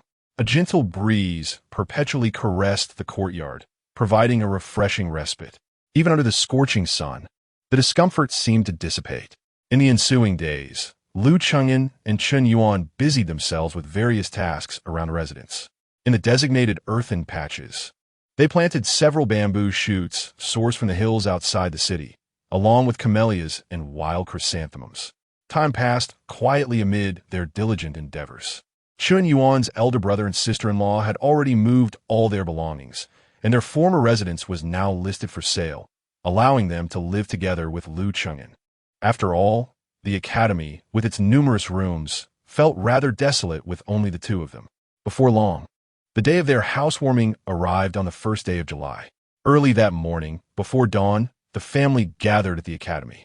As Lu Zhan proclaimed, "Open the door to good fortune," they joyfully crossed the threshold into the academy.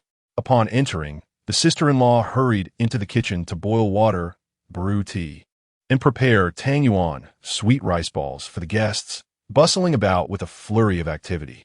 Lu Chengyan initially intended to assist in the kitchen, but was promptly ushered out by his sister-in-law. With a gentle smile, she remarked, "If uncle is concerned about tiring aunt, perhaps it would be wise to marry a younger sister-in-law soon.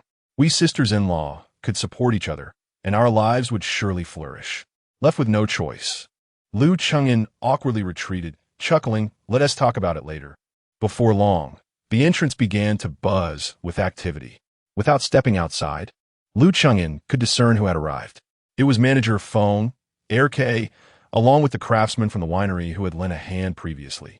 Each carried gifts in their hands, creating an atmosphere of lively celebration in the courtyard. Shortly after manager Feng and his companions arrived, another familiar face appeared, Hideyazai from the general's residence. Lu Chengyan stepped out to greet him, only to discover that Hideyazai was accompanied by three others. One was a youth of similar age whom he had never seen before, while the other two were quite unexpected: the venerable military strategist Lighthearted and the enigmatic old steward from the general's mansion. Chapter 55. Dancing on the edge of a blade, Lu Chengyan was acutely aware that, given his relationship with Lighthearted, he was not in a position to expect such a visit. The reason for their presence might well be that Hideyazai had spoken of him. Nevertheless, as guests, he would not turn them away simply because of their status. "Generally, and this esteemed elder, your visit has truly illuminated my humble abode. Please come inside." Before Lighthearted could utter a word, the old gatekeeper stepped forward and inquired, "Young man, do you have any fine wine today?" Lu Chengyan chuckled in response. "Among today's guests, most are brewers from my winery. Do you think there will be any good wine?" The old gatekeeper nodded in satisfaction, chuckling to himself and refraining from further comment. Lighthearted cast a disdainful glance at him, and then turned to Lu Chengyan with a cupped fist salute, saying, "Young friend Lu, I have come uninvited to celebrate your new residence. I hope you do not mind." With a smile, Lu Chengyan returned the gesture. "When friends come from afar, is it not a joy? You're being too courteous, General." Lighthearted's eyes brightened as he nodded and remarked, "What a delightful sentiment." He then glanced at the young man beside Hideyazai and said, "Zhongming, where is the congratulatory gift I asked you to prepare?" The young lad pouted, reluctantly retrieving a porcelain vial from his pocket and presenting it to Lu Chengyan. "Here for you." Lu Chengyan smiled, accepting it with both hands. "I appreciate the generosity of the esteemed general and the young master." The youth, surnamed Li and named Zhongming, huffed disdainfully, ignoring him. Beside them, Hideyazai promptly interjected, "Mr. Lu, this is a fourth-rank revival pill, a miraculous healing elixir, quite rare indeed." Having spent considerable time in this world, Lu Chengyan understood the rarity of such a fourth-rank pill. A flicker of astonishment crossed his eyes, and just as he was about to decline, Li Tiance interjected. It is nothing of great consequence. You should accept it without hesitation. With this, Lu Qingyan felt it inappropriate to refuse and thus gratefully acknowledged the gift. Please, do not linger at the entrance. Come inside. He gestured for them to proceed into the courtyard. As they passed through the doorway, both Li Tiance and the old gatekeeper simultaneously raised their heads to glance at the plaque above the entrance. A flicker of surprise flashed in the eyes of these enigmatic masters, but it quickly faded into tranquility. Seeing guests arrive, Lu Zhan hurriedly stepped forward to greet them. Upon recognizing Li Tiance, this towering figure suddenly felt his legs weaken, nearly stumbling to the ground. Lu Zhan, his eyes wide with shock and delight, found himself momentarily speechless. The manager, Feng, who had been seated and sipping tea, abruptly stood, nodding slightly without uttering a word. The others, not recognizing Li Tiance, remained oblivious to his identity as the legendary military god of Beiki. Li Tiance approached Lu Zhan with a smile and said, You must be one of the veteran soldiers who has returned from the Northern Front. Am I correct?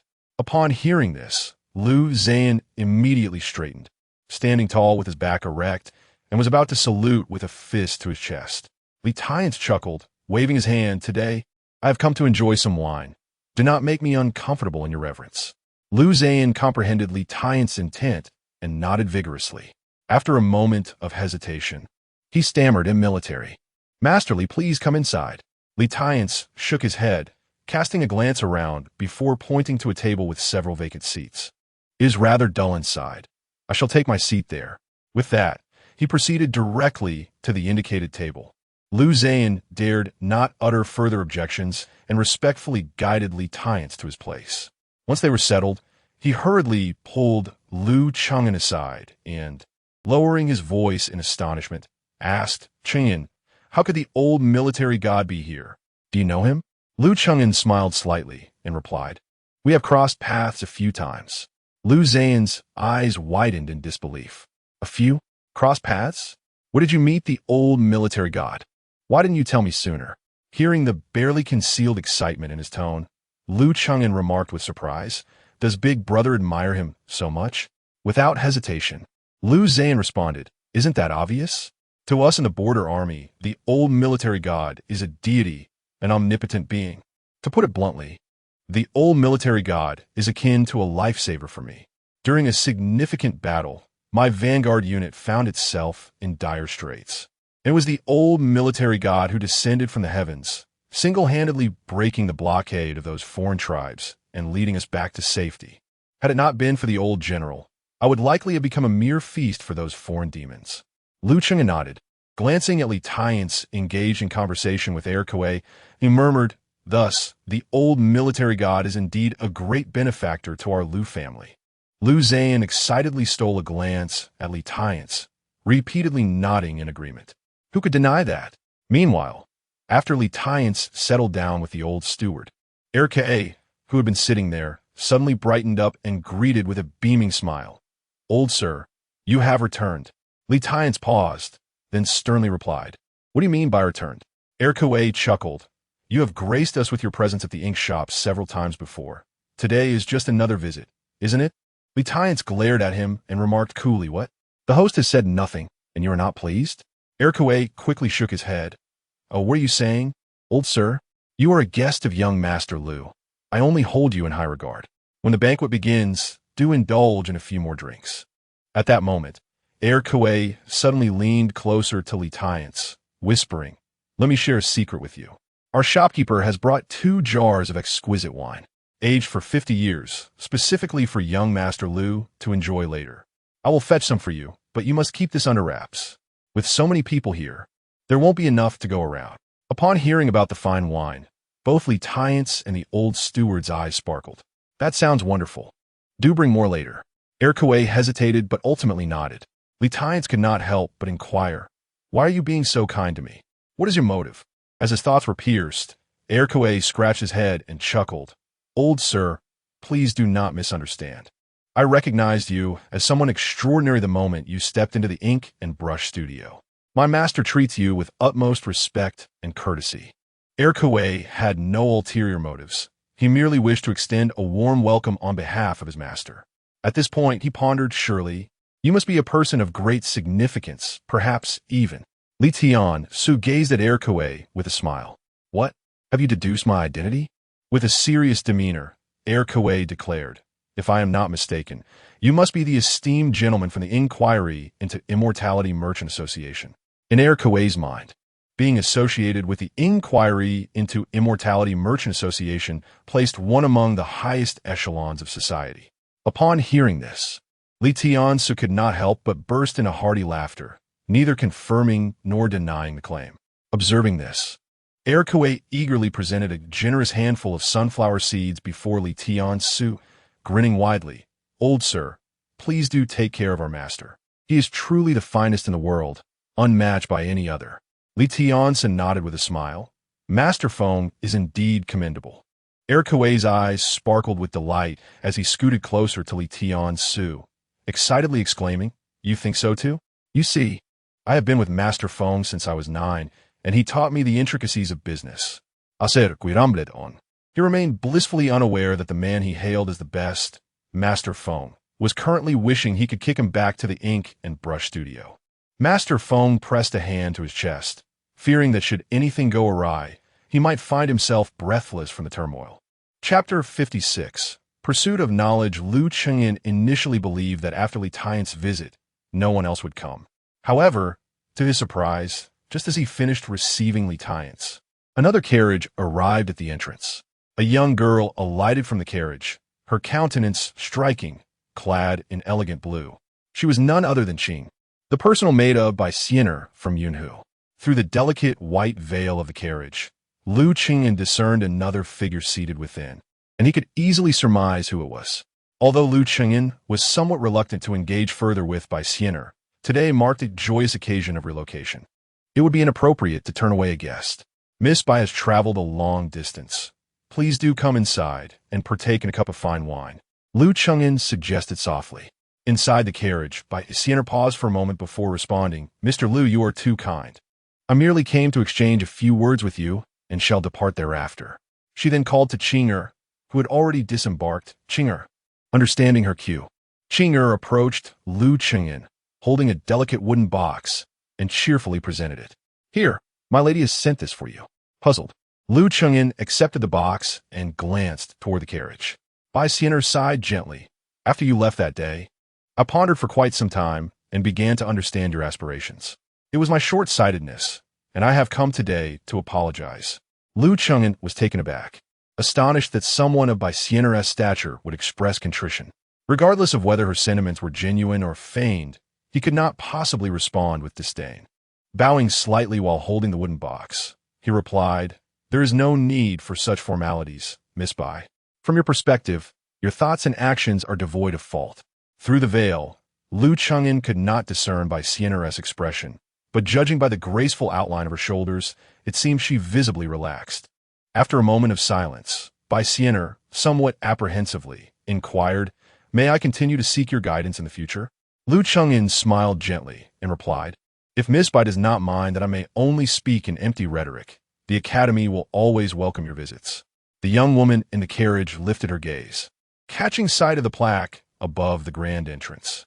Though separated by the veil, she could still perceive the significance of the two characters inscribed there. Smiling, Bai Siener nodded slightly. Thank you, sir. I shall no longer intrude. Farewell. As Lu Chengyan watched the carriage depart, his impression of Bai Siener improved considerably. The reason she previously viewed his scholarly pursuits as a service to the royal and noble was entirely due to her upbringing within such circles. Raised in an environment that fostered such thinking, it was only natural for her to hold those beliefs. Yet, her willingness to apologize today signified her inherent kindness and open-mindedness, revealing that she was not one to take pride in her station. Such a person is indeed admirable. Did the disciple of the national master truly apologize to you? What transpired between you two? A voice suddenly interrupted Lu Chengyan's reverie. Turning his head, Lu Chengyan was surprised to find that the legendary military figure had quietly positioned himself beside him. With a gentle smile, Lu Chengyan remarked, It's nothing, merely a misunderstanding. Li Tian's chose not to inquire further, instead directing his gaze toward the wooden box held in Lu Cheng'en's hands. A fleeting glimmer of golden light flashed in the periphery of his pupils, and his expression shifted to one of palpable astonishment. However, Li Tian's refrained from articulating his thoughts, opting instead to offer a meaningful smile as he patted Lu Cheng'en's shoulder before retreating to the courtyard. Curiosity piqued. Lu Cheng'en stole a glance at the box cradled in his arms, pondering what could possibly elicit such a reaction from the esteemed military figure. Yet, with numerous guests still present in the courtyard, it was hardly the appropriate time to unveil a gift. After securing the box within the confines of his room, Lu Cheng'en proceeded to navigate through the various tables, attending to the needs of his guests. At a neighboring table, the young Li Zhoming observed Lu Cheng'en mingling with the common folk, sharing laughter and toasting, his expression increasingly laced with disdain. Recalling his grandfather's admonitions, he felt an overwhelming sense of irritation. How could someone of Lu Cheng'en's age be deemed worthy of imparting knowledge? His grandfather, a figure of immense authority within the Li family, commanded unwavering respect. Thus, Li Zhoming had no choice but to accompany him. Yet, upon encountering Lu Cheng'en, his discontent only deepened. What merit could a person consorting with the lowly possess in teaching him? Moreover, he was preoccupied with advancing his martial prowess to the 6th rank. Who had time for trivial studies? Wasn't tea that a sheer waste of time? Lost in these thoughts, Lu Cheng'en approached with a cup in hand. At one table sat 6 individuals, including He Daizai, all of whom stood to raise their glasses in congratulations to Lu Cheng'en. Only Li Zhoming remained seated, unmoved. Lu Cheng'en regarded him momentarily, but chose not to dwell on it. The obstinacy of a rebellious youth hardly warranted a reaction from him. Yet, while he remained indifferent, Li Tian's was far from apathetic. The sound of a cup crashing heavily onto the table echoed, causing Li Zhoming to startle and instinctively rise to his feet. Li Tian's did not utter a word, merely casting a sidelong glance in his direction. Instantly deflated, Li Zhoming reluctantly lifted his cup, mumbling congratulations before sinking back into his seat. Lu Cheng'en chuckled lightly, undeterred, and continued to toast to each guest. Compared to a few months prior, his tolerance for alcohol had markedly improved. He could now hold his own without succumbing to slumber after just a few cups, as had been the case during his first encounter with Manager Feng. The banquet unfolded joyfully, with hosts and guests alike reveling in the festivities. One satisfaction had been achieved. Manager Feng and the others bid their farewells. For Manager Feng, the meal had been nothing short of a trial. With a figure of such stature present, and his subordinates incessantly clamoring for attention, he was eager to depart. Not far from the courtyard, he glanced at the rosy-cheeked Air Kuei beside him and could not suppress the urge to give him a swift kick. "Alas, innkeeper, why do you kick me?" Air Kuei exclaimed, utterly perplexed. Master Feng shot him a glare, shrugged his sleeves, and departed without a word. Rubbing his dairy Ri, Air Kuei muttered to himself, "Is this the result of drunkenness?" In the courtyard, the other guests had taken their leave, leaving only Li Tian's and his companions behind. Lu Cheng'en understood that Li Tian's had something to discuss with him. He thus instructed Qin Yuan to prepare tea, while he led Li Tian's and his party to the front hall for a conversation. In the main hall, Lu Cheng'en sat confidently in the principal's seat, causing the elder brother to swallow hard. In the capital of northern Qi, it seemed only Lu Cheng'en had the audacity to regard the god of war with such nonchalance. He occupied the guest seat with only half his posterior, maintaining an upright posture, his shoulders rigid with tension. After sipping a cup of tea, Li Tian set down his teacup and smiled, saying, "Young friend Lu, I am but a simple man, so I shall not beat around the bush. There is a matter I wish to trouble you with." Lu Cheng'en chuckled and shook his head, fully aware of what Li Tian sought from him. "Old general, this matter does not lie with me, but rather with your grandson. In pursuing knowledge, sincerity is paramount. Without genuine intent, one's learning becomes impure, making it difficult to grasp the essence of the texts, not to mention the risk of misinterpretation, resulting in counterproductive outcomes." Chapter 57. Memories of the General's Mansion upon witnessing Lu Cheng'en's refusal. Li Zhoming's lips curled into a slight smirk as he thought to himself, "At least you possess some self-awareness. Li Tiance shot him a glare before turning to Lu Chengyan and sighed. Rest assured, young friend Lu, since I have permitted this lad to seek knowledge, I shall not allow him to harbor even a hint of disrespect towards you. Lu Chengyan chuckled lightly and waved his hand, saying, Old General, that is not the issue at hand. I have previously stated that the pursuit of knowledge requires sincerity. Without a genuine heart, one cannot expect favorable outcomes.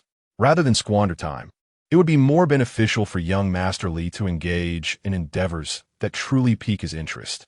At these words, Li Tiance could not help but feel a tinge of disappointment. The old doorkeeper, who had been sitting on the threshold, cast a curious glance at Lu Chengyan. In all his years, he had never witnessed anyone daring enough to repeatedly decline a request from Li Tiance. Lu Zhan quickly gestured towards Lu Chengyan for his eyes. The fact that the god of war would lower himself to seek Lu Chengyan's guidance was a tremendous honor for their family. Setting aside the consequences of refusing the god of war, merely the opportunity to forge a closer connection with the general's mansion was something countless individuals would covet. Among all present, perhaps only Hideyazai would faintly grasp Lu Chengyan's reasoning. Observing the dimming light in Li Tiance's eyes, Lu Chengyan realized that at this moment, stripped of his divine status, he was no different from an ordinary elder seeking a path for his grandson. With a sigh, Lu Chengyan spoke gently, General Li, your regard for me is indeed an honor. Please rest assured, if in the future young Master Li possesses a sincere desire for learning, my academy will always welcome him. Li Tiance nodded with a smile and rose to his feet, saying with your assurance, young friend Lu, I am at ease. I apologize for the disturbance today. I must take my leave.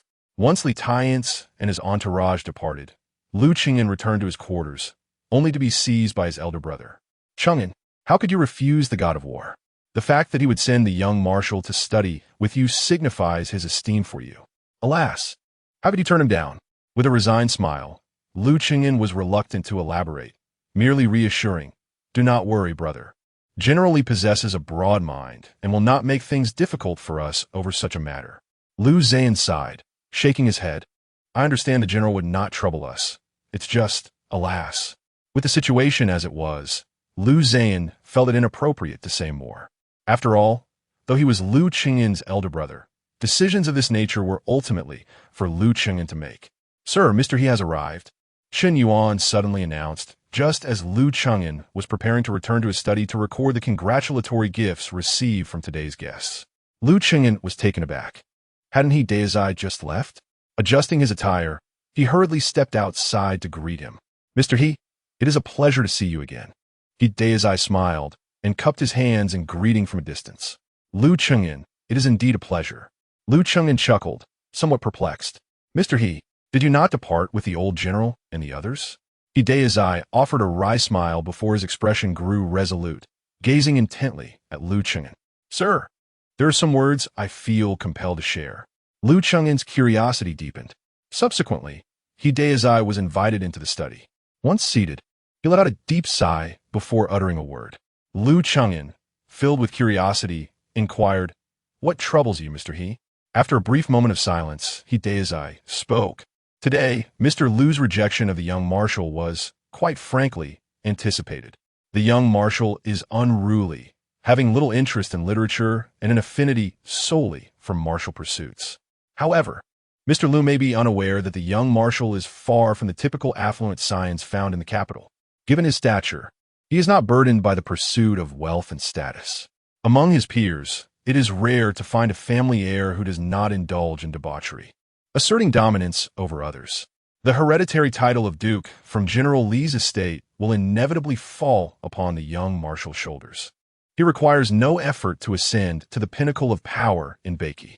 Yet, since his earliest memories, the young marshal has never sought pleasure like other aristocrats. Rising at dawn to practice martial arts, aside from the hours dedicated to meals and rest, he devotes at least 6 hours daily to his training. Alas, as he spoke, a glimmer of sorrow flickered in Hideyazai's eyes. Lu Chengyan observed him silently, refraining from questioning the purpose behind his words. After a few moments, Hideyazai continued, The young marshal is a child marked by misfortune. Given General Li's prowess and the wealth of the Li family, One would expect him to have achieved remarkable martial accomplishments at his age. But do you know what level the young marshal currently holds in martial arts? The 7th rank, and a rather commonplace 7th rank at that. Hearing this, Liu Chengyan was indeed taken aback. With a grandfather renowned as the foremost martial artist, how could he have remained at the 7th rank after years of training? What lamentable talent he possesses. Hideyazai sighed sadly. Though slow progress could be overlooked, in truth, the 7th rank is the pinnacle of the young marshal's achievements in his lifetime. Liu Chengyan was stunned, surprised by this revelation. Oh, how could that be? Hideyazai let out a sigh. This tale begins with the young marshal's mother. Over 30 years ago, during the war in the northern borders, logistical issues ensnared the general and his wife, who are, of course, the young marshal's parents, in dire straits. Although they were ultimately rescued by the old general, both sustained severe injuries that compromised their foundations. They lost all martial prowess above the 3rd realm, and their health diminished to a state weaker than that of ordinary individuals. Upon hearing this, Liu Chengyan paused, astonished. Over 30 years ago, I have heard that, in a fit of rage, the old general executed the families of several high-ranking officials in the capital. Was this not due to that incident? Hideyazai nodded in affirmation. Indeed, it was because of that event. Afterward, the general and his wife returned from the northern front to recuperate in the general's residence. It was only after many arduous years that they finally conceived the young marshal. Tragically, the general's wife perished during childbirth, and the general, mourning his beloved wife, followed her not long after. The tribulations of the general's household are far from over. The young marshal, beset by congenital deficiencies, has suffered from frail health since childhood. His very survival owes itself to the old general's appeal to the national sage, who intervened to preserve his life. Yet, with such a frail constitution, the prospect of mastering martial or celestial arts is utterly improbable. No matter the abundance of rare treasures and elixirs, the young marshal is destined to struggle for a lifetime without ever attaining the 6th rank. To shield him from despair, the old general has strictly commanded that none within the general's estate reveal this truth to the young marshal. How pitiable is that child, who believes that his relentless training each day will endow him with strength, enabling him to one day emulate his father on the battlefield and avenge his parents. Alas! Upon hearing Hideyazai's narrative, I must admit that Liu Chengyan was not profoundly moved. He held deep respect for the old general and his son and daughter-in-law, who valiantly defended the borders for their nation, and he admired Li Zhongming's dedication to his dreams. However, in comparison to the majority of the populace, he had long since become an unattainable figure in the eyes of others. In contrast, children like Chun Yuan surely deserve even greater sympathy. Noticing Liu Chengyan's silence, Hideyazai chuckled and said, Mr. Liu, my intent in sharing this with you is not to elicit your sympathy for the young marshal. I merely wish to implore you to grant him another chance, to offer hope to the general's household. Chapter 58. The 3rd-rank spiritual treasure Liu Chengyan had begun to grasp the true purpose behind Li Taiyan's insistence on Li Zhongming's scholarly pursuits. The general's residence held an inherited and unassailable ducal title, yet once Li Taiyan departed from this world, Li Zhongming would lack the strength to uphold the dignity of such a title. In that eventuality, the legacy of the general's residence would inevitably collapse. Thus, Li Taiyan harbored hopes that through education, Li Zhongming would acquire the means to govern and administer the state. While Li Taiyan was still present, he intended to elevate Li Zhongming to the court, guiding him step by step toward a position of power. In this manner, the general's residence could continue to flourish. Liu Chengyan fell into quiet contemplation, remaining silent.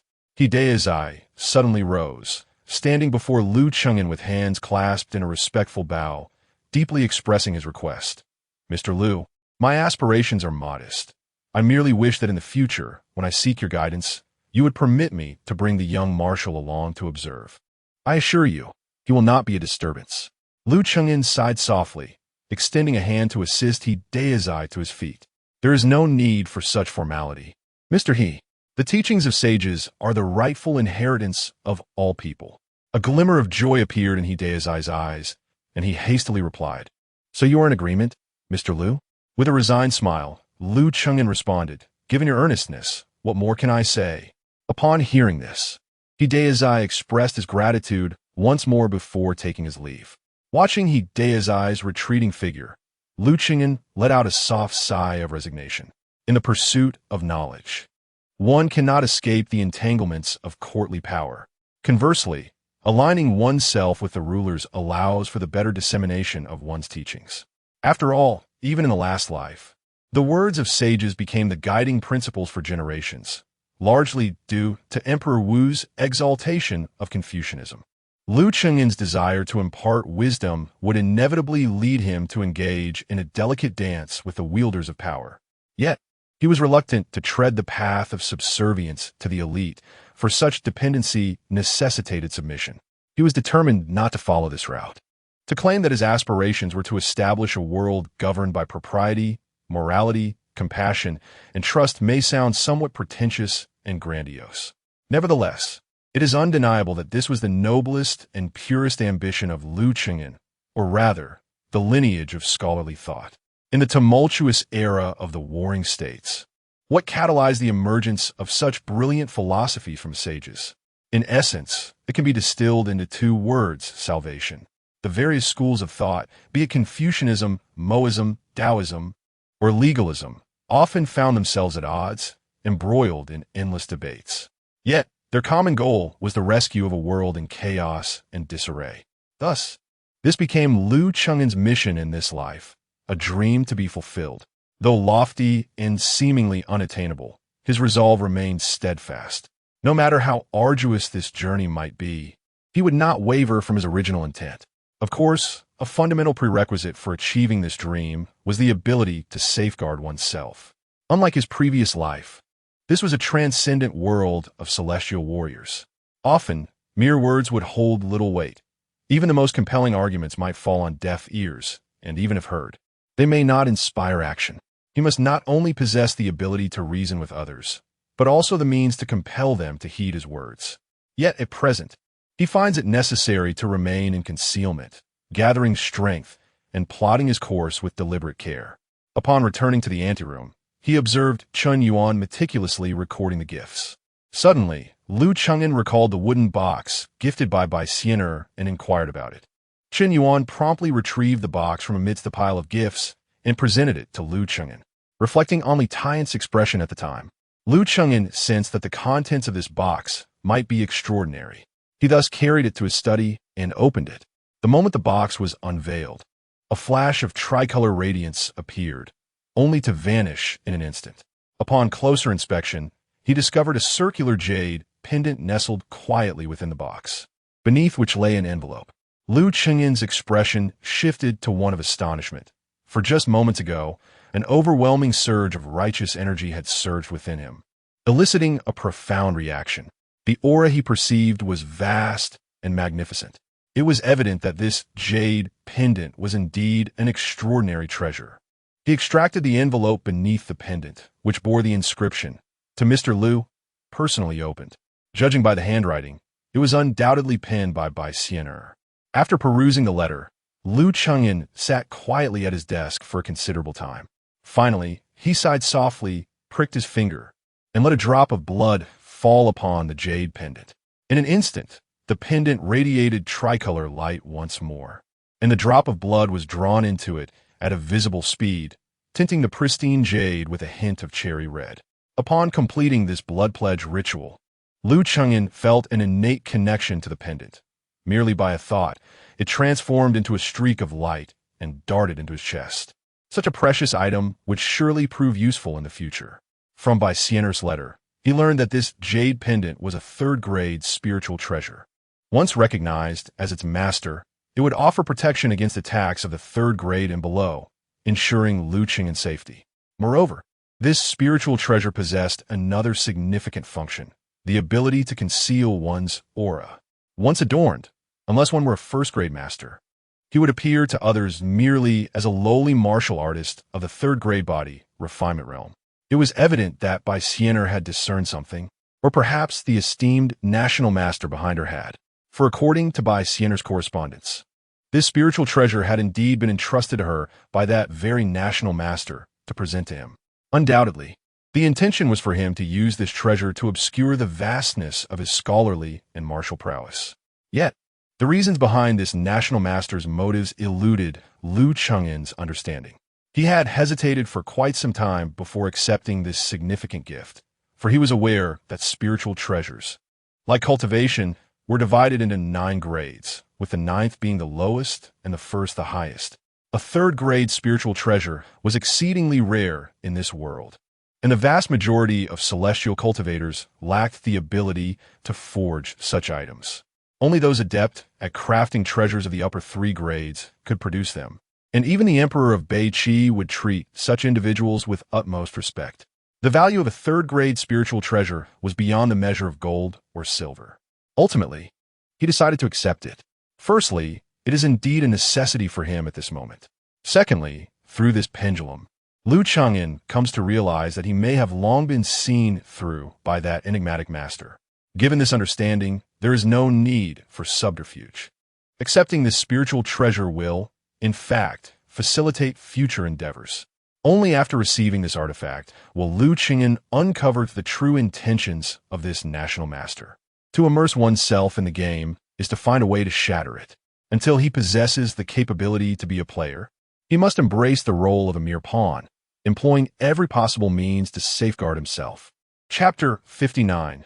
The transmission of teachings and strange omens with the completion of the new residence. Everything was in order. Furthermore, the substantial monthly income from Manager Feng alleviated any financial concerns. It was now the opportune moment for Liu Chengyan to concentrate on his studies and spiritual cultivation. On the 3rd day after moving into his new abode, Liu Chengyan assigned daily reading and learning tasks to Qin Yuan and Lu Ning. They commenced with foundational texts, beginning with the 1,000-character classic and the 100 family surnames, progressing methodically. Rising at the 4th watch of the day, 6 in the morning, they would engage in half an hour of morning reading, followed by 30 minutes of martial practice. Breakfast was taken at the 2nd watch, around 8, after which they would rest for a quarter of an hour before diving into the classic of filial piety and elementary learning. In addition, Liu Chengyan adapted the 3-character classic, omitting certain allusions that were non-existent in this world to impart to them. However, the martial arts he taught Lu Ning and Qin Yuan were not the Vajra body refinement style, which relies on the harnessing of vital energy to strengthen the body. Instead, he modified the 8 brocade and Tai Chi learned from his previous life into a system of fitness exercises. This regimen lacked the steps for transporting vital energy, and even when perfected, it would not necessarily reach the level of mastery. Nonetheless, it would ensure their physical vitality and mental acuity conducive to their studies. After all, as his disciples, they were destined to pursue the literary and philosophical paths of cultivation. Until they achieved proficiency in these scholarly pursuits, Liu Chengyan would not permit them to engage in martial training to safeguard their vitality and longevity. As dawn broke, the morning dew glistened, and the sound of earnest reading filled the courtyard. Qin Yuan and Lu Ning sat upright beneath the peach tree, each holding a copy of the 1,000-character classic, meticulously reciting the text. The meanings within the words cascaded upon their hearts like gentle spring rain, quietly nourishing their spirits. This was Liu Chengyan's unique method, infusing his spiritual will through literary teachings. His handwritten copies carried an essence of righteousness, allowing Lu Ning and Qin Yuan to grasp the meanings with greater clarity and simplicity, akin to the legendary enlightenment of divine nectar. This also explained why Lu Ning, barely a few months shy of her 4th birthday, could memorize all the characters of the 1,000-character classic in a short span of time. Mastery of these characters essentially paved the way for fluent reading. Qin Yuan, already literate, found his learning accelerated through this method. While the 2 disciples engaged in their morning studies, Liu Chengyan was not idle. Seated at a stone table nearby, he diligently transcribed classic texts from his mind. Today, he focused on the transmission of teachings, a work he had profoundly studied and revered in his previous life. Through dialogues with his disciples, Master Wang Yangming revised and enriched the words of sages and the teachings of ancient worthies, articulating his own philosophical insights. In Liu Chengyan's view, it was Wang Yangming's existence that rendered Confucianism worthy of the highest accolades. Thus, Liu Chengyin devoted over 20 years of his life to the study of the transmission of teachings, even publishing several books on the subject. The Chuanqi Lu is an essential tome that every disciple of Confucianism must peruse. It serves as a radiant beacon that pierces through the ages, bestowing boundless illumination upon countless generations to come. Liu Chengyin, immersed in its wisdom, became oblivious to his surroundings. After half an hour, Lu Ning'er and Chun Yuan concluded their morning reading. Approaching Liu Chengyin, they called out to him several times, yet he remained unresponsive. Confused, Lu Ning'er attempted to step forward, only to be halted by Chun Yuan. Although Chun Yuan was likewise perplexed by Liu Chengyin's demeanor, he observed the relentless flow of ink from Liu Chengyin's brush, which emanated a soft, ethereal glow, indicating that Liu Chengyin was not to be disturbed at that moment. Consequently, Chun Yuan discreetly led Lu Ning'er away to the other side of the courtyard to practice martial arts.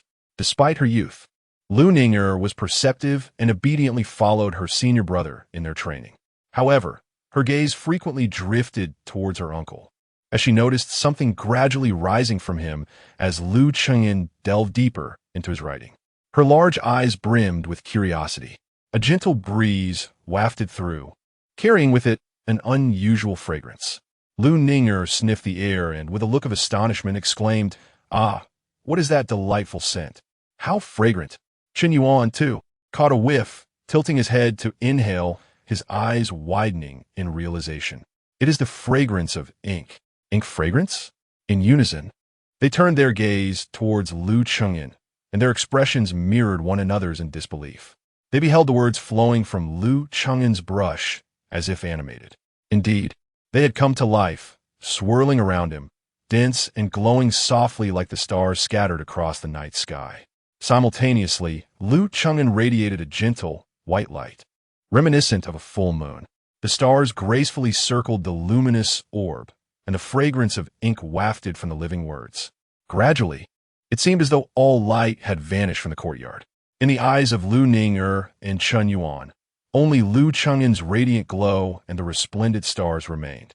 Sensing a deep connection, they instinctively approached, gazing at the words, and began to recite them aloud, in pursuit of the utmost goodness in all matters. Yet this is beyond mere righteousness. The utmost goodness is the essence of the heart. To illuminate virtue reaches its utmost refinement and unity. They could not comprehend the meaning of these words, nor did they grasp the concept of utmost goodness or to illuminate virtue. However, with each stanza they recited, an inexplicable transformation unfolded within them. The words, seemingly imbued with spirit, floated gracefully before them, one by one entering their divine palaces, though they had not embarked upon the path of literary cultivation. At that moment, their divine palaces quietly began to awaken.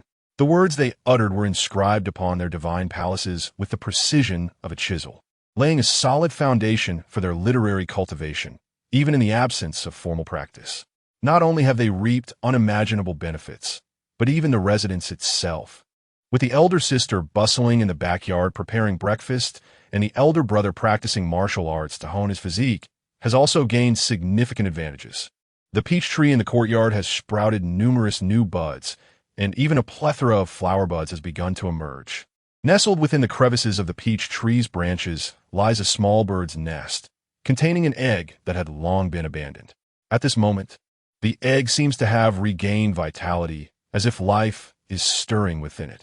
At the foot of the courtyard wall, the camellias are blooming with increasing brilliance, while the fragrance of the wild chrysanthemums grows ever more potent. Suddenly, as the elder brother practices his punches, he feels a release within his body, and an acupoint that had resisted breaking through for so long unexpectedly opens quietly. His martial energy naturally strengthens a degree, although he remains at the 6th rank. Lu Xing feels as though he can glimpse the hope of reaching the 5th rank, a notion he had never dared to entertain before. In the kitchen, the elder sister straightens her back and twists her body, exclaiming in surprise, "Oh, why does it feel as though my body has become so much more relaxed?" Chapter 60. The power of the mind. At that precise moment, He Daizai arrived at the academy, reluctantly accompanied by Li Zhongming. Upon entering the peach grove, Both men involuntarily shuddered, enveloped in a refreshing clarity that permeated their beings. He Daizai was an individual unacquainted with the path of cultivation, and Li Zhongming, merely a seventh-tier body refining martial artist, could not discern the underlying mysteries. They attributed the sensation to the pristine air and tranquil surroundings of the place. However, as they approached the academy's entrance, intending to knock, they discovered an invisible barrier extending a yard before them that they could not transcend.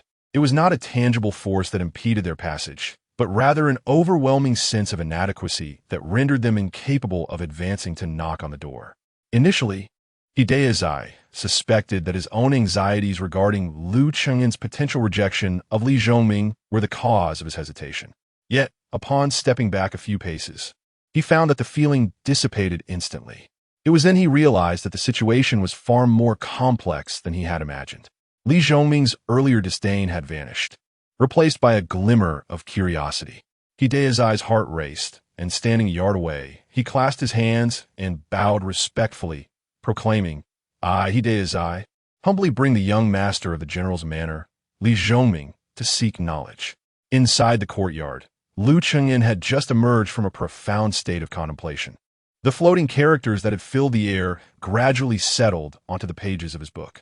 As the ink's fragrance dissipated, Lu Ning and Chun Yuan awakened from their trance.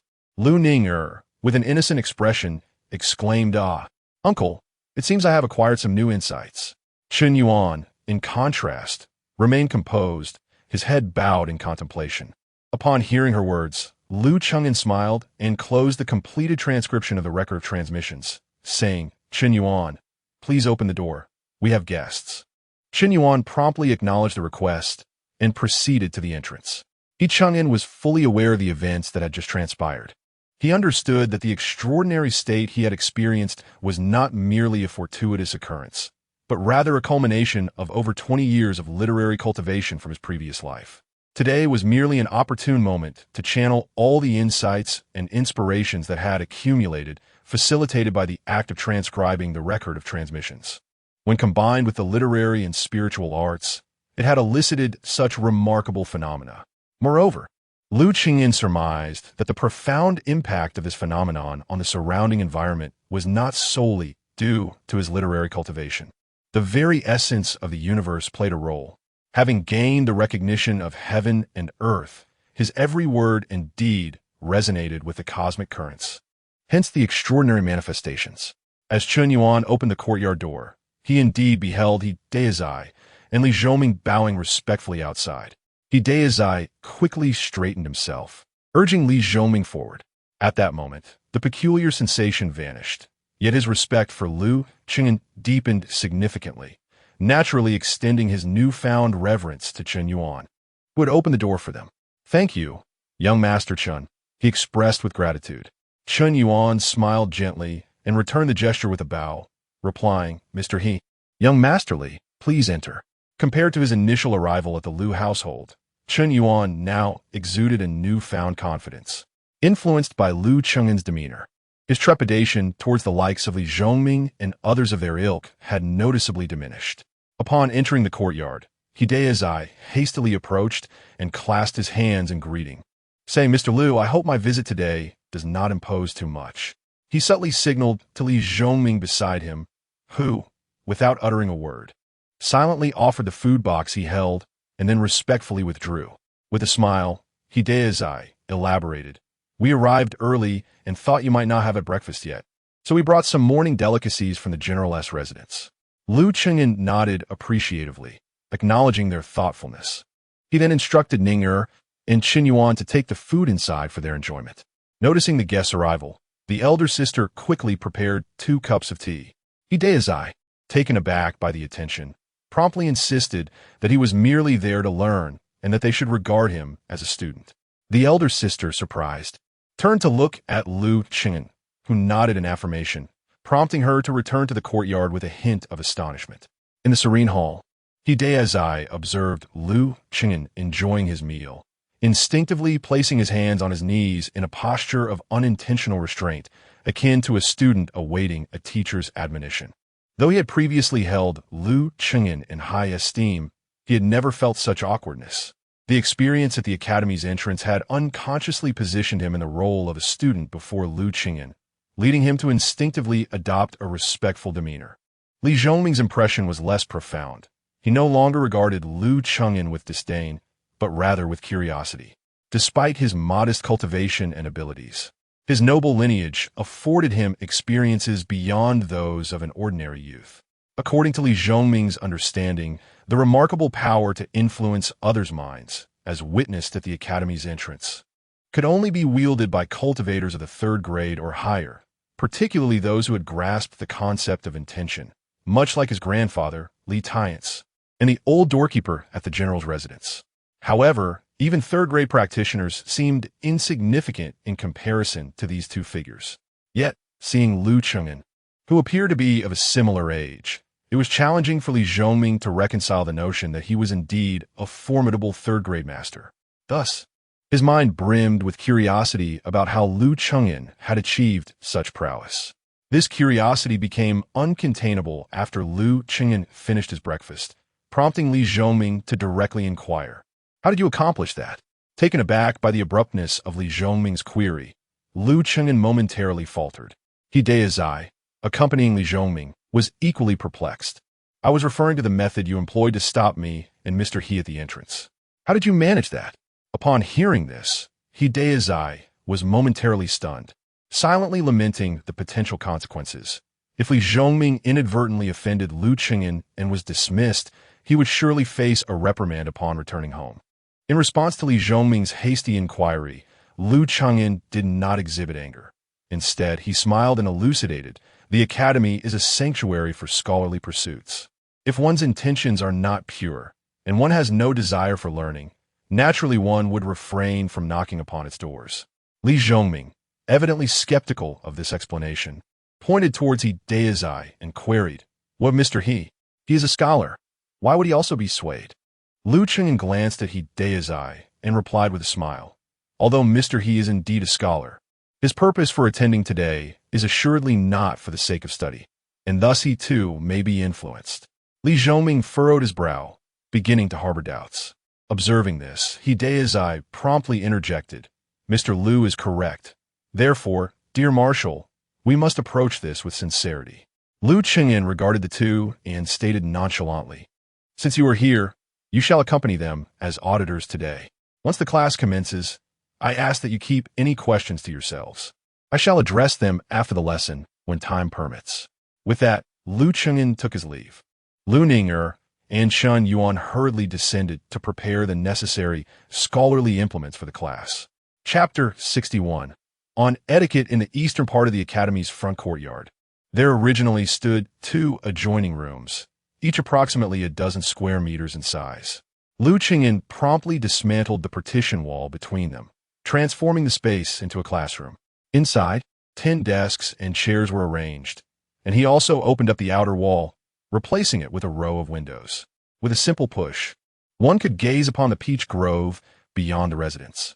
A gentle breeze stirred through the forest, carrying the lingering warmth of early autumn, causing the books on the desks to flutter aimlessly. With Lu Qingyan's resonant declaration of class is in session, the day's lessons commenced.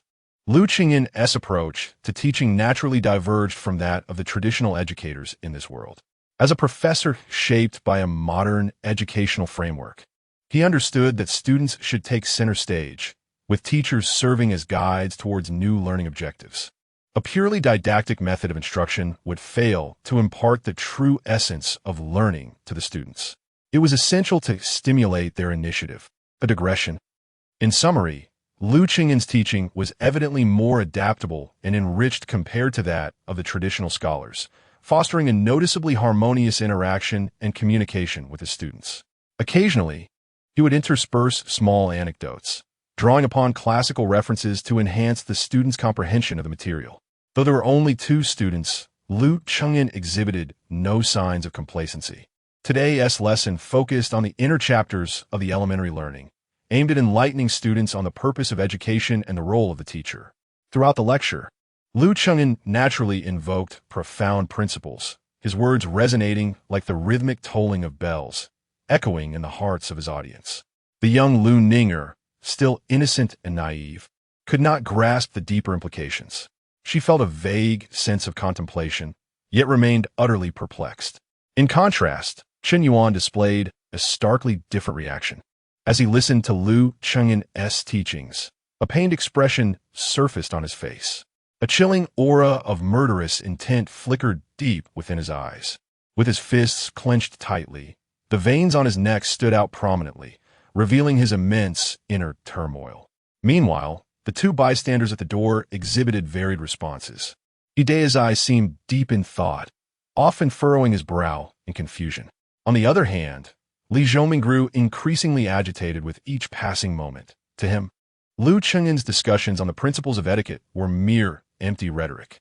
This brought him back to his initial conflict. Why was he here, learning from a boastful young man? Lu Cheng'en observed all their reactions keenly, but refrained from comment, continuing his lecture with unwavering focus. As noon approached, around 11 o'clock, he paused, sitting quietly at the podium.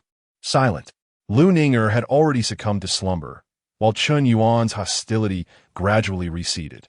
Hidea's eye appeared to have many questions, yet remained mute. Only Li Zhoming stood, scoffing. What nonsense is this? With that, he turned to leave. Lu Cheng'en made no attempt to stop him, merely sipping his tea in silence. Seeing this, Hidea's eye quickly seized Li Zhoming's arm, urging him wait. Young Marshal, have you forgotten the General's instructions? Li Zhoming's expression shifted slightly, yet he still wore an air of indignation. But, Mr. He, listen to what he is saying. Is it appropriate to adhere to principles when one is on the brink of starvation? Should one really be concerned with such notions as proper conduct in the face of hunger? Hidea's eye was taken aback, unsure of how to respond. As he too harbored similar doubts. With a scoff, Li Zhoming turned to leave. However, Lu Cheng'en suddenly spoke in a cold tone. Halt. His voice was soft and his demeanor calm, yet it struck Li Zhoming as thunderous. Naturally, he came to a stop, turning back to face Lu Cheng'en. His eyes filled with defiance. Lu Cheng'en regarded him with a faint smile. If Li Zhoming merely wished to leave his lecture, he would harbor no objections. Yet, Li Zhoming's misinterpretation of Confucian doctrine, especially as the first and currently the sole bearer of this scholarly lineage, was absolutely intolerable. You still have some time. Please take your seats. I can address your earlier question. Though Lu Cheng'en's tone was gentle, it carried an undeniable authority. Li Zhoming, despite his reluctance, found himself obediently taking a seat. Hidea's eye and Chen Yuan also watched Lu Cheng'en with expressions of curiosity, awaiting his explanation. Lu Cheng'en offered a slight smile, lifted his teacup, took a sip, and directed his gaze at Li Zhoming. Have you read the Great Qi legal code? Li Zhoming raised his chin slightly, responding with pride. Of course. Lu Cheng'en nodded and continued. According to the Great Qi law, what should be done with a thief? Li Zhoming, clearly well-versed in the Great Qi law, replied without hesitation. Those who steal less than 500 won shall be fined 10 times the amount. For theft exceeding 500 won, the punishment is a fine, a whipping, and public humiliation. Lu Cheng'en nodded again and asked, in a time of war, when you are on the verge of starvation, if you find a house unattended with food laid out on the table, would you take it or not? Li Zhoming was momentarily stunned, his mouth slightly agape, as if he wished to assert he would not take it. Before he could speak, Lu Cheng'en continued, All right, let us say you would rather starve than compromise your integrity. But what if it were for your grandfather? Would you then take it? Li Zhoming stood frozen, speechless. If it were for his grandfather, he would undoubtedly take it. In such a scenario, would you claim the Great Qi law is incorrect? Can these two situations be equated? Li Zhoming fell silent, while Hidea's eye experienced a moment of clarity, grasping Lu Cheng'en's intent. Chen Yuan appeared contemplative as well. Lu Cheng'en pressed on. The so-called rites and teachings can indeed be divided into two categories. One pertains to norms, which aim to elucidate the behavioral standards under regular circumstances. The principle of not consuming what is improperly obtained fundamentally refers to sacrificial rites. When venerating ancestors or deities, one must do so with sincerity and respect. Extending the customs of sacrificial rites to daily conduct serves as a benchmark for proper behavior. This is the objective, beyond the norm. The second category is adaptive measures, Adaptive measures refer to the necessary flexibilities required in extraordinary and irreversible circumstances. As the rules, order, and societal environment diverge from a norm, it is paramount to prioritize benevolence. What then is benevolence?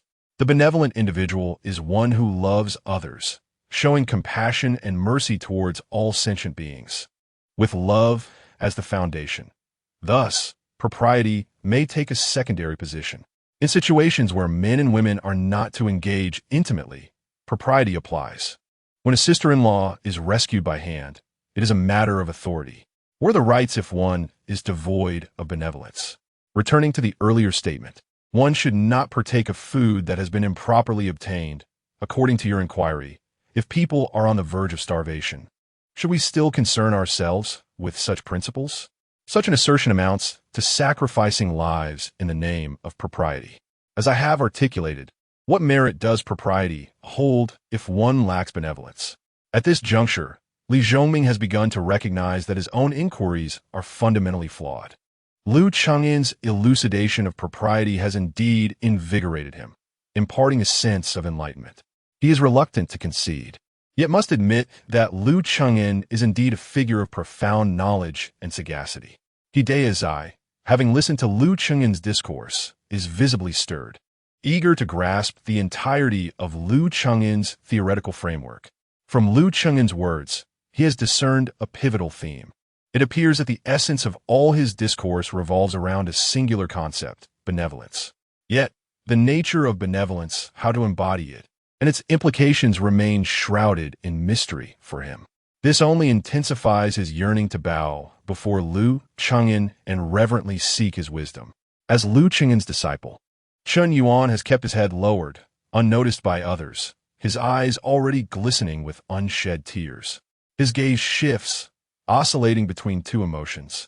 As the echo of Liu Chengyan's words, a person devoid of benevolence, resonates within him. Meanwhile, Liu Ninger, blissfully unaware, continues to sleep soundly. Observing that the audience has grasped the concepts presented, Liu Chengyan refrains from further explanation and softly declares, "Class dismissed." Chen Yuan wipes his eyes, rises, and respectfully states, "Thank you for your hard work, esteemed teacher." Hideyazai promptly stands as well, echoing the sentiment. "Thank you for your hard work, esteemed teacher." Even Li Zhongming, unable to contain himself, rises and nods slightly. Awakened abruptly, Liu Ninger lifts her head, wipes the corner of her mouth, and exclaims with excitement, "Has class ended? Are we about to eat?" Chapter 62. Introspection, haha. All right, it's time for a meal. Cool, me. Uncle Air will take Nuan out for dinner. Liu Chengyan lifted Nuan into his arms and turned to Hideyazai and Li Zhongming, saying, "Gentlemen, my humble abode offers but simple fare. If you do not mind, please join us for a meal." Hideyazai initially felt somewhat reluctant to stay for dinner, yet his heart was unwilling to depart, so he awkwardly smiled and responded, "Then we shall impose upon you." After lunch, there was an hour for a midday rest. Liu Chengyan returned to his study and opened the copy of the Chuanqi Lu he had transcribed that morning. As he read it thoughtfully, he could not help but exclaim, "Master Yongming, truly worthy of being a saint of Confucianism." This transcription of the Chuanqi Lu did not immediately bestow upon him a significant amount of fortune value. However, while copying it, the process of organizing his accumulated thoughts and summarizing his learnings led Liu Chengyan to a state of sudden enlightenment. His literary cultivation experienced a remarkable surge. Within his divine court, the sixth-grade righteous qi had reached full accumulation, and he merely awaited an opportunity to ascend to the fifth grade. Moreover, due to Liu Ninger and Chen Yuan inadvertently inheriting the teachings of the Chuanqi Lu, they achieved a pedagogical effect, thus increasing his fortune value by an additional 40 points.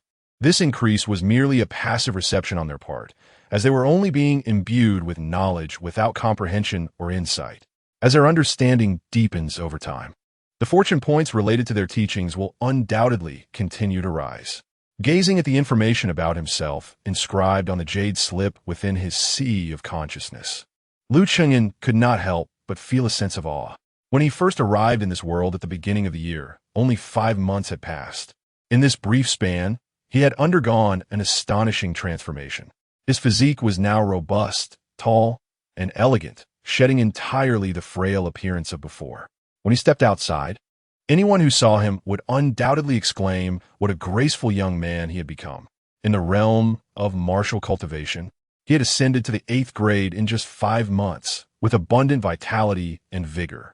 In the realm of literary cultivation, he was but a step away from entering the 5th grade. Such rapid advancement would surely astonish the world. After all, as far as he knew, while practitioners were as numerous as fish crossing a river, those who could reach the middle 3rd grade were exceedingly rare. Furthermore, those who achieved the middle 3rd grade had typically endured years, if not decades, of arduous training. Liu Chengyan had encountered few practitioners who had reached the 6th grade in merely 5 months, yet he could assert that such speed of progress was indeed a rarity. He did not revel in this achievement, nor did he regard himself as exceptionally gifted. Rather, he marveled at the capricious nature of fate, akin to clouds drifting through the sky, elusive and unpredictable. It was precisely for this reason that he understood the importance of self-reflection. If one cannot introspect, they are bound to be beset by malevolent thoughts, losing themselves and forgetting their original intentions, ultimately leading to failure and regret. This principle applied even more so to the pursuit of knowledge and teaching. As the midday rest concluded, the afternoon would not resume with lectures.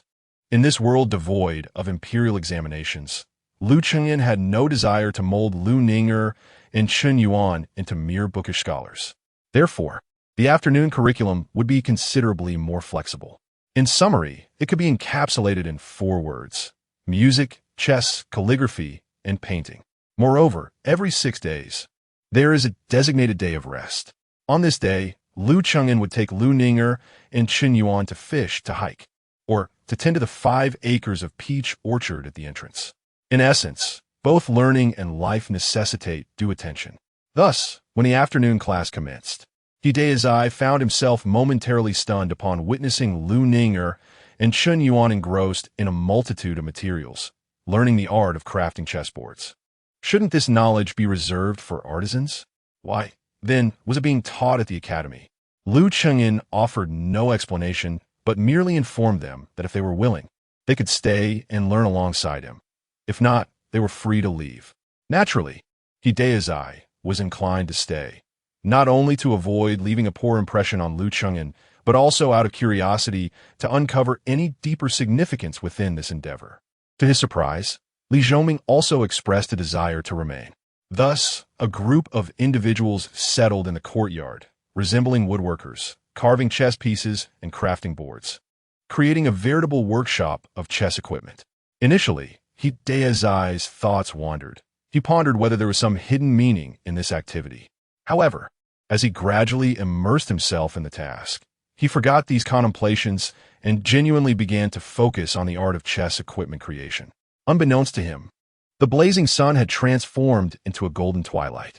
Startled, Hideya's eye lifted his gaze, only to realize that dusk had fallen. Glancing at the unfinished chess piece in his hands, he smiled serenely, casting a knowing look at Liu Chengyan, as if he had come to a profound understanding. Liu Chengyan sensed his gaze and turned back to offer him a gentle smile. Hideya's eye tidied up the remnants of their work and voluntarily assisted Lu Ninger and Chen Yuan in cleaning the courtyard before finally departing with Li Zhoming. Upon exiting the academy's gates, Hideya's eye turned, bowing deeply to Liu Chengyan. "Master, may I return tomorrow?" At that moment, Hideya's eye's mindset had undergone a complete transformation. Initially, he had approached Liu Chengyan out of admiration for his poetic talent, and had begun to respect his intellect, yearning to engage in scholarly discourse. Yet until that afternoon, although he had sought knowledge, he had never truly elevated Liu Chengyan in his esteem. After all, Liu Chengyan was still but a youth, while he himself was already in his mid-40s, having devoted decades to scholarly pursuits. However, Hideya's eye now comprehended that knowledge knows no age, and the accomplished may serve as a teacher. Before Liu Chengyan, he could only consider himself a humble disciple in search of enlightenment. Liu Chengyan, not withholding his wisdom due to their age difference, wholeheartedly imparted his teachings, embodying the essence of a true mentor. Hideya's eye wholeheartedly relinquished his pride. Venerating Liu Chengyan as his guiding master. This gesture of respect was sincere and heartfelt. For He Daizai, the academy had transcended its role as a mere institution for the young. It had become a sanctuary for his own quest for knowledge and understanding. Lu Chengyan witnessed this transformation. A student in his 40s was not an unfamiliar sight for him, having taught many in his previous life. Thus, He Daizai's decision to become his disciple posed no reservations for Lu Chengyan. With a gentle nod, he replied, "Come early tomorrow, and we shall engage in morning reading with Ning and Xiao Yuan." He Daizai, overwhelmed with joy, felt his eyes welling up with tears as he knelt down, bowing repeatedly. "Thank you, sir." Li Zhongming stood nearby, his expression particularly complex. After a day of profound learning, he had come to understand that Lu Chengyan was undoubtedly qualified to be his mentor.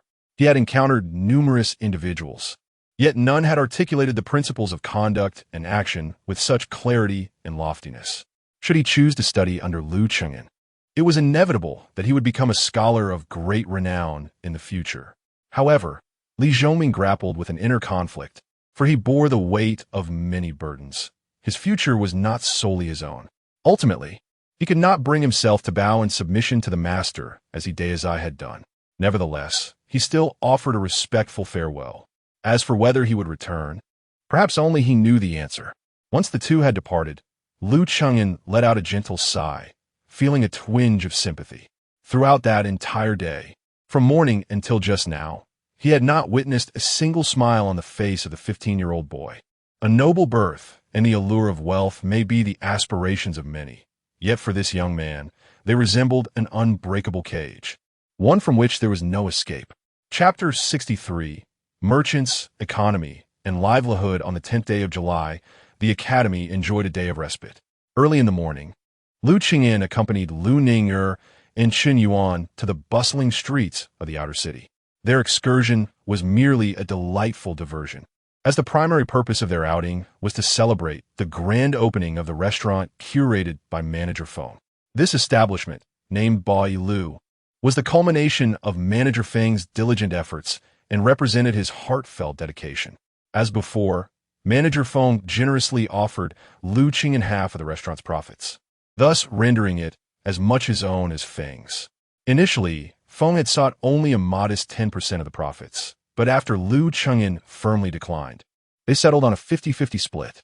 Manager Feng possessed unwavering confidence that their restaurant would ignite a culinary revolution throughout the capital of Beiki. The restaurant's offerings, its cuisine, service, and operational model were entirely novel to this world. Take, for instance, the term iron pot stir-fry, which had never before graced the ears of the populace.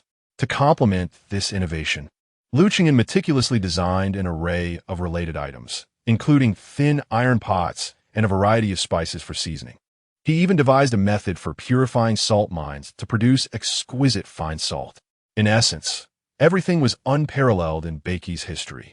To safeguard the restaurant from the covetous eyes of other influential figures, Lu Chengyan enlisted the support of the general's residence as a stakeholder. After sampling several dishes prepared using the iron pot stir-fry technique, General Li Junshin promptly decreed that all meals at the general's residence would henceforth be supplied by Bai Lu. Having tasted the exquisite fare, he could no longer endure the slop served in the past.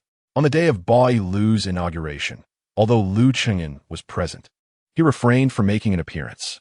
Manager Feng adeptly managed the proceedings, while Lu Chengyan entertained the Li family on the third floor with Lu Ning and Chen Yuan, indulging in food and drink. Initially, the number of patrons was modest, primarily comprising acquaintances of Manager Feng, with whom he had business dealings. However, as time elapsed and word spread of the delightful meals, a growing throng of curious onlookers began to enter.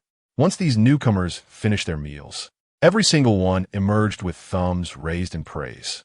Seizing the opportunity, Manager Feng introduced a novel concept known as a membership system. For a mere 300 taels of silver, one could become a bronze member, enjoying a 10% discount on future meals. A contribution of 1,000 taels granted silver membership, affording not only an 8% discount, but also priority seating and complimentary dishes. Those who deposited 5,000 taels could secure a coveted gold membership, which included a reserved private space on the third floor, available for dining at any time.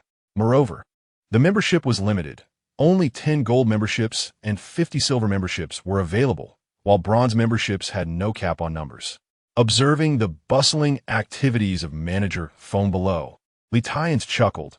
Young friend Liu, I presume this ingenious membership system was your brainchild? I never imagined you could master the art of understanding people's desires in business.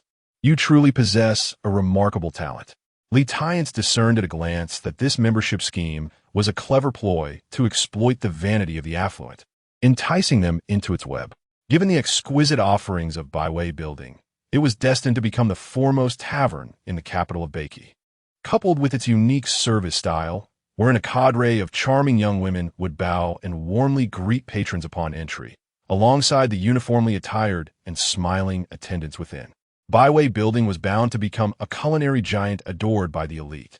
In such a scenario, possessing a membership to Byway Building would almost equate to a symbol of status and prestige. You claim to be wealthy and powerful, but can you secure a membership to Byway Building? No. Then what does that make you in the realm of the privileged? This reveals the vanity of human nature. For the wealthy in the capital, money has never been a scarce commodity. They're willing to spend lavishly to satisfy their egos. Observing the throng below clamoring to purchase memberships, Li Tian's could not help but exclaim, Lu Xiaoyu, it seems that on the very first day of your tavern's opening, you shall earn more than others do in an entire year. Lu Qingyan smiled gently and replied, the esteemed general is mistaken. This is not merely my tavern, but our tavern. Li Tian's was taken aback for a moment, then chuckled and gestured towards Lu Qingyan, remaining silent. Lu Qingyan had previously mentioned that he would allocate 20% of the profits to the general's residence. After some reluctance, Li Tian's had agreed. It now seemed that this 20% might indeed amount to a considerable sum. It was likely that the general's residence would enjoy a significantly improved livelihood thanks to Lu Qingyan's tavern. Lu Qingyan, holding a wine cup, stood at the third-floor railing, gazing down at the bustling scene below, lost in thought. Initially, his pursuit of business and profit was for the sake of sustenance and the necessities of his cultivation. However, now, the revenue generated from merely selling wine was sufficient to cover his expenses. The essence of literary cultivation lies in nurturing the heart and does not require rare treasures. His martial cultivation could be nourished by his literary pursuits, each complementing the other. Therefore, as long as the funds were adequate for the Academy's expenses, accumulating excessive wealth bore little significance. The ancients professed that in poverty one may cultivate oneself, while in prosperity one should assist the world. The sage proclaimed that to govern a nation and ensure peace for its people, one must first satisfy their hunger. When food and clothing are sufficient, one can discern honor and disgrace. Wealth is predominantly concentrated in the hands of the powerful and affluent. If one could harness the talents of the wealthy for the benefit of the common people, perhaps by conducting business effectively, one might assist more individuals in meeting their fundamental needs for sustenance. The economy and the well-being of the populace are paramount. This is a path that benefits the masses. Manager Feng is an excellent candidate. Business, commerce. Lu Qingyan murmured softly, gradually formulating a plan in his mind. Of course, these matters must be approached step by step. There is no need for haste, nor should one recklessly expose oneself. Otherwise, even with the general's residence as a backing, one might not be able to ensure one's own safety. After enjoying lunch at Byway Building, Lu Qingyan returned to the academy with Ning Er and Chen Yuan. That evening, manager Feng hurried to the academy, unable to contain his excitement as he reported the day's earnings to Lu Qingyan. Even Lu Qingyan could not have anticipated that on the very first day of its opening, Byway Lu would generate an astonishing revenue of over 45,000 taels of silver and more than 6,000 guan of copper coins. This is undoubtedly a staggering sum. The primary reason for such a remarkable figure lies in the income from the membership system. Once the fervor surrounding the membership fades, daily earnings are unlikely to remain as extraordinary. Nonetheless, this success has left the seasoned innkeeper, Master Feng, feeling somewhat elated. On its inaugural day, Byway Lu's revenue nearly equaled the earnings from the tavern sales over the course of a month. the distillation of spirits has begun to be replicated, causing a certain disruption to the tavern's business. However, the offerings of Baiwei Lu are not easily imitated by other establishments. After quietly listening to Master Feng's report, Lu Qingyan closed the ledger and turned to his older friend, who was more than 50 years of age, and gently inquired, "Brother Feng, having amassed such wealth, what are your plans for the future?" Caught in a moment of excitement, Master Feng paused, then replied without hesitation, "I shall continue to operate the inn, opening branches throughout the capital and its surrounding areas, and continue to earn profits." Lu Chengyan smiled and responded, "And then, after acquiring even more wealth? Money is a pursuit that can never be fully satisfied." Chapter 64. A single verse. Altering the celestial phenomena manager, Feng's gaze faltered, a flicker of confusion crossing his features. After amassing considerable wealth, what then? To become a wealthy gentleman? In truth, he already occupied that status. Yet, Feng Tian felt content with his current life. Having never contemplated this matter before, he found himself at a loss when suddenly questioned by Lu Chengyan. Unable to discern what his future endeavors should entail, Lu Chengyan chose not to elaborate, realizing that excessive commentary could inadvertently impose his own views upon others. He hoped that Manager Feng's aspirations would stem from his own desires rather than from external influence, for there exists a significant distinction between the two. The flourishing success of the tavern was anticipated by Lu Chengyan, and he was not overly astonished by the profits it generated. In reality, the true value of the establishment lay not merely in earning money from patrons, but in the myriad opportunities it engendered. With the explosive accumulation of knowledge from his past life, Lu Chengyan could effortlessly introduce ideas that would set the trends of this era in motion. Such innovations could yield immense wealth. Should Manager Feng choose to content himself with merely being a wealthy gentleman, then from the tavern's inception onward, Lu Chengyan would no longer concern himself with business affairs. Alternatively, he could seek other talents to pursue this path. If successful, the rewards would far exceed mere riches. They would encompass a legacy etched in history. Whether Manager Feng seizes this opportunity rests solely upon him. The tavern's opening bore little impact on the academy, which remained unchanged. Each day, at the fourth watch, the sounds of scholarly pursuit would resonate punctually. From the 1,000-character classic to the Book of Songs, from 100 family surnames to elementary studies. Hideyazai, after becoming a disciple, would arrive early each morning and depart only at noon. He still held his position as a teacher at the Li family private school and needed to return to impart lessons there. Lighthearted was aware of Hideyazai's apprenticeship under Lu Chengyan and permitted him to study at the academy each morning and return to the general's residence in the afternoon.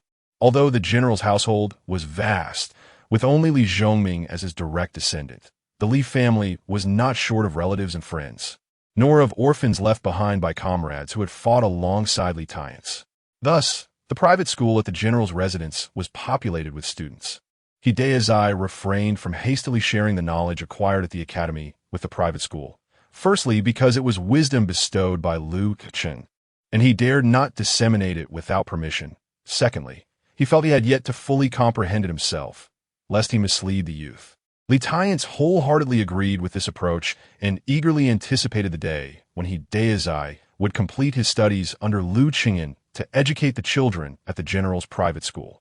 Most gratifying to Lighthearted was the recent transformation of his grandson, Li Zhongming. He had finally ceased his relentless martial training and often engaged in solitary contemplation. In his discourse, he expressed considerable respect for Lu Chengyan. Lighthearted dared not intervene excessively, opting to tread carefully alongside him. Occasionally, he would send Li Zhongming with fruits and pastries to the academy as a gesture of reverence towards Lu Chengyan. Consequently, Li Zhongming became a frequent visitor to the academy. As the number of followers studying under Lu Chengyan steadily increased, his aura of enlightenment grew almost daily. Although the rate of growth was exceedingly slow, with only a few increments occurring after his disciples attained a certain understanding of the teachings he imparted, it was nonetheless a continual ascent. Lu Chengyan speculated that if he desired a significant enhancement of his fortune, it would be fundamentally linked to the cultivation of literary and philosophical principles. Should his disciples commence their practices in these realms and achieve notable accomplishments, the the growth of their scholarly fortune would undoubtedly accelerate. However, the time for imparting the profound techniques of the Haoren cultivation was not yet ripe. They must first attain a deeper comprehension of the knowledge he provided.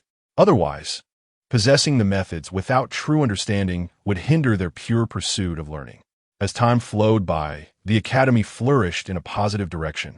With the passage of autumn and the arrival of the 5th day of the 8th month, known as the White Dew, Liu Chengyan sat quietly at his desk throughout the night.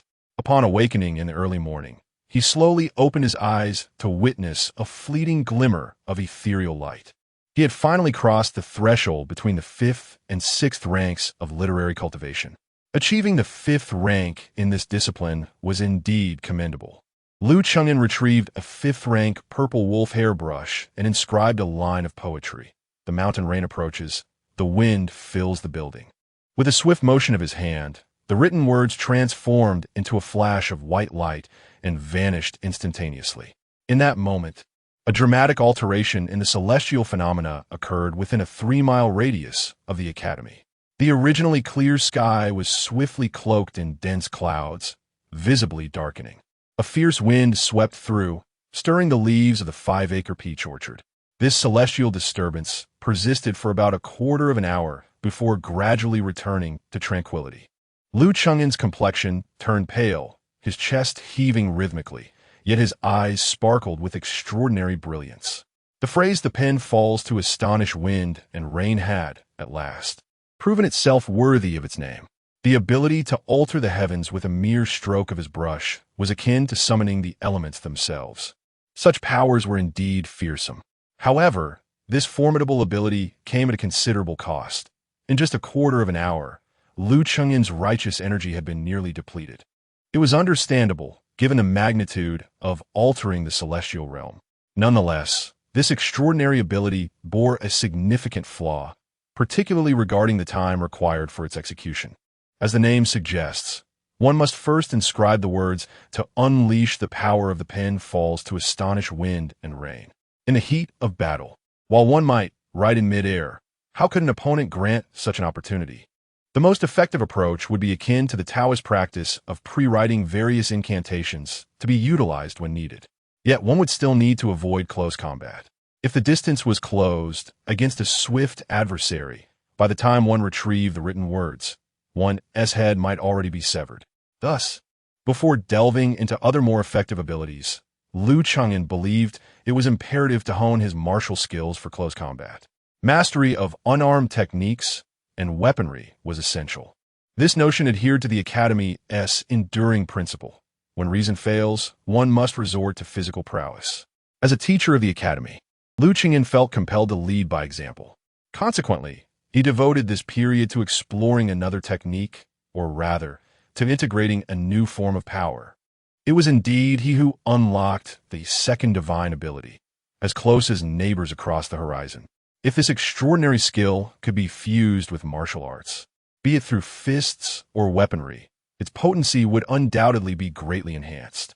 Imagine, as your adversary prepares to strike, having already calculated the distance. With a mere invocation of "as close as neighbors across the horizon," one could instantaneously find oneself behind them, swiftly following with a blade. How could they possibly defend against such an assault? Yet, despite this skill's invincibility in evasion, achieving the meticulous control required is exceedingly challenging. It transcends mere cultivation. It is profoundly tied to the intricacies of one's spiritual essence and mental fortitude. Human vision is never an infallible measure. Relying on sight for calculations inevitably leads to discrepancies. Even a trifling error of 3 inches could mean the difference between a blade piercing the throat and merely grazing the skin, allowing the opponent ample opportunity to react. This presents the most formidable challenge for Liu Chengyan at present. However, as the adage goes, practice makes perfect. Thus, during this period, a shadow can often be seen flickering through the peach grove of the academy each night, occasionally colliding with trees, producing muffled thuds. While all remains tranquil at the academy, the vicinity of Yin Lake, located 20 miles west of the capital, has been anything but serene. Within the bamboo forest, sword energies crisscross, and celestial lights abound, as though a grand battle is unfolding. Chapter 65. The little junior sister of the sword sect atop the verdant peaks of the bamboo sea of Yunhu. Two graceful figures, one red and one white, stood delicately upon the tender leaves of the bamboo, merely bending the slender branches with their lightest touch. The figure clad in white was none other than Baixianer, the master of Yunhu. The woman in red, whose beauty and stature were hardly inferior to Baixianer, appeared to be of similar age.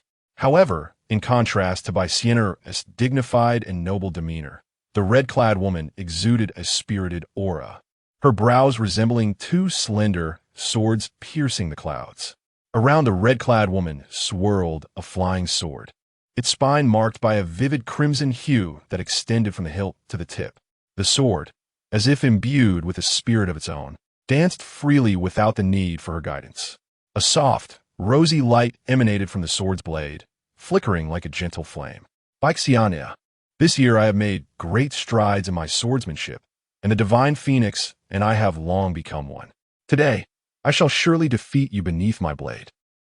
The voice of the red-clad woman resonated coolly, echoing over the distance of 100 meters. Baixianer smiled slightly, her eyes sparkling with mirth as she formed a delicate gesture with her hand, wisps of cloud materializing around her. Very well, just don't resort to tricks later.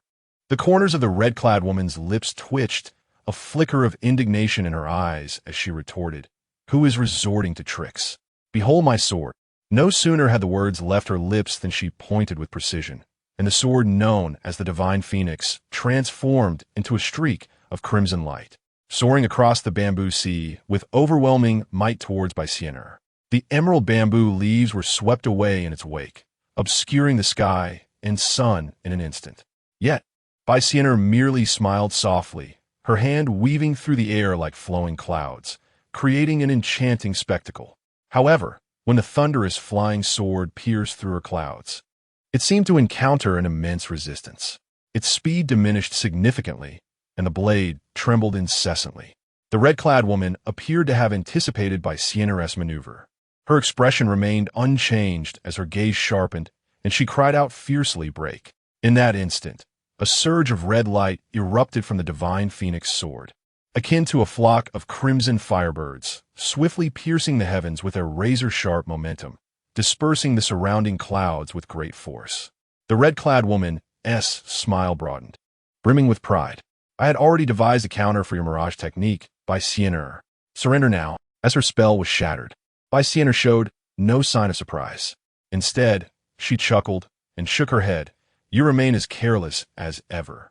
Do you truly believe your divine phoenix has shattered my mirage?" The smile on the red-clad woman's face faltered. At that moment, the surroundings underwent a dramatic transformation. Mountains shifted hues, rivers altered their courses. Peaks and valleys rose from the ether, and the bamboo sea beneath them morphed into an ocean of clouds, completely unrecognizable from its previous form. Summoning the divine phoenix soared back to her side. The red-clad woman's expression turned grave. "When did you make your move? Did you cheat?" Baixianer replied with a charming smile. "Cheat? Mu Yinshu, do you overestimate yourself? Do not forget, this is Yunhu, my domain." The woman in crimson slowly withdrew, her initial gravity replaced by an overwhelming confidence. The divine phoenix sword radiated with brilliant light, gradually merging with her very being. Countless crimson sword energies emerged, encircling her, and in an instant, a pair of magnificent crimson wings, spanning at least 3 zhang, materialized behind her. What are your domain?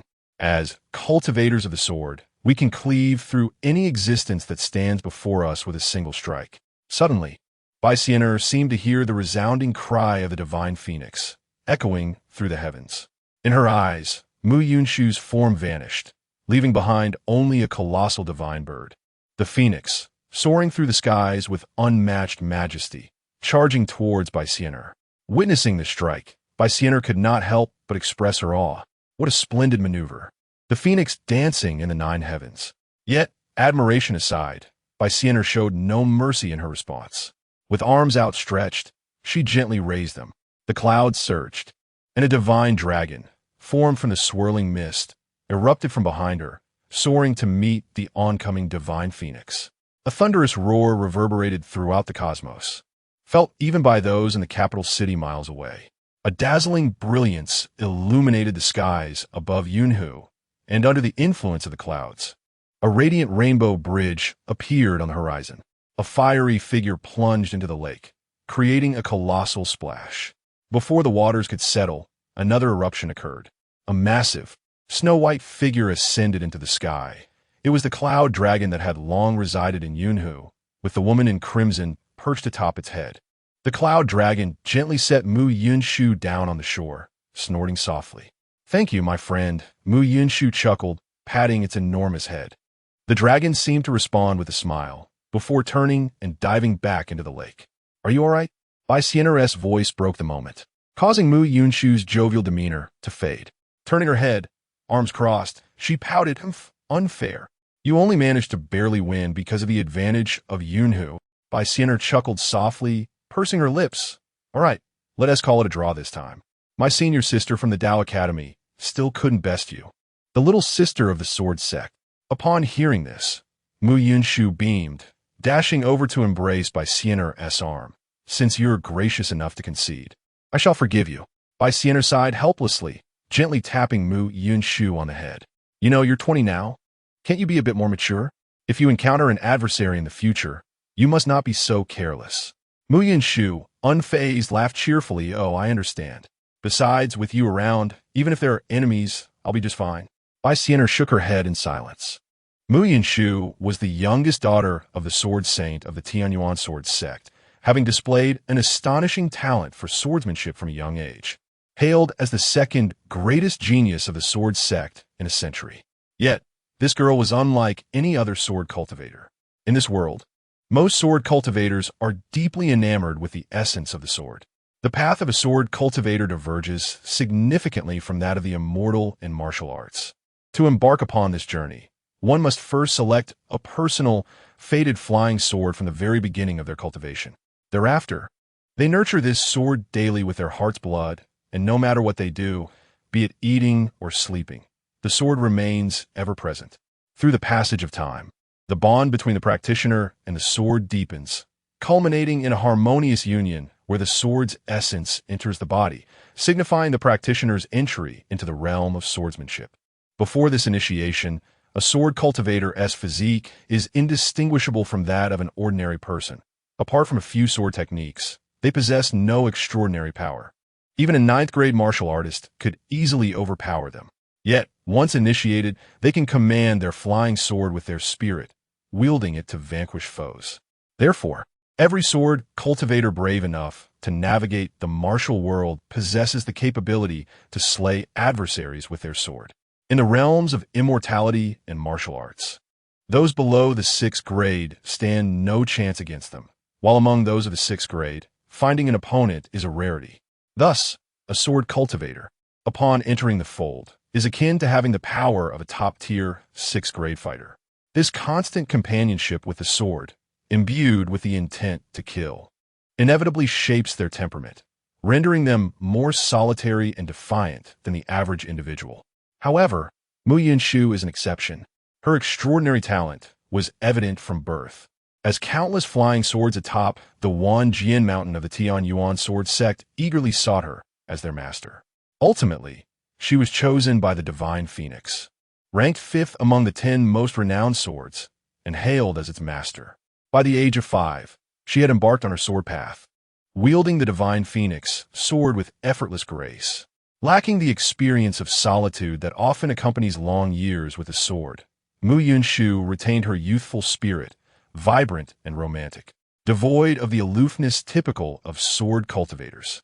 Ironically, this prodigy, revered as the second greatest talent in a century at the Tianyuan sword sect, harbored little passion for sword practice. Her cultivation followed a casual approach. She would practice whenever she felt inclined, allowing her skills to grow organically. At just 20 years old, she had already achieved the rank of a 4th-grade sword cultivator. Bai Xian'er, though slightly older, had known her since childhood due to the close ties between the sword saint and the national master. They made it a point to engage in friendly competitions each year. Mu Yunshu often approached these contests with a playful mindset, unaware of the rigorous effort Bai Xian'er secretly invested to prepare for their annual trials. Tu boy sionat? These contests were anything but trivial. Her outward indifference masked a deeper seriousness. Upon returning to the Yunhu cottage, Bai Xian'er poured a cup of tea for Mu Yunshu and casually inquired, aside from coming to tease me, do you have any other business?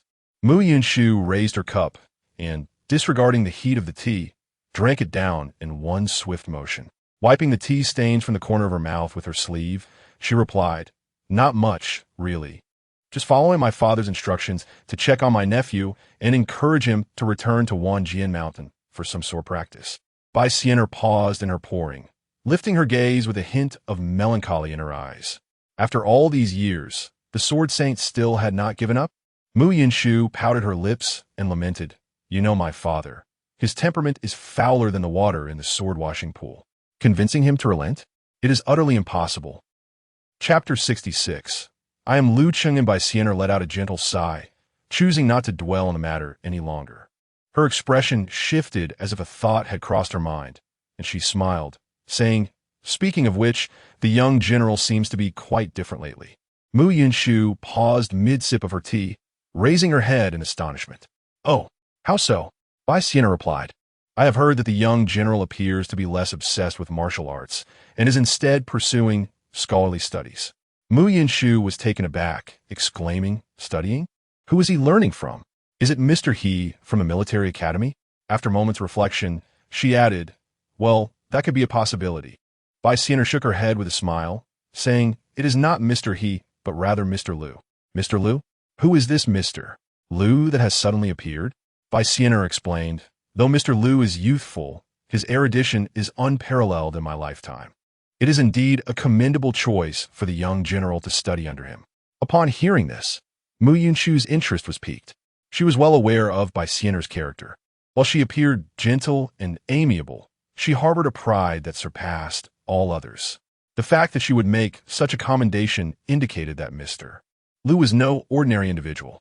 With this realization, Mu Yunshu abruptly stood and turned to leave. Bai Xian'er was taken aback and asked in surprise, are you leaving already? Without looking back, Mu Yunshu replied, I intend to meet this Mr. Lu and ascertain just how capable he truly is, to determine if he is worthy of teaching my nephew. As she spoke, a crimson glow enveloped her. With a swift gesture of her sword, she soared into the sky. This was the unique advantage of sword cultivators. Once they had grasped the fundamentals of swordsmanship, even with merely 6th-tier strength, they could fly on their swords, akin to celestial beings. In contrast, practitioners of both celestial and martial paths, without exceptional techniques, could only soar through the air at 1st-tier strength. Baixian was alarmed, fearing that Mu Yunshu's navet and unrestrained words might provoke Lu Cheng'en.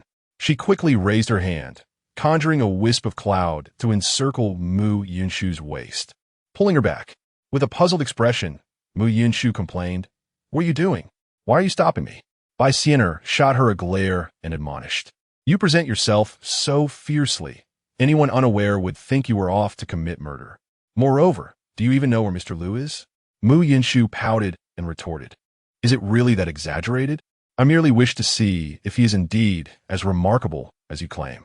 As for locating him, that should be simple enough. I could just ask someone. Given his considerable talents, he must have a notable reputation, so finding him shouldn't be difficult, right? Bai Xian'er sighed helplessly.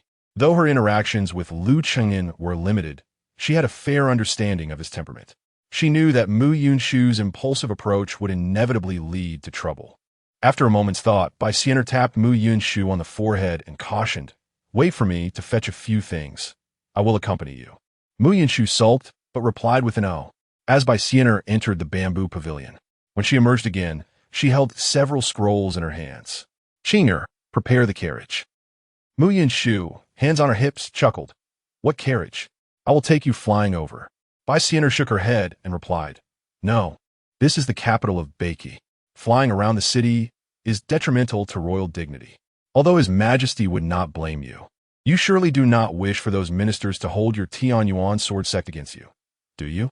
Mu Yunshu pouted in annoyance, muttering, TSK. So many rules. Bai Xian'er smiled and said, the capital is certainly not like the rivers and lakes. To avoid causing trouble for your father, it is better to be a bit more prudent. The two, accompanied by their maid, Qing'e, exited the Yunhu Bamboo Sea, entering through the west gate, and made their way directly to the eastern city. After driving for over half an hour, they finally caught sight of the peach grove nestled by a clear stream.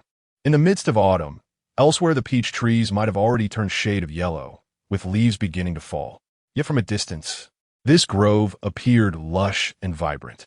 Only upon approaching did they notice that the leaves on some branches were slightly yellowing. The carriage traversed the stone path through the grove, and Mu Yinshu looked around, exclaiming, "This place is quite pleasant, tranquil." Bai Xian'er, however, appeared somewhat astonished, having not visited for a while. She could tell that things had changed noticeably. When Lu Cheng'en's new residence was first completed, this peach grove was merely an ordinary one, yet in such a short span, it had taken on the semblance of a blessed land. Upon arriving at the entrance, Bai Xian'er intended to have Qing'e announce their presence, but Mu Yunshu directly stepped inside. As she passed by the plaque inscribed with the words Academy, she seemed oblivious, showing no reaction whatsoever. Bai Xian'er wanted to chase after her, but her movement was momentarily obstructed. Mu Yunshu was not one to disregard propriety. She simply intruded because upon arriving at the door, she had spotted her beloved nephew seated on the ground in the courtyard, rolling up his sleeves and weaving what appeared to be a rain cape. The esteemed grandson of the Duke of the State, a young commander of the Tianxi army, the sole direct descendant of the Beiki general's residence, was indeed engaged in labor befitting a farmer. How could she tolerate such a sight? Li Zhongming, what are you doing? Engrossed in his weaving, Li Zhongming was startled, looking up to find Mu Yunshu storming in from the academy's entrance. He paused for a moment, then exclaimed joyfully, "Aunt, what brings you here?" Mu Yunshu, with a stern expression, approached him, grasping his hand decisively. "Come, we are going back to Wanjian Mountain." As a fourth-grade sword cultivator, Mu Yunshu possessed immense strength, far beyond what Li Zhongming could withstand. He was immediately pulled off balance. Hideyazai, noticing the commotion, quickly came forward and said, "Oh dear, when did Miss Mu arrive? What is the matter?" At this moment, Lu Ninger and Qin Yuan were also drawn by Mu Yunshu's presence, halting their tasks to observe. Only Lu Qingyan glanced up briefly before returning to his own affairs, undisturbed. Seeing Hideyazai standing in her way, Mu Yunshu's frustration boiled over. "Hideyazai, is this how you instruct Zhongming? Allowing him to do such menial labor? What on earth is going on?" Hideyazai, well aware of Mu Yunshu's temperament, dared not retort and could only offer a forced smile, saying, "It's nothing much, merely a way to stretch my fingers and enrich my life experiences." Upon hearing this, Mu Yunshu's anger flared even more as she retorted, "Life experiences? As the legitimate grandson of the Duke of the State, do I truly require such experiences? Am I to become a farmer in the future?" Bai Xian'er had approached and quickly intervened, saying, "Yunshu, please calm down. We are in Mr. Lu's academy, and we must not be disrespectful." Mu Yunshu, momentarily taken aback, then laughed in anger, saying, "I had heard you speak of this Mr. Lu as a person of extraordinary talent, and I expected someone remarkable. It turns out he is merely a charlatan, daring to have my nephew perform menial labor for him. Who is Lu Cheng'en? Show yourself." At that moment, Li Zhongming finally regained his composure and hurriedly explained, "And it's not like that." But Mu Yunshu paid him no heed, hands on her hips, glaring into the room as she demanded, "Lu Cheng'en, come out." Meanwhile, Lu Cheng'en, who had been weaving a raincoat, furrowed his brow, finally setting aside his work. He dusted off his hands and stood up, walking over to Mu Yunshu with his hands clasped behind his back. He gazed at her calmly and said softly, "I am Lu Cheng'en." Chapter 67. Conflict. Mu Yunshu was momentarily taken aback. Although Bai Xian'er had previously mentioned that Mr. Lu was young, she had not paid much attention to it at the time. She never anticipated that he was indeed just a youth. How audacious for a mere boy to claim the title of Mr. and to establish a school for instruction. In her heart, Mu Yunshu had inadvertently labeled Lu Cheng'en as a charlatan. "So you are Lu Cheng'en? Is it you who compelled Li Zhongming to weave straw raincoats like a peasant?" Lu Cheng'en, unusually stern-faced, felt a flicker of displeasure at her repeated references to peasant. In his eyes, she was merely a spoiled young lady, basking in the blessings of her ancestors. enjoying her privileges without disdain for those of lower status. Lu Qing'an met Mu Yunshu's gaze without flinching and replied calmly, "Indeed, it was I who instructed him." An unsettling feeling stirred within Mu Yunshu. This boy, possessing only an 8th grade physique, remained unfazed under the pressure of her 4th grade aura. This only intensified her discomfort. How arrogant this youth was, daring to command the grandson of the revered general of Beiki and the grandson of the sword saint of Wanjian Mountain to weave straw raincoats. Who did he think he was? Not even the princes of Beiki would dare to act so brazenly. What audacity he possessed. In an instant, the overwhelming pressure of a 4th grade swordsman enveloped the courtyard. Lu Cheng'an's expression shifted dramatically as he vanished from sight, positioning himself protectively in front of Lu Ning'er and Chen Yuan. With a flick of his hand, a scroll appeared at his fingertips, inscribed with the poetic line, "A sword's frost chills 14 states. Yunshu, do not be rude." Just as Mu Yunshu's oppressive aura descended, Bai Xian'er swiftly moved to stand before her, admonishing her in a stern tone. Li Zhongming hurried over, anxiety evident in his voice. "Aunt, you misunderstand Mr. Lu. He did not force me. It was my own choice." However, Mu Yunshu's attention was not on them, but rather fixated on Lu Qing'an, her gaze icy. "An 8th grade warrior possesses such skill. I have indeed underestimated you." Lu Cheng'an's gaze was equally frigid as he stared back at Mu Yunshu. "For the sake of the Li family, I shall not pursue this matter further today. Should you continue to provoke me, do not expect me to show leniency." Mu Yunshu was momentarily stunned, as if she had heard the most ludicrous joke in existence. "You? Show leniency? Who do you think you are?" Noticing Mu Yunshu on the verge of losing control, Li Zhongming quickly grasped her arm and began to pull her away from the courtyard. "Aunt, I beg you, let us step outside to speak, shall we?" Mu Yunshu glared at him, disappointment evident in her eyes. "Are you truly this dense? You don't even realize you're being used?" Bai Xian'er shook her head in exasperation, her tone becoming noticeably more severe. "Yunshu, Mr. Lu is my friend. Until we ascertain the facts, could you perhaps remain calm?" Mu Yunshu was taken aback, incredulous as she gazed at Bai Xian'er. "What did you say? You would defend this scoundrel?" "Bai Xian'er, you would speak on behalf of a stranger?" Bai Xian'er let out a sigh, her tone softening slightly as she said, "All right, today's events were merely a misunderstanding. Let's depart for now, shall we?" Mu Yunshu huffed indignantly, casting a glare at Lu Qing'an before seizing Li Zhongming and soaring into the sky, transforming into a streak of light as they left the academy. Bai Xian'er breathed a sigh of relief and turned to Lu Cheng'an, bowing slightly as she said, "Mr. Lu, I sincerely apologize." Yunshu tends to become flustered when concerned. "I hope you can forgive her." Lu Qing'an took a deep breath, closed his eyes, and gradually suppressed the agitation within him before responding, "This shall not happen again." Bai Xian'er nodded apologetically and hurriedly departed. Hideyazai could not help but wipe the sweat from his forehead, exhaling in relief. He then clasped his hands towards Lu Cheng'an and said, "Sir, I will go assess the situation." Lu Cheng'an nodded gently, "Yes, go ahead." Hideyazai also left, leaving only Lu Cheng'an and the 2 others in the courtyard. Lu Ning'er peeked out from behind Lu Cheng'an, her face displaying a hint of fear as she said, "Second uncle, that sister just now was so fierce." Lu Cheng'an gently ruffled her hair, speaking in a soothing tone, "Do not be afraid, dear. Your second uncle is here." Lu Ning'er pouted, tears welling in her eyes. The oppressive aura of a 4th-tier sword cultivator was far too terrifying for a child just over 4 years old. Had it not been for her experience during the last literary inheritance, which bolstered her spirit beyond that of her peers, she would have likely been utterly frightened. Chen Yuan beside her appeared somewhat pale, still shaken by the encounter. "Sir, that woman just now was indeed a cultivator, wasn't she? How formidable is she? I saw her seemingly fly away." Lu Cheng'an gazed at the sky beyond the courtyard and nodded. If nothing unexpected, she should be a sword cultivator, at least of the 4th tier. A flicker of astonishment crossed Chen Yuan's eyes. Having studied under Lu Cheng'an for some time, he was well aware of the significance of the 4th tier. Moreover, being a 4th-tier sword cultivator was a rarity among the world's elite. However, Chen Yuan soon recalled that his master had shown no fear in the presence of this 4th-tier sword cultivator. In fact, He had even dared to issue a verbal admonition, indicating that he was certainly not inferior to her.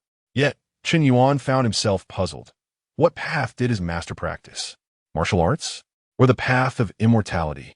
Little did he know, Liu Cheng'an himself was not entirely at ease. While he had managed to withstand Mu Yunshu's fourth-tier pressure, the unique aura of a sword cultivator felt like countless blades incessantly cutting at his skin and flesh. As someone who had just entered the fifth tier, he clearly felt the disparity between himself and that woman. Merely a headstrong young lady could dominate his academy. It seemed he needed to tighten his grip. Before the Yunhu cottage, Mu Yunshu descended with Li Zhongming. Upon landing, Li Zhongming remained dazed for a while, feeling a tumultuous churn in his stomach, nearly on the verge of vomiting. He was well aware of his aunt's fiery demeanor, always acting with the fervor of a man. He could only manage a wry smile and resignation. Do not visit that insignificant academy again. Return with me to Wanjian Mountain early tomorrow. Your grandfather has crafted a new sword for you, the blade rivaling the 10 renowned swords. Perhaps this time success is within reach. Li Zhongming momentarily lost in thought, felt his eyes redden, and with a quivering voice said, I appreciate grandfather's efforts. Mu Yunshu shot him a glare and retorted, needless to say. Li Zhongming managed a bitter smile, shook his head, and, after a brief contemplation, finally spoke, Annie this year. I will not go to Wanjian Mountain. Mu Yunshu was taken aback, her brows knitting together in disapproval. Just as she was about to respond, Li Zhongming interrupted her. Annie, for 10 years. Each year, grandfather has forged a sword for me, expending countless resources, effort, and mental fortitude. Yet, what have been the outcome? Chapter 68. Another path. Mu Yunshu was momentarily taken aback, her nose suddenly feeling a twinge of emotion. That scoundrel, as long as one does not give up, there remains a chance. Li Zhongming shook his head with a smile, his eyes reflecting a hint of reluctance and helplessness. My grandfather was the Grand General of the Heavenly Strategy, a military deity of the Northern Qi, the foremost in martial arts. My maternal grandfather was the leader of the Tianyuan sword sect, the preeminent figure in the swordsmanship of Northern Qi.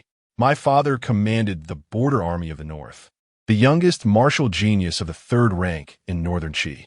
My mother was the holy maiden of the Tianyuan sword sect, the most dazzling talent of the past century at Mount Wanjian. Why then am I merely a waste? I refuse to accept it. I am unwilling to be a failure. Li Zhongming spoke these words in an exceedingly calm manner, so serene it seemed he was indifferent. For these thoughts had already roared within his heart countless times, and now he had exhausted all his energy to express them. Mu Yunshu's lips quivered slightly, her eyes reddening. What sounded like an enviable background to many had become an immense burden pressing down on Li Zhongming's spirit. She could only feign a light-hearted tone and said, Fool, who says you are a waste? You are still young, as long as you. Aunt, please do not deceive me any longer. Before Mu Yunshu could finish her sentence, Li Zhongming interrupted her calmly. Mu Yunshu was taken aback, looking at him in astonishment. The youth gradually lifted his gaze to meet hers, offering a self-deprecating smile as he continued. I realized long ago that I would likely never transcend the 6th tier of cultivation.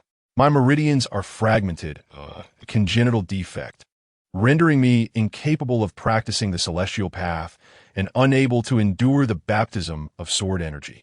I knew this when I was 10. Mu Yunshu was momentarily stunned into silence, and upon regaining her composure, she couldn't help but ask, if you knew this, then why do you still strive so hard? The corners of Li Zhongming's mouth tightened, his jaw muscles clenching as he replied, because I refuse to accept it. Why should my life be predetermined at birth? Li Zhongming remained remarkably calm, yet to Mu Yunshu's ears, his words struck her heart with profound resonance. Outside the bamboo loft, Bai Sienna arrived with a somber expression, silently sighing. Heh! Li Zhongming suddenly let out a soft laugh. When I first learned the reason for my predicament, I held grievances against my mother, whom I had never met. I resented her for bringing me into this world. If she chose to give me life, why then did she endow me with such a defective body? I even quarreled with my grandfather, refusing to pay respects to my mother. That was the first and only time my grandfather truly lost his temper with me. Mu Yunshu sighed, offering comfort, though I was still young at the time. I knew no one loved you more than your mother. In truth, Even if she lost her powers, she would not have passed away so swiftly. Mu Yinshu did not continue. Yet Li Zhongming understood her unspoken thoughts. He nodded and said, I later came to understand that my life was a gift from my parents. I am their continuation. As long as I live, they shall not be completely gone. Feigning ignorance of my own inadequacies, I am reluctant to relinquish hope and do not wish to burden my grandfather with further worries. Though I have lost my parents and the opportunity to become an extraordinary practitioner, my grandfather has suffered far more. The Li family has the long-standing history of loyalty and valor. To recount the past, my grandfather's generation comprised 3 brothers, alongside 2 aunts, save for my grandfather and the younger aunt who married into the palace, now the empress, all perished valiantly at the borders. My uncle and father also met their demise in battle. Compared to my own suffering, the anguish my grandfather endures is immeasurable, leaving me with little room for complaint. Mu Yinshu, with reddened eyes, stepped forward and gently ruffled Li Zhongming's hair, choked with emotion as she said, Silly child, you need not carry such burdens. The Li family and our Mu family will ensure your life is one of peace and security. Li Zhongming offered a faint smile, yet remained silent. His handsome visage bore a gentle smile, but his eyes were filled with stubborn resolve. Observing the defiance in his gaze, Mu Yinshu could not help but sigh softly. Indeed, the Li and Mu families could protect him, but he was, after all, the youngest 3rd-rank martial practitioner of the Northern Qi, the child of Li Fuyao and the most gifted swordsman of the Tianyuan sword sect in a century, Mu Yunjin. His bloodline inherited the pride and indomitable spirit of both. How could he be content to live a life of complacency amidst wealth and comfort? It is for this reason that the elder of the Li family tacitly permitted his relentless pursuit of martial arts. The sword saint of the sword sect spared no effort or resources each year to forge the sword hilt that would guide him into mastery. They all wished to see this remarkable child rise rather than succumb to mediocrity. Mu Yinshu sighed again as she returned to her seat, perplexed, inquiring, What does your pursuit of studies at Liu Cheng'en's academy signify? What could a mere boy teach you? The mention of Liu Cheng'en brought a smile to Li Zhongming's face. Initially, I shared your sentiments, aunt. What wisdom could a peer possess to instruct me? Mu Yinshu frowned, intrigued. Li Zhongming siga, reflecting. There is a saying, the more ignorant a person is, the more they trust their own perceptions. I have proven to be both ignorant and arrogant. Mr. Liu is not only qualified to teach me. In my view, his intellect is worthy of guiding the world. Mu Yinshu blinked in surprise, taken aback. Isn't that a bit exaggerated? After all, he is merely a scholar, and no matter how accomplished, he remains just that. Li Zhongming shook his head. No, though Mr. Liu is indeed a scholar. In a certain sense, his knowledge possesses the power to reshape the world. Should Mr. Liu's teachings spread, they would undoubtedly bring about profound change. The past customs, rules, principles of conduct, and governance would all be influenced. Mu Yinshu parted her lips in astonishment, her disbelief overshadowing her surprise. Li Zhongming offered little explanation, instead smiling as he remarked, Had it not been for Mr. Liu, I fear I would still be wandering aimlessly in that dead end. It is Mr. Liu who has illuminated for me that, as a human being, success is not solely defined by the path of becoming a transcendent practitioner. Engaging in scholarly pursuits, cultivating oneself, governing the nation, and bringing peace to the world can equally lead one to become a sage renowned through the ages, thereby ensuring the enduring glory of the Li family. Mu Yinshu gazed into Li Zhongming's eyes, which sparkled anew with inspiration, and opened her mouth to speak. Yet, after much contemplation, she found herself at a loss for words. Earlier at the academy, in a fit of anger, she had not taken time to reflect. Now, considering it again, she pondered how, if this Liu Cheng'en possessed no genuine abilities, the elder Mr. Li would allow Li Zhongming to follow him in such reckless pursuits. How could Bai Xianer, such a proud individual, hold him in such high esteem? With a somewhat awkward expression, Mu Yinshu murmured, If the intention is to learn from him, why engage in such agricultural labor? Is that not a deviation from one's true calling? Chapter 69. The named disciple, had it not been for witnessing Li Zhongming weaving a raincoat, Mu Yinshu would not have expressed such strong disapproval towards Liu Chengyan. Of course, another reason lay in Liu Chengyan's demeanor towards her. As the youngest daughter of the sword saint of the Tianyuan sword sect, and a prodigy whose swordsmanship talent eclipsed her peers, she had never experienced such blatant disregard before. Moreover, how audacious of Liu Chengyan to threaten her.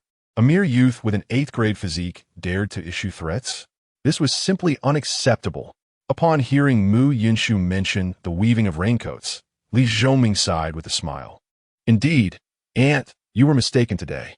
Mr. Liu did not instruct us to weave raincoats, merely to engage in agricultural labor. He has stated that in this world, there are no insurmountable challenges, only those who lack determination. Regardless of the task at hand, one must first possess composure.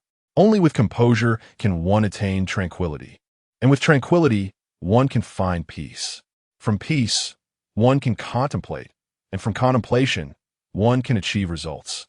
Weaving raincoats is merely a fade. The true purpose lies in honing our composure. For a person to maintain inner stability while engaged in an activity they find distasteful signifies mastery over their composure. It is only with such composure that one can achieve success in their studies. Though Mu Yinshu found Li Zhongming's words somewhat perplexing, the phrase "only with composure can one attain tranquility" resonated within her. It seemed to encapsulate profound wisdom, yet in such a brief moment. She could not fully comprehend its depth. Raising her gaze towards Li Zhongming, she felt a twinge of embarrassment, as if she wished to utter words of concession but found herself at a loss for words. At that moment, Bai Xianer entered the scene. Li Zhongming promptly rose to pay his respects. Sister Bai Xianer nodded gently, a subtle smile gracing her lips. Zhongming, the carriage is ready outside. You may return now. Li Zhongming glanced back at Mu Yinshu, noting her silence. He clasped his hands in farewell and departed. Mu Yinshu lightly kicked a pebble beneath her feet, her head bowed, pouting in silence. Bai Xianer approached her, exhaling a sigh. Ah, you're still as impulsive as ever. Mu Yinshu lifted her head, rolling her eyes, then gazed thoughtfully at the sky beyond the bamboo grove. I shall return shortly. Before Bai Xianer could inquire about her intentions, Mu Yinshu transformed into a streak of crimson light, soaring towards the horizon. Bai Xianer watched the receding glow, and after a long moment, she could not help but murmur, the path of sword cultivation seems to offer greater freedom than that of immortality. Li Zhongming rode in Bai Xianer's carriage back to the academy, the time now nearing dusk. Typically, one would be resting at this hour. Lu Ninger was crouched beneath the verdant bamboo, playing with grasshoppers, while Chun Yuan diligently tidied the courtyard. Liu Chengyan was conspicuously absent, likely occupied in his study. Upon noticing Li Zhongming's return, Lu Ninger looked up, her initial expression one of delight that quickly shifted to a faint sternness, accompanied by a huff. Li Zhongming felt a twinge of awkwardness and approached her, crouching down and gently inquiring, Ninger, what are you playing with? However, Lu Ninger turned her back to him, presenting him with her rear. Ignoring you, you bully Uncle Heir. Li Zhongming let out a bitter laugh, unsure of how to articulate his thoughts. Chen Yuan approached, slightly bowing as he said, Major General, the teacher is in the study. You may seek him there. Li Zhongming nodded in acknowledgement, expressing his gratitude, and then proceeded directly to the study. After he left, Lu Ninger stood up and rushed to Chen Yuan's side, expressing her displeasure. Senior brother, why you still pay him any heed? He should be driven away.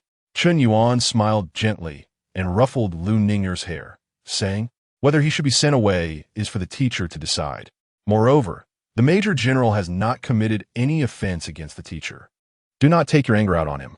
Lu Ninger tilted her head to evade Chen Yuan's hand, pouting, that woman today is his aunt. She was so fierce toward Uncle Heir, that's his fault. Oof.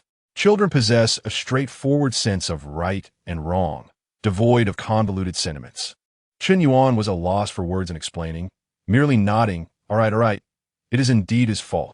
At the entrance of the study, Li Zhongming hesitated for a long while, lacking the courage to knock on the door. Inside, Liu Chengyan paused his transcription of classical texts, setting down his brush, and remarked, come in, do not linger at the doorway. Taken aback, Li Zhongming took a deep breath and gently pushed the door open. Once inside, he turned to close the door behind him. Lu Qingyan lifted his teacup and took a sip before asking, "School has already dismissed for the day. Do you have any matters to discuss?" Li Zhongming remained silent, slowly kneeling down and bowing deeply in reverence. Lu Qingyan chuckled, curious, "What are you doing? If your aunt were to see this, wouldn't she have my head?" Li Zhongming raised his gaze, looking at Lu Qingyan with unprecedented sincerity. "Teacher, today's incident is entirely my aunt's fault, and her fault is mine as well. I find myself at a loss for how to make amends. Hence this gesture of deep respect to express my apologies." Additionally, Li Zhongming's voice faltered, a hint of hesitation evident. Lu Qingyan did not rush him, merely watching him in silence. Li Zhongming's face flushed, clearly nervous. After a few moments, he suddenly bowed deeply, his forehead touching the ground as he declared loudly, "I wish to take you, Teacher Lu, as my mentor to follow your teachings in the pursuit of knowledge, self-cultivation, and governance. I humbly seek your approval." Lu Qingyan observed him quietly, neither rejecting nor accepting his request, instead posing a question. "In seeking knowledge, self-cultivation, and governance, do you view this path as a fortunate alternative amidst misfortune, a second choice when all other avenues seem closed?" Li Zhongming's body jolted slightly, a hint of panic flashing in his eyes. Indeed, that was precisely how he perceived it. The paths of immortality, martial arts, and swordsmanship were all beyond his reach. Now, with a literary path lay before him, though he could not become a supreme being like those in the realms of immortality and martial arts, he could at least aspire to be a literary giant, thereby upholding the legacy of the Li family and serving his country. Yet, faced with Lu Qingyan's probing question, he dared not respond directly. Rooted in place, speechless, Li Zhongming found himself momentarily frozen. Lu Qingyan offered a gentle smile, refraining from casting any blame. "I comprehend your sentiments. Harboring such thoughts is not inherently wrong. Your identity and circumstances differ from the ordinary, and consequently, your choices will undoubtedly be complex." Lu Qingyan paused for a brief moment, eliciting a sensation in Li Zhongming akin to having his heart lifted. After a protracted silence, Lu Qingyan continued, "You may serve as a registered disciple under my tutelage, alongside Ninger, Chun Yuan, and He Daizai, attending lessons within the classroom. When you come to grasp the true purpose of your studies with me, I shall formally welcome you into our fold." Li Zhongming exhaled a quiet sigh of relief. Being a registered disciple was preferable to outright rejection. However, the true purpose of studying, as mentioned by Lu Qingyan, left him somewhat perplexed. Lacking the courage to inquire further, he bid farewell in silence. Meanwhile, on another front, Mu Yinshu departed from Yunhu Shaozhu, guiding her divine phoenix, soared directly towards the distant Wanjian mountain, 1,000 miles away. Upon returning to the sect, she wasted no time and headed straight for the Jianfeng, a peak housing an impressive array of exceptional flying swords. At a point near the summit, she extracted a sword embryo, marred by rust, yet exuding a formidable aura. Then, amidst the bewildered gazes of many disciples of the Tianyuan sword sect, she turned and soared away. Chapter 70. Apology. After Mu Yinshu hurriedly departed, the disciples guarding Sanjian Peak swiftly ascended to investigate. Upon discovering a vacant gap near the peak's summit, their expressions shifted dramatically. They immediately transformed into a streak of light, racing towards the Grand Hall of the Tianyuan Sword Sect to report this matter to the elder responsible for managing Sanjian Peak. Even the elder, who was accustomed to the profound study of swordsmanship, could not help but change countenance upon learning that Mu Yinshu had taken the second row of flying swords. Just as he was about to rise to inform the sect leader's voice resonated in his ears. "Let her go." The elder paused, astonished. "But sect leader, that sword is an innate sword embryo born of heaven and earth, merely a piece of scrap iron." Before he could finish, the sect leader replied indifferently. The elder of Sanjian Peak had no further arguments, nodded, and ceased to concern himself with the matter. 2 days later, as dusk fell, Mu Yinshu returned to the capital. Without pausing for rest, she directly entered the city. The innate sword embryo, which she had taken from Sanjian Peak, was wrapped in a cloth and slung over her shoulder. Recalling her previous visit, Mu Yinshu walked to the entrance of Lu Qingyan's academy. Approaching the door, She was drawn to the plaque above. During her last visit, her sudden encounter with Li Zhongming weaving a raincoat had caused her to overlook such details. She now noticed that the plaque possessed a unique charm. The elegant and robust characters of Academy captivated her, evoking a sense of delight and tranquility within her. Mu Yinshu reminisced about her prior confrontation with Lu Chengyan. His fleeting movements had taken her by surprise. Curiosity bubbled within her. It seems that Mr. Lu is not merely an ordinary scholar. She collected her thoughts, inhaled deeply, and adjusted her expression, striving to appear more amiable. With a composed demeanor, she lightly knocked on the door. Knock, knock, knock. Inside the courtyard, Lu Ninger, who was playing hide-and-seek with Chun Yuan, curiously inquired, "Who is it?" As Mu Yunshu prepared to respond truthfully, memories of their previous conflict made her apprehensive that she might be turned away. Thus, she gently replied, "I am here to visit Mr. Lu." Without suspicion, Lu Ninger moved to open the door. However, Chun Yuan quickly intervened, stepping forward himself. As the door swung open, a breathtaking visage greeted them. Clad in a crimson garment, she bore a gentle smile, yet the disheveled strands of hair at her temples lent her an air of weariness, reminiscent of an ethereal being. Chun Yuan's expression changed abruptly. Was this not the woman who had caused such a scene at the academy 2 days prior? He swiftly attempted to close the door. Mu Yunshu was taken aback, instinctively raising her hand to block the door. Chun Yuan, unable to withstand her strength, found the door felt as heavy as a mountain in his grasp. Chun Yuan made a decisive choice, abandoning the thought of closing the door. He retreated several steps, shielding Lu Ninger behind him, and sternly commanded, "Ninger, flee quickly and seek out the master and uncle." Lu Ninger, having clearly discerned Mu Yunshu's appearance, recalled the terror she felt under Mu Yunshu's oppressive presence 2 days ago. Her eyes filled with dread. Yet, she did not run. Instead, she clutched tightly to Chun Yuan's garment and called out loudly towards the courtyard behind her, "Father, uncle, the fierce woman has returned." At the threshold, with one foot already crossing the threshold, Mu Yunshu stood in astonishment, her lips twitching as she pointed at herself and exclaimed, "Me? Fierce? Fierce woman?" Chun Yuan fixed her with a resolute gaze, his expression one of tragic defiance. "Do not even think about harming Ninger. If you have grievances, let them be directed at me." Mu Yunshu quickly grasped the misunderstanding. These two impudent children believed she had come seeking vengeance. A wave of helplessness washed over her. After all, she hailed from a reputable sect in the martial world. How had she become perceived as a vengeful villain here? Hearing the commotion, the Lu brothers, Lu Chengyan and Lu Zhan, rushed over with alacrity, positioning themselves protectively behind Chun Yuan and Lu Ninger. Lu Chengyan cast a glance at Mu Yunshu, unable to suppress a frown. Lu Zhan, ignorant of the events that transpired a few days prior, did not recognize Mu Yunshu. However, witnessing the evident fear in his daughter and Chun Yuan, he too grew wary. Who is this young lady? What brings her to the Lu family? With a palpable aura of authority, Lu Zhan intoned, "What is your purpose here?"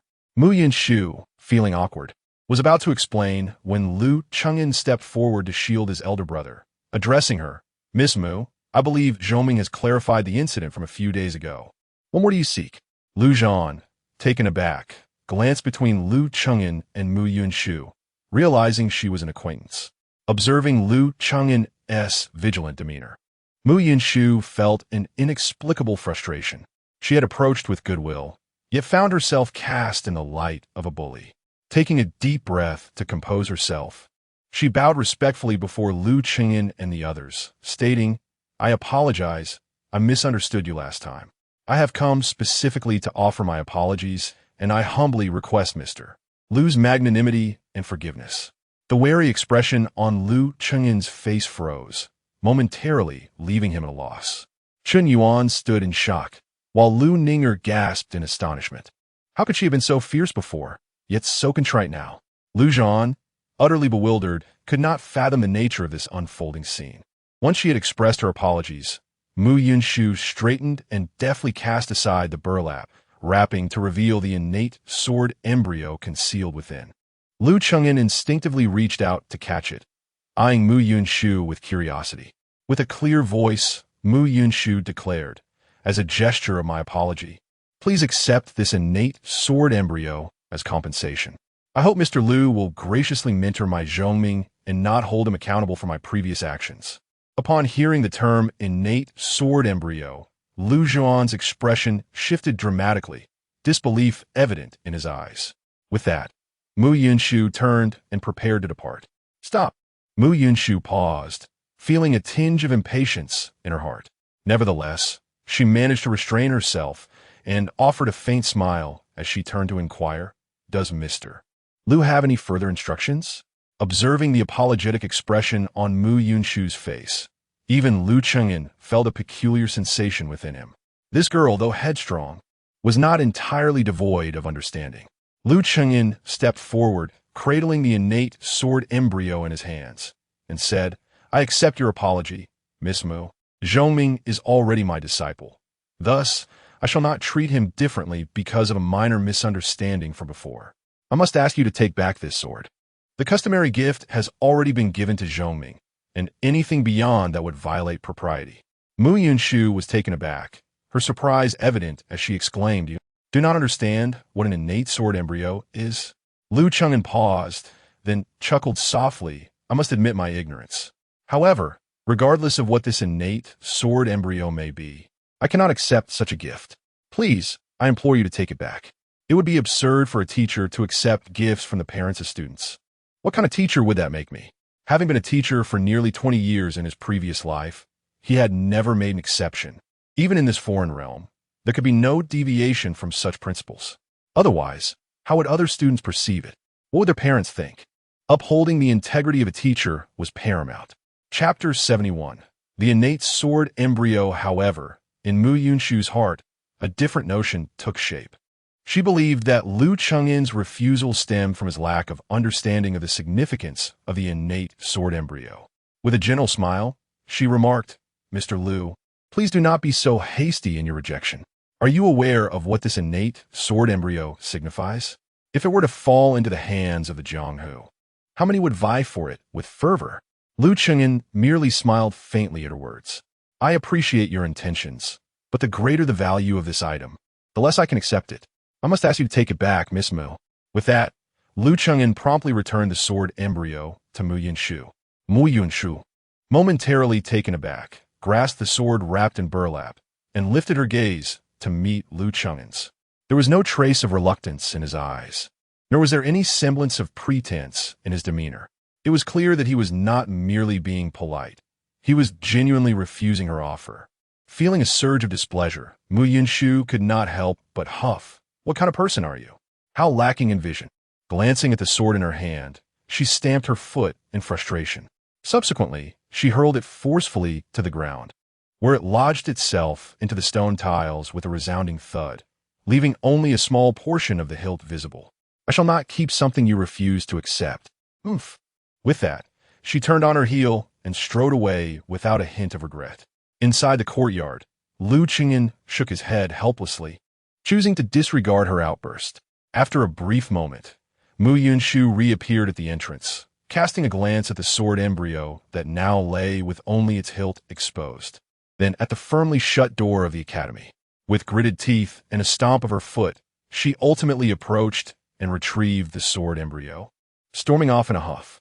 Though she was impetuous, she was not foolish. If she were to bestow the sword embryo upon Li Zhongming's master, her father would likely not fault her. However, if her father discovered that she had carelessly discarded it, she would undoubtedly face confinement. Thus, Mu Yunshu decided to reclaim the sword embryo after all. Observing this scene, Lu Chengyan could not suppress a smile, shaking his head at the endearing naivety of the young girl. Since she had come to apologize, he, as a man of mature years, would not dwell on trivial matters. On the contrary, he found himself admiring her more. Although her temper was somewhat unruly, she was quick to acknowledge her mistakes and offered her apologies without ambiguity, embodying a sense of authenticity. Compared to many who feigned kindness while harboring malice, she was indeed a refreshing presence. Unbeknownst to him, while he remained at ease, his elder brother Lu Zhan was engulfed in worry. "Chengyan, who was that woman just now?" His elder brother, with a grave expression, inquired. Lu Chengyan casually replied. According to Li Zhongming, she is his aunt with the surname Mu. However, I am unaware of her given name. After pondering for a moment, Lu Zhan's countenance shifted dramatically, and he exclaimed, the aunt of the young general bearing the surname Mu, who could present such a treasure as the innate sword embryo. It must be her. Observing his brother's demeanor, Lu Chengyan felt a surge of curiosity. Oh, you know her? Lu Zhan, with a wry smile, nodded and said, in the realm of practitioners from Beiki, it is unlikely that anyone is unfamiliar with her. Is she really that renowned? Lu Zhan sighed indeed. She is the princess of the Tianyuan sword sect, the foremost swordsmanship sect in Beiki, the dominant force in the northern swordsmanship of Jiuzhou, and the most gifted swordsman of the current young generation in Beiki, known in the martial world as the Divine Phoenix Swordmaster. Such a figure. Who does not know her? Listening to his brother's lengthy accolades, Lu Chengyan couldn't help but chuckle. That's quite a mouthful. Lu Zhan shot him a glare, his expression tinged with concern. Chengyan, be honest, did you offend her? However, he quickly reconsidered. If Lu Chengyan had indeed offended Mu Yunshu, why would she come to apologize? Lu Chengyan shook his head with a smile. No, it was merely a misunderstanding from a few days ago, which has now been resolved. Yet, Lu Zhan remained uneasy. The Divine Phoenix Swordmaster seemed quite displeased when she left. Could she? Lu Chengyan reassured him, brother, rest assured. Since that young lady went out of her way to apologize for a misunderstanding, she is unlikely to be the type to hold a grudge and seek trouble. Lu Zhan nodded, but then recalled the innate sword embryo that Lu Chengyan had just rejected, feeling a pang of regret. He lamented, what a pity to turn away such a treasure. Naturally, Lu Chengyan understood what his brother was referring to and inquired curiously, is the innate sword embryo truly that precious? Lu Zhan, with a face of regret, nodded and explained, I don't know much, but I've heard some rumors. It is said that for sword cultivators, one of the most crucial aspects of their practice is selecting their destined flying sword. The destined flying sword of a sword cultivator is fundamentally different from the sword we typically use, as it is forged from materials and methods that far exceed those of ordinary swords, rendering it beyond mundane quality. While the strength of the destined flying sword does not absolutely determine a sword cultivator's future, a superior quality sword certainly aids in their cultivation. Among these destined flying swords, there exists a particularly special entity, the legendary innate sword embryo. It is said that the innate sword embryo is not crafted by human hands, but rather born of heaven and earth, nurtured through the essence of the universe over tens of thousands, even millions of years. Anyone who can bond with an innate sword embryo is destined to achieve the rank of a first-class sword immortal. The legends of the martial world speak of the 10 renowned swords, each one evolved from an innate sword embryo, possessing immense power. These tales are but whispers, and my understanding remains limited. Yet, it is certain that the worth of a single innate sword embryo surpasses that of an ordinary grand city.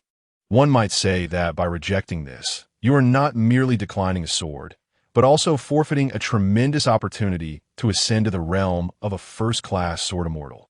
Upon expressing this, Lu Zhan could not help but feel a twinge of regret. In contrast, Lu Chengyan maintained an air of tranquility, showing no hint of remorse. Instead, he inquired with a smile, brother, with our capabilities, do you truly believe we could safeguard such a treasure? If we were to accept it, we would likely find ourselves relying on the Tianyuan sword sect for an extended period. For us, this is not a treasure, but rather a poison. Lu Zhan paused, then nodded thoughtfully in agreement. Indeed, you have a point. It is wise of you, Chengyan, no matter how magnificent this item may be, we must not claim it. Pleased that his brother grasped this notion, Lu Chengyan smiled knowingly. The greatest peril lies in allowing greed to cloud one's judgment. One should only wear the trousers that fit their own stature. Wealth that exceeds one's capabilities is the most likely harbinger of calamity. Chapter 72. Your heart is disturbed in the elegantly adorned, yet simply decorated main hall of Yunhu Cottage. Mu Yunshu was fervently venting her grievances to Bai Xian'er. Only after she had finished her lengthy tirade did she lift the teacup from the table and drain it in one gulp. Bai Xian'er, with a gentle smile, refilled her cup. You were right to apologize, and offering a gift is also commendable. But do you truly understand the nature of Mr. Liu? How could he possibly accept a congenital sword embryo as a token of apology? Mu Yunshu's eyes widened in indignation as she slammed her hand on the table, exclaiming, "That is precisely the issue. That fellow does not even comprehend what a congenital sword embryo is. His refusal stems from his short-sightedness and lack of understanding of its value. Once he realizes its worth, he will undoubtedly regret his decision." Bai Xian'er shook her head in resignation, chuckling softly. "You are mistaken. Given Mr. Lu's temperament, once he becomes aware of the sword embryo's rarity, he is likely to reject your offering even more vehemently."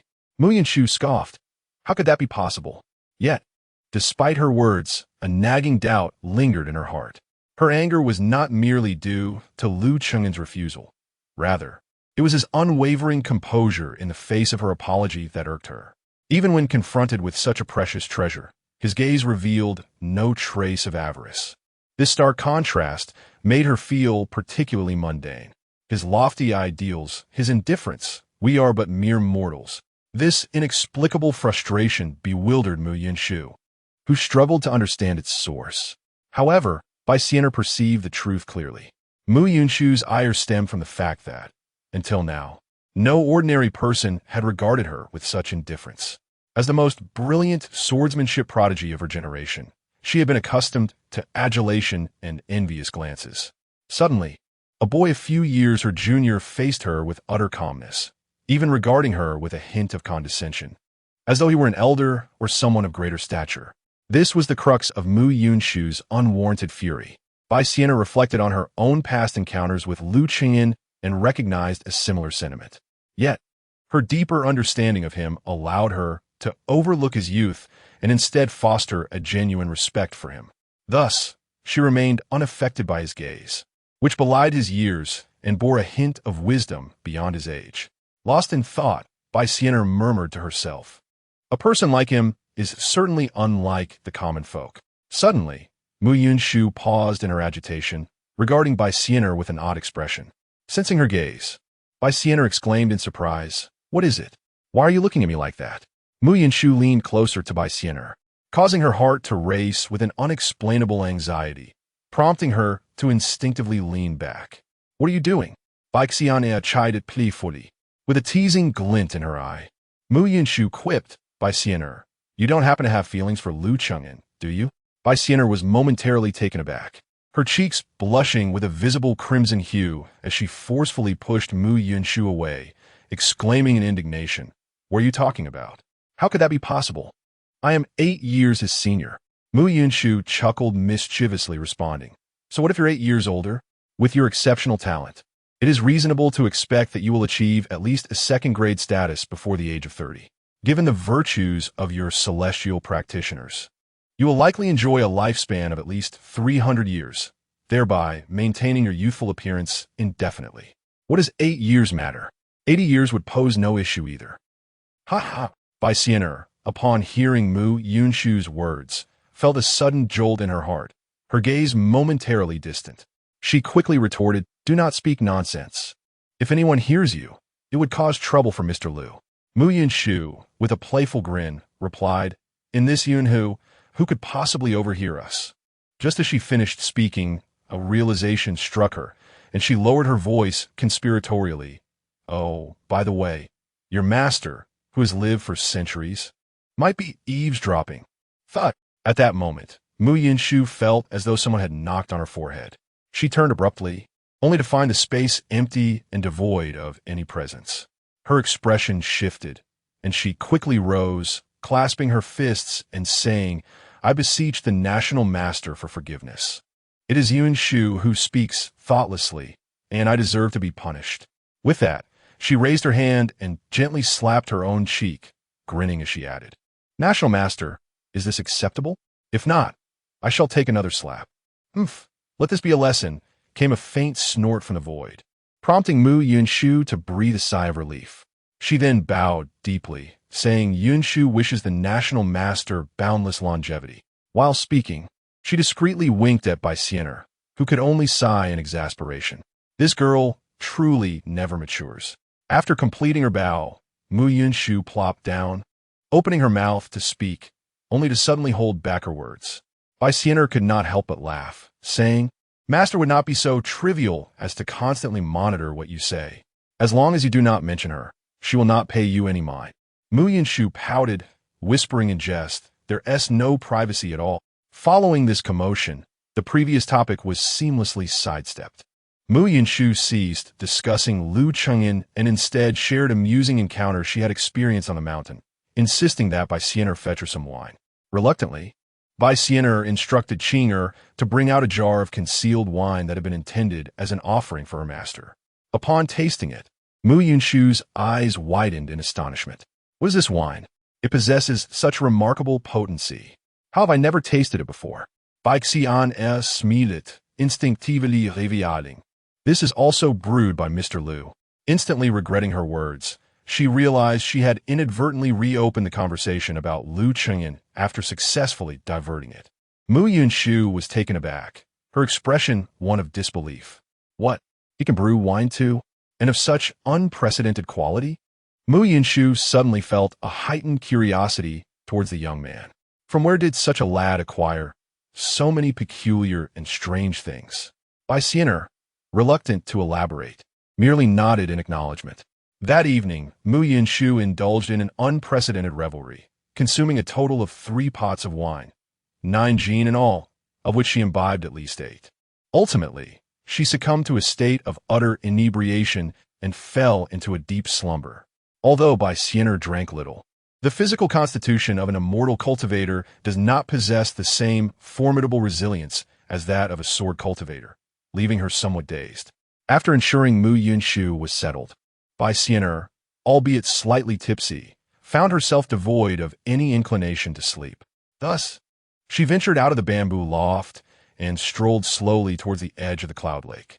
Before she could draw near, Bai Xian'er spotted a figure towering above the average woman, with long, flowing white hair cascading down to her waist, resembling strands of silver. She exuded an ethereal elegance that did not bespeak age, but rather enhanced her otherworldly charm. Bai Xian'er paused momentarily, quickening her pace.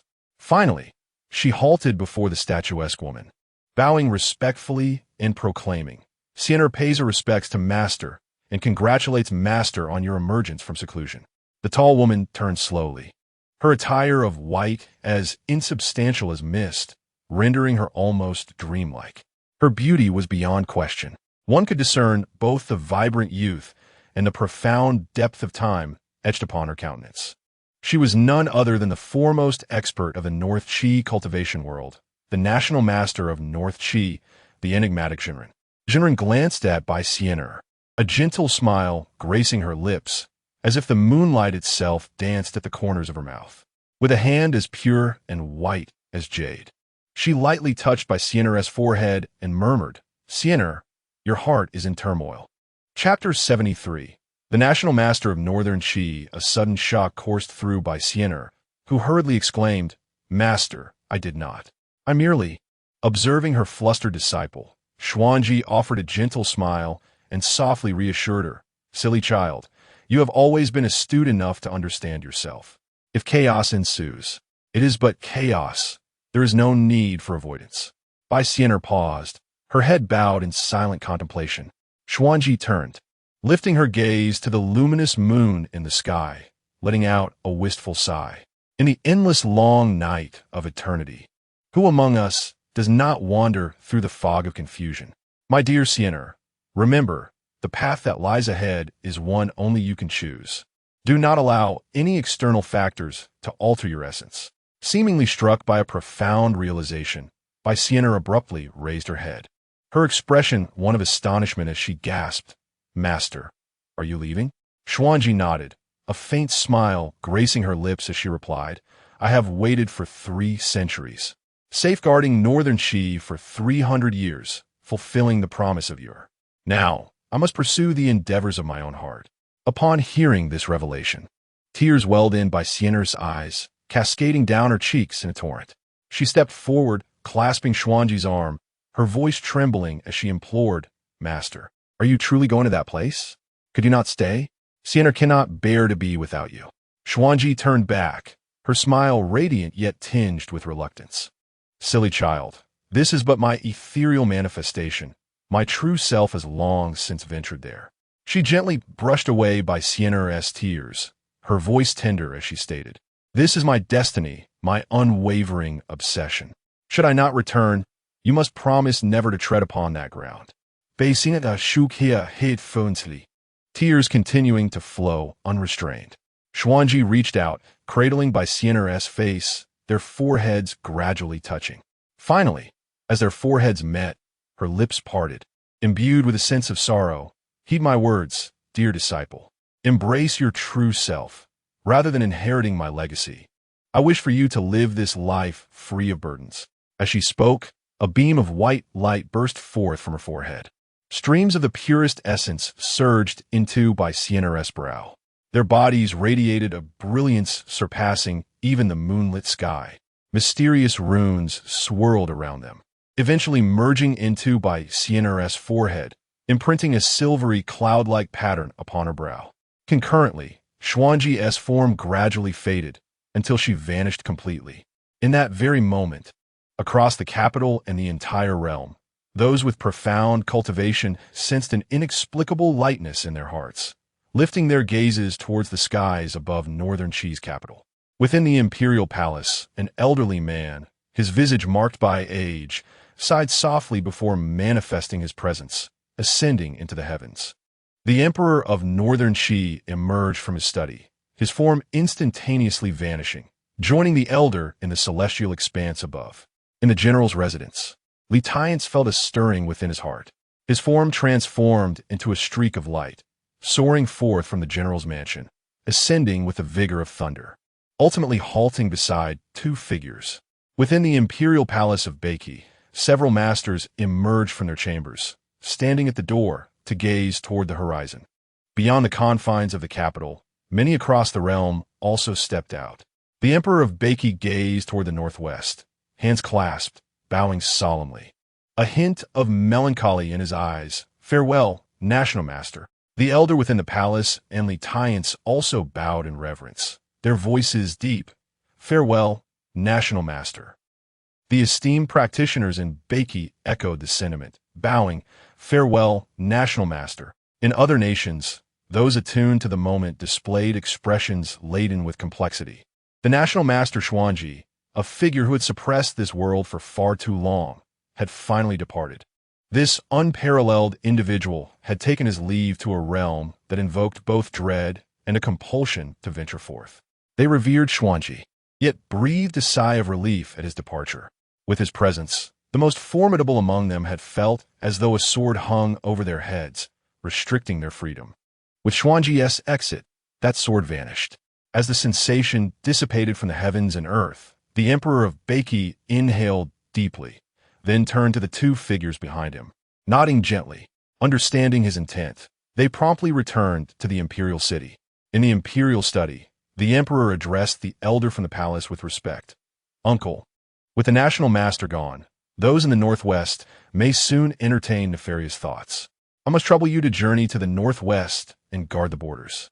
The elder remained silent, merely nodding in acknowledgement. The emperor then turned to Lighthearted, speaking warmly, "Uncle," regarding the northern front. Before he could finish, Lighthearted interjected, "I shall depart for the northern borders on the morrow."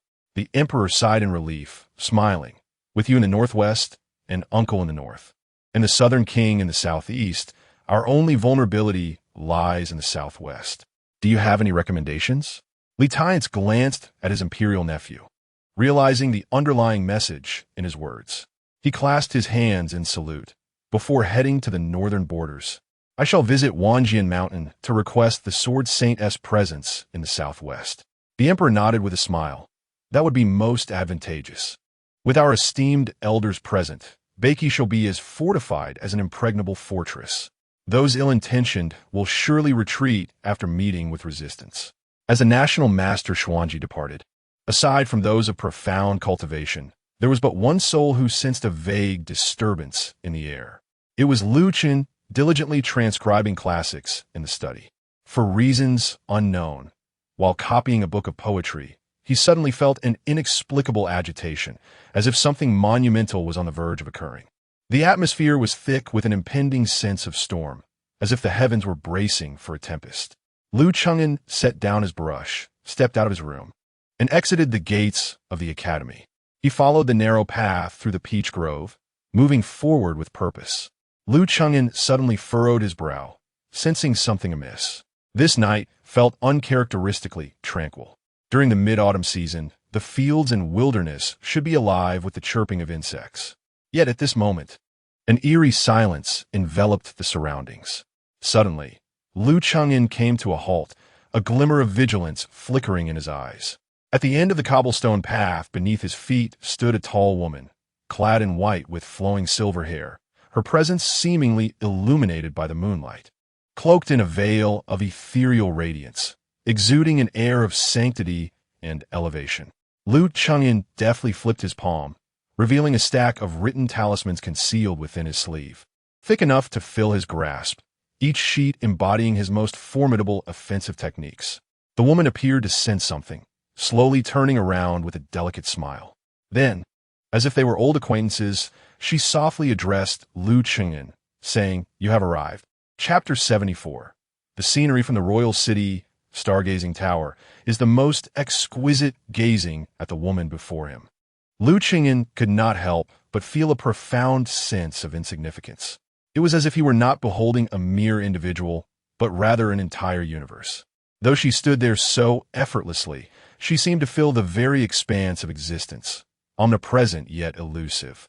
Liu Cheng'an understood that when confronted with such a figure, he had no choice but to muster his courage and face her directly. Steeling himself, he stepped forward, clasping his fists in salute, and said, "I am honored to meet you, esteemed elder." The woman in white gave a gentle nod and beckoned him with a graceful gesture, saying, "Would you accompany me for a stroll?" A flicker of intrigue stirred within Liu Cheng'an. It was quite peculiar for an extraordinary woman, whom he had never met before, to suddenly invite him to walk with her at such a late hour. What could be her intention? He approached slowly, positioning himself beside her. "Then let us take a walk." She smiled softly, and without hesitation, began to move forward. The night in the capital was remarkably tranquil. No, it was more accurate to say that tonight's stillness was particularly profound. The woman in white remained silent, lost in her own thoughts as she advanced. Liu Cheng'an followed closely, contemplating the identity of this enigmatic figure. Such an individual could not possibly be of ordinary standing, yet his knowledge of the elite in this city was regrettably limited, leaving him unable to discern her identity.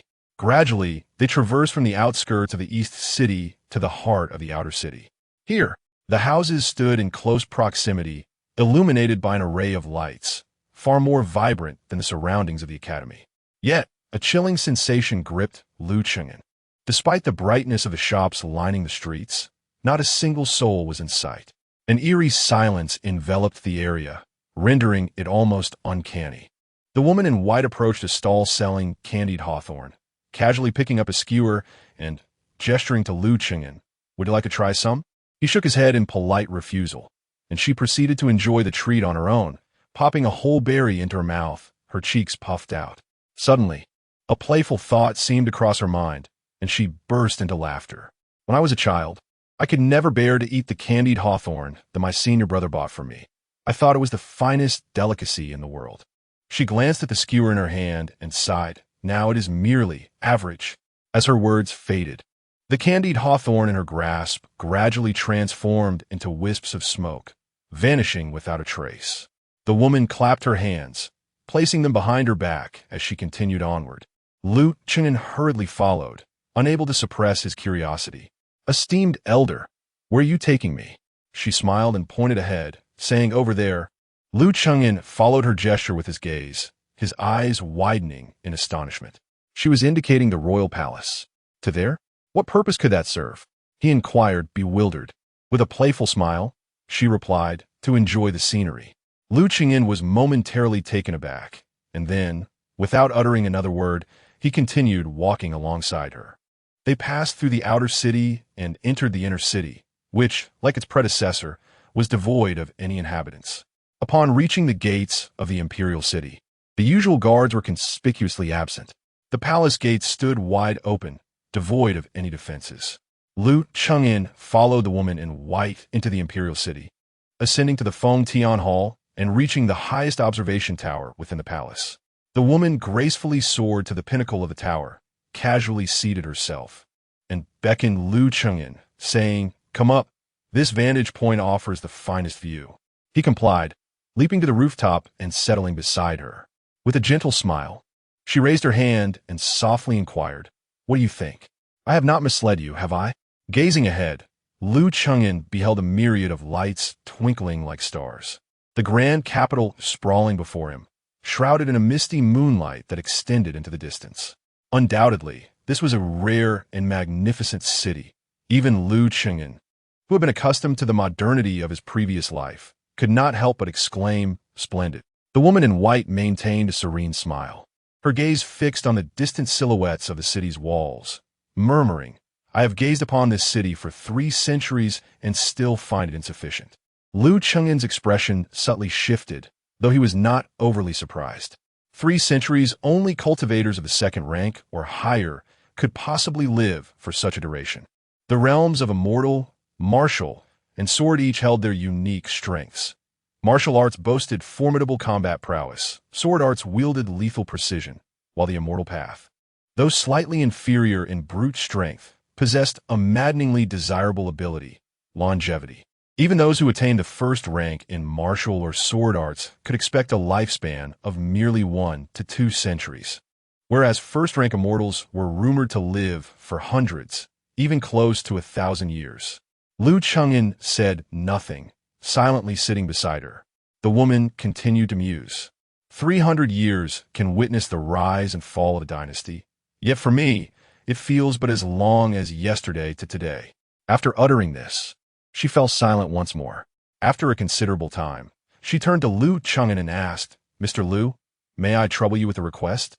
"Please, senior, speak." The woman slowly rose, prompting Liu Chengin to stand as well, feeling somewhat diminished in her presence. After standing, the woman in white gently bowed, saying, "I wish to ask Mr. Liu to safeguard the northern Qi, at least to protect this capital city." Liu Chengin was momentarily taken aback, puzzled. "Senior, northern Qi is home to countless talents. With the national teacher ensuring peace and the divine general safeguarding the land, they surely do not require my intervention." The woman shook her head with a smile. "General Li possesses unparalleled martial prowess, undefeated in battle. He can defend the territory, but cannot secure the hearts of the people. I have glimpsed some of your knowledge, Mr. Liu. I simply hope that in the near future, even if you face some grievances or injustices in northern Qi, you will not abandon it or lose faith in it." A jolt coursed through Liu Chengin's heart, disbelief washing over him. From the woman's words, it seemed she had already discerned his secret, understanding the path he was destined to tread. Who exactly was she? Liu Chengin took a deep breath, clasped his fists, and bowed, saying, "When heaven bestows a great responsibility upon an individual, it must first temper their heart and mind. Throughout history, those who have achieved great things have never walked a path devoid of obstacles. My predecessor has asked me to safeguard the northern Qi, yet I am uncertain of the manner in which this protection is to be rendered. Thus, I find myself at a loss on how to respond. For in my heart, northern Qi is not the sole entity in this world.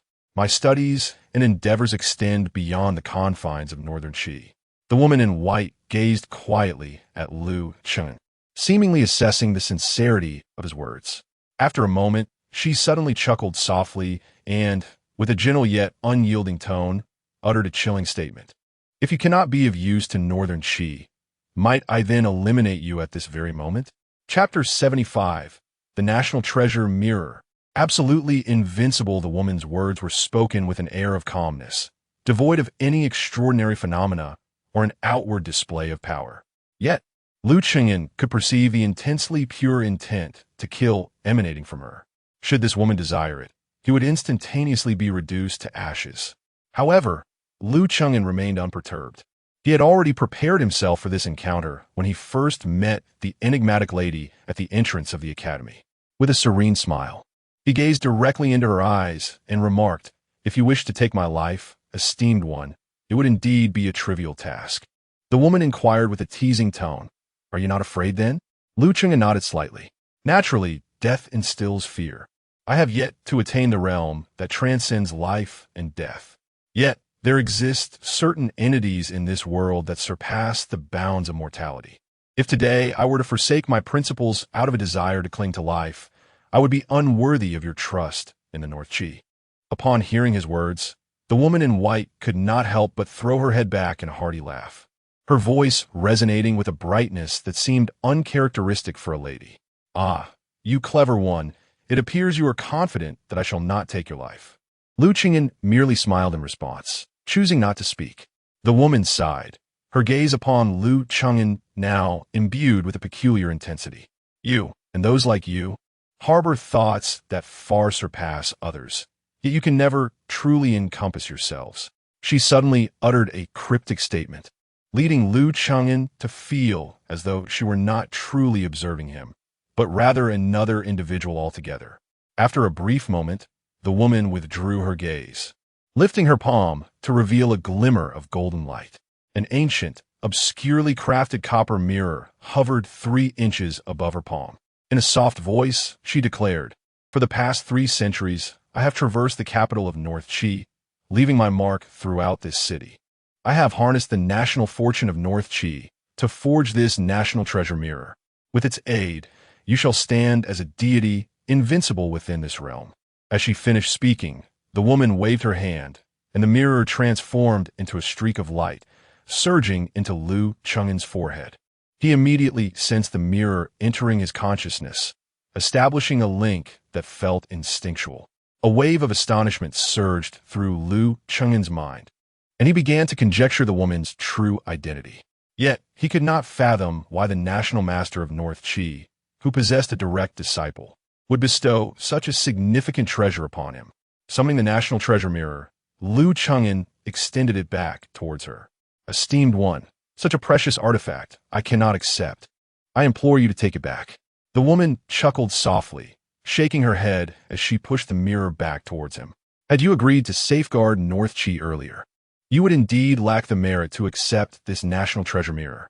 Since you harbor the aspirations of the world, it is only fitting that this mirror is entrusted to you." Lu Qingyan still struggled to comprehend this notion and was about to refuse once more when the woman interjected, "Mr. Lu, I hope you can realize your ideals. Perhaps we shall meet again one day. Before I forget, allow me to present you with one more treasure, which I hope you will cherish dearly." As her words fell, she extended a finger and touched his brow. Lu Qingyan instinctively attempted to evade her touch, but it was in vain. A fleeting golden light flashed, and a golden cloud pattern appeared upon his forehead. Lu Qingyan reflexively shut his eyes, sensing as if something had been added to his being. Yet, upon deeper reflection, he felt nothing amiss.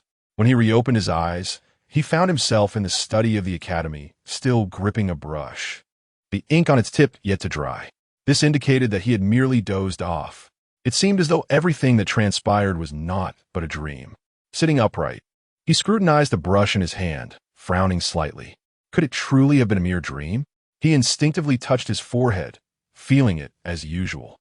Turning to gaze at the moonlight outside, he could still hear the chirping of insects. Just as he began to relax, his expression shifted dramatically. He lifted his right hand, and a streak of golden light flickered in his palm. An ancient bronze mirror floated above his hand. The National Guardian Mirror. It was not a dream after all. Lu Qingyan regarded the archaic bronze mirror in his palm with a solemn expression, as if a great weight had settled upon his heart. Through this mirror, he could distinctly sense the power of the Northern Chi's national fortune. He felt the vital energies within and around the capital, extending for hundreds of miles. If he so wished, he could directly harness these forces for his own use. No wonder the National Master of Northern Chi described the National Guardian Mirror with the words absolutely invincible. Human strength is finite, and in the face of a superpower spanning vast territories, no one could hope to contend against such national fortune alone. With this artifact, Lu Qingyan could even confront the Emperor of Northern Chi without fearing for his safety. For those who yearn for power, such a peerless treasure is undoubtedly a coveted prize. Lu Qingyan too longed for strength. However, what he desired more was the power attained through his own cultivation, fully under his command. Thus, The National Guardian mirror represented not merely a treasure to him, but rather a tremendous burden. By accepting this mirror, he would be compelled to shoulder the corresponding responsibilities. Moreover, even if he wished to rid himself of it, he would find it impossible unless he returned it to the National Master of Northern Qi. Otherwise, should this mirror fall into the wrong hands, chaos would ensue in Northern Qi and perhaps throughout the world, with untold lives lost as a consequence. Yet, the path of cultivation Liu Chengyan had chosen dictated that he was not one to easily wield such power. He stowed the National Guardian mirror away, gazing out the window. With a sense of resignation, he muttered, "What a bother." Early the next morning, Liu Chengyan reassured Chen Yuan and the others to focus on their studies. He himself set out from the city at dawn, heading straight for Yunhu. Upon reaching the entrance of the bamboo forest, the golden-armored general emerged as expected. However, compared to their first encounter, his demeanor had improved significantly. The general clasped his fists and addressed Liu Chengyan. "Young Master Liu, please allow me to enter and report." Liu Chengyan nodded, waiting quietly outside the bamboo grove. Before long, the general returned, courteously stating, "Miss Bai invites Mr. Liu inside. She awaits you at the Yunhu cottage." With that, he vanished in a flash. Navigating through the bamboo forest and crossing the familiar bamboo bridge, Liu Chengyan arrived directly at the bamboo pavilion. In the courtyard, Bai Xian'er had already prepared tea and was waiting patiently. As she noticed Liu Chengyan approaching, she rose and greeted him. "Good morning, Mr. Liu. It is a rare honor to have you visit my humble abode. Please have a seat and enjoy some tea." At that moment, Liu Chengyan was not in the mood for tea. After returning her greeting, he inquired, "Miss Bai, I have come today to seek an audience with your master. I would be grateful if you could facilitate an introduction." Bai Xian'er paused in her tea pouring, looking up in surprise at Liu Chengyan. "To see my master? What is the matter?" Liu Chengyan nodded, pressing his request. "Indeed, it is urgent. I kindly ask for your assistance in this matter." Bai Xian'er's expression gradually dimmed as she softly replied, "I fear you may be disappointed, Mr. Liu. My master is currently away from the capital." Liu Chengyan quickly asked, "Did your master mention when she would return?" Bai Xian'er shook her head, her eyes reflecting a hint of sorrow. It seemed her master would not be back for quite some time. Liu Chengyan stood there, lost in thought, recalling the words spoken to him by the North Qi National Master the previous night. It felt as if he had been entrusted with a great responsibility. But why had he been chosen for this task? Just then, a languid figure emerged from the bamboo pavilion, a woman in red, none other than Mu Yinshu, who had been intoxicated the night before. She stretched and rubbed her eyes, focusing on Liu Chengyan, and exclaimed, "You? What brings you here?" Chapter 76. The Expedition Startled. Liu Chengyan suddenly regained his senses and glanced at Mu Yinshu. Out of courtesy, he merely stood up and nodded, then turned to Bai Xian'er and inquired, "Miss Bai, might you be able to contact your esteemed master?"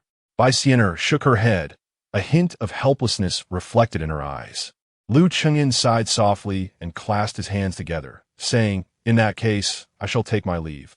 With that, he turned and departed. Bai Xian'er escorted him out of the courtyard before returning. Upon her return, she found Mu Yinshu seated at the table, pouting and looking quite displeased. "Curiously, Bai Xian'er asked, what is the matter? Who has upset you?" With a huff, Mu Yinshu replied, "Humph, Sister Bai, did you see that Liu Chengyan? He completely ignored me, not even acknowledging my greeting." Bai Xian'er chuckled softly. "Mr. Liu must have important matters to discuss with my master today, so he may have been preoccupied. Do not dwell on it." Mu Yinshu pouted, still feeling downcast. Bai Xian'er, attempting to lighten the mood, said, "Well then, I shall be visiting the Dao Academy today. Would you care to join me for a stroll?" After a moment's contemplation, Mu Yinshu nodded. "All right. I also need to pay my respects to old Master Li at the general's residence." Having departed from Yunhu, Liu Chengyan returned to the capital, his heart laden with thoughts. As he approached the western city, he observed a battalion emerging from the gates, a formidable sight with at least 1,000 soldiers. All were clad in dark armor, exuding an overwhelming aura of martial prowess. Liu Chengyan paused at the roadside, curiously observing the cavalry as they passed by. From their demeanor, he sensed an unusual atmosphere of iron and blood, distinctly different from the usual training exercises. Could it be that war was imminent? He pondered. Once the troop had passed, Lu Qingyan hastened his steps back to the academy. Upon reaching the entrance, he noticed a warhorse tethered nearby. His expression shifted slightly as he quickly entered the house, where he found his sister-in-law wiping her tears and Lu Ninger sobbing quietly. At that moment, his elder brother appeared markedly different from his usual self. He was donned in light iron armor, a battle knife at his waist, accompanied by an array of military gear. "Elder brother, what is this?" Lu Qingyan inquired, astonished. Lu Zan glanced back at him with a weary sigh. "Today, while on duty at the court, I suddenly received a military order from the Ministry of War. The old soldiers are to return to camp, and, in the afternoon, the army will march north." A sense of unease welled up within Lu Qingyan. "So sudden? Is there to be another conflict in the north?" Lu Zan shook his head. "Who knows? The call for old soldiers rather than new recruits suggests that the situation is serious." He then turned to Lu Qingyan, his eyes reddening. Suddenly, he embraced Lu Qingyan tightly, his voice trembling as he whispered, "Qingyan, I know you are a capable person. The family is in your hands, and I have faith in you. If I do not return, please look after your sister-in-law and the little one." Lu Qingyan felt a pang in his heart, nearly succumbing to tears. Yet, he resolutely held back, patting his elder brother's back and saying, "Brother, the little one is still so young. I cannot care for her properly. Therefore, you must take care of yourself and return to reunite with us." His brother released the embrace, gently thumping Lu Qingyan's shoulder, and with a hearty laugh, replied, "Stay well at home. When I return with military achievements, I shall bring honor to our family." Sister-in-law wiped her tears and stepped forward to adjust Lu Zan's armor, her voice trembling as she implored, "I do not desire military glory. I only wish for your safe return. You must come back, do you hear?" Lu Zan, his eyes reddened, nodded earnestly. Meanwhile, Lu Ninger clung to his leg, refusing to let go. Lu Qingyan slapped his forehead and hurriedly said, "Brother, please wait a moment." He dashed into the study, retrieving the finest silk and the rarest brush. He meticulously cut the Xian paper into palm-sized sheets, creating dozens of them. With fervor, Lu Qingyan began to inscribe lines of poetry and verses. In the study, a sudden breeze swirled about, and a brilliant white light emanated from the tip of Lu Qingyan's brush. The room was suffused with a rich aroma of ink and a palpable sense of righteousness. Paying no heed to his exhaustion, he wrote sheet after sheet, pouring his utmost effort into each one. Finally, upon completing the 18th sheet, he paused. Disregarding his fatigue, Lu Qingyan swiftly rolled up all the writings, imbuing them with his will. Once unrolled, they would unleash the profound power contained within. As he gathered the 18 scrolls to present to his brother, he unexpectedly felt his legs give way, nearly toppling over. It was a result of his overexertion. He felt a dull pain in his head. Taking several deep breaths to regain his composure, he strode out. At the door, Lu Zan, curious about his brother's actions, noticed Lu Qingyan approaching unsteadily, burdened with a pile of items. He rushed forward to support him, asking, "What has happened to you?" Lu Qingyan shook his head, assuring him, "It is nothing, just a moment's rest will suffice." He then handed the scrolls to his brother, earnestly instructing, "Brother, these are my writings. Should you find yourself in peril or facing insurmountable challenges, choose a scroll and tear it open as per the instructions on the cover. It may yield miraculous effects." Lu Zan gazed at the scrolls in astonishment, struggling to comprehend their utility. Lu Qingyan nodded, lacking the time to explain further. He produced a pre-written scroll from his sleeve, inscribed with the line "Wildfire cannot be extinguished." With a flick of his hand, the scroll transformed into a beam of white light, vanishing from sight. Before the astonished gazes of those present, a pillar of fire erupted, soaring over 10 meters to strike a peach tree, igniting it in a roaring blaze. Then, Lu Qingyan retrieved another scroll, inscribed with the words "The waters of the Yellow River come from the heavens," and with another motion, he unleashed its power. Beyond the peach grove, a fountain of water surged forth from a stream, traversing the grove to present itself before the crowd, dousing the fierce flames that raged with a powerful cascade. At that moment, Lu Zan stood in stunned silence, his expression one of disbelief.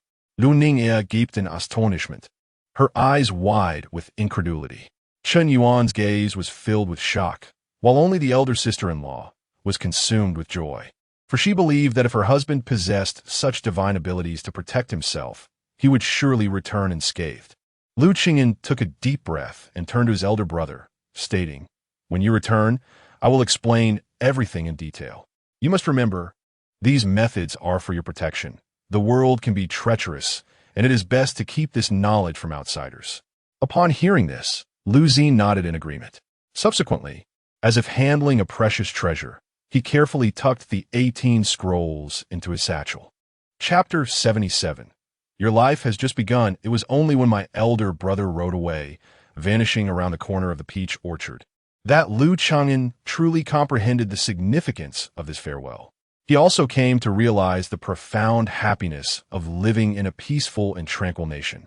Reflecting upon the bustling capital and its hundreds of thousands of citizens, he understood that their ability to live without worry and enjoy serenity was solely due to the countless soldiers like his brother, Lu Zan, who sacrificed their lives to bring about peace for the realm. On the battlefield, death is the most commonplace occurrence. Lu Chang'an was unwilling to see his closest kin perish far from home, so even at the risk of revealing his literary and mystical abilities, he unhesitatingly inscribed 18 scrolls of characters, hoping they would ensure Lu Zan's safe journey. After Lu Zan's departure, the atmosphere at home grew noticeably somber. Today, He Daizai and Li Zhongming did not come. Instead, they sent someone to inform Lu Chang'an that they had matters to attend to at home. It was likely related to the military deployment to the northern borders, as Li Tianchao, the divine general of the Qi Kingdom, was naturally required to remain at the most perilous northern front.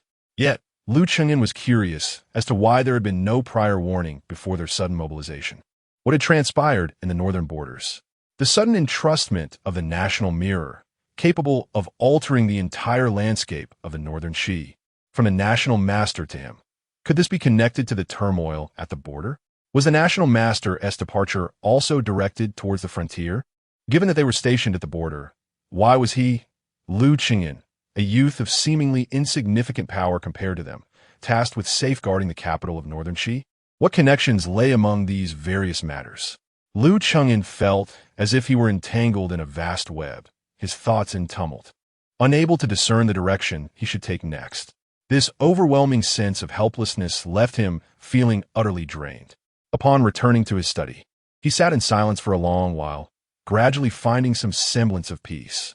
However, a lingering ache persisted in his head. Each of the 18 scrolls had been penned with the utmost fervor and skill, an unimaginable drain on his righteous energy.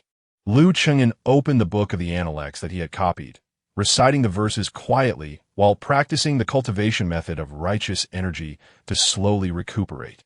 As time passed, the ambience of the study deepened. Chen Yuan, who had initially come to deliver mung bean soup, felt the emanating aura of righteousness as he approached the door. The sound of Lu Chang'an's recitation of the sage's teachings echoed in his ears, drawing him into a state of transcendence, lost in the profound atmosphere. He stood at the threshold, unwittingly joining in the recitation. He lost track of time until the sun sank below the horizon, and the voice of recitation in the study finally ceased. Chen Yuan, awakening from his reverie, felt a flicker of enlightenment in his mind. Yet it seemed as though he grasped nothing at all. Looking down, he noticed the mung bean soup in his hands had long since grown cold, and he felt a pang of regret. Just as he was about to leave, he felt a sudden sharp pain in his legs as he took a step forward. Both arms ached painfully, with stagnant blood flow rendering him nearly senseless. As his hand weakened, the tray he held slipped from his grasp, causing the porcelain bowl to shatter into countless fragments upon hitting the ground. Just as he felt himself about to collapse, Lu Chang'an appeared at his side, steadying him with a firm grip. Chen Yuan could not help but feel a surge of panic. Alas, the bowl is shattered. He began to bend down to collect the broken pieces. However, Lu Chang'an grasped his arm and said, "Never mind, it's broken, it matters not. Your blood flow is obstructed and the muscles in your limbs are strained. You must sit down first." Lu Chang'an guided him to a nearby corridor, where he began to channel his righteous energy to soothe Chun Yuan's tendons and invigorate his blood circulation. A warm current coursed through Chun Yuan's muscles and meridians, gradually alleviating the sharp pain and discomfort. Sensation returned to his hands and feet. Once Lu Chengyan completed his treatment, Chun Yuan stood up and jumped in delight, exclaiming, "Sir, I feel well again. It's truly miraculous." Lu Chengyan smiled and replied, "Next time, listen to me read. You should know to find a place to sit down first, understand?" Chun Yuan nodded gratefully. "Thank you, sir. Well, after you leave, make an effort to transcribe what we just recited, but do not force yourself. Write as much as you can." "As you command," Chun Yuan replied. He picked up the tray, gathered the porcelain shards, and tidied the area before taking his leave. Lu Chengyan watched the back of his first disciple depart, his heart slowly formulating a new plan. He had previously harbored concerns that Chun Yuan might develop a disdain for life due to his past experiences, and that once he wielded formidable power, he could easily spiral out of control. Furthermore, if he could not emerge from that darkness within, he would be unable to cultivate the righteous energy through the Haoran refining qi method. Prolonged, diligent practice without achievement could diminish his confidence, driving him towards extremism. However, recent events had altered Lu Chengyan's perspective. The individuals around him had become his greatest vulnerability. With the National Protector Mirror in his possession, his own safety was no longer in jeopardy. Yet he had but 2 hands and could not oversee everything. Therefore, it would ease his mind if those around him possessed at least a modicum of self-protection. Nevertheless, before imparting the Haoran refining qi method to Chun Yuan, Lu Chengyan felt it necessary to have a thorough conversation with this eldest disciple, if he could unravel the knots in his heart. Given the foundation he inadvertently laid when he transcribed the Chuanqi Lu, his progress in cultivation would likely be swift. As for how to approach this discussion, Lu Chengyan still needed to contemplate further. The following morning, Li Zhongming and He Deizai arrived punctually at the academy. They explained the circumstances surrounding their sudden leave the previous day to Lu Chengyan. As anticipated, it was indeed due to Li Tianzi's military expedition. Li Zhongming's demeanor was noticeably subdued, for he felt the weight of his inadequacy as a grandson.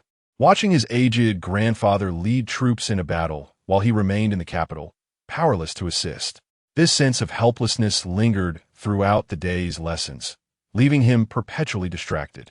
This greatly displeased Lu Chengyan, leading to his decision to impose a punishment of copying texts. He Deizai wished to intercede on his behalf, but lacked the courage to speak. Thus he sat in the courtyard, waiting, only to be unceremoniously dismissed by Lu Chengyan. Reluctantly, He Deizai complied and returned obediently. Li Zhongming, aware that his lack of focus in class warranted the punishment, accepted it without resistance.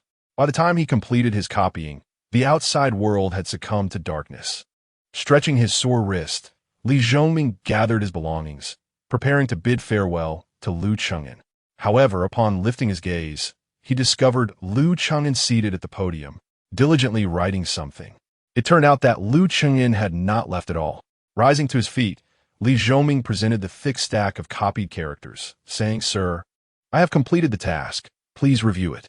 Lu Chengyan paused his brush, taking the stack and meticulously examining it, occasionally pointing out errors or omissions.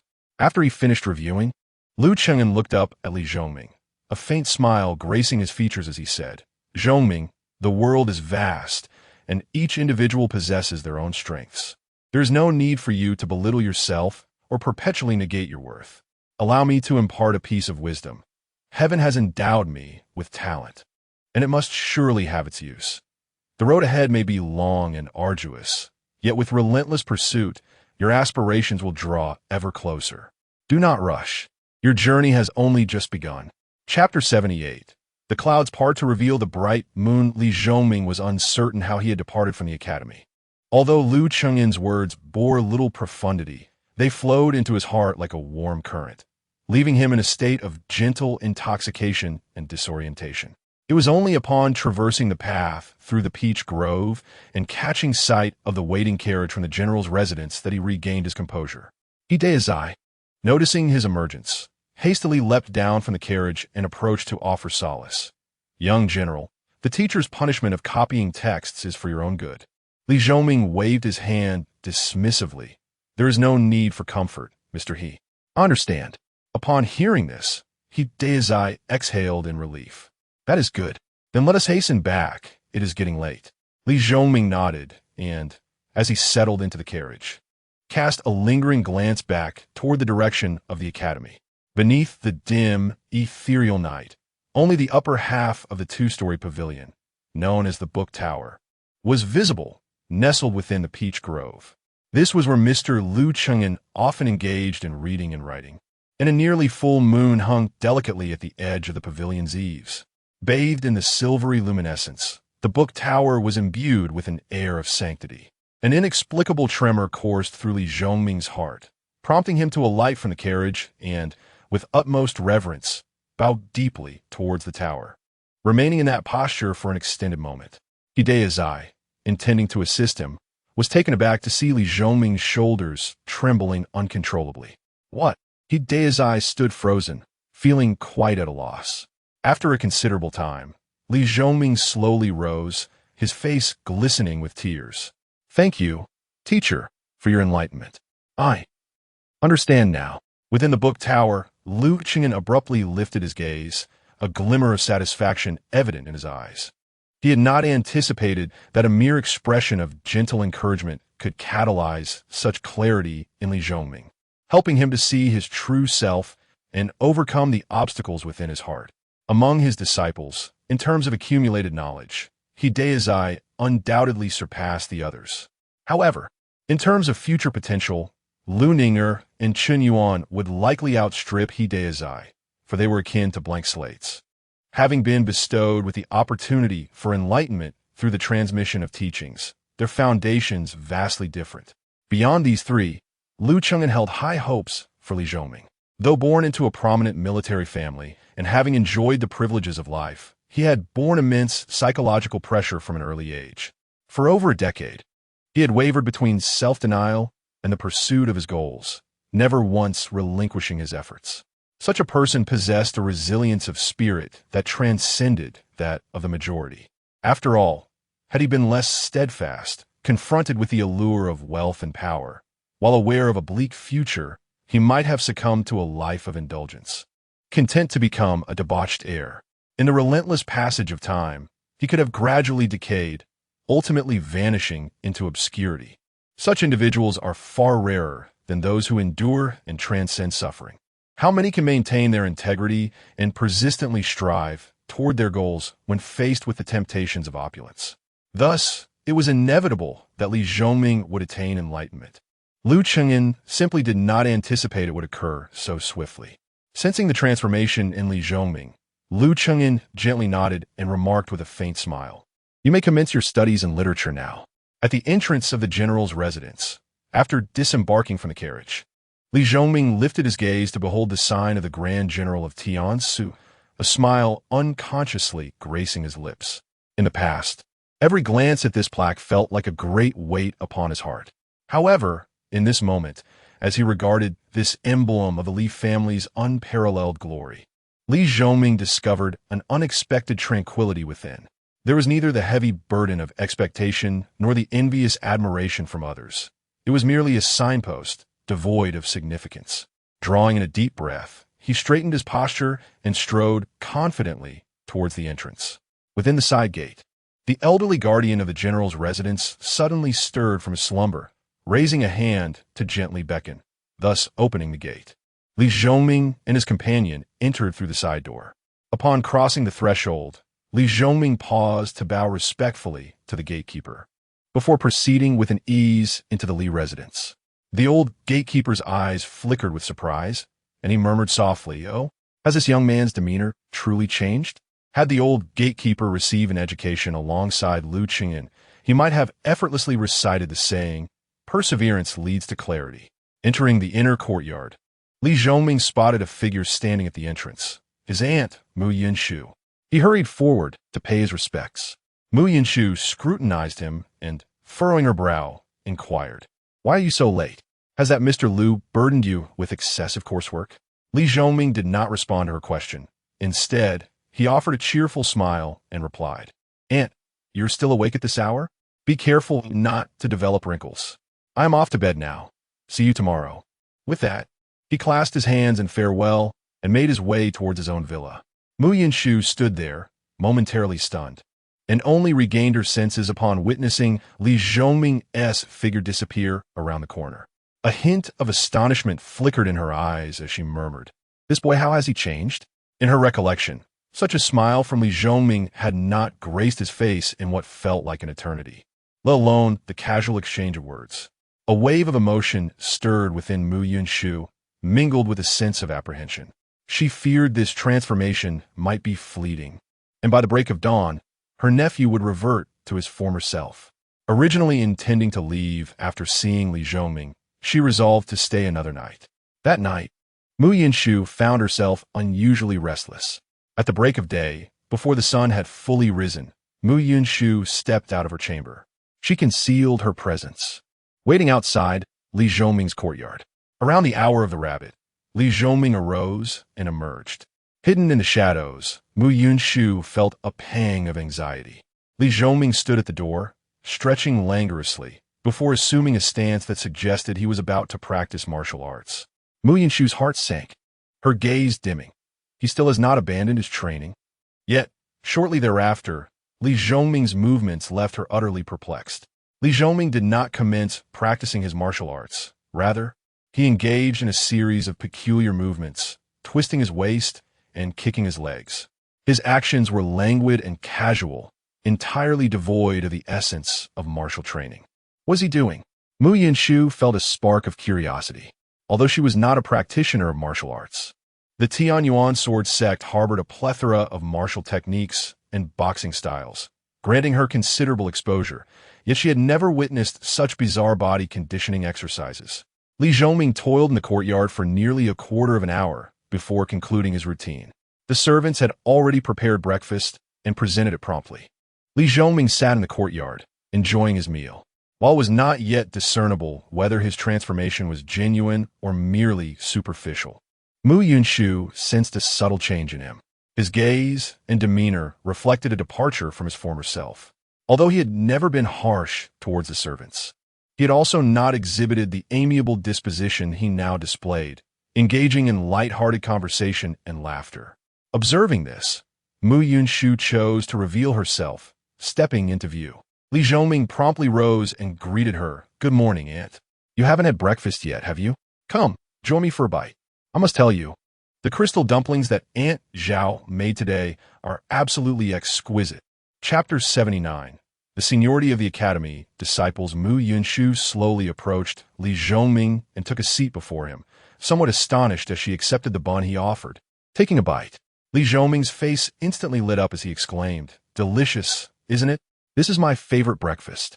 Next time, be sure to ask Aunt Zhao to prepare more." Mu Yinshu instinctively nodded. The bun was indeed delectable. Yet, at that moment, her mind was preoccupied with other matters. Her gaze remained fixed on Li Zhongming's face, attempting to discern whether his cheerful demeanor was genuine or merely a facade. Noticing her scrutiny, Li Zhongming inquired with curiosity, "Aunt, why you look at me like that?" Quickly averting her eyes, Mu Yinshu took a bite of the bun and mumbled, "Oh, it's nothing." Li Zhongming chuckled knowingly. He understood her concern. Compared to his former self, he truly was a different person now. Having overcome the turmoil and inner conflict within him, he felt an overwhelming sense of ease wash over him. After all, he was still a youth. Once he reconciled with himself from the depths of his heart, the essence of youthful exuberance naturally emerged.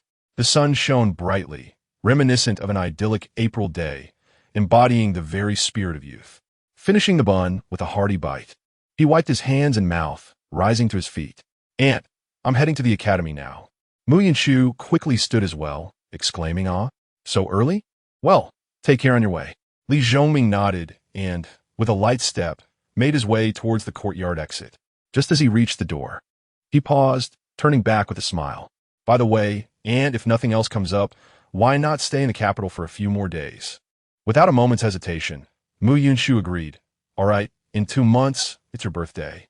I'll wait to celebrate it with you before I leave." Li Zhongming's eyes brightened, and he grinned widely. "Then it's settled. A promise is a promise."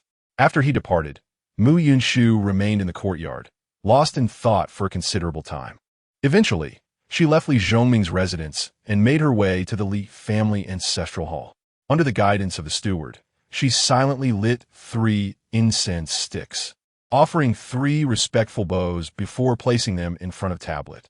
The tablet bore numerous prefixes and titles, with the central name inscribed as Mu Yunjin. Mu Yunshu gazed at the tablet, memories of her childhood with her sister flooding her mind. Their father, a legendary swordmaster of the northern Qi, possessed unparalleled swordsmanship and an exceptionally long lifespan. Thus, the age gap among the swordmaster's 3 children was substantial. Her elder brother, Mu Yunfeng, was already over 80, while her sister, Mu Yunjin, was over 30 years her senior. Consequently, in Mu Yunshu's memory, Mu Yunjin resembled the maternal figure. The most striking impression she held of her sister was her fierce loyalty and determination, willing to confront their father for the sake of continuing the Li family line. As such, Mu Yunshu harbored no less concern for Li Zhongming's congenital condition than the Li family itself. However, as an aunt, what she truly desired to witness was not merely Li Zhongming's inheritance of the legacies from either the Li or Mu families. Rather, she yearns to see this solitary nephew live a life filled with joy and carefree innocence, akin to that of a child. For the past decade and more, Li Zhongming's troubles have not only been his personal afflictions, but also a shared burden for both the Li and Mu families. Today, at this very moment, Mu Yunshu finally perceives a glimmer of hope emerging from the shadows within Li Zhongming. Standing before her sister's memorial tablet, Mu Yunshu is already in tears. This woman, whose exterior burns with fiery intensity, harbors a profoundly tender heart within. She gently wipes the tablet and, with a choked voice, whispers, "Sister, you may rest now." In the academy, as Li Zhongming entered alongside He Daizai, he found Lu Ninger and Chun Yuan preparing to commence their morning reading. Approaching the two, Li Zhongming playfully pinched Lu Ninger's cheek, much like one would knead dough. "Little Ninger, have you had breakfast?" Lu Ninger swatted his hand away, pouting, "Don't pinch my face." Laughter erupted from Li Zhongming, resonating with delight. Chun Yuan, observing this transformation, regarded Li Zhongming with astonishment before stepping closer to He Daizai. Perplexed, is he unwell? In his recollection, Li Zhongming had always embodied an air of aloofness, perpetually wearing a stern expression, with shadows lurking in his eyes. Yet now, he appeared as if he were an entirely different person. He Daizai, equally incredulous, shook his head in disbelief. "I do not know. Perhaps, having served as the private tutor to the Li family for over a decade, since Li Zhongming was but 5 years old, he fancied himself quite familiar with him. Yet today, Li Zhongming seemed transformed. Just moments ago, on their way from the Li residence, Li Zhongming had jovially clapped He Daizai on the shoulder, exclaiming, "We are all students at the academy, fellow disciples of the master. Henceforth, let us refer to each other as brothers." He then called out to He Daizai, "Brother he." Even now, He Daizai felt somewhat dazed, unable to fully comprehend the change. At that instant, Lu Cheng'en emerged, clearing his throat softly. The group promptly stood in unison. Bowing respectfully, "Good morning, master." Lu Cheng'en returned the gesture. "Good morning, students. Before we begin our morning reading today, I have an announcement to make." Upon hearing this, the 4 students straightened their posture, listening attentively. Lu Cheng'en surveyed their faces and smiled. "There is no need for such formality. It is not a matter of great importance. Currently, there are 4 disciples under my tutelage, and, as we are of the same school, a distinction of seniority must be established." He then turned to Chun Yuan. "Chun Yuan, disciple is present. Though you were the first formally accepted into my fold, you are still a junior, and both He Daizai and Li Zhongming joined shortly after you.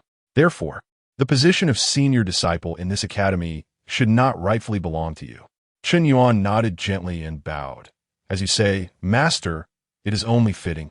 Lu Cheng'en nodded with a sense of satisfaction and then turned to He Daizai, saying, "He Daizai, although you are my senior in age, knowledge knows no boundaries, and the worthy are our teachers.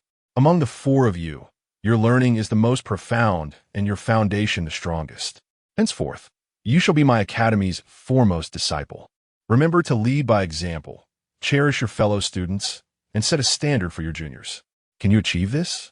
Hideyazai stepped forward, his expression serious, and replied, I shall not disappoint your expectations, esteemed teacher. I will foster camaraderie among my peers, lead by example, and alleviate your burdens. Lu Qingyan nodded with satisfaction. His gaze then fell upon Li Zhongming. Li Zhongming felt a jolt in his heart, a wave of elation gradually rising within him. Lu Qingyan smiled gently and addressed him. Li Zhongming. Li Zhongming immediately stepped forward, saying, I am here. Lu Qingyan spoke in a deep voice. You hail from a prestigious lineage, yet you have remained steadfast to your principles. For over a decade, you have pursued your aspirations without a moment's respite. Such tenacity is rare in this world. However, your thoughts are weighed down by too many concerns, and your desire for knowledge lacks purity and sincerity. Thus, I can only accept you as a nominal disciple. At this, Li Zhongming lowered his head in shame, a hint of regret flickering in his eyes. Yet, Lu Qingyan then shifted his tone, smiling as he continued. However, it appears that today you have unraveled the mysteries of your heart, dispelling the clouds and glimpsing the light of day. From now on, your mind shall be unblemished, and your future boundless. Henceforth, you shall be my academy's second disciple. Remember to foster brotherly love, respect among peers, assist each other, diligently pursue your studies, and remain true to your original intentions. Can you achieve this? Chapter 80. The transmission of teachings. Li Zhongming was filled with joy, his eyes glistening with unshed tears as he spoke with a hint of emotion. Disciples shall solemnly remember the master's teachings and would never dare to forget them. Lu Qingyan smiled and nodded, his gaze shifting towards Chun Yuan and Lu Ning. From this day forth, you shall be known as the third and fourth disciples. As junior siblings, you must show respect to your elder brother, diligently pursue your studies, and not act frivolously simply because of your youth. Do you understand? The two immediately responded, We understand, master. Lu Ning slyly glanced at the others before suddenly grinning. Does that mean I will have 3 older brothers from now on? The other 3 couldn't help but share a knowing smile at her words. With such a delightful and thoughtful junior sister, who wouldn't be fond of her? Lu Qingyan chuckled and said, Indeed, as fellow disciples, you are like family. In the future, your fortunes will be intertwined. If one suffers, all shall suffer together. Should you face oppression from outsiders, you must stand united. Remember my words. As disciples of my academy, we shall only assist our kin, not meddle in external affairs. If a brother or sister errs, we shall address it privately among ourselves, either through guidance or correction. To outsiders, unless they commit egregious acts against our principles, we shall present a united front. Do you understand? Everyone responded with enthusiasm. We understand, master. Lu Qingyan nodded in satisfaction. Very well. You may now proceed to your morning reading. In the future, if there are additional disciples, they will be ranked according to the order of their admission. The ranking of the disciples was a decision Lu Qingyan had long contemplated. This was a world of the extraordinary, and the disciples would inevitably inherit his literary and philosophical practices.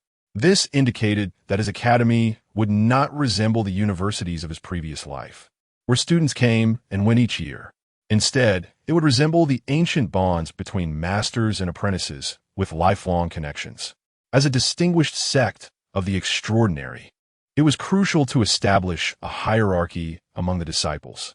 Hideyazai was designated as the eldest disciple, not merely due to his age, but primarily because he possessed a wealth of knowledge in this world.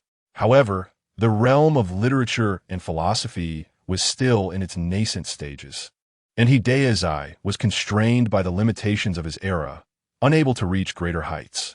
After studying under Lu Qingyan, Hideyazai, due to his prior foundation, mastered the teachings imparted by Lu Qingyan far more swiftly than the others. His role as the eldest disciple would better assist Lu Qingyan in guiding the others and serve as a benchmark and exemplar, setting a goal for his junior siblings. Li Zhongming, of noble birth and exceptional insight, had studied under Hideyazai for many years, accumulating far more than Chun Yuan and Lu Ning. Furthermore, with Li Zhongming's recent enlightenment and refined mindset, he secured the position of second disciple. With the disciples ranked, the academy finally began to find its rhythm. allowing Liu Chengyan to commence his true transmission of teachings. That day, after concluding the day's lessons, Liu Chengyan deliberately retained Li Zhongming and He Daizai, leading them to the second floor of the library. This is the place where Liu Chengyan dedicates himself to reading and practice. Without his permission, not even Lu Ninger would dare to intrude. Li Zhongming and He Daizai found themselves in a state of unease, uncertain of Liu Chengyan's intentions for bringing them inside. Standing before him, both felt a sense of awkwardness. Liu Chengyan smiled gently, gesturing for them to relax. "Do not be anxious. I have summoned you today for a favorable purpose." The two were taken aback, exchanging puzzled glances. Without further ado, Liu Chengyan addressed them directly. "What do you think of the knowledge imparted by your teacher?" He Daizai replied without hesitation. "The teachings of our esteemed mentor are akin to the vast cosmos, capable of initiating a literary lineage that transcends the ages." Li Zhongming quickly nodded in agreement. "I share the same sentiment as my senior." Liu Chengyan smiled again and continued. "Since ancient times, there has been a distinction between the Tao and the techniques. The literary lineage I convey can be regarded as the Great Way. This Great Way is boundless, encompassing the intricate workings of heaven and earth. However, the path of teaching and enlightenment is fraught with obstacles. To disseminate the principles of the Great Way and guide the masses, the art of protection is indispensable. In this realm, there are transcendent practices of immortals, martial arts, and swordsmanship, while external demons and monsters lurk menacingly. As gentlemen of the literary lineage, if we merely engage in empty rhetoric, attempting to propagate the Great Way solely through words, it would be akin to grasping at the moon's reflection in water or the flower's image in a mirror." At this juncture, He Daizai began to form some conjectures, his eyes betraying a hint of excitement. "Are you suggesting that we, as scholars, can possess extraordinary means to contend with the immortal and martial realms?" Liu Chengyan nodded affirmatively. Upon hearing this, Li Zhongming abruptly looked up. Disbelief etched on his features as he gazed at Liu Chengyan. The latter, perceiving his thoughts, chuckled. "The cultivation of the literary path does not rely on physical endowments, but rather on one's understanding and disposition." Li Zhongming's heart raced, breath becoming labored. "Are you saying even someone like me, born with such a congenital deficiency, can cultivate?" Liu Chengyan nodded once more. Instantly, a brilliant light ignited in Li Zhongming's eyes. He Daizai and Liu Chengyan fell silent, their attention fully focused on Li Zhongming. They understood the significance of a cultivation opportunity for him, what it truly represented. Li Zhongming's breaths quickened, his face flushed. Yet, Liu Chengyan discerned his efforts to regulate his emotions, striving to maintain composure. This alone indicated Li Zhongming's progress. After a brief interval, he gradually calmed himself and then bowed to Liu Chengyan, saying, "Please pardon my agitation, master." Liu Chengyan waved his hand with a smile. "It is of no consequence. If you were devoid of such emotional fluctuations, that would be truly abnormal." Li Zhongming exhaled deeply, standing quietly aside without further comment. Liu Chengyan's demeanor shifted to one of solemnity as he regarded the two, stating earnestly, "Listen carefully. This method of cultivation is akin to the dawn of creation for the world of Juzhou. Human hearts are intricate, and should outsiders become aware, our academy would face annihilation. Therefore, you must be clear on what steps to take." Li Zhongming, with a solemn demeanor, nodded in understanding. They were not ordinary folk, and thus comprehended the underlying principles. Subsequently, Liu Chengyan began to articulate the Haoren-Chi refinement method. In truth, the Haoren-Chi refinement method is not a rigid set of techniques. Rather, it serves as a foundation rooted in literary philosophy, complemented by the primordial energies of heaven and earth. This nurturing of the mind and spirit gives rise to the noble chi that harnesses the forces of the universe. Although every practitioner of the Haoren-Chi refinement method ultimately cultivates this noble chi, the journey and methods employed will inevitably differ from person to person. Each individual is a unique entity, and complete uniformity is unattainable. However, one certainty remains. Since the Haoren-Chi refinement method is grounded in the literary philosophy imparted by Liu Chengyan, Any actions or thoughts that contravene the teachings of the sages will preclude the practitioner from attaining the noble qi. In other words, those who harbor malicious intentions, act selfishly, or lack compassion and righteousness will find it utterly impossible to cultivate the noble qi. There exists even a peril of backlash. Even if one were to achieve some semblance of success, it would not possess the commanding power over the forces of heaven and earth akin to that of the noble qi. Chapter 81. The Mid-Autumn Festival. The day following Lu Qingyan's teachings to He Daizai and Li Zhongming fell on the 15th day of the 8th month, coinciding with the annual Mid-Autumn Festival. The Northern Qi dynasty celebrated this occasion as the Moon Worship Festival. On this day, the capital was adorned with lanterns, and every household rejoiced in reunion and festivity. Early in the morning, the elder sister prepared an assortment of mooncakes, artfully arranged on plates, overflowing with delightful treats. Throughout the day, her eyes often glistened with tears, yet a smile lingered on her face, rendering it difficult to discern whether this virtuous and dignified woman was laughing or crying. Similarly, her niece Nuan seemed to have lost interest in the mooncakes, which could only be savored on this singular day each year. Instead, she clung to Lu Chengyan's hand, repeatedly inquiring, "Second uncle, when will father return?" Lu Chengyan found himself at a loss for words. On this day, he gained a deeper understanding of the poem he had once presented to Li Tiance. Do not laugh at a man drunkenly sleeping on a battlefield. Throughout history, how many have returned from war?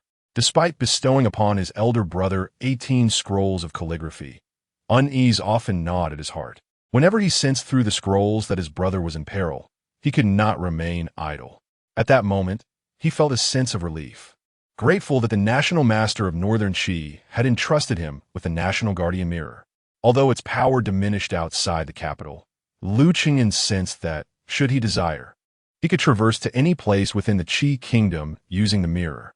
This served as his sole justification for retaining the national guardian mirror. That day, the academy was closed for a respite, and neither He Daizai nor Li Zhongming arrived in the morning. It was not until the late afternoon that they finally made their entrance in a horse-drawn carriage. To Lu Chengyan's astonishment, they were accompanied by Mu Yinshu. Not only the three of them, but also 7 or 8 attendants from the general's residence followed behind, each bearing various items, some for feasting, others for drinking. Upon entering, Li Zhongming clasped his hands in a gesture of respect towards Lu Chengyan and said, "Sir, today is the Moon Worship Festival. My grandfather has gone to the northern borders, so I wish to celebrate the festival with you. May I?" Lu Chengyan smiled warmly and replied, "What could possibly be wrong with that?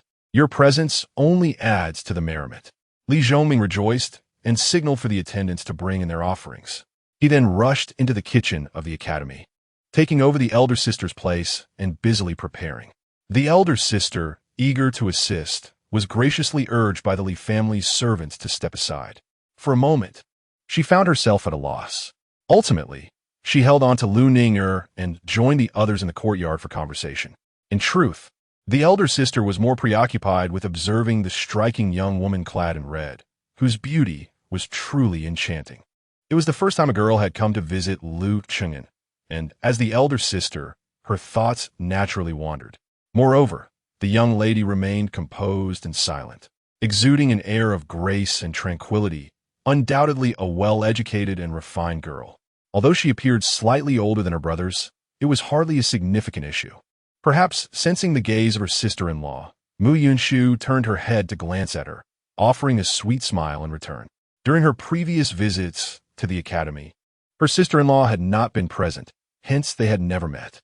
Thus, Mu Yinshu left no negative impression on her. However, Lu Ning'er, cradled in her sister-in-law's arms, was less than impressed. Upon noticing Mu Yinshu's smile directed at them, she shot her a glare and let out a disdainful huff, leaving Mu Yinshu feeling quite embarrassed. While engaged in conversation, Lu Chengyan suddenly turned his gaze towards the academy's entrance. Others followed suit, yet aside from Mu Yinshu, none perceived anything amiss.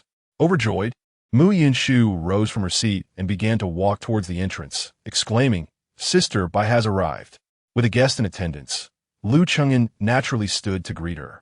Once he stood, The others had no choice but to rise as well. By the time Bai Xian'er reached the academy's entrance, a throng of people had already gathered to await her arrival, which inevitably made her feel somewhat awkward. She had initially intended to visit during the Moon Festival to deliver a basket of special Cloud Lake delicacies, the searching dragonfish, to Liu Chengyan, not anticipating encountering Mu Yunshu and the others. Bai Xian'er instructed her maid to set down the fish and was about to take her leave when Mu Yunshu seized her arm. "Sister Bai, since today is the Moon Festival, why not stay and celebrate with us?" Bai Xian'er hesitated, glancing at Liu Chengyan before hastily waving her hand. "My sudden arrival is already an intrusion. I wouldn't want to impose further." Yet Mu Yunshu was unwilling to let her go. It had already been uncomfortable for her to listen to Liu Chengyan and the others recite poetry, and with Bai Xian'er's arrival, she simply could not let her depart. "Oh, what purpose would it serve to return? Will you spend the festival with that dragon? Stay here and keep me company." Bai Xian'er was somewhat swayed, stealing a glance at Liu Chengyan. He, too, found it hard to refuse, thus acquiescing to Mu Yunshu's suggestion. "Since Miss Bai is here, if you do not mind, why not stay for a meal?" After a moment's contemplation, Bai Xian'er reluctantly agreed. Once they entered, Bai Xian'er could not help but lean towards Mu Yunshu, whispering, "What brings you here?" Mu Yunshu rolled her eyes, exclaiming, "Is it not my dear nephew? He insisted I join him for the festival. On this day of reunion, how could I possibly celebrate apart from him?" Bai Xian'er nodded lightly, choosing not to press further. Mu Yunshu then inquired, "And what of you? Did you truly come merely to deliver fish?" Bai Xian'er felt an inexplicable flutter of anxiety and feigned calmness. "Of course, my master spoke highly of Mr. Liu before parting, and I wished to seek his guidance whenever possible." Mu Yunshu thought little of it. After they were seated, the banquet soon commenced, thanks to the assistance of the general's household, resulting in a lavish spread filled with rare delicacies. Liu Chengyan also had Chen Yuan bring forth 3 jars of exquisite wine sent by Master Feng earlier that day.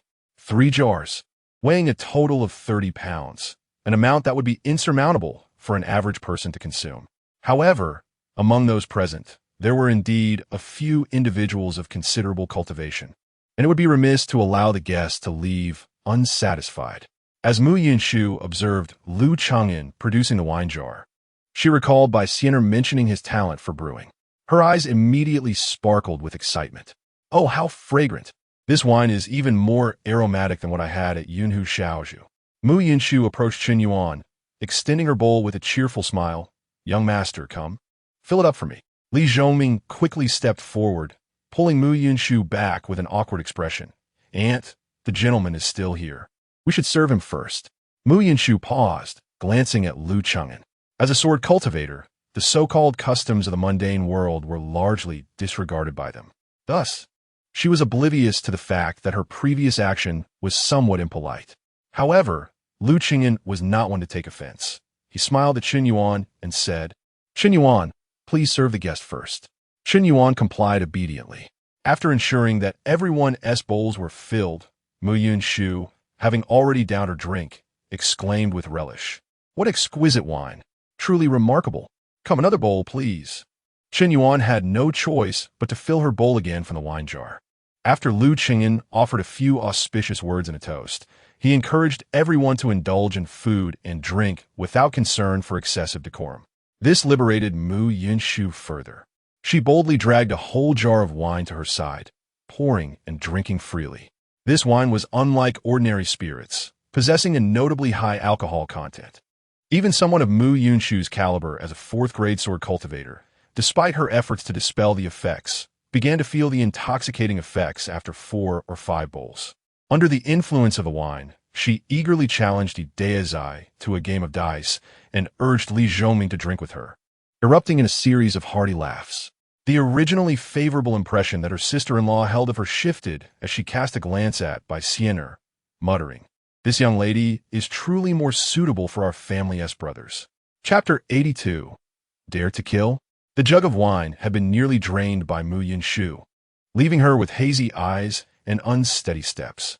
Li Zhongming supported her, attempting to persuade her gently. "Aunt, it's getting late. We should head back." Mu Yunshu pushed him away with impatience, exclaiming, "The wine is not finished. Why should we leave?" Li Zhongming quickly signaled to Qin Yuan to take the jug away. When Mu Yinshu sought to pour herself another drink, she discovered the jug had vanished. With a tipsy hiccup, she swayed and locked her gaze onto Lu Cheng'an, her eyes fixed and unblinking. Lu Cheng'an, who had been leisurely enjoying peanuts and watching the scene unfold, was momentarily taken aback. Mu Yinshu leaned against the table and staggered toward him. Noticing her unwavering stare, Lu Cheng'an felt a prickly sensation at the back of his neck and stood up hastily, saying, "Miss Mu, it seems you've had enough for today. The wine is all gone. Perhaps we could drink another time?" Mu Yinshu shook her head and seized the half-filled bowl of wine that Li Zhongming had left behind, stepping closer to Lu Cheng'an until they were barely half a meter apart. As Lu Cheng'an contemplated retreating a few steps to create distance, Mu Yinshu unexpectedly placed her hand on his shoulder, rendering him immobile. Seeing this, Li Zhongming rushed forward to intervene, while Bai Xianer also prepared to step in. Suddenly, Mu Yinshu spoke to Lu Cheng'an with a quivering voice. "Thank you." The tense atmosphere left everyone momentarily stunned. Lu Cheng'an was equally perplexed. Mu Yinshu sniffed, wiped her tears and snot on his shoulder, almost prompting him to summon the National Guardian mirror to cast her away. Lu Cheng'an, "Mr. Lu, thank you. If it weren't for you, my Zhongming wouldn't be as happy as he is every day." Mu Yinshu, now thoroughly intoxicated, spoke in a muddled manner. Yet, her words resonated with the others present, stirring a bittersweet emotion within them. Lu Cheng'an remained silent for a moment, his gaze gradually softening. "Miss Mu, there's no need for such gratitude. Zhongming is my disciple. Guiding him is my duty." Mu Yinshu waved her hand dismissively, raising her wine bowl. "Regardless, it is because of you that Zhongming has changed so much. I toast to you on behalf of my sister and brother-in-law. I won't say more. It's all in the wine. I drink to you." With that, Mu Yinshu lifted her bowl and downed its contents in one go. The liquid trickled from the corner of her mouth, slithering down her long neck and into her collar, staining her garment. Lu Cheng'an quickly averted his gaze, raising his own bowl in silence and drinking it all at once. Mu Yinshu placed the empty wine bowl heavily on the table, resting one hand on Lu Cheng'an's shoulder, and exclaimed boldly, "Lu Cheng'an, from this day forth, you shall be the benefactor of the Mu family. In this capital, should anyone dare to bully you, speak to me, and I shall summon the divine phoenix to vanquish them." Before she could finish her words, Mu Yinshu suddenly collapsed. Lu Cheng'an, quick to react, promptly supported her. "Boy Sionad hurried over to assist." Li Zhongming approached with reddened eyes, lifting Mu Yinshu and saying, "Aunt, let us return home." Lu Cheng'an sighed and gestured respectfully to Bai Xianer, saying, "Miss Bai, I kindly ask you to escort Miss Mu back to her residence." Bai Xianer nodded slightly and bowed, replying, "It is my duty. We shall take our leave now." Watching Mu Yinshu being carried away by Li Zhongming, Lu Cheng'an couldn't help but reflect. She is indeed a person of genuine spirit. The evening banquet had been a joyous affair, though it lacked the presence of the elder brother. It was enriched by the company of many other friends. The elder sister-in-law and Lu Ninger were able to ease their longing for the elder brother somewhat. After the banquet, the remnants were tidied up by the servants of the Li family. The elder sister-in-law had taken Ninger back to rest early. Chun Yuan assisted the servants in cleaning up, and after they departed, he intended to return to his quarters to review his studies. Upon returning to the inner courtyard, he found Lu Cheng'an still seated in the yard. Curiously, Chun Yuan approached and asked, "Sir, why have you not yet retired?" Lu Cheng'an smiled and looked at Chun Yuan, saying, "Today is the Moon Festival, and I plan to present you with a gift." Chun Yuan was taken aback and quickly declined, saying, "Disciple lacks for nothing at present. There is no need for you to spend." Lu Cheng'an smiled again and rose, walking towards the courtyard exit. "Follow me." Confused, Chun Yuan followed him, trailing behind as they exited the academy and traversed the peach grove. The night was cloudless, with the moon illuminating the sky, even without light to guide them. The path was clear. Chun Yuan followed Lu Cheng'an to the edge of the peach grove, proceeding westward toward the city center. As they approached the outer city, there was no curfew that evening, and the streets were bustling with wandering pedestrians. Stalls lined the streets, showcasing a myriad of goods, and various travelers congregated, creating a vibrant tapestry of life. However, Lu Chengen's brow remained slightly furrowed, for he perceived more than just the surface splendor. Suddenly, he halted, turning to Chen Yuan with a bright smile. "What do you think?" "Quite lively, isn't it?" Chen Yuan, somewhat bewildered, nodded. For one who had grown up amidst the shadows and chaos of the outskirts, such sights had always existed solely in the tales of others. Though the common folk of the outskirts could enter the city, once night fell, they had no choice but to retreat to avoid being treated like pariahs. At this moment, he noticed the pitiful figures hiding in the dark alleys, concealed behind the facade of prosperity. Passers-by, regardless of age or gender, could easily kick them or spit upon them if they so wished. Chen Yuan's gaze penetrated the bustling streets, settling upon the shadowy corners. The wonder and longing in his eyes dissipated in an instant, replaced by a profound sense of resignation and heartfelt compassion. As a person from the lower echelons of society, he was acutely aware of the humbling nature of existence at the bottom of this world. His parents and sister had succumbed to the fragility and impotence that this life imposed. Yet, he was far more fortunate than they, for he had encountered a mentor. Lu Chengyan observed the subtle fluctuations of Chen Yuan's emotions, noting them with keen insight. A flicker of amusement finally graced his countenance.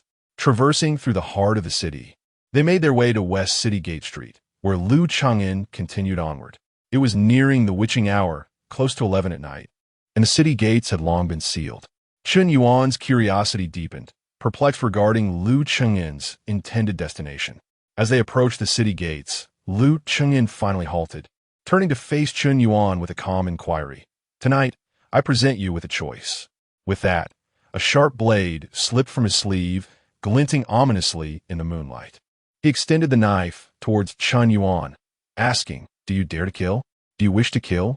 A sudden jolt surged through Chen Yuan, his complexion draining of color. He lifted his gaze, locking eyes with Lu Chengyan, whose penetrating stare seemed to delve into the depths of his soul. "Sir, I—" Lu Chengyan slowly raised his hand, softly advising, "Do not question me. Instead, consult the knife in your hand and your own heart." With a gentle gesture, he beckoned, and the air shimmered as if stirred by unseen ripples. In that fleeting moment, Chen Yuan's consciousness wavered, the surrounding scenery shifting like flowing beams of light. When he regained his senses and looked up, he found that they had arrived at the outer precincts of West City, standing before a grim and smoky pavilion. In the blink of an eye, the world seemed to invert, transforming the very fabric of reality. Chapter 83. Slaying for the Sake of Protection. Eradicating evil is of utmost importance in a state of utter astonishment.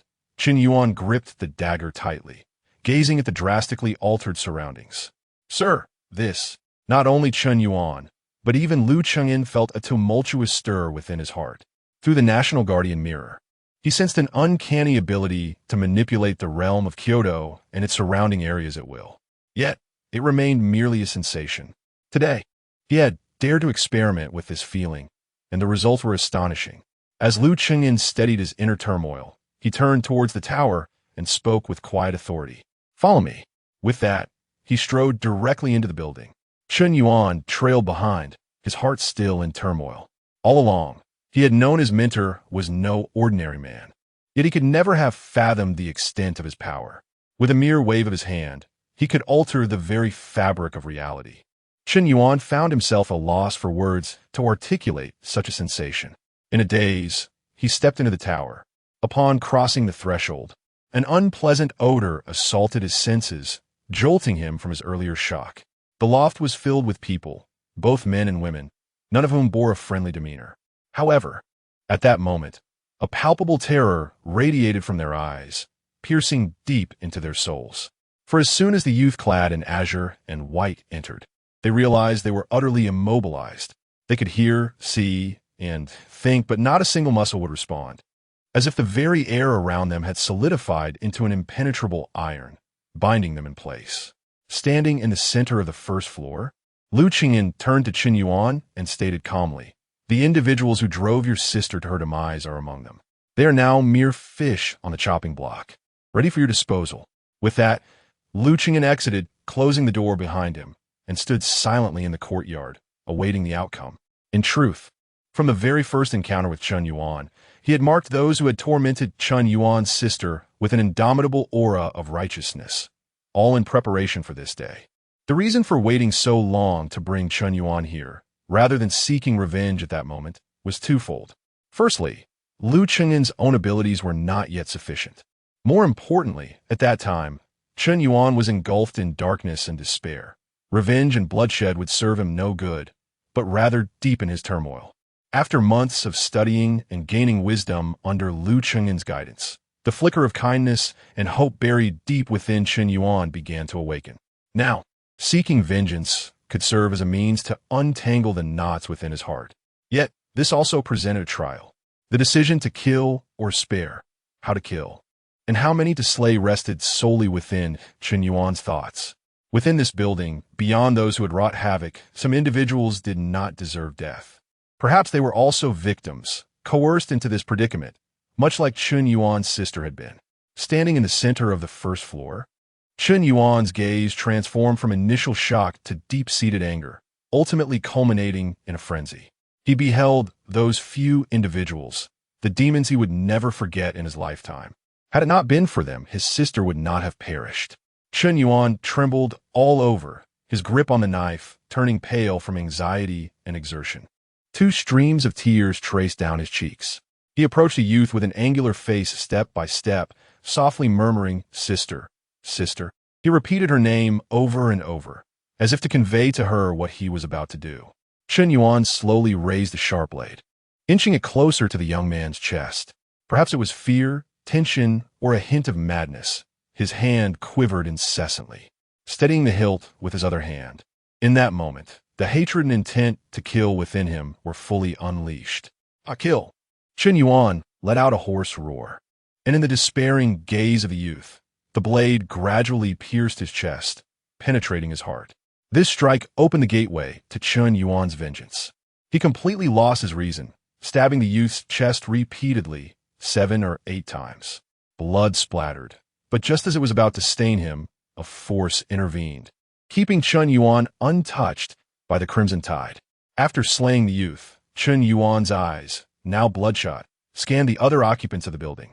Each individual who met his gaze was engulfed in utter despair. One after another, the first, second, third, all those who had participated in driving his sister to her demise were dispatched by his hand. Chun Yuan's expression shifted from fear, tension, excitement, and madness, gradually settling into indifference, ultimately transforming into tranquility.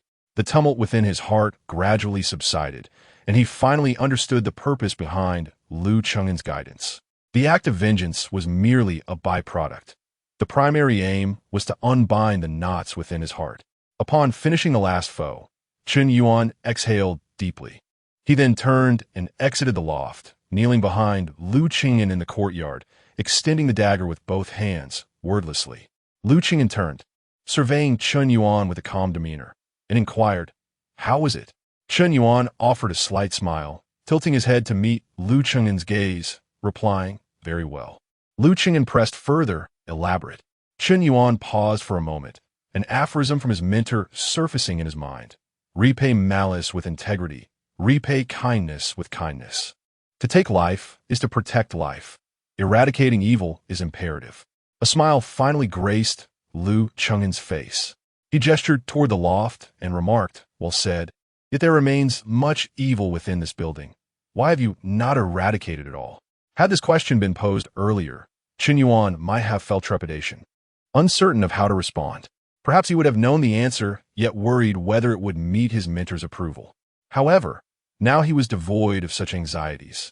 He understood that what his mentor sought was not a disciple who simply obeyed without question, but rather a complete individual capable of discerning right from wrong, guided by the teachings imparted to him. Chun Yuan gently wiped the still glimmering blade, solemnly stating, "To take life in order to protect life is not a justification for indiscriminate killing. As a disciple, I cannot discern whether those within the building are virtuous or wicked, and thus I am unqualified to decide their fates." Hearing this, Liu Chengan could not help but laugh heartily, filled with delight. He extended his hand to assist Chun Yuan to his feet, bending down to brush the dust from his clothes, and said with a smile, Excellent, excellent. From this day forth, you are officially initiated. Chun Yuan nodded with joy, his eyes already glistening with tears. Bowing deeply, he expressed, I shall forever remember your guidance and kindness, master. Lu Cheng'en waved his hand with a smile, saying, as master and disciple, there is no need to speak of gratitude. Henceforth, follow your master diligently in your studies, and when you are able, strive to contribute positively to this world. That will be the greatest reward for me. Chun Yuan nodded earnestly. The disciple shall remember the master's teachings. Lu Cheng'en smiled faintly. Very well. It is time for us to return, but before we do, I must attend to certain matters. Chun Yuan looked on in confusion as Lu Cheng'en's gaze turned cold towards the building. Then, he heard Lu Cheng'en softly murmur, You may not discern the good from the evil within, but I certainly can. As the words fell, half of the dozens within the building suddenly drew their last breath. Chapter 84. True Disciple. Upon returning to the academy that evening, Lu Cheng'en imparted the Haoren-Chi refinement method to Chun Yuan. Meanwhile, he spent the night in quiet contemplation within the study. Throughout this night, Lu Cheng'en gazed thoughtfully at the National Guardian mirror in his hand. Previously, he had only sensed its significance vaguely, but after tonight, he truly grasped the profound implications of possessing such a treasure. The divine-like powers it bestowed were indeed intoxicating. Should one's character be insufficient to harness this power, one would undoubtedly be lured into a state of self-betrayal, becoming a tyrant who regards humanity as mere fodder. Even Lu Cheng'en, after his attempts that night, found his mind unsettled, engaging in self-reflection upon his return, striving to temper his spirit and alleviate the transcendence brought forth by this power. It is no wonder that the Grand Master of the Northern Qi proclaimed that only one with a heart for the world could wield such a treasure. Should it fall into the hands of the overly self-serving, the consequences would be dire. After a night of introspection, Lu Cheng'en admonished himself that unless absolutely necessary, it would be prudent to refrain from wielding this power lightly. Stowing away the National Guardian mirror, he delved into his consciousness and beheld the jade tablet. The tablet now bore two names previously absent. Name, Lu Cheng'en Race. Human age, 15 literary path cultivation. 5th rank literary path abilities. Pinfall shocking wind and rain. Though worlds apart literary vein fortune. 582 true disciples. Hidayazai, 1 thread of Haoren righteousness, unranked. Li Zhongming, 1 thread of Haoren righteousness. Unranked. The information of Hidayazai and Li Zhongming had been added to the jade tablet. It had only been 2 days since Lu Cheng'en had shared the Haoren-Chi refinement method with them, yet both had successfully entered the threshold of the literary path. In an instant, Lu Cheng'en comprehended that under the rules of this jade tablet, only disciples who had begun their journey in the literary path were deemed his true disciples. He was indifferent to this designation. He did not require the jade tablet to define him. Was Chun Yuan not also his true disciple despite not having entered the path yet? According to the feedback from the jade tablet, when a disciple cultivates a thread of Haoren righteousness, it would yield him 1 point of fortune value. Should a disciple reach the 9th rank, it would provide him with 10 points and so forth, 100 points for the 8th rank, 1,000 points for the 7th rank. Presently, Hidayazai and Li Zhongming had only cultivated a thread of unranked Haoren righteousness, each contributing merely 1 point to his fortune value. The road ahead was long and arduous. As dawn approached in the east, it was not just Lu Cheng'en who had spent the night awake. Hidayazai and Li Zhongming had also remained vigilant. Since receiving the Haoren-Chi refinement method, the two had diligently pursued their cultivation without respite. After 2 days, they finally entered the path, experiencing a profound clarity in their minds, as if their spiritual chambers had opened wide, with a flow of supreme brilliance circulating within. This clarity sharpened their focus, making their studies remarkably more effective. With such results, even Hidayazai, at the age of 45, was exhilarated, having spent a sleepless night. To read was his aspiration, and now, to wield extraordinary power alongside, it was a perfect harmony. Li Zhongming felt even more so, having received enlightenment from Lu Cheng'en. He had let go of his previous obsessions, and his mind was now unclouded. Now, however, he has discovered a realm of newfound clarity, unveiling a far more expansive world. This unexpected joy of regaining what was lost left him sleepless throughout the night. The following morning, the two of them arrived at the academy, and their first task was to report their progress in cultivation to Liu Cheng'an. In truth, there was no need for them to provide an account. Liu Cheng'an was already more aware of their circumstances than they were themselves. From the perspective of literary and philosophical cultivation, they had merely scratched the surface, having yet to fully study the classics of literature and philosophy. Currently, their studies were primarily focused on the 1,000-character classic Elementary and Analects, three works that, in comparison to the vast ocean of classic texts, hardly constituted even the threshold of understanding. If they aspired to make significant advancements, such as reaching the 9th-tier realm, there remained a long journey ahead. However, it was certain that the pace of their training could be accelerated. Although the essence of literary and philosophical righteousness may not directly enhance one's physical prowess, it profoundly influences a person's intellect. It sharpens their perception, enhances their insight, and significantly boosts their memory. Under such circumstances, the speed at which they could absorb the classics transcribed by Liu Cheng'an would undoubtedly increase. Therefore, their daily academic workload expanded rather than diminished.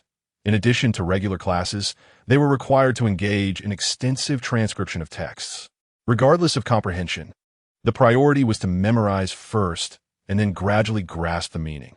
During this period, Liu Cheng'an himself transcribed numerous texts, including not only the 4 books and 5 classics, but also works such as Arya and Chusi. These would serve as material for Hideyazai and his companion to transcribe. In his previous life, while Liu Cheng'an had encountered and retained many of the Confucian classics, he refrained from transcribing them all. This was due to the myriad discrepancies between the two worlds. Certain knowledge from one realm was not necessarily suitable for the other. Nevertheless, it was undeniable that foundational knowledge, regardless of its origin, would always hold its ground. For instance, at this very moment, Liu Cheng'an was transcribing a new text, the Laozi, also known as the Tao Te Ching. In his past existence, this scripture was undoubtedly the supreme classic of Taoism. The principles it espouses resonate just as profoundly in this world. Unlike the fantastical elements often associated with Taoism, the Tao Te Ching predominantly addresses the relationships among people, as well as between humanity and the cosmos, detailing methods for governing the populace in accordance with the principles of the universe. It champions non-action and adherence to the mean. The truths contained within are no less significant than those of Confucianism. Furthermore, from Liu Cheng'an's perspective, the theories articulated in the Tao Te Ching could, in some respects, be considered even more profound than those of Confucianism. This is because the intent of the Tao Te Ching resembles that of a deity gazing down upon the mortal realm from the heavens, embodying an impartial and boundless love. It regards all of creation as mere fodder and views both commoners and rulers as inconsequential. Here, the term fodder is not derogatory. I urge readers to adopt a dialectical perspective. Non-action, yet achieving all. However, it is precisely for this reason that Taoist thought struggles to become the mainstream ideology of society, failing to serve as the guiding principle for rulers governing the world, as such heights are beyond human attainment. Human nature is inherently self-serving, with individuals often resorting to petty means merely for survival. However, how can one achieve the state of not contending? Thus the world cannot contend with him. Yet, it remains true that every matter must be viewed from dual perspectives. Practical and modest means of existence are essential, but lofty and noble aspirations must not be overlooked. Without such elevated ideals and goals, humanity is destined to struggle eternally in the mire. In this world, enlightened beings would not emerge, and no one would attain true understanding, nor would there be the eruption of brilliant flashes of wisdom. When Liu Cheng'an transcribed the Tao Te Ching, he felt a stirring in his heart as soon as the pen touched the paper. Through the national treasure mirror, he sensed the very fabric of the universe being momentarily stirred. From that point on, the winds rose and clouds surged, becoming unpredictable. It was as if a colossal vortex enveloped the entire realm of the 9 provinces, with him situated at the very center of this maelstrom. Chapter 85, Health and Longevity. Abundant fortune. The transcription of the Dou Dizhu enlightened Liu Chengyan to a profound realization. The classical text he had previously copied exerted an intangible influence upon the world. Lacking the precious national guardian mirror, he had been unable to perceive the subtle shifts of the cosmos. However, this time, he distinctly sensed the resonance of the Dou Dizhu he inscribed with the forces of nature. Thus, it could be inferred that the classical works he had transcribed in the past must have caused some alterations in this realm, albeit to varying degrees. Despite this awareness, Liu Chengyan did not hesitate to continue his transcription. Rather, he immersed himself even more deeply in the process. As the sun descended beyond the horizon, the eastern sky was adorned with boundless purple clouds.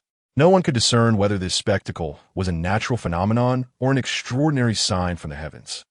Only a few transcendent beings could perceive the remarkable transformation in the cosmic energies, prompting thoughts of a grand era once again to emerge in their minds.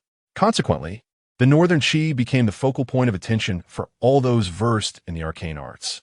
Across the borders of the four directions, astounding figures emerged. The war god of the north, the aged royalty of the northwest, the sword saint of the southwest, and the southern king of Zhen and all took their stand.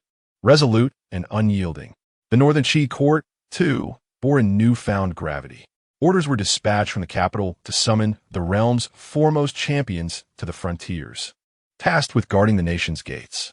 The armies stationed at the borders remained ever vigilant, poised for action without a moment's respite. Fortunately, the northern Qi lay in the northern reaches of the 9 provinces, bordered by 6 other great dynasties only through a series of smaller nations. These lesser states dared not provoke the northern Qi, while the other 6 nations bore the burden of safeguarding the human territories of the 9 provinces, thus refraining from hastily inciting conflict. This circumstance inadvertently shielded the northern Qi from being beset on all sides. Within the northern Qi, however, the emperor, who governed the fortunes of the realm, found himself in a state of obscurity. Though he sensed the surging tides of fate emanating from his domain, he could not ascertain their precise origin or the individual responsible for such upheaval. Thus, this matter remained unresolved. In the academy, all was as usual. Following the enlightenment of He Dezhi and Li Zhoming, Chen Yuan successfully embarked on his literary journey the very next day. The trio began to exhibit subtle changes in their demeanor. The ever-gentle and composed He Dezhi became increasingly refined. The youthful Li Zhoming, having regained his youthful spirit, radiated with a vibrant optimism. The youngest among them, Chen Yuan, influenced profoundly by Liu Chengyan, began to mirror his mannerisms and speech. Furthermore, having encountered the fortuitous opportunity during Liu Chengyan's transcription of the Chuanqi Lu prior to commencing his literary training, Chen Yuan established a solid foundation in the literary way, with an extraordinary celestial disposition. Remarkably, his progress in literary cultivation surpassed that of He Dezhi and Li Zhoming, achieving 5 strands of righteous Qi in merely half a month. As autumn approached in early September, he had thus traversed half the journey towards the 9th rank. However, He Dezhi and Li Zhoming have only achieved 3 levels of cultivation. As for the younger sister, Lu Ning'er, she is still too young to embark on her journey of cultivation. Recently, Lu Ning'er has been preoccupied with an unexpected companion. In the transplanted peach tree in the courtyard, there was originally a hidden bird's nest, which had gone unnoticed by everyone. To their surprise, within this nest lay an abandoned egg. It was Liu Chengyan who eventually discovered it, and, feeling a sense of gratitude for its survival against the odds, he employed his literary and spiritual talents to help it regain vitality. His actions were merely an expression of compassion for life. However, nearly 2 months later, the egg miraculously hatched, revealing a naked little chick. Since it had been born within the academy, Liu Chengyan felt it only right to take care of it. So he gently removed it from the tree and tended to its needs. Such a small and adorable creature naturally captured the heart of a young girl like Lu Ning'er, who implored Liu Chengyan to gift her the chick so that she could care for it. Consequently, Lu Ning'er devoted nearly all her thoughts to this little bird, rushing out at dawn each day to catch insects for it, completely sidelining her studies. Liu Chengyan believed this to be a nurturing of her kind and compassionate heart. So he refrained from excessive interference, only agreeing with her that once the chick grew a bit more, she must refocus on her studies. On the third day of September, it was an ordinary day. Yet, today, the elder sister-in-law rose noticeably earlier than usual. She busied herself with steaming cakes and kneading dough. When Liu Chengyin arrived at the dining hall after morning study, he was somewhat surprised to see the delectable rice cake and a large bowl of gleaming noodles laid out on the table. Breakfast today was evidently more sumptuous than in the past. Just as Liu Chengyin was about to sit down to eat, the elder sister-in-law approached him with a gentle smile, presenting him with a red envelope. Confused, Liu Chengyin inquired, "Elder sister-in-law, what is this for? It's neither a holiday nor a festival. Why suddenly a red envelope?" She chuckled softly, pressing the envelope into his hands. "Do you not remember what day it is today?" Liu Chengyin shook his head in puzzlement. He Dai and the others looked on curiously, equally bewildered. The elder sister-in-law sighed. "Your second uncle, today is your birthday. How could you forget? Your elder brother specifically instructed me before he left that on the third day of September, it is your birthday, and I must ensure you have a proper celebration. He said that all these years he has been away serving in the military and has never celebrated with you. Today, I shall take his place and celebrate your birthday well." Liu Chengyin stood there, staring blankly at the red envelope in his hands, momentarily at a loss for words. Liu Ning'er clapped her hands repeatedly, her face alight with joy as she exclaimed, "Wow, today is my second uncle's birthday," wishing him many more days like this and countless joyous moments to come. The three disciples, Hidayazai and others, suddenly came to their senses and hurriedly rose to offer their congratulations to Liu Chengyin, saying, "We wish you, sir, a long life filled with happiness and health." Liu Chengyin felt somewhat disoriented, for today was not actually his birthday. It was. A smile crept into Liu Chengyin's heart as he reassured himself. "Never mind. I am Liu Chengyin of this world, and today is indeed my birthday. The past life has faded away, regardless of whether I can return or not. This life must not be squandered." Taking a deep breath, Liu Chengyin stood up to pay his respects to his elder sister-in-law, saying, "Thank you for your efforts, dear sister-in-law." She quickly helped him to his feet, smiling as she replied, "I am merely a woman of the household, knowing little. Yet I have heard you speak of the wisdom in saying that an elder brother